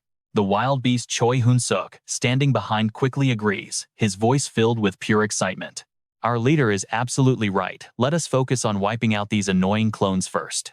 Meanwhile, the black-robed Liu Xiangshen turned his gaze toward Lu Fan, who stood completely still, covered in a radiant golden glow. From head to toe, Lu Fan radiated an aura that made the old man feel incredibly uneasy. What on earth is that brat planning to do now? The old man muttered warily, his voice thick with suspicion. That bizarre, mysterious golden glow had been wrapping around the boy this entire time. Swept up in the thrill of battle, Kim Jae-hee dismissed him carelessly, saying it was probably just another cheap human trick and nothing worth worrying about. But then Lu Fan spoke up first, his icy and mocking voice echoing across the entire battlefield. He mockingly asks if they have finally realized what was happening at long last. He explains that he had been standing there the entire time, just waiting for his skill to finish charging. Casually running a hand through his hair, he flashes a devilish, terrifying grin and warns them in a voice straight from hell that they should prepare to face their demise. Activating the Raging Dragon Warrior's will, with 2 out of 5 equipment pieces equipped, his gaze instantly shifts, becoming incredibly sharp and powerful. A majestic solid gold dragon materializes out of thin air and merges seamlessly into his body, triggering the 1 out of 5 set effect, unlocking a fraction of his ancient bloodline to transform into the Golden Dragon King, boosting his strength, agility, and spirit by 50% and his stamina by 200%. While in Golden Dragon King form, he cannot enter his dragon riding state. As a level 42 dual-class dragon rider, his strength of 2,216 rises to 4,316 plus 2,100. His agility goes from 1,798 to 3,898 plus 2,100. Spirit rises from 2,105 to 4,205 plus 2,100. Stamina jumps from 2,248 to 10,648 plus 8,400. Witnessing Lu Fan transform into a colossal, majestic golden dragon, Tao Zi can only stammer in pure shock. Lu Fan, he really turned into a real dragon. Qin Qiu is equally terrified, crying out in absolute disbelief at the sight. while Auntie softly calls out his name, her voice trembling with a mix of intense worry and shock. Little Fan. Meanwhile, the black-robed Lu Shangxian stands frozen in sheer terror. His face pale as he stammers, wondering how Lu Fan can control dragons and even transform into one himself. What kind of absolute monster is this kid? Suddenly, a desperate, agonizing cry echoes from behind them, begging their leader and old He to come save them quickly. The white tiger Li Inyoung is currently pinned down by the Nine Realms fiends, unable to break free as he screams in sheer terror. He panics, wondering why they can't even scratch these creatures, as their raw power is just too overwhelming. The wild beast Choi Hoon Sok and that little imp Baek Jae Hyuk are also struggling hard against the monsters, but they are clearly overwhelmed and won't hold out much longer. In absolute panic, they cry out that their leader had easily slain one of their clones just moments ago. What do we do now? The dragon domain deploys a massive dragon territory spanning a diameter of 100 meters. While inside, all attribute stats are boosted by 50% for dragons and anyone sharing a bloodline connection. Conversely, any target without a dragon bloodline will suffer a massive 50% penalty to all of their attribute stats. Even worse, they are completely locked down, unable to enter or leave the domain through normal movement, spatial teleportation, or even summoning. While in his Golden Dragon King form, Lu Fan speaks with cold authority, his voice echoing with power alongside the layers of overpowered buffs active on him. The system goes on to explain. The Emerald Dragon bloodline doubles every single skill effect for dragons and those sharing a bloodline connection. The Life Beat skill grants both the Emerald Light and Emerald Blessing buffs to all allies within range, while doubling the effect stacks of all other active skills. With these insane buffs, even the Nine Realms fiends that you once defeated so easily can now casually trample right over your heads. Under Holy Light Radiance, the Holy Undead Dragon unleashes the pure power of the Sacred Mountain, creating a holy aura that boosts all main attribute stats of allies within a 100-meter radius by 30%, while continuously restoring a significant chunk of their maximum health every single second. And as for Lu Fan, he gets to receive double the buffs they do. For his level 42 dual-class Dragon Rider status, his strength of 4,316 now skyrockets to 13,811, plus 9,495. His agility of 3,898 shoots, up to 12,473, plus 8,575, while his spirit goes from 4,205 to 13,456, plus 9,251. And his stamina of 10,648 explodes to 40,460 plus 29,810. Kim Jae-hee is left completely dumbfounded with fear, his face pale and his entire body trembling violently as he cries out in utter disbelief. There is no way this power is just too terrifying. Without a single second of hesitation, Lu Fan raises his razor-sharp golden dragon claws and charges straight ahead, unleashing an earth-shattering roar of pure rage and commanding them all to die. Faced with that absolute doom of an attack, Kim Jae-hee can only stare in sheer terror as despair consumes him. Knowing he is completely dead this time, his life flashes before his eyes. In a brilliant flash of gold, Lu Fan zips past Kim Jae-hee like a bolt of lightning. What followed was a complete and utter bloodbath. He collapses in pure agony, blood spraying everywhere as he stares in utter disbelief at what just happened to him. His mind spins with one hopeless question: did he actually just lose? Why, just how on earth did Lu Fan become this unpredictable, monstrously powerful, and completely unstoppable? In his final moments just before his consciousness completely fades away, he looks across the field.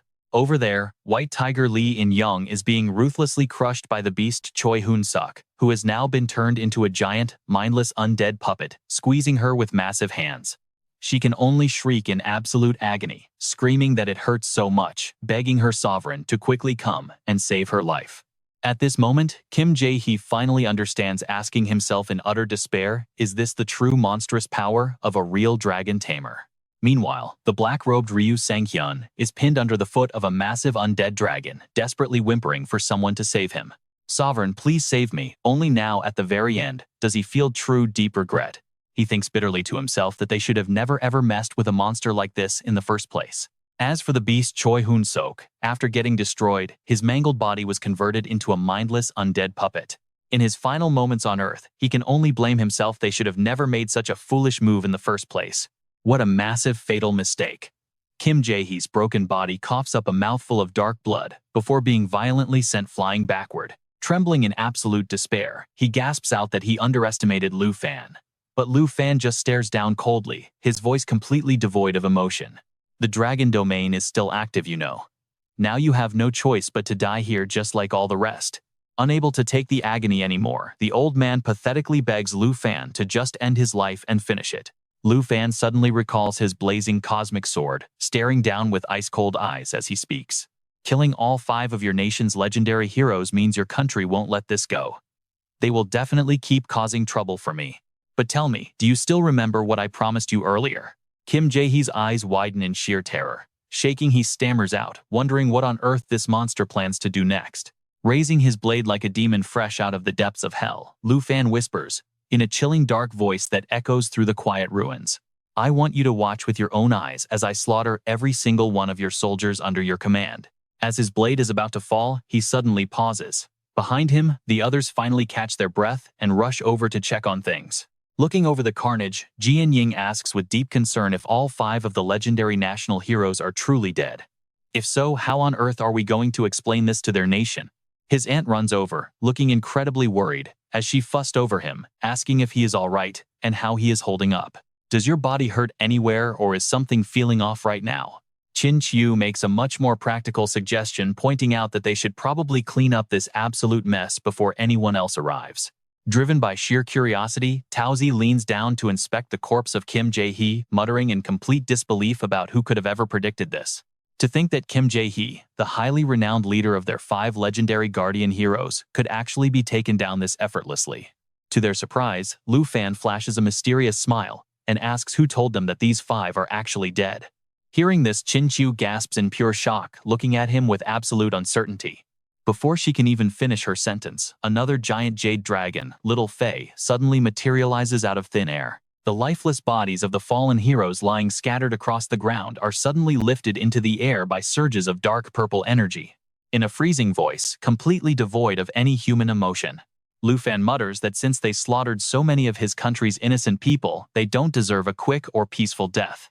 Just like that, in a matter of seconds, all 5 of their country's legendary guardian heroes are transformed into mindless undead puppets, standing in a neat line right behind Lu Fan, silently awaiting his next command.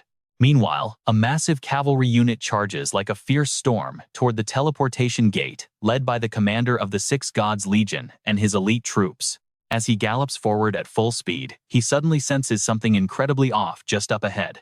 Spotting a group of figures in black robes, standing completely still before the portal, the commander is deeply surprised. Are those legendary lords really standing right there waiting for us?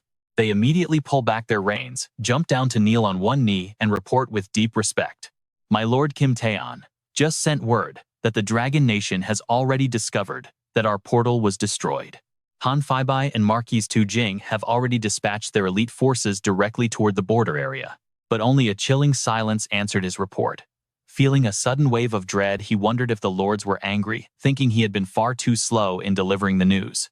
Staring at the utterly devastated battlefield, he continued to speculate, wondering if the great lords had already taken action and successfully put an end to that bastard Lu Fan once and for all. But out of nowhere, that familiar bone-chilling voice of Lu Fan suddenly echoed right from behind them. Who gave you the absolute nerve to lay your hands on the citizens of our Dragon Kingdom? Hearing that voice, he gasped, his face turning completely pale as he stammered, Lu Fan, how on earth are you still alive? Without a moment of hesitation, the commander lunged forward, screaming his orders at the top of his lungs, kill him now. But before he could even lay a finger on Lu Fan, an incredibly powerful bone-chilling blast of frost erupted out of thin air. It locked his entire body in place, leaving him suspended helplessly in midair. Seeing their commander under sudden attack, his panicked subordinates rushed forward, screaming out in sheer terror. Commander, are you all right? Right before their eyes, a terrifying, suffocating scene unfolded. The Guardian Lords stood ready, some with bows drawn and others unsheathing their swords, their bloodlust burning hot enough to consume everything. The panicked crowd cried out, Lord Li.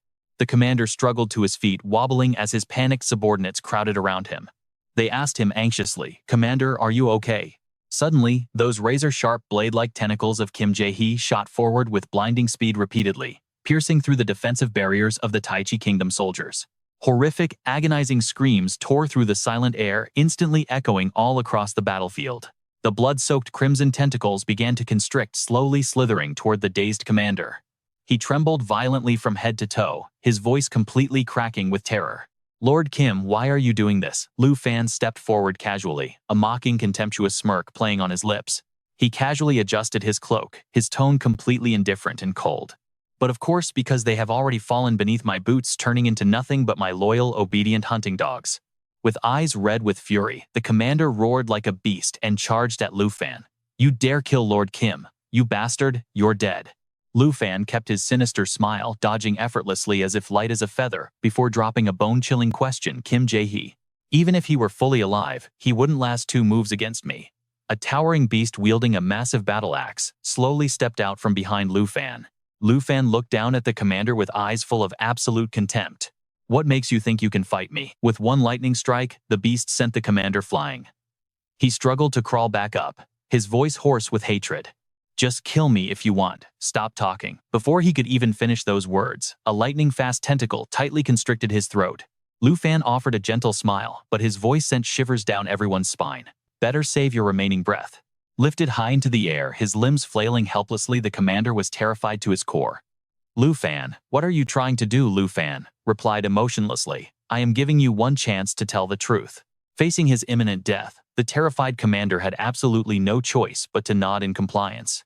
Under the gaze of Lu Fan and the other 3, his voice was hoarse and broken as if driven mad by torture. I will speak. I swear to heaven, I will tell you everything I know. Taozi gritted her teeth in anger. I can't believe the Tai Chi Kingdom would go this far to eliminate you.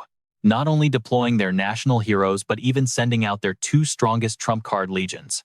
Chin Chu couldn't hide her frustration either, her voice dropping. Sure enough, we didn't find Auntie's body anywhere nearby. It seems she really did manage to escape just like he confessed. Xiaofei stood shrinking behind him, pulling on Lu Fan's sleeve. Brother Fan, what do we do next? They destroyed the teleportation array and our way back is completely cut off. This place is 10,000 miles away from the Dragon Kingdom, and we're extremely close to where the God-slaying Legion is stationed. Jian Ying frowned and suggested, how about we head toward the border and try to regroup with the Marquis of Zhenbei's men first. Lu Fan didn't rush to answer, choosing instead to explain slowly. Random teleportation scrolls have a strict distance limit, so they can't take us beyond the boundaries of our current map. Our most critical urgent mission right now is to find Auntie before the God-slaying Legion discovers where she is. The commander gasped, his voice sounding like a drowning man grasping at straws. I've told you everything I know. Really everything. Suddenly, another razor-sharp freezing tentacle pierced straight through his chest. Gasping his last breath, the commander glared in pure resentment. You dared to lie to me. Lu Fan sneered, a cruel cold smile spreading across his face. I never promised to spare your life. If you don't die, how can we appease the spirits of the Dragon Kingdom soldiers you slaughtered? In the dead of night, a blood-red paper doll suddenly drifted past, landing gently on a tree branch near the God-slaying Legion's camp. Inside the command center, a military officer is boasting arrogantly to his comrades. Just wait, by the time those Dragon Nation reinforcements crawl over our Lord Kim Tae-hee, we'll have surely torn that Dragon Nation brat into 100 pieces, right boys?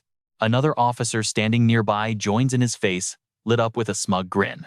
Exactly 5 national heroes deployed together, and we cannot handle a lowly second advancement trash. Even with 3 heads and 6 arms, he is dead. But right behind his neck, Kim Tae-hee's horrifying purple tentacles are silently creeping in, closing the distance. In the 6 deities command center, those purple tentacles stretch out like massive pythons, rapidly swallowing and enveloping the entire room in pure horror. Before the clueless guards can even process what is happening, death comes knocking as they shriek in panic. Lord Kim. Facing Kim Tae-hee, who stands there like a demon god, a guard trembles violently, stammering, My lord, Commander Lee Tae led a squad to the Dead Sands to deliver an urgent message to you. I do not know, have you run into him yet? Before he can finish, fresh blood erupts from his throat like a fountain. A blood-curdling scream of absolute terror echoes across the camp. The commander's body is instantly pulverized, sending flesh and bone flying, painting the reinforced walls crimson. The remaining soldiers lose their minds, absolutely terrified, as they scramble to escape, screaming in sheer despair. Lord Kim killed the commander. Run for your lives. They shove and trample one another, desperately trying to claw their way out of this living hell. Kim Tae-hee stands motionless, his eyes cold as ice, showing absolutely no emotion at all. Kim Tae-hee watches the chaos. No matter how desperately they struggle, nobody can escape the cold grasp of the Grim Reaper. Blood-curdling screams and desperate pleas for mercy echo through the air before suddenly being silenced forever. A few lucky soldiers manage to crawl to the camp gates, but suddenly freeze their legs, seemingly nailed to the ground. A soldier behind them, completely clueless about what is ahead, roars out in pure frustration. "Hey, you idiots, keep moving. Why are you standing there frozen?" Right then, a severed, bloody arm flies backward, landing with a thud at his feet. The soldier, who just yelled, now stumbles backward, but the sheer horror completely paralyzes his voice, leaving him utterly speechless. Spotting the grotesque monsters blocking their escape route, they stammer like panicking chickens, their voices filled with sheer terror. The Nine Realms demons just behind them, Kim Tae-hee's tentacles also arrive, looming like the scythe of death itself. A brutal, horrifying massacre unfolds. Not a single soldier in the entire camp is left in one piece. As the curtain falls on the slaughter, Kim Tae-hee coldly turns on his heel, leaving behind a battlefield suffocated by death. The Nine Realms demons instantly fall into line behind him. In Kim Tae-hee's eyes, a flash of pure, murderous intent flickers and fades. Over at the luxurious Kim mansion in the Taichi Kingdom, the fake silence is shattered by a loud ringing phone. Ring, ring, ring. Mr. Kim Tae-an paces back and forth like a desperate caged beast, muttering in absolute anxiety. "Pick up the phone. Please just pick up." Finally, after what feels like an eternal ring, the call connects. From the other end, a panicked, chaotic voice breaks through the static. "Hello, Godslayer Command Center speaking." Mr. Kim Tae-an quickly snaps. "This is Kim Tae-an. Deploy your men to the Dead Sands dungeon immediately. Find Lee Tae and tell him to contact me right away." Suddenly, the other end of the line erupts, with terrifying, chaotic noises filled with screams, clashing weapons, and then a trembling, broken voice gasping for air.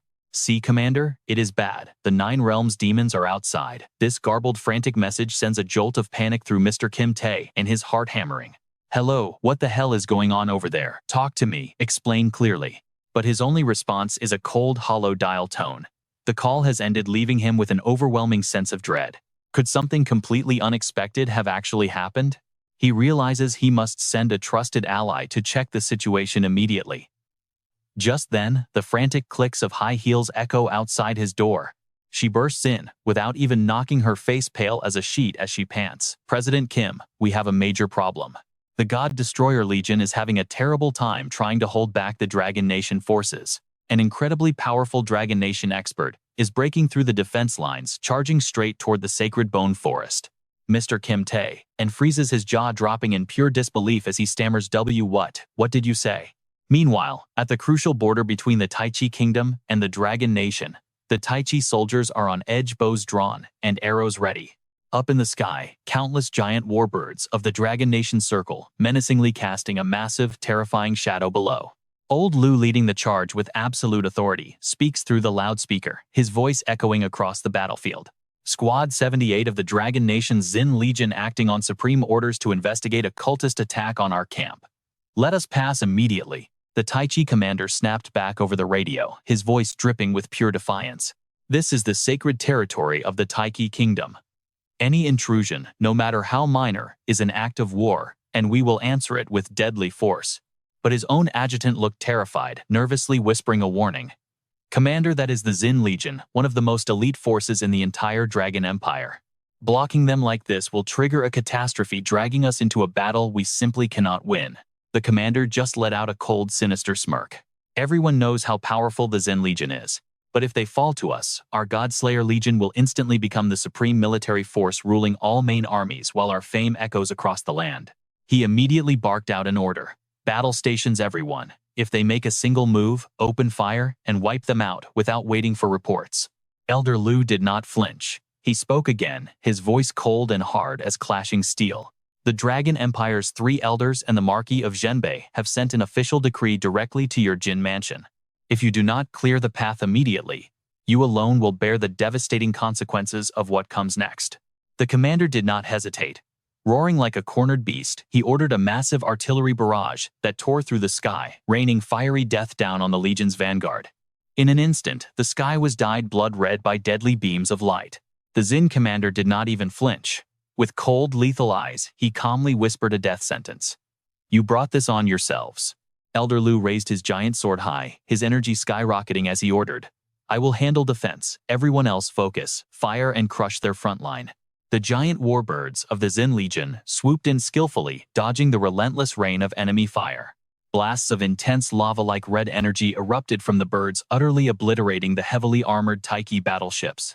Like meteors ripping through space, 3 blinding red beams struck home instantly, blowing 3 massive enemy battleships to pieces. They rapidly turned into raging fireballs before sinking deep into the churning sea of flames. Suddenly, a sacred staff glowing like a miniature sun swept across the battlefield. The Taiki commander froze in sheer horror. His pupils shrank as he witnessed the complete devastation, an overwhelming terror seizing his chest. What on earth is that monster?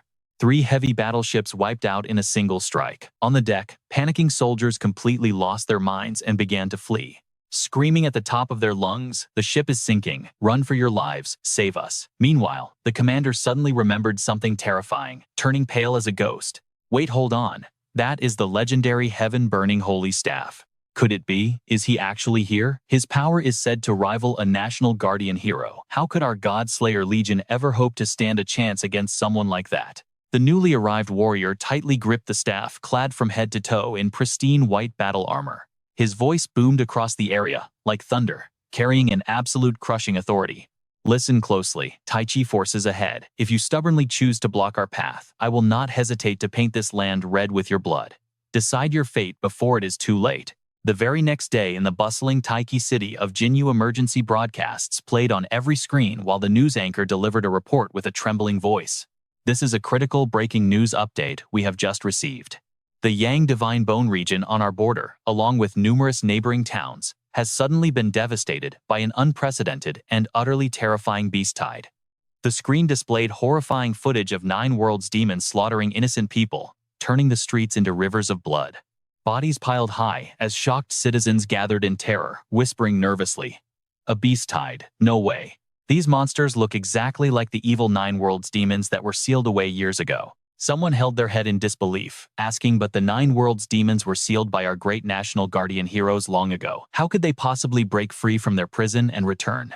The broadcast continued, the announcer sounding more and more desperate.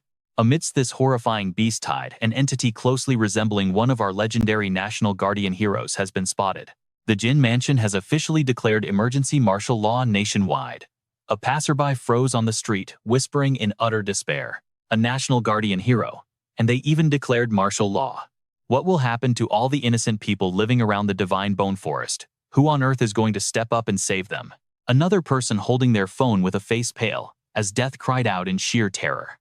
Oh my God, social media is blowing up with reports that a national guardian hero has turned and is attacking our own soldiers. This is absolutely unbelievable. Just then, a furious roar erupted like a wounded lion. What do you mean closely resembling? That is clearly the White Tiger Li Renying, one of our 5 legendary national guardian heroes. There is absolutely no mistaking him. Tianfu City of the Taiki Kingdom is currently drowning in an unprecedented sea of pure chaos, with massive angry mobs marching through the streets and shouting fierce demands for absolute justice. The state's 3 most elite battle-hardened legions are now marching directly toward the border. We urge all citizens to maintain absolute faith in the leadership of the Jin Mansion.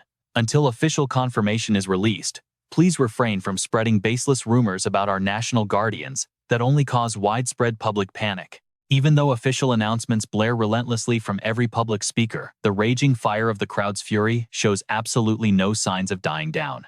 Declaring martial law clearly was not enough to solve the root of this massive crisis. The furious citizens are demanding that the Jin Mansion deliver a transparent and honest explanation. How could the national guardians who were once revered as their ultimate protectors suddenly turn and betray them? Why on earth have those vicious 9-fold demons returned? Was the legendary seal from years ago nothing more than a giant elaborate scam that actually did nothing? Outside the grand and majestic Jin Mansion, the angry crowd is growing more violent by the second. Their absolute rage has reached a boiling point to where even a heavily armed military cannot hold them back. Their deafening roars shake the entire city. Jin Zayan, get out here right now and tell us why our national guardians betrayed this country. The rock-solid evidence is right here, and it is completely undeniable. Close-up footage clearly shows Jin Renying slaughtering the southwest town alongside those horrific 9-fold demons. Answer us. Jin Clan. How much longer do you plan to hide like cowards? How did those vile 9-fold demons even escape the seal of the secret zone? Drenched in cold sweat, a nervous government official desperately tries to calm the angry crowd with a trembling voice. Everyone, please stay calm. The Jin Mansion guarantees we will conduct a full investigation and provide a satisfactory explanation. Right now, authorities do not have enough solid evidence to confirm any betrayal by our national guardians. We beg everyone to remain rational and stop sharing unverified videos that only spread more chaos. But his weak, shaking words are instantly swallowed up by a massive ocean of furious, screaming voices. Get lost. Order the Jin family to drag themselves out here and confess. You useless cowards only know how to declare martial law to oppress innocent people. Jin family, get out right now and pay for your crimes. Deep in the ruined southwest town of the Divine Bone Forest, a digital billboard keeps flashing emergency news updates. A massive mob outside the Jin Mansion is growing extremely violent, fiercely condemning the administration for avoiding responsibility over the Ninefold Demon's disaster and the National Guardian's betrayal. According to the official preliminary estimates, casualties have already surpassed tens of thousands of lives and are still climbing rapidly. All military forces stationed at the border have completely lost contact, plunging the entire region into a state of maximum emergency. The three main combat legions are currently marching at top speed toward the border to suppress the raging beast tide. We urge all citizens to strictly comply with the Jin Mansion's martial law and maintain absolute calm. Emergency evacuations are currently underway to move all citizens living around the Divine Bone Forest to much safer designated locations. The mysterious figure in white silently listens to the news broadcast, his deep eyes showing absolutely no emotion. Suddenly, a thunderous crash, like a rockslide echoes, and a massive ninefold demon looms directly behind him. The alpha beast rumbles in a deep, heavy voice, commanding its pack to slaughter everyone by their master's order. The surrounding landscape is a horrific graveyard of absolute ruin, the air heavy with the metallic stench of blood, yet the white-clothed man feels a slight sense of relief. Lu Fan's summoned beasts are still fighting relentlessly under his direct orders, which means that kid is definitely safe and sound. It seems his worries were completely unnecessary. The ones who are actually in grave danger are those fools in the Taichi Kingdom. Still, he cannot let Lu Fan continue venting his uncontrolled rage, or it will keep causing such horrific tragedies. After all, the Jin family is nothing but a bunch of puppets being controlled from the shadows. Suddenly, a brilliant streak of light shoots like a meteor into the sky. The mysterious white-clad figure lightly leaps into the air, floating as weightless as a falling leaf, while his mind carefully calculates his next complex moves. If Lu Fan truly catches the attention of the mastermind lurking behind the scenes, his current level of strength will make this situation extremely dangerous and impossible to handle. Even though he has numerous powerful dragon beasts protecting him, there is still no guarantee that things will go smoothly. Inside the Jin Mansion, which now resembles a lonely island amidst an ocean of boiling rage, Lord Jin stands completely motionless before a massive glass window. His gaze is heavy and conflicted as he stares down at the chaotic, screaming mob. Outside, a desperate soldier tries to restore order, his voice cracking from strain. Please everyone calm down, we must maintain order in the streets. But he is answered only by furious boos and wild screaming protests against this useless martial law.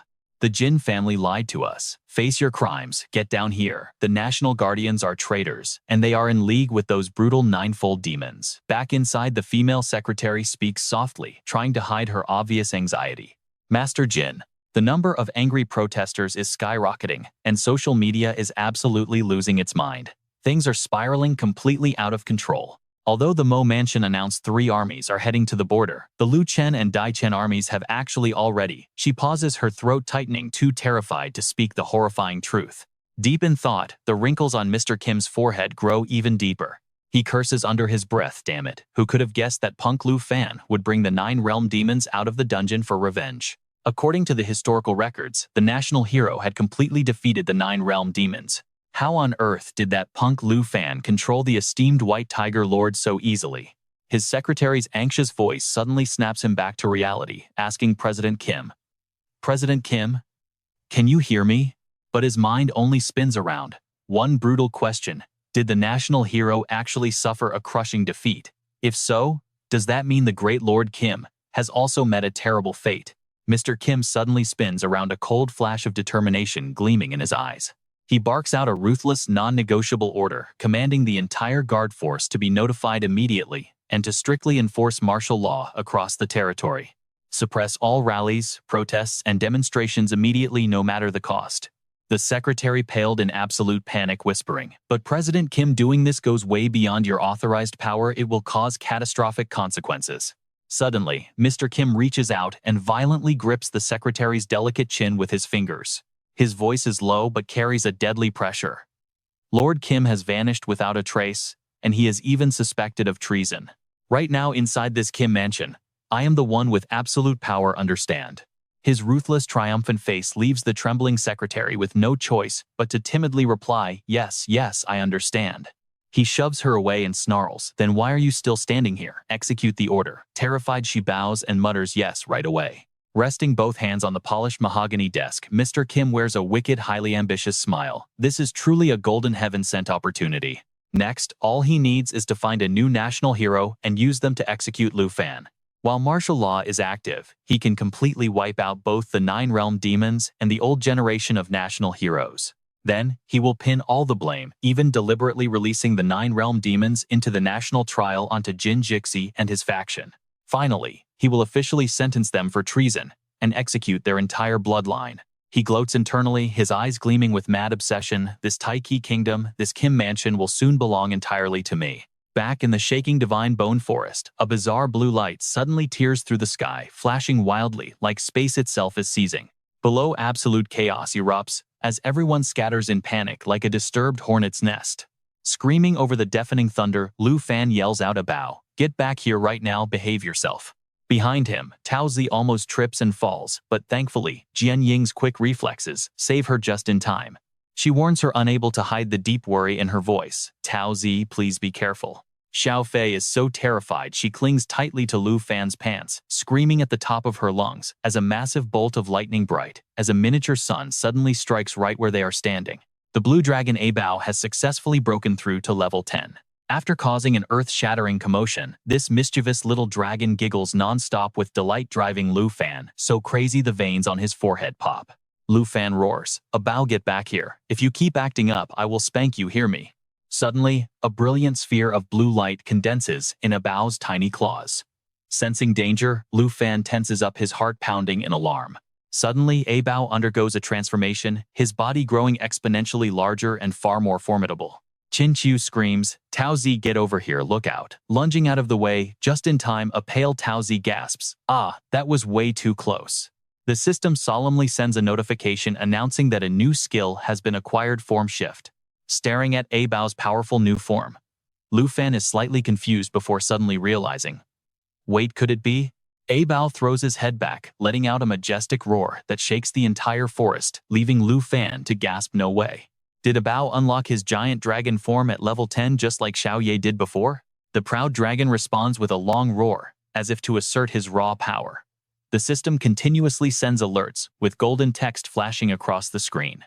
Legendary Blue Dragon Contract, level 10. Strength 51. Spirit 4,107 out of 20,535. Agility 738. Stamina 717.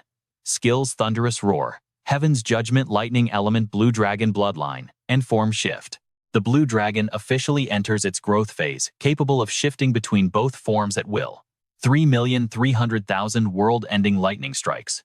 Dragon Tongue Forbidden Spell, summoning a storm of pure destruction, while simultaneously calling down 3,300,000 world-ending lightning bolts upon the target area.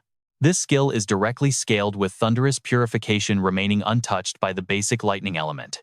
Leaping Thunder fires a magical bolt that bounces repeatedly from one enemy target to another, up to 10 times. Each bounce boosts the next strike's damage by 30%, with the Blue Dragon serving as the focal conduit for the chain leaps of Thunderous Purification. In the world-ending Thunder form, it can freely switch to the Jade Thunder effect. The active Jade Thunder is currently in its Crimson Jade Hatchling form, cutting all attribute costs and mana consumption by 50%. The world-ending Thunder form boosts his Spirit attribute by 500%, unlocking the world-ending Thunder True form and granting 2 devastating new skills. 3,300,000 world-destroying Thunders and Thunderous Purification. Qin Qiu instinctively shrinks back in sheer terror. Shivering uncontrollably, his eyes betray a complex mix of absolute dread and overwhelming awe. Even though he had witnessed the dragon form before, he still could not get used to this suffocating, terrifying pressure. As for Taozi, she was so paralyzed with fear that her tongue felt completely tied, leaving her staring in wide-eyed shock. Lu Fan was busy examining the system interface, his eyes lighting up as he realized that Abao and Xiaoye truly lived up to their legendary dragon status, both unlocking form shifting at level 10. However, Abao only possessed a single giant dragon form, but in exchange, his spirit stats were multiplied by 5. Not only that, it also gained an insanely overpowered Dragon Tongue Forbidden Spell, 3,300,000 world-destroying thunders, and a devastating area of effect combo skill called Thunderous Purification. He suddenly looked up with a smug grin, noting that the name alone sounded very similar to Xingshen's star-shattering light. Naming him Abao was absolute genius, perfectly matching his destructive nature, while another prompt expanded on the details showing Thunderous Purification in his world-ending thunder form could shift into the Jade Thunder effect. This Jade Thunder currently manifested as the Crimson Jade. Seeing this, Lu Fan reasoned that Abao's soul giant dragon form primarily channeled all of its sheer destructive power directly into the Crimson Jade. If his instincts were correct, this Jade Thunder would gradually grow, evolve, and transform over time. The system notifications kept rolling in, revealing that Crimson Jade boosted all of the Blue Dragon's skills by 50%. Every time a lightning spell was unleashed, it would automatically generate a crackling barrier of thunder surrounding the target. Any enemy trying to move inside this barrier would suffer continuous agonizing damage. Suddenly, Xiaoye grew alert, snapping its massive dragon head around to look behind them, prompting Lu Fan to frown and ask Xiaoye what is wrong. No sooner had he spoken than an eerie purple light flashed before their eyes. A horde of sacred bone baboons loomed from behind, out of nowhere, radiating intense bloodlust as a system warning flashed instantly. Level 75 elite sacred bone baboons with the skill Bone Reconstruction, allowing them to rebuild their broken bodies using nearby bones to restore massive amounts of health when critically injured. Their fourfold wind strike deals fatal wind element damage to a single target while instantly applying a mark to them. This increases magical damage against the marked target by 50%. Under their Sacred Bone Wind Whisper skill, their defeat triggers a massive explosion, scattering bone fragments that deal damage to nearby targets. Jianying gasped in utter shock, shouting out, "Those are elite monsters, look out." But Lu Fan simply held up a hand to stop her, his voice perfectly calm and confident as he said, "It is fine, just let Xiaoye and Abao handle them." Instantly, Xiaoye unleashed a deafening roar of defiance, charging straight ahead like a massive arrow as a relentless storm-like barrage of attacks rained down upon him. Suddenly, a notification for Abao's skill popped up. His thunderous roar echoes with earth-shattering force across the entire target area. It brings down a devastating lightning strike while whipping up a raging storm, dealing massive area of effect lightning damage and completely paralyzing every enemy trapped inside, leaving them unable to move. Taozi turned pale, quickly warning the others, "Everyone get back and stay alert. Do not get caught in the lightning." Qin Chu stood slack-jawed in absolute astonishment, gasping, "This lightning looks like the wrath of heaven itself." Could it be? Xiao Fei shrieked in terror, covering her ears, while Jian Ying muttered to herself in deep suspicion. That crimson electricity. It is incredibly strange. Although Lu Fan himself felt a slight shiver from this terrifying display of raw power, he kept his cool and calmly explained, "Yes, this is indeed the special skill effect of Abao's Crimson Jade. Its power is not bad." Up ahead, Abao bared his razor-sharp teeth, a mystical, ruby-colored energy swirling inside his throat as if ready to swallow the world whole, while another system prompt flashed.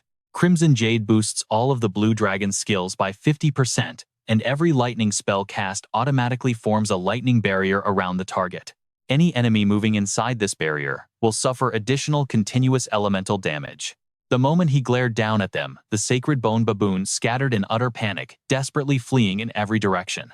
A massive orb of devastating energy rapidly condensed before Abo's chest, radiating a terrifying aura of absolute destruction. Channeling that massive surge of power, Bao roars and leaps into the air, relentlessly chasing down the terrified fleeing divine bone baboons. Xiaoye shrugs helplessly, pretending she does not even know the guy. Meanwhile, Lu Fan screams at the top of his lungs, desperately yelling, "Abao, get back here. You are going too far. There is no need to chase them. Just listen to me." Clutching their weapons, the divine bone baboons tremble in sheer terror as death closes in on them.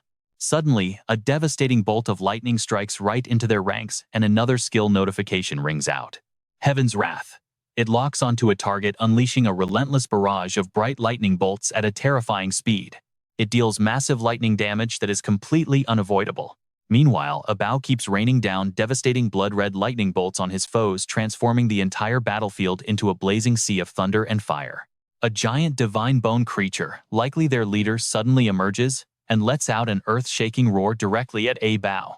This challenge only fuels Abao's wild fighting instincts, pushing his raw power to spike and grow far more violent than ever before. Down below, the companions are absolutely terrified, their faces pale as they cover their heads and scramble in all directions for cover. With tears welling up, Daozi whines. "That scared the life out of me. I seriously thought we were about to get struck by lightning." As Qinchu cowers in fear, a massive stray lightning bolt wide as a pillar suddenly crashes down right next to her head. Lu Fan reacts instantly, pulling her tight into his chest, as he quickly asks, "Are you hurt anywhere?" Qinchu blushes bright red, her heart pounding as she stammers softly, I'm okay." Meanwhile, Daozi watches with absolute delight, her eyes sparkling with pure curiosity. "Oh my, we are about to be fried to a crisp here. This is so exciting." Tugging on Lu Fan's shirt, Xiao Fei asks, in a trembling voice, "Brother Lu Fan, is it possible that he cannot control his power anymore?"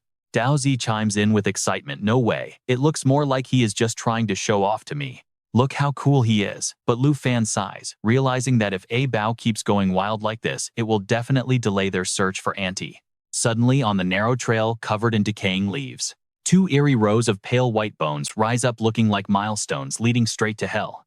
Driven by her deep dragon instincts, Xiao Ye goes on high alert, her sharp eyes scanning everything around. Lu Fan stands frozen as endless questions race through his mind. Pitch-black clouds suddenly roll in thick as ink, completely blocking their vision and plunging the entire area into an artificial night. Once again, panic completely sweeps over the group as Jian Ying stammers in sheer terror. "Lu Fan, what on earth is happening?" It seems Abao has absolutely no intention of backing down. Abao unleashes a defiant growl that echoes through the trees, as if he is casting some ancient powerful spell. From the damp earth, a colossal pale white skeleton slowly rises, carrying the chilling aura of death itself. Jian Ying stands completely frozen, his eyes wide with speechless shock. "What is this? How is this happening?" The system notification suddenly chimes in with a cold voice. "Sacred Bone Death Word." When the sacred bone baboons are slain, their corpses break apart into sacred bone fragments.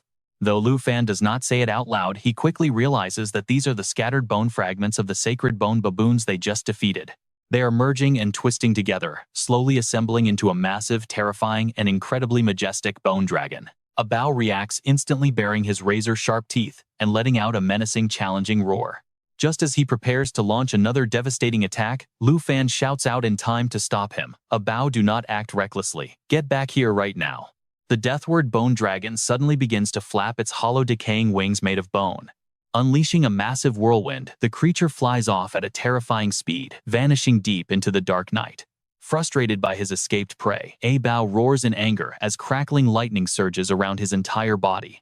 Daozi stares in absolute awe, exclaiming, "Wow, that thing is incredibly fast." Lu Fan watches the direction the beast vanished, narrowing his eyes as he mutters. It headed straight into the depths of the sacred bone forest. Suddenly, a sweet and gentle voice whispers softly right beside his ear like a passing breeze. "Lu Fan, can you let me go now?" Hearing her, he flinches as if shocked by electricity, his face turning bright red as he quickly lets go and stammers speechlessly. "I am so sorry, Up in the air, Xiao Ye is busy pinching Abao's chubby cheeks with her tiny claws, lecturing him strictly. "Stop messing around and shrink back to your original form. Keep causing trouble, and you are going to get it." The impatient little dragon struggles hard to break free from Xiao Ye's grip, shouting back in absolute frustration. "Let me go, I want to crush that bone monster." Unable to hide his curiosity, Jian Ying asks, "What on earth was that thing?" "It looks way more terrifying than the Qiangqi bone dragon we faced at the Flying Dragon Cemetery years ago." Lu Fan mutters thoughtfully, his voice carrying a hint of regret. That thing had to be the boss of the local undead. If only he had taken a second to appraise it earlier. Reminding himself that he could not let a passing moment of curiosity get the better of him, and put his entire team in grave danger. He had to put off chasing that mysterious monster for now. Clearing his throat, Lu Fan spoke up seriously, telling everyone to focus on the main priority, which was finding Gugu as fast as possible. Xiao Fei immediately obeyed. She closed her eyes tight and began chanting an ancient spell under her breath. A system notification rang out, announcing Natural Assimilation Paper Seeker, a skill that provides vague guiding clues toward their target's actual location. Within a mere second, almost like the blink of an eye, a vibrant green paper figure fluttered to life and drifted right past their faces. Lu Fan followed the flight path of the paper messenger, a sudden flash of doubt crossing his eyes. That was strange. Gugu's location was in the exact same direction where that mysterious bone dragon had just headed. Up in the sky, a pack of divine bone dragons circled like giant menacing ghosts. Out of nowhere, a massive bolt of lightning, sharp as death's scythe, tore right through the middle of their formation. The system blared again, activating Thunderstorm Roar, in the target area, delivering a massive, shocking lightning strike that unleashed a raging, chaotic tempest, dealing massive amounts of elemental lightning damage, while leaving every single enemy caught inside the storm, completely paralyzed and unable to move. Lu Fan watched the chaotic scene in silence, his brow furrowed as he tried to figure out where they were all heading. What was their goal? Qin Chu looked around, completely overwhelmed and unable to hide his sheer awe, calling the entire scene absolutely massive and majestic. Daozi quickly chimed in with pure excitement, amazed that she was actually witnessing 7 massive dragons moving together in person, calling it an incredible, unforgettable feast for the eyes. Even one of the bone dragons, with its body completely shattered and broken, kept stubbornly flapping its tattered wings to limp forward, as if some invisible force was pulling it toward a specific destination. Deep curiosity stirred within Lu Fan, as he wondered what kind of power or obsession could drive these creatures to be so incredibly persistent. On the peak of a distant mountain, dark, heavy clouds hung year-round, casting a bleak, deathly shadow over the area. A few bone dragons slowly limped down to land there, finally collapsing onto the cold ground before dissolving into the dark night. The little green paper figure kept flying straight toward the mountain peak without straying off course. The group carefully followed it through the heavy, tense atmosphere, keeping their sharp eyes locked on the distant peak. Lu Fan silently realized this was the final destination, wondering what kind of world-shaking secrets this dark mountain was hiding. Jian Ying broke the silence, pointing out that the paper figure had finally stopped right in front of the mountain. Could Gugu really be trapped inside there? Daozi pointed directly at the peak, her voice filled with pure disbelief. Look at that. It seems like all of those skeletal dragons have literally merged together with the mountain itself. Lu Fan decisively ordered everyone to fall back so he could clear a path, while Daozi anxiously reminded him from behind to stay alert. Be careful, and make absolutely sure you do not hurt Gugu. A system alert rang out as Dragon Claw transformed his arm into a razor-sharp dragon talon. With its power and durability scaling with his black dragon coat, he confidently replied, telling her he knew exactly what he was doing. With those words, he swung his powerful dragon arm and unleashed a sharp, decisive slash directly ahead. But suddenly, the skeletal dragons that seemed eternally asleep began to stir and wake up, their eyes glowing with a ferocious red light. Xiao Fei shrieked in absolute panic. Oh no, why are all these bone dragons suddenly taking flight? Brother Lu Fan, what on earth are we supposed to do now? Staring at the chaotic scene of roaring bone dragons, Qin Chu turned pale and cried out that there were simply too many of them, and they were completely surrounded. While everyone else was panicking, Lu Fan remained completely unfazed and actually showed a hint of genuine excitement. He confidently told them not to worry, since this was basically a massive pile of upgrade materials delivering itself right to them. Ah Bao roared in agreement, fully backing up his master, as the swarm of skeletal dragons closed in to form a suffocating wall around them. Smirking, he told his summons to handle the crowd right as rapid system notifications began to blare. Blue Dragon Ah Bao, shapeshifting into his doomsday thunder form. Suddenly puffing up her cheeks, Xiao Ye blasted out a torrent of scorching dragon breath, instantly vaporizing waves of bone dragons into piles of ash with her hot lava flames. Molten lava, continuously spewing waves of liquid fire and magma, straight ahead to deal massive area damage while simultaneously recovering a decent portion of her own health. Meanwhile, a Bao roars relentlessly, unleashing wave after wave of highly destructive apocalyptic lightning. His thunderous roar skill suddenly erupts over the target area, unleashing a shocking lightning shockwave that instantly forms a raging, violent tempest. This deals massive amounts of lethal lightning damage, leaving every single enemy trapped inside the storm completely paralyzed. Suddenly, an eerie ancient voice echoing from thousands of years ago cuts through the chaotic battlefield, commanding, "Humans, stop at once." Lu Fan frowns, his mind racing. Whose voice is that? Why does it sound so familiar? He turns to check on everyone's reaction.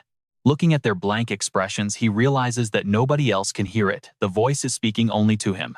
The mysterious voice speaks once more, this time clearer, carrying an absolute and undeniable majesty. Lowly human, I will only speak with you. The others are unworthy. Even the game system fails to identify the origin of this mysterious voice. It gives him pause as a chillingly familiar sensation creeps in, reminding him of that massive freezing coffin back in the far north ice realm. Could this voice belong to some incredibly powerful ancient god? Before he can ponder further, the voice demands a direct answer. Human, are you a fallen corpse or a disciple of the sacred mountain? Lu Fan responds telepathically to the mysterious entity, his tone laced with a hint of provocation. Before asking others questions, shouldn't you introduce yourself first, or is that too much to ask? The voice plays along, introducing itself with supreme pride and arrogance. I am the ancient bone god. If you have any connections whatsoever to the fallen corpse or the sacred mountain, then you must leave this place immediately. I will not hunt you down. But if you dare to disturb my eternal peace again, I will show absolutely no mercy and grind you into nothing but ash. Lu Fan remains completely silent, but behind his quiet gaze, his mind is racing at absolute lightning speed. He recalls his clash with the projection of Callus, the ancient sacred mountain god who tried to kill him despite knowing he held fallen corpse energy. This proves that the relationships between these ancient gods are incredibly hostile, making them bitter enemies. It seems the ancient bone god is merely putting on a tough front right now, desperately trying to buy time to restore his heavily depleted strength. Even so, the power of an ancient god, even if it's just a lingering remnant of a soul, cannot be underestimated. The voice slowly loses its